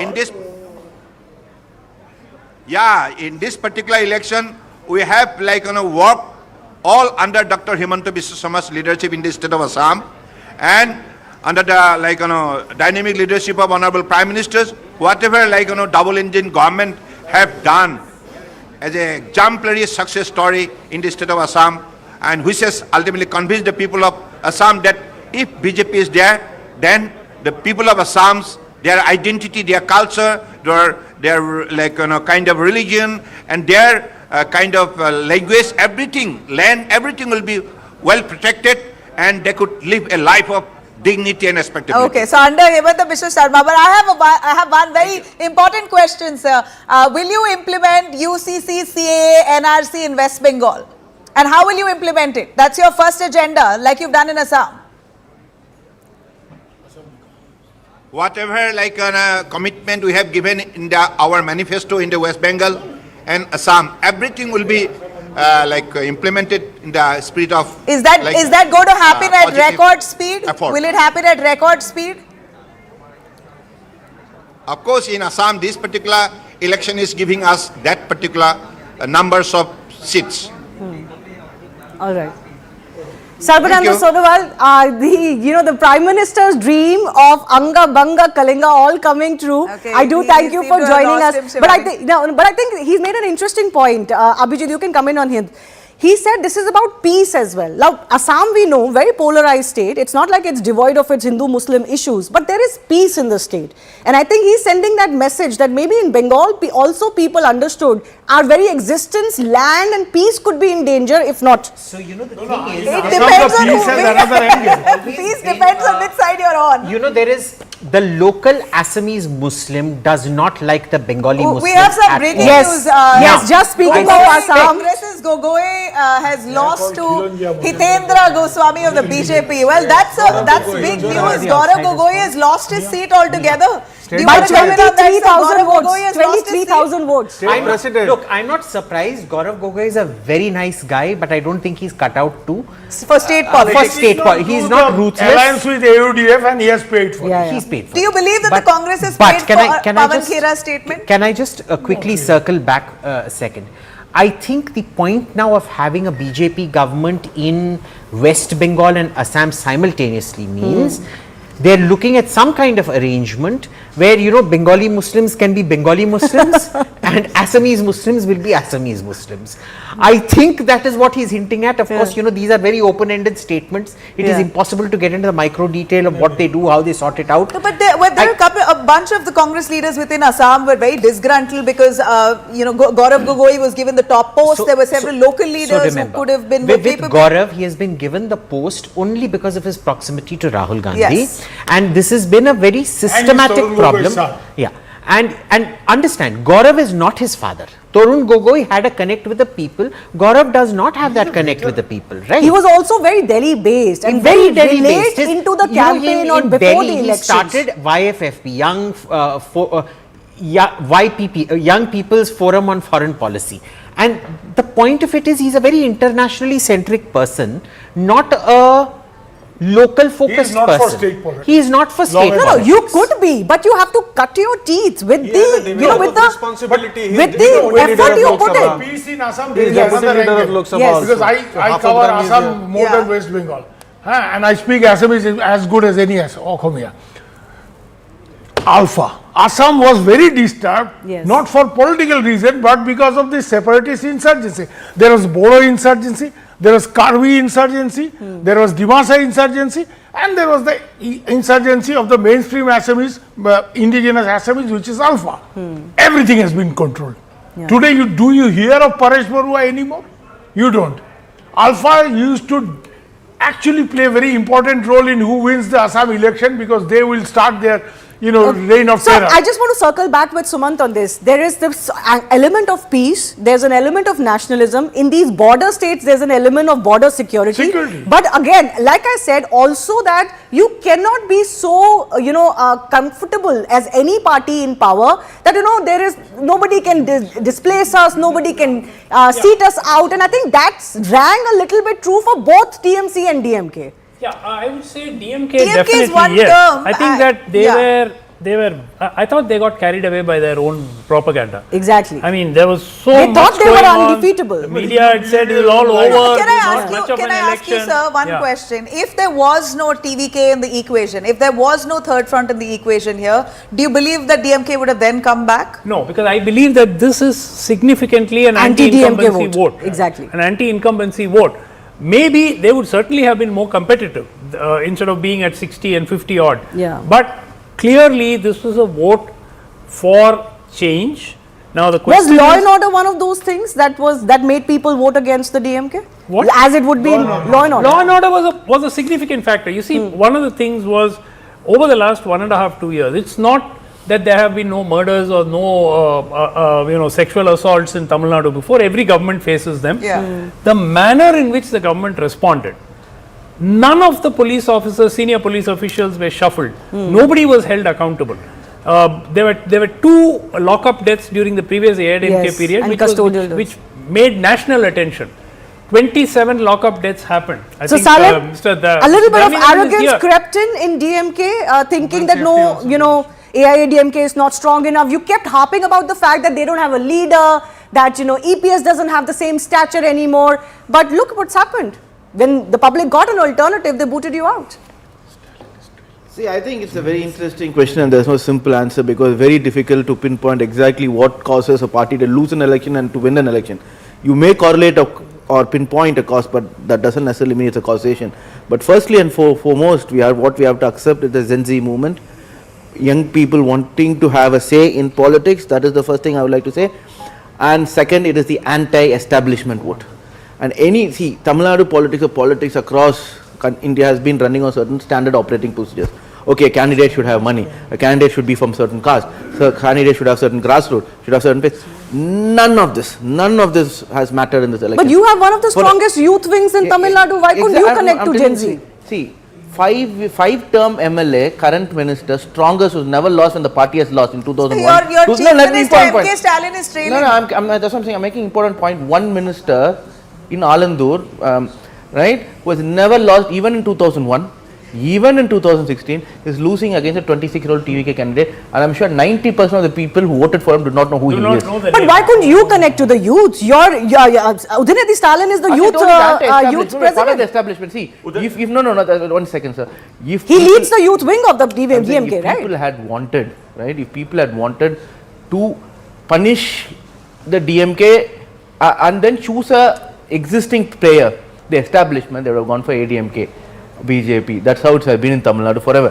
But here it was like, I do not want people in the system. It is like, get lost the system. It's basically the Aam Aadmi Party movement of Tamil Nadu. No, it's not just Aam Aadmi. It's like the movement for Trump.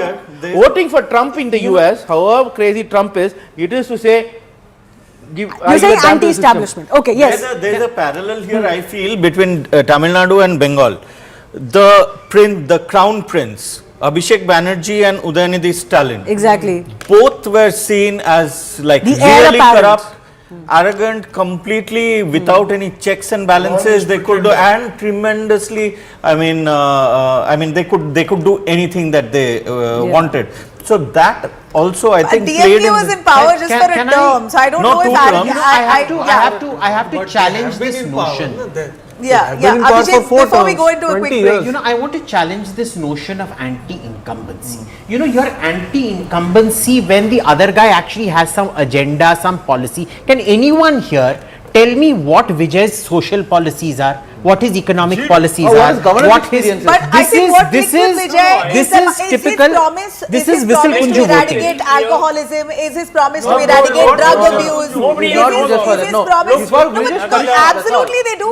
No, 1 second. Don't you agree he called many of the youngsters when they 10th standard students who got their distinction, Vijay would call them and give them a cash prize. 12th, he would call them and give them a cash prize. He's promised examinations, government exams will be scheduled in time, it won't be delayed. So he's really struck a nerve with the Gen Z. Do not. If you call 99.9% of people who voted for him and ask what they voted for, they won't be able to tell you. I think the mistake we're making is saying that the Tamil Nadu voter is not discerning. No, I don't think we should be trying to read too much logic into it. So there is one, I saw a reel in, I saw a reel. Quick one, before we Very go quickly, we have to slip into a break. I saw a reel in Twitter and it was, I think it had about 1 million views. A TVK supporter has made a video saying, lot of us are suffering in loan. Vijay Anna immediately after becoming chief minister. All right, please we're give us getting 5 lakhs. another big update coming in from Kerala now.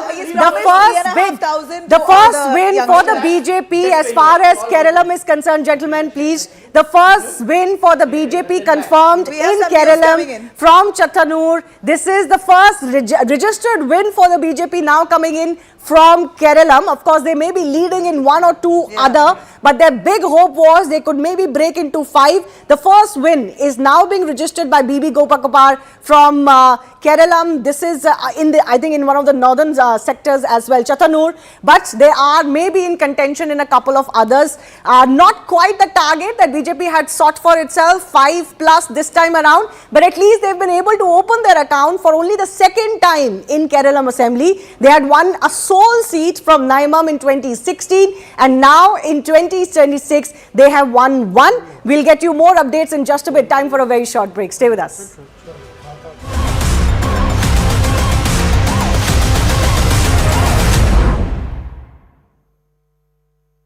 Oh, the barbarians are at the doors of our states now. Now, these are influential commentators, so we should not even think that this influence will not work, because they work in an ecosystem of Western democracies which do not like the rise of a democracy like India. So that ecosystem which they inhabit, that echo chamber that they inhabit, will push forth these people, fund them, fund their movies which will run in film festivals, give them awards. Those people will find their shows on Netflix. It is this kind of a echo which will happen from those countries will happen here. It took just about 6 hours for those commentators in India to repeat what happened in the New York Times. So we should never ever think that these things don't work in consonance with each other. No, but Mrs. Gandhi did not call anybody basket of deplorables in 77. She accepted the verdict. So did Mr. Vajpayee. Exactly. There are many people who have done this, who have gone back home and gone back to the drawing board and come back. Dr. Raman. Yes. Exactly. My point is again going about what the other side would say or the other side would do. Look.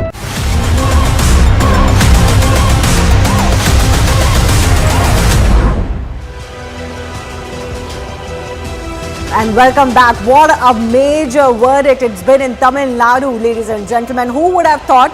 There was only one pollster who suggested something close to this, but even nobody could really get the fact that who would be the second and third in Tamil Nadu. The results are speaking for themselves. It's TVK all the way. But let's break this down. And you know, these are the numbers that are going to surprise the DMK the most. 90 rural seats, AIADMK virtually holding on to what they had. I think they had about 30 odd last time around as well from 70.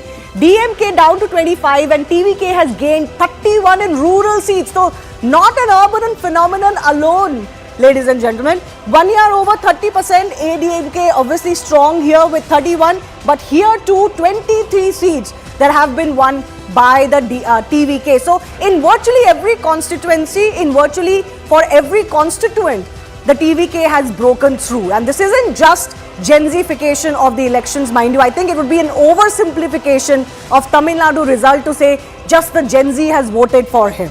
This is the overall numbers, 109 now. Vijay set to be the next chief minister, possibly on his own. But there are smaller parties, even the Congress, currently scampering to want to support the TVK and also ruining their chances. So So the very dark stripes were meant to denote DMK strong. That has of course changed.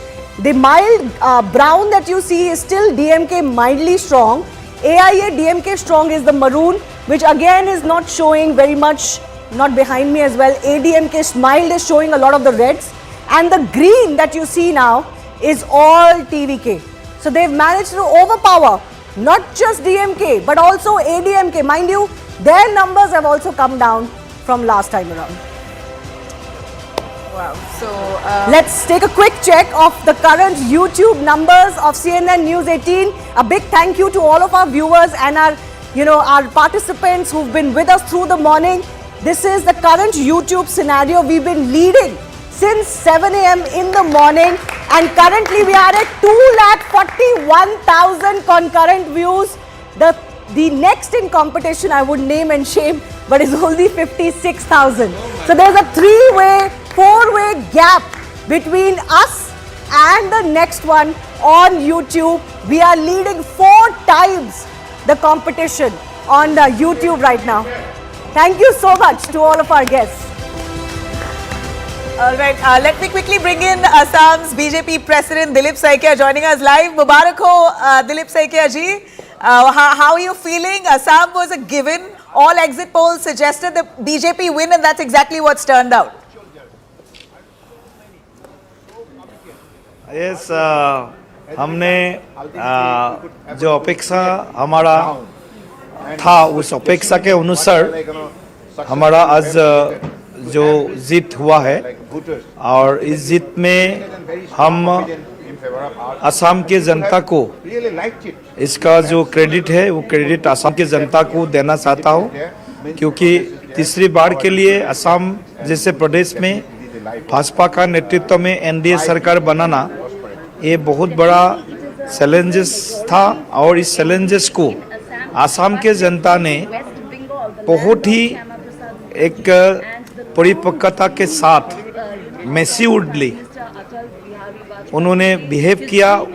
उनका जो गणतांत्रिक अधिकार है मतदान का, वो मतदान का अधिकार बहुत ही जोरदार तरीके से उन्होंने भाजपा के पक्ष वो मतदान किया है। इसीलिए असम के जनता को मैं हृदय से कृतज्ञता ज्ञापित करता हूँ, धन्यवाद ज्ञापित करता हूँ। और साथ ही साथ भारत के यशस्वी प्रधानमंत्री और असम के सुहृद परम श्रद्धेय नरेंद्र मोदी जी, असम के लोकप्रिय मुख्यमंत्री डॉक्टर हिमंत बिश्व शर्मा जी सहित भाजपा के राष्ट्रीय अध्यक्ष नितिन नवीन जी, अमित शाह जी, BL संतोष जी, हमारे सर्बानंद सोनोवाल जी सहित सभी हमारे जो नेतृत्व इस चुनाव में सामने से नेतृत्व किया है, इसके लिए मैं सभी हमारे सम्मानित राष्ट्रीय नेतृत्व को भी, प्रधानमंत्री मुख्यमंत्री जी को भी मैं हृदय से धन्यवाद। दिलीप जी, एक बात बताइए, आपको क्या लगता है कांग्रेस ने कहाँ गलती करी? AIUDF के साथ उन्होंने अपनी गठबंधन नहीं किया, वो गलती रही, या हेमंत बिस्वा शर्मा को पर्सनली अटैक किया वोटिंग से पहले, वो गलती करी? नहीं, इसमें let's quickly cut to Anand also with us in the studio. Anand, going straight across to Smriti Irani ji. Smriti ji, namaste. Khela shesh ho gelo. I think, Anand, it would be extremely repugnant for me to join cause with the Trinamool war cry for ensuring that people are victimized for choosing the BJP. I would instead use this opportunity to give my gratitude to the West Bengal voter who withstood all the fear campaign that was unleashed by the Trinamool, believed in the Prime Minister's guarantee to deliver good governance. It is also a poignant day for us to remember, Anand, that we have had a multitude of our karyakartas that were brought to either violent death, hung publicly across fields for doing BJP work. They are women who were raped, mauled, molested, stripped for being BJP Karyakartas. Today is also a day to remember those victims of violence, especially women victims of violence, that were thrust with injustice. And it is also a day to give thanks to the paramilitary forces and to the Election Commission that ensured free, fair, transparent elections. You draw your roots partly also from Bengal, Smriti ji, so that's why I asked this question. And it's been a long road. Last decade, the BJP has struggled, and you've gone up 23x, at least in the last decade and a half, in terms of the vote share and also the support that you're getting on ground. What do you think would be the first step going forward? We are all waiting for the Home Minister and the Prime Minister's message, but you've campaigned on ground. What was the one thing people wanted from you? Next steps are best enunciated by the BJP Parliamentary Board. I will also here highlight that while Trinamool and especially Mamata Banerjee kept the entire campaign focused on personal attacks on the Prime Minister and also enveloped the Home Minister in it, what is extremely telling is that consistently the Prime Minister brought up issues of governance for the state of West Bengal. Anand, you are witness to the fact that from 2014 to 2026, the central government ensured that over 10,50,000 crore rupees was available for development in the state of West Bengal. While Prime Minister Modi wanted to ensure that the focus of the campaign is on those issues of development, as to why 25 lakh fake job cards were made under the Trinamool rule so that money could be usurped from the Manrega program, as to why flood victims' money was usurped by Trinamool leaders, as to why Ayushman Bharat was not being implemented in the state of West Bengal. While the Prime Minister, the Home Minister was focused on these essential issues, Mamata Banerjee did jhalmuri politics. She wanted to focus on the Prime Minister's eating habits. And I think it is a compliment to the West Bengal voter who kept the focus on issues of governance, on issues of law and order. You campaigned extensively across Bengal, and what was the one thing that the women would tell you? Or men, women alike. Ji. Men, women alike were enraged by the fear psychosis that was thrust. I think Sandesh Khali has evaporated from news headlines. But the fact that rural Bengal saw Trinamool Gundas pick up women and rape them in party office, the fact that post the last assembly elections, we saw many evidences where people were told, if you want to return to your village, make sure you offer the women of your family for men to rape within Trinamool Congress, either leadership or in their party offices. The fact that when I went to help file the nomination for the victim's mother of Adhikari incident, she was being heckled and spat on by Trinamool Gundas. These are issues that did not escape the quintessential Bengali voter. Panihati, Rekha Debnath is doing well in Sandesh. Yes. Ratna Debnath. Sorry, Ratna Debnath is doing well. Did I say Rekha? My mistake. Sandesh Khali, the candidate, is doing well. Rekha Patra. Right. So, yeah, I got those names mixed up. But across the place board, women have come out and voted against the doles that the Trinamool thought was enough to keep the women vote. I think the doles were pronouncements. Everybody in Bengal knew that a pronouncement was not being actualized because the cut money was being taken by Trinamool Gundas. So even the Pradhan Mantri Awas Yojana, money was being usurped. Cut money was being taken. And instead of giving the project to the beneficiary that has been deemed fit as per rules and law, the Trinamool Congress took away that right of the people, the ordinary poor citizen of Bengal, and gave it to either Trinamool supporters or the Trinamool leadership. Now that incident has happened in almost every Gram Sabha, in almost every city in West Bengal. And that is why you see a surge of voter confidence in the Bharatiya Janata Party. There's also been a lot of effort that's been put up by the Karyakartas, and many senior leaders like you have gone on ground. At what point did you feel that there is this increasing or overwhelming feeling that change is necessary? BJP does not go to ground only during elections, Anand. We've had, I can't even say it's a good fortune, but we've had the opportunity of going to Bengal even between the two assembly elections. I've looked into the eyes of the families of victims of violence, where they were crying out for justice. And post such visits, those families were continued to be betrayed by the Trinamool Congress. So this is a victory not only of the Bharatiya Janata Party, this is a victory of that average Bengali who wanted just to flourish in peacetime, who wanted a government in the state that did not stand for illegal immigrants, but for legal Indians. There is fear that the Trinamool Congress cadre may turn sore losers. There could be mass-scale violence in Kolkata and other places. I think the Election Commission, the paramilitary forces and the Home Ministry of India is ready for any misadventure that any Trinamool Gunda may want to undertake.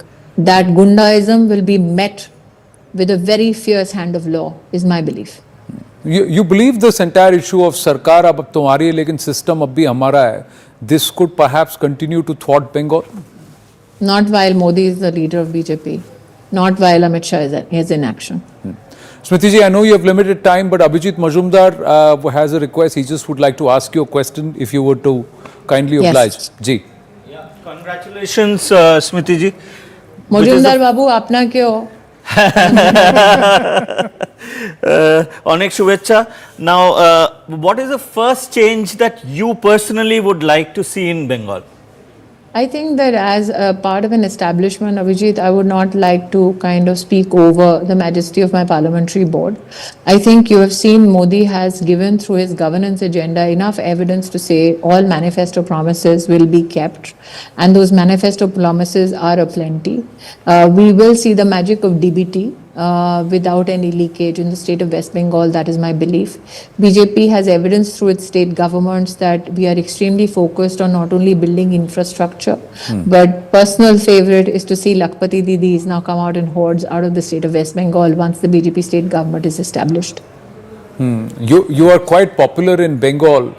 There was a demand on ground, and I'm personally witness to this.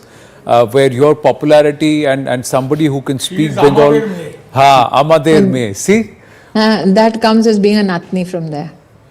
It may have been a surprise for non-Bangalis, but the Bengali knew they had seen me traverse many, I think, villages, panchayats and cities in Bengal. So it will not catch the Abhijit Majumdars by surprise, but maybe the Anand Narsimhans haven't heard me in fluent Bangala.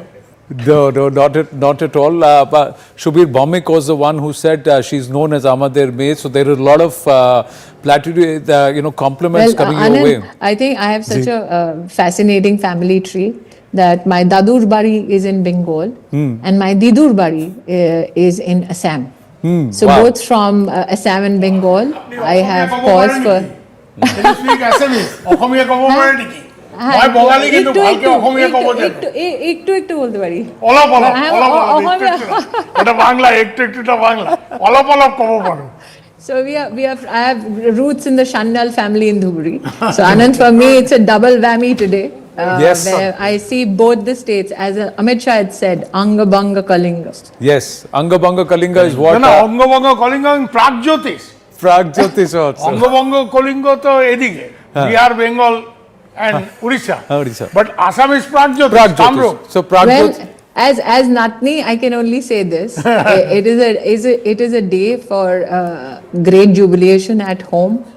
Since morning, the phone has been relentlessly ringing, not only from Karyakartas but also family. Yes, and we've also been pestering you to join us and give us your thoughts, because this was there on the list. So you can, between your counterparts from Bengal and Assam, today the Shandesh is from me. All right, we look forward to that. Smriti ji, always a pleasure speaking with you. Thank you so much. Thank you. Thank you. Thank you. Namaste.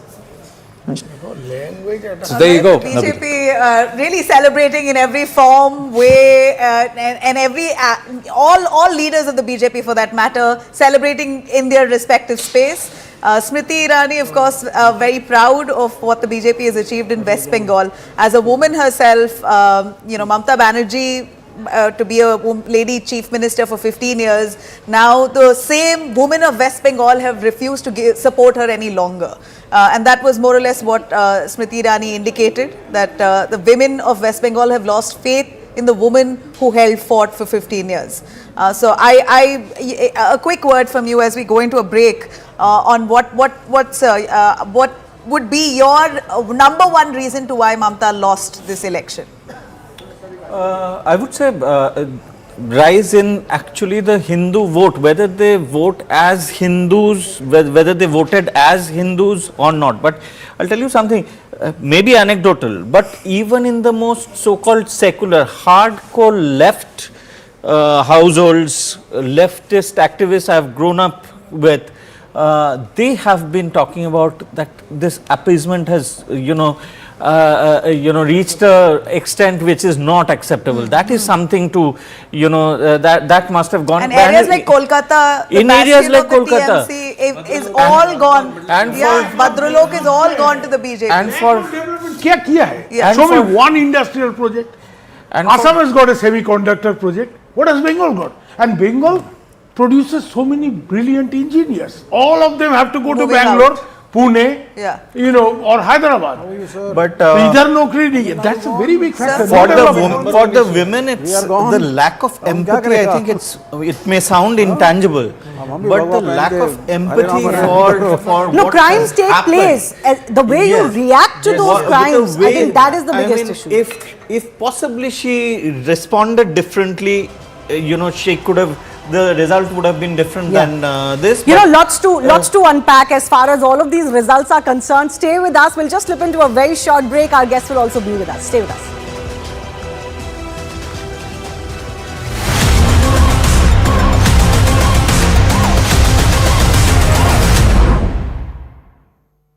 Oh, the barbarians are at the doors of our states now.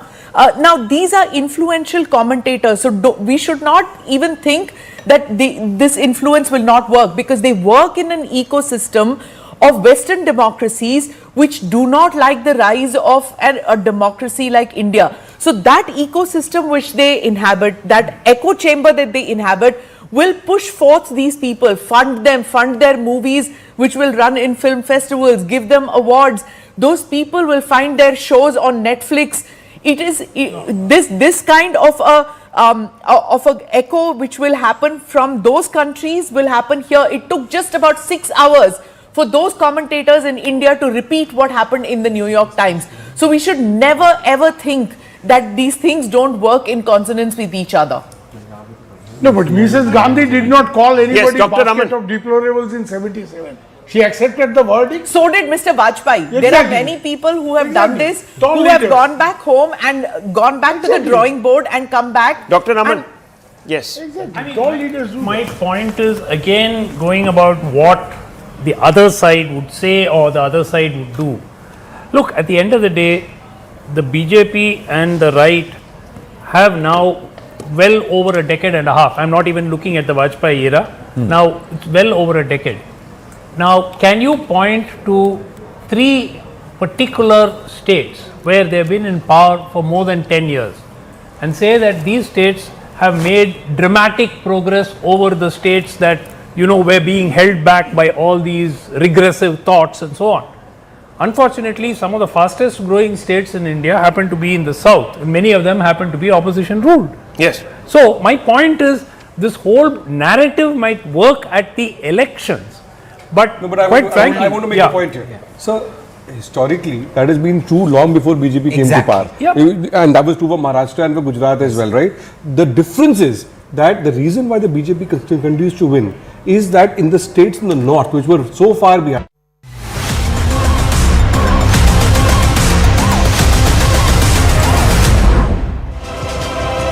Thanks a lot for staying with us here on Verdict Day, your election headquarters at CNN News 18. Let's begin with a quick check of the headlines we're tracking at this hour. BJP prepares for grand celebrations in West Bengal. TMC yet to concede defeat. Mamata says wait till further rounds. With BJP sweeping trends in West Bengal, Prime Minister is expected to lead victory celebrations at the party headquarters this evening. On the other hand, Vijay ends Dravidian duopoly in Tamil Nadu. All eyes on TVK final number. Party books a 5-star hotel in Chennai, expected to gather all winning candidates.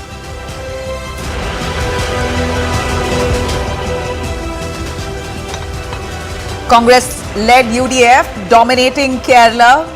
In fact, first win registered in Kerala for BJP as well. Surprise victory for BB Gopi Kumar from Chatanur constituency. Suspense, of course, continues in Congress over Kerala Chief Minister. Who's going to be the man?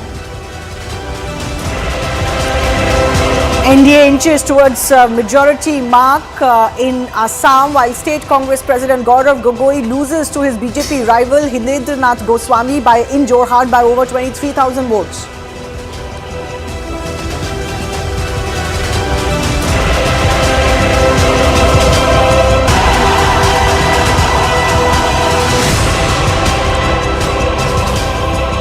So the saffron wave has officially taken over. It has swept the state of West Bengal. Early results and now into the afternoon, consistently showing you a BJP tsunami. This is what the assembly looked like last time around. 214 was how strong the TMC was. In fact, they had been increasing their numbers with successive mandates. But this time around, the tables have been reversed completely.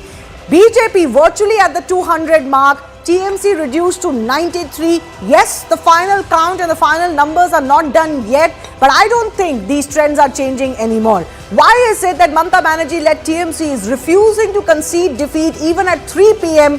Well, it's only up to them. We'll get you some reactions from the TMC camp, but this is not just a mandate against you.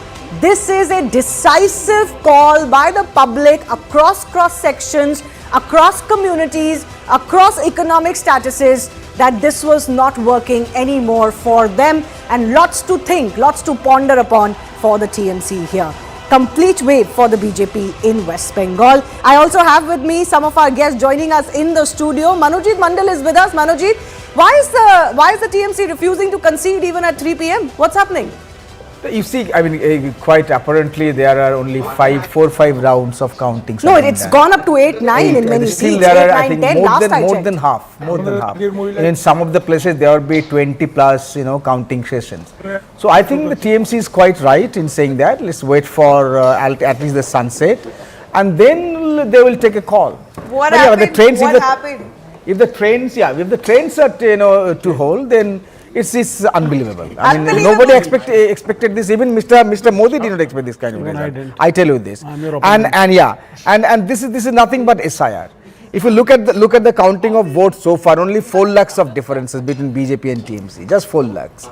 So far the counting has been done. So I did check the vote percentage. Look at the margins also. I mean the lead, not the margin, the leads. We can do all of that post-mortem analysis, but a win is a win, isn't it, Manojit Mandal? I mean, this is already. To my information, there are 60 seats where the margins are merely 1,000, 1,500. Well, there were similar seats last time around even, as well. But let's just break down some of the numbers coming in from West Bengal a little bit more on our wall here. We've got very granular details coming for you. So this is what the state looked last time around. It was TMC strong, mild and BJP mild. And now, whatever was the concentrated almost, half of the assembly for the TMC has become completely cluttered with strands of orange now. So this green you see is only now, seats where the TMC has won maybe once, twice. They may have managed to hold on to these. But BJP has swept strongholds of TMC in West Bengal, which is why that dark green color that should be there on this vector is no longer there. The palette of West Bengal has been completely changed. And like we've been saying, the verdict is very decisive. The public has spoken very decisively against what they got from the TMC. We have more data now as far as the state of West Bengal is concerned to try and break down exactly where are the leads for the BJP coming from. Look at this, phase 2, 141 seats because Falta result is not being announced today. It has been countermanded and will go to repolls. 82 of the 141 have been won or are being led by the BJP. But this is where also the BJP did most of its damage. 152 of phase 1 seats, 111 to the BJP. Once they met that target of 110 set by Amit Shah, who announced after the phase that they're getting at least 110, it became a little bit easier for them and they've completely been bang on their predictions. Rural seats, 96 of them going to the BJP, 61 to the TMC. Muslim majority, BJP hovering around 18 to 20 seats even here. Yes, TMC is strong there, but even BJP making inroads here. urban seats, 44 out of just, in comparison to just 18 out of 62 for the TMC. So this just goes on to show, this is not SIR alone, this is not a polarization alone, this is everybody, Manojit, in Bengal that has decided and said, no, we don't want this anymore. There would be anti-incumbency. 15 years of anti-incumbency has to be there, and some of the some of the narratives of the BJP which they could successfully plant of corruption and gundagardi, So they might have worked. No But again, I was saying this is still I would say quite early, but still early to predict win for BJP. Early, it's 3 o'clock. I'm not saying quite early, but early. Yeah, looking at 93 and 195. Look at the, the bridge. It's double. I didn't say quite early, but it's No, but early. now you can't blame the EVM. Tamil Nadu, Vijay won. Yeah, but that was predictable, I think. Bengal is not predictable because you didn't see it coming. This kind of victory was not predicted. I'll tell you what has happened. So let's এখানে say that the three fortresses of Mamata গন্ডগোলটা Banerjee, Muslim, করা যাবে Mahila and Bhadralok. And if you see that all the three fortresses, two have been breached completely. Your Kolkata, which BJP perhaps would have find it very difficult. Look at the way it has come in. I can actually show that on a magic wall next, yes. Mahila, this number was not possible, Jamila, without Mahila turning into BJP. And this is a very, I think this is a message to the entire national politics. Is that the 3,000 cash transfer promise that could have not also just worked? that, not just that. I'm coming to that. There was a Lakshmi Bhandara was already, and she has promised she will give also 3,000. She will match what BJP was offering. I think it's the Mahila Suraksha. So it is a message to the entire India, to the all political parties. Women are saying that look, at one point of time you thought that probably giving these doles can manage our household problems, but when it comes to our personal security, when it comes to our daughters, when it comes to the RJ Kar, the way the victims were shielded, when it comes to Sandesh Khali, and the way Mamata lost that day when she tried to shield that victim, when she was not present, when the entire Bhadralok was protesting in the middle of the night. I remember that image. If you remember that the old man holding the flag, he was getting sprayed with the water cannon. I think there itself they lost the Mahila vote. The sentiment, the heartbreak happened. Speaking of the Bhadralok, this is the presidency zone, which had 107 seats. TMC had 91 of these last time around. This time they've been brought down by 41 to 50. BJP has 56 leads. Could you have imagined in presidency zone that BJP would break into this stronghold of the TMC, the very Bhadralok Kolkata zone that you're talking about? I mean, this can't happen just because somebody is offering you an alternative which sounds jazzy. This happens when people have seen you and they have rejected what you have done over the last 10, also 15, last 5 politics, years. Also the identity politics, that is non-Bengali, this calling Modi as outsider. I think that has been rejected. No, people want more than this, right, Manojit Bandal? You can't have your entire plan. Once again, Manojit, you can't have your entire plan as outsiders are coming to West Bengal, Gujaratis are coming to West Bengal. We are fighting here because we are the only ones who are Bengali. We understand Bengali Asmita alone. We speak Bengali alone. That can't be your plan. No, if you understand Bengali Asmita, then RJ Kar wouldn't have happened. Sandesh Khali should not have happened. Bangla Nijer meke chai, Bengal wants her own daughter. This worked in 2021. Why didn't it work this time around? We're asking you. Suvendu Adhikari is also Bengali. SIR is the Can I show you SIR? SIR. Okay, fine. SIR, if you see, let me give you the SIR filter. Shivani, SIR happened in Matua community also. Exactly. Right? This is the that's SIR filter. Hindu This is where SIR deletions were more than 5% on the electoral roll. BJP has gained 16 seats here to 34.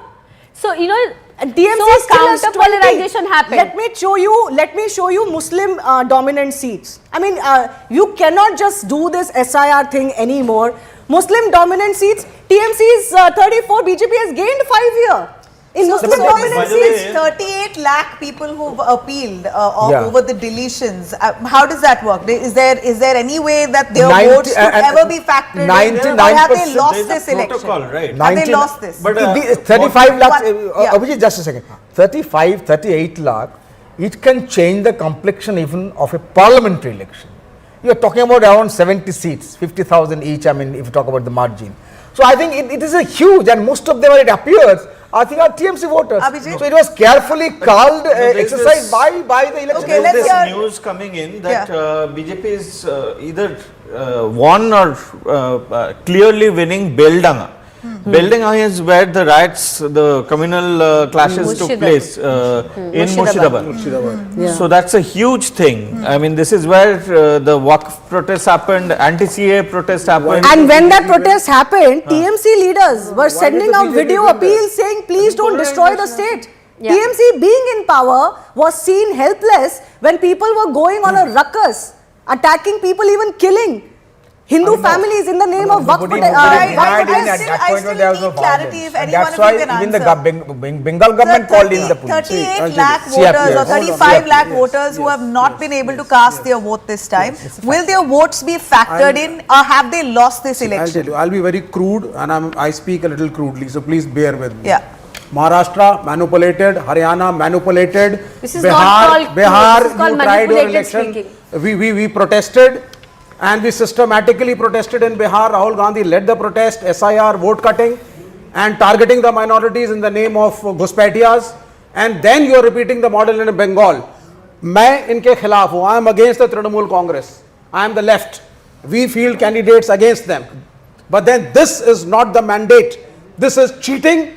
This is theft. Absolutely. Okay. One second. So then my only response to that would be if there was a if it was a neck and neck fight, we would have still thought about elections it being need to be boycotted by the opposition now. But if BJP has swept, it has not swept, it was made to sweep. To sweep. A sweep can't be artificial, you know. A sweep can't be artificial. Yes, you have 94 observers, 93 observers, IPS officers. The way they are behaving, Ajay Pal Sharma, what is that supposed to be? tried the same trick, did and not still work. in Falta, despite Ajay Pal Sharma, actually the elections were all rigged.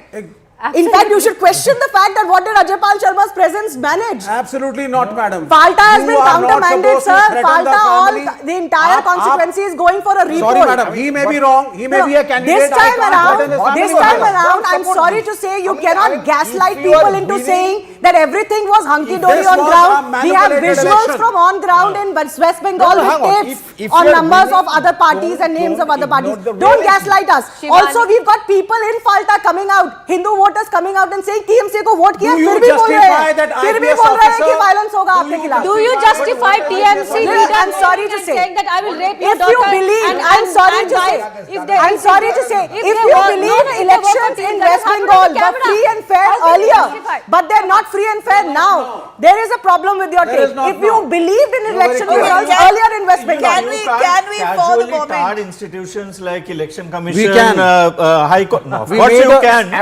We made a presentation but it won't achieve anything because Abhijit, SIR happened in Tamil Nadu also. Exactly. Why didn't AIADMK win there? All the appeals have gone up to High Court, Supreme Court, all sorts of and calm your tempers. It's the BJP who's winning West Bengal, so calm your tempers. Let's shift our focus for the moment to Tamil Nadu because you have a very, very big and embarrassing news. Just one thing, it will put things in perspective. They said 90 lakhs voters removed by SIR. There was 90% voter turnout happened. 93 almost. Yeah, no, I'm saying if you compare that. So that means the SIR, the narrative, no, the denomination of course got reduced, but understand this, the SIR also counter-polarized. You know, because when you shield one particular community saying that okay, their rights are being shielded, the people see that you are only supporting one particular thing. There were more votes cast this time in West Bengal than even in the last election. In many of the districts, not just last election, 8 to 10% deletions on voter rolls in SIR had 13-14% increase in the voter turnout. Exactly. Yes. So you can't. Are you going to reject that? Voted against you. Okay, can we for the moment go into Tamil Nadu because you have very big news coming in from the state that I'm very interested in. Chief Minister of Tamil Nadu, incumbent, he's not, I mean, he's still the guarding that chair is trailing by 7,700 votes. That's the big news that we're tracking. After 14 rounds of counting in Kolkata, Tamil Nadu Chief Minister M.K. Stalin is trailing by 7,700 votes. Tough battle indeed. Yes. Just 8 rounds to go. And okay, but it's still, the gap it's still is just too. nearly No, half. I'll give you that much. I'll give you that much. The gap Please. is too big. No, celebrate the 3 figures. I'll give you that For the much. moment, a little bit about Tamil Nadu, please. Sir, you want to come in on that, on Tamil Nadu? Why don't you give us your Just take one on second. Vijay? Before that, I'm sorry to interrupt you there. We've got a reaction coming in from Vijay's father. Let's listen in. He has some dreams to do the Tamil Nadu, Tamil people. I'm sorry. Definitely he will do. Thank you. First of all, he should get the majority. Then he will decide what to do further. Where do you think he will support now? So how do you see the message for... He will come separate majority. So he's seeking alliance with Congress? Sir, if at all... Are you seeking an alliance with Congress, sir? All secular parties? So do you think that now only...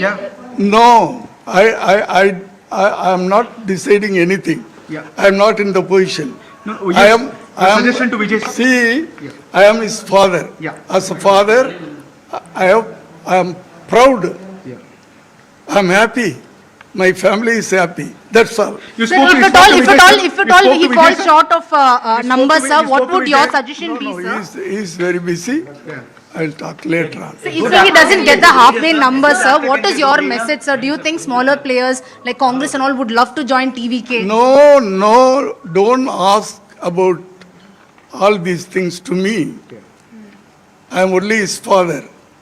So earlier you had suggested but I am one of the DMK, TVK member. Yeah. Okay? Yeah. He is my leader. Yeah. He has to decide. Yeah. He has to tell the reply for all these things. Sir, are you confident? Are you confident that TVK will form government majority? Yet again, an actor with a magnanimous persona coming ahead and forming a government. Do you think this is a win? More than 20 years, he was planning, and in his mind, he wanted to do something to the society, but he was expecting the correct time, so he felt this will be the correct time. Does the good actor be a good leader? Now he will be a good leader. Sir, the talks of ADMK also reaching out to Vijay, sir. What do you have to say? You are always asking about those things. I can't decide anything. So will as a father to suggestion to Vijay, what will you do, sir? As a father, I am happy. Yeah. What will be a suggestion to Vijay, sir? He's now become as a father, I am happy. So will Mr. Vijay come and meet you, or are you meeting? One second. Sir, he's an actor. As a son, he can meet me. Yeah. I can't say anything. I don't advise anything. Sir, he was a superstar. Sir, he was a superstar. Now he's a leader of the political party. He's going to become the chief minister. What would you suggest to him, sir? Your advice to your son? No suggestion from my side. Yeah. Sir, are you confident that TVK will form government? Sir, are you confident that TVK will form government, sir? Sir, Sir? the family rejoicing. It's a very joyous moment. We are very happy.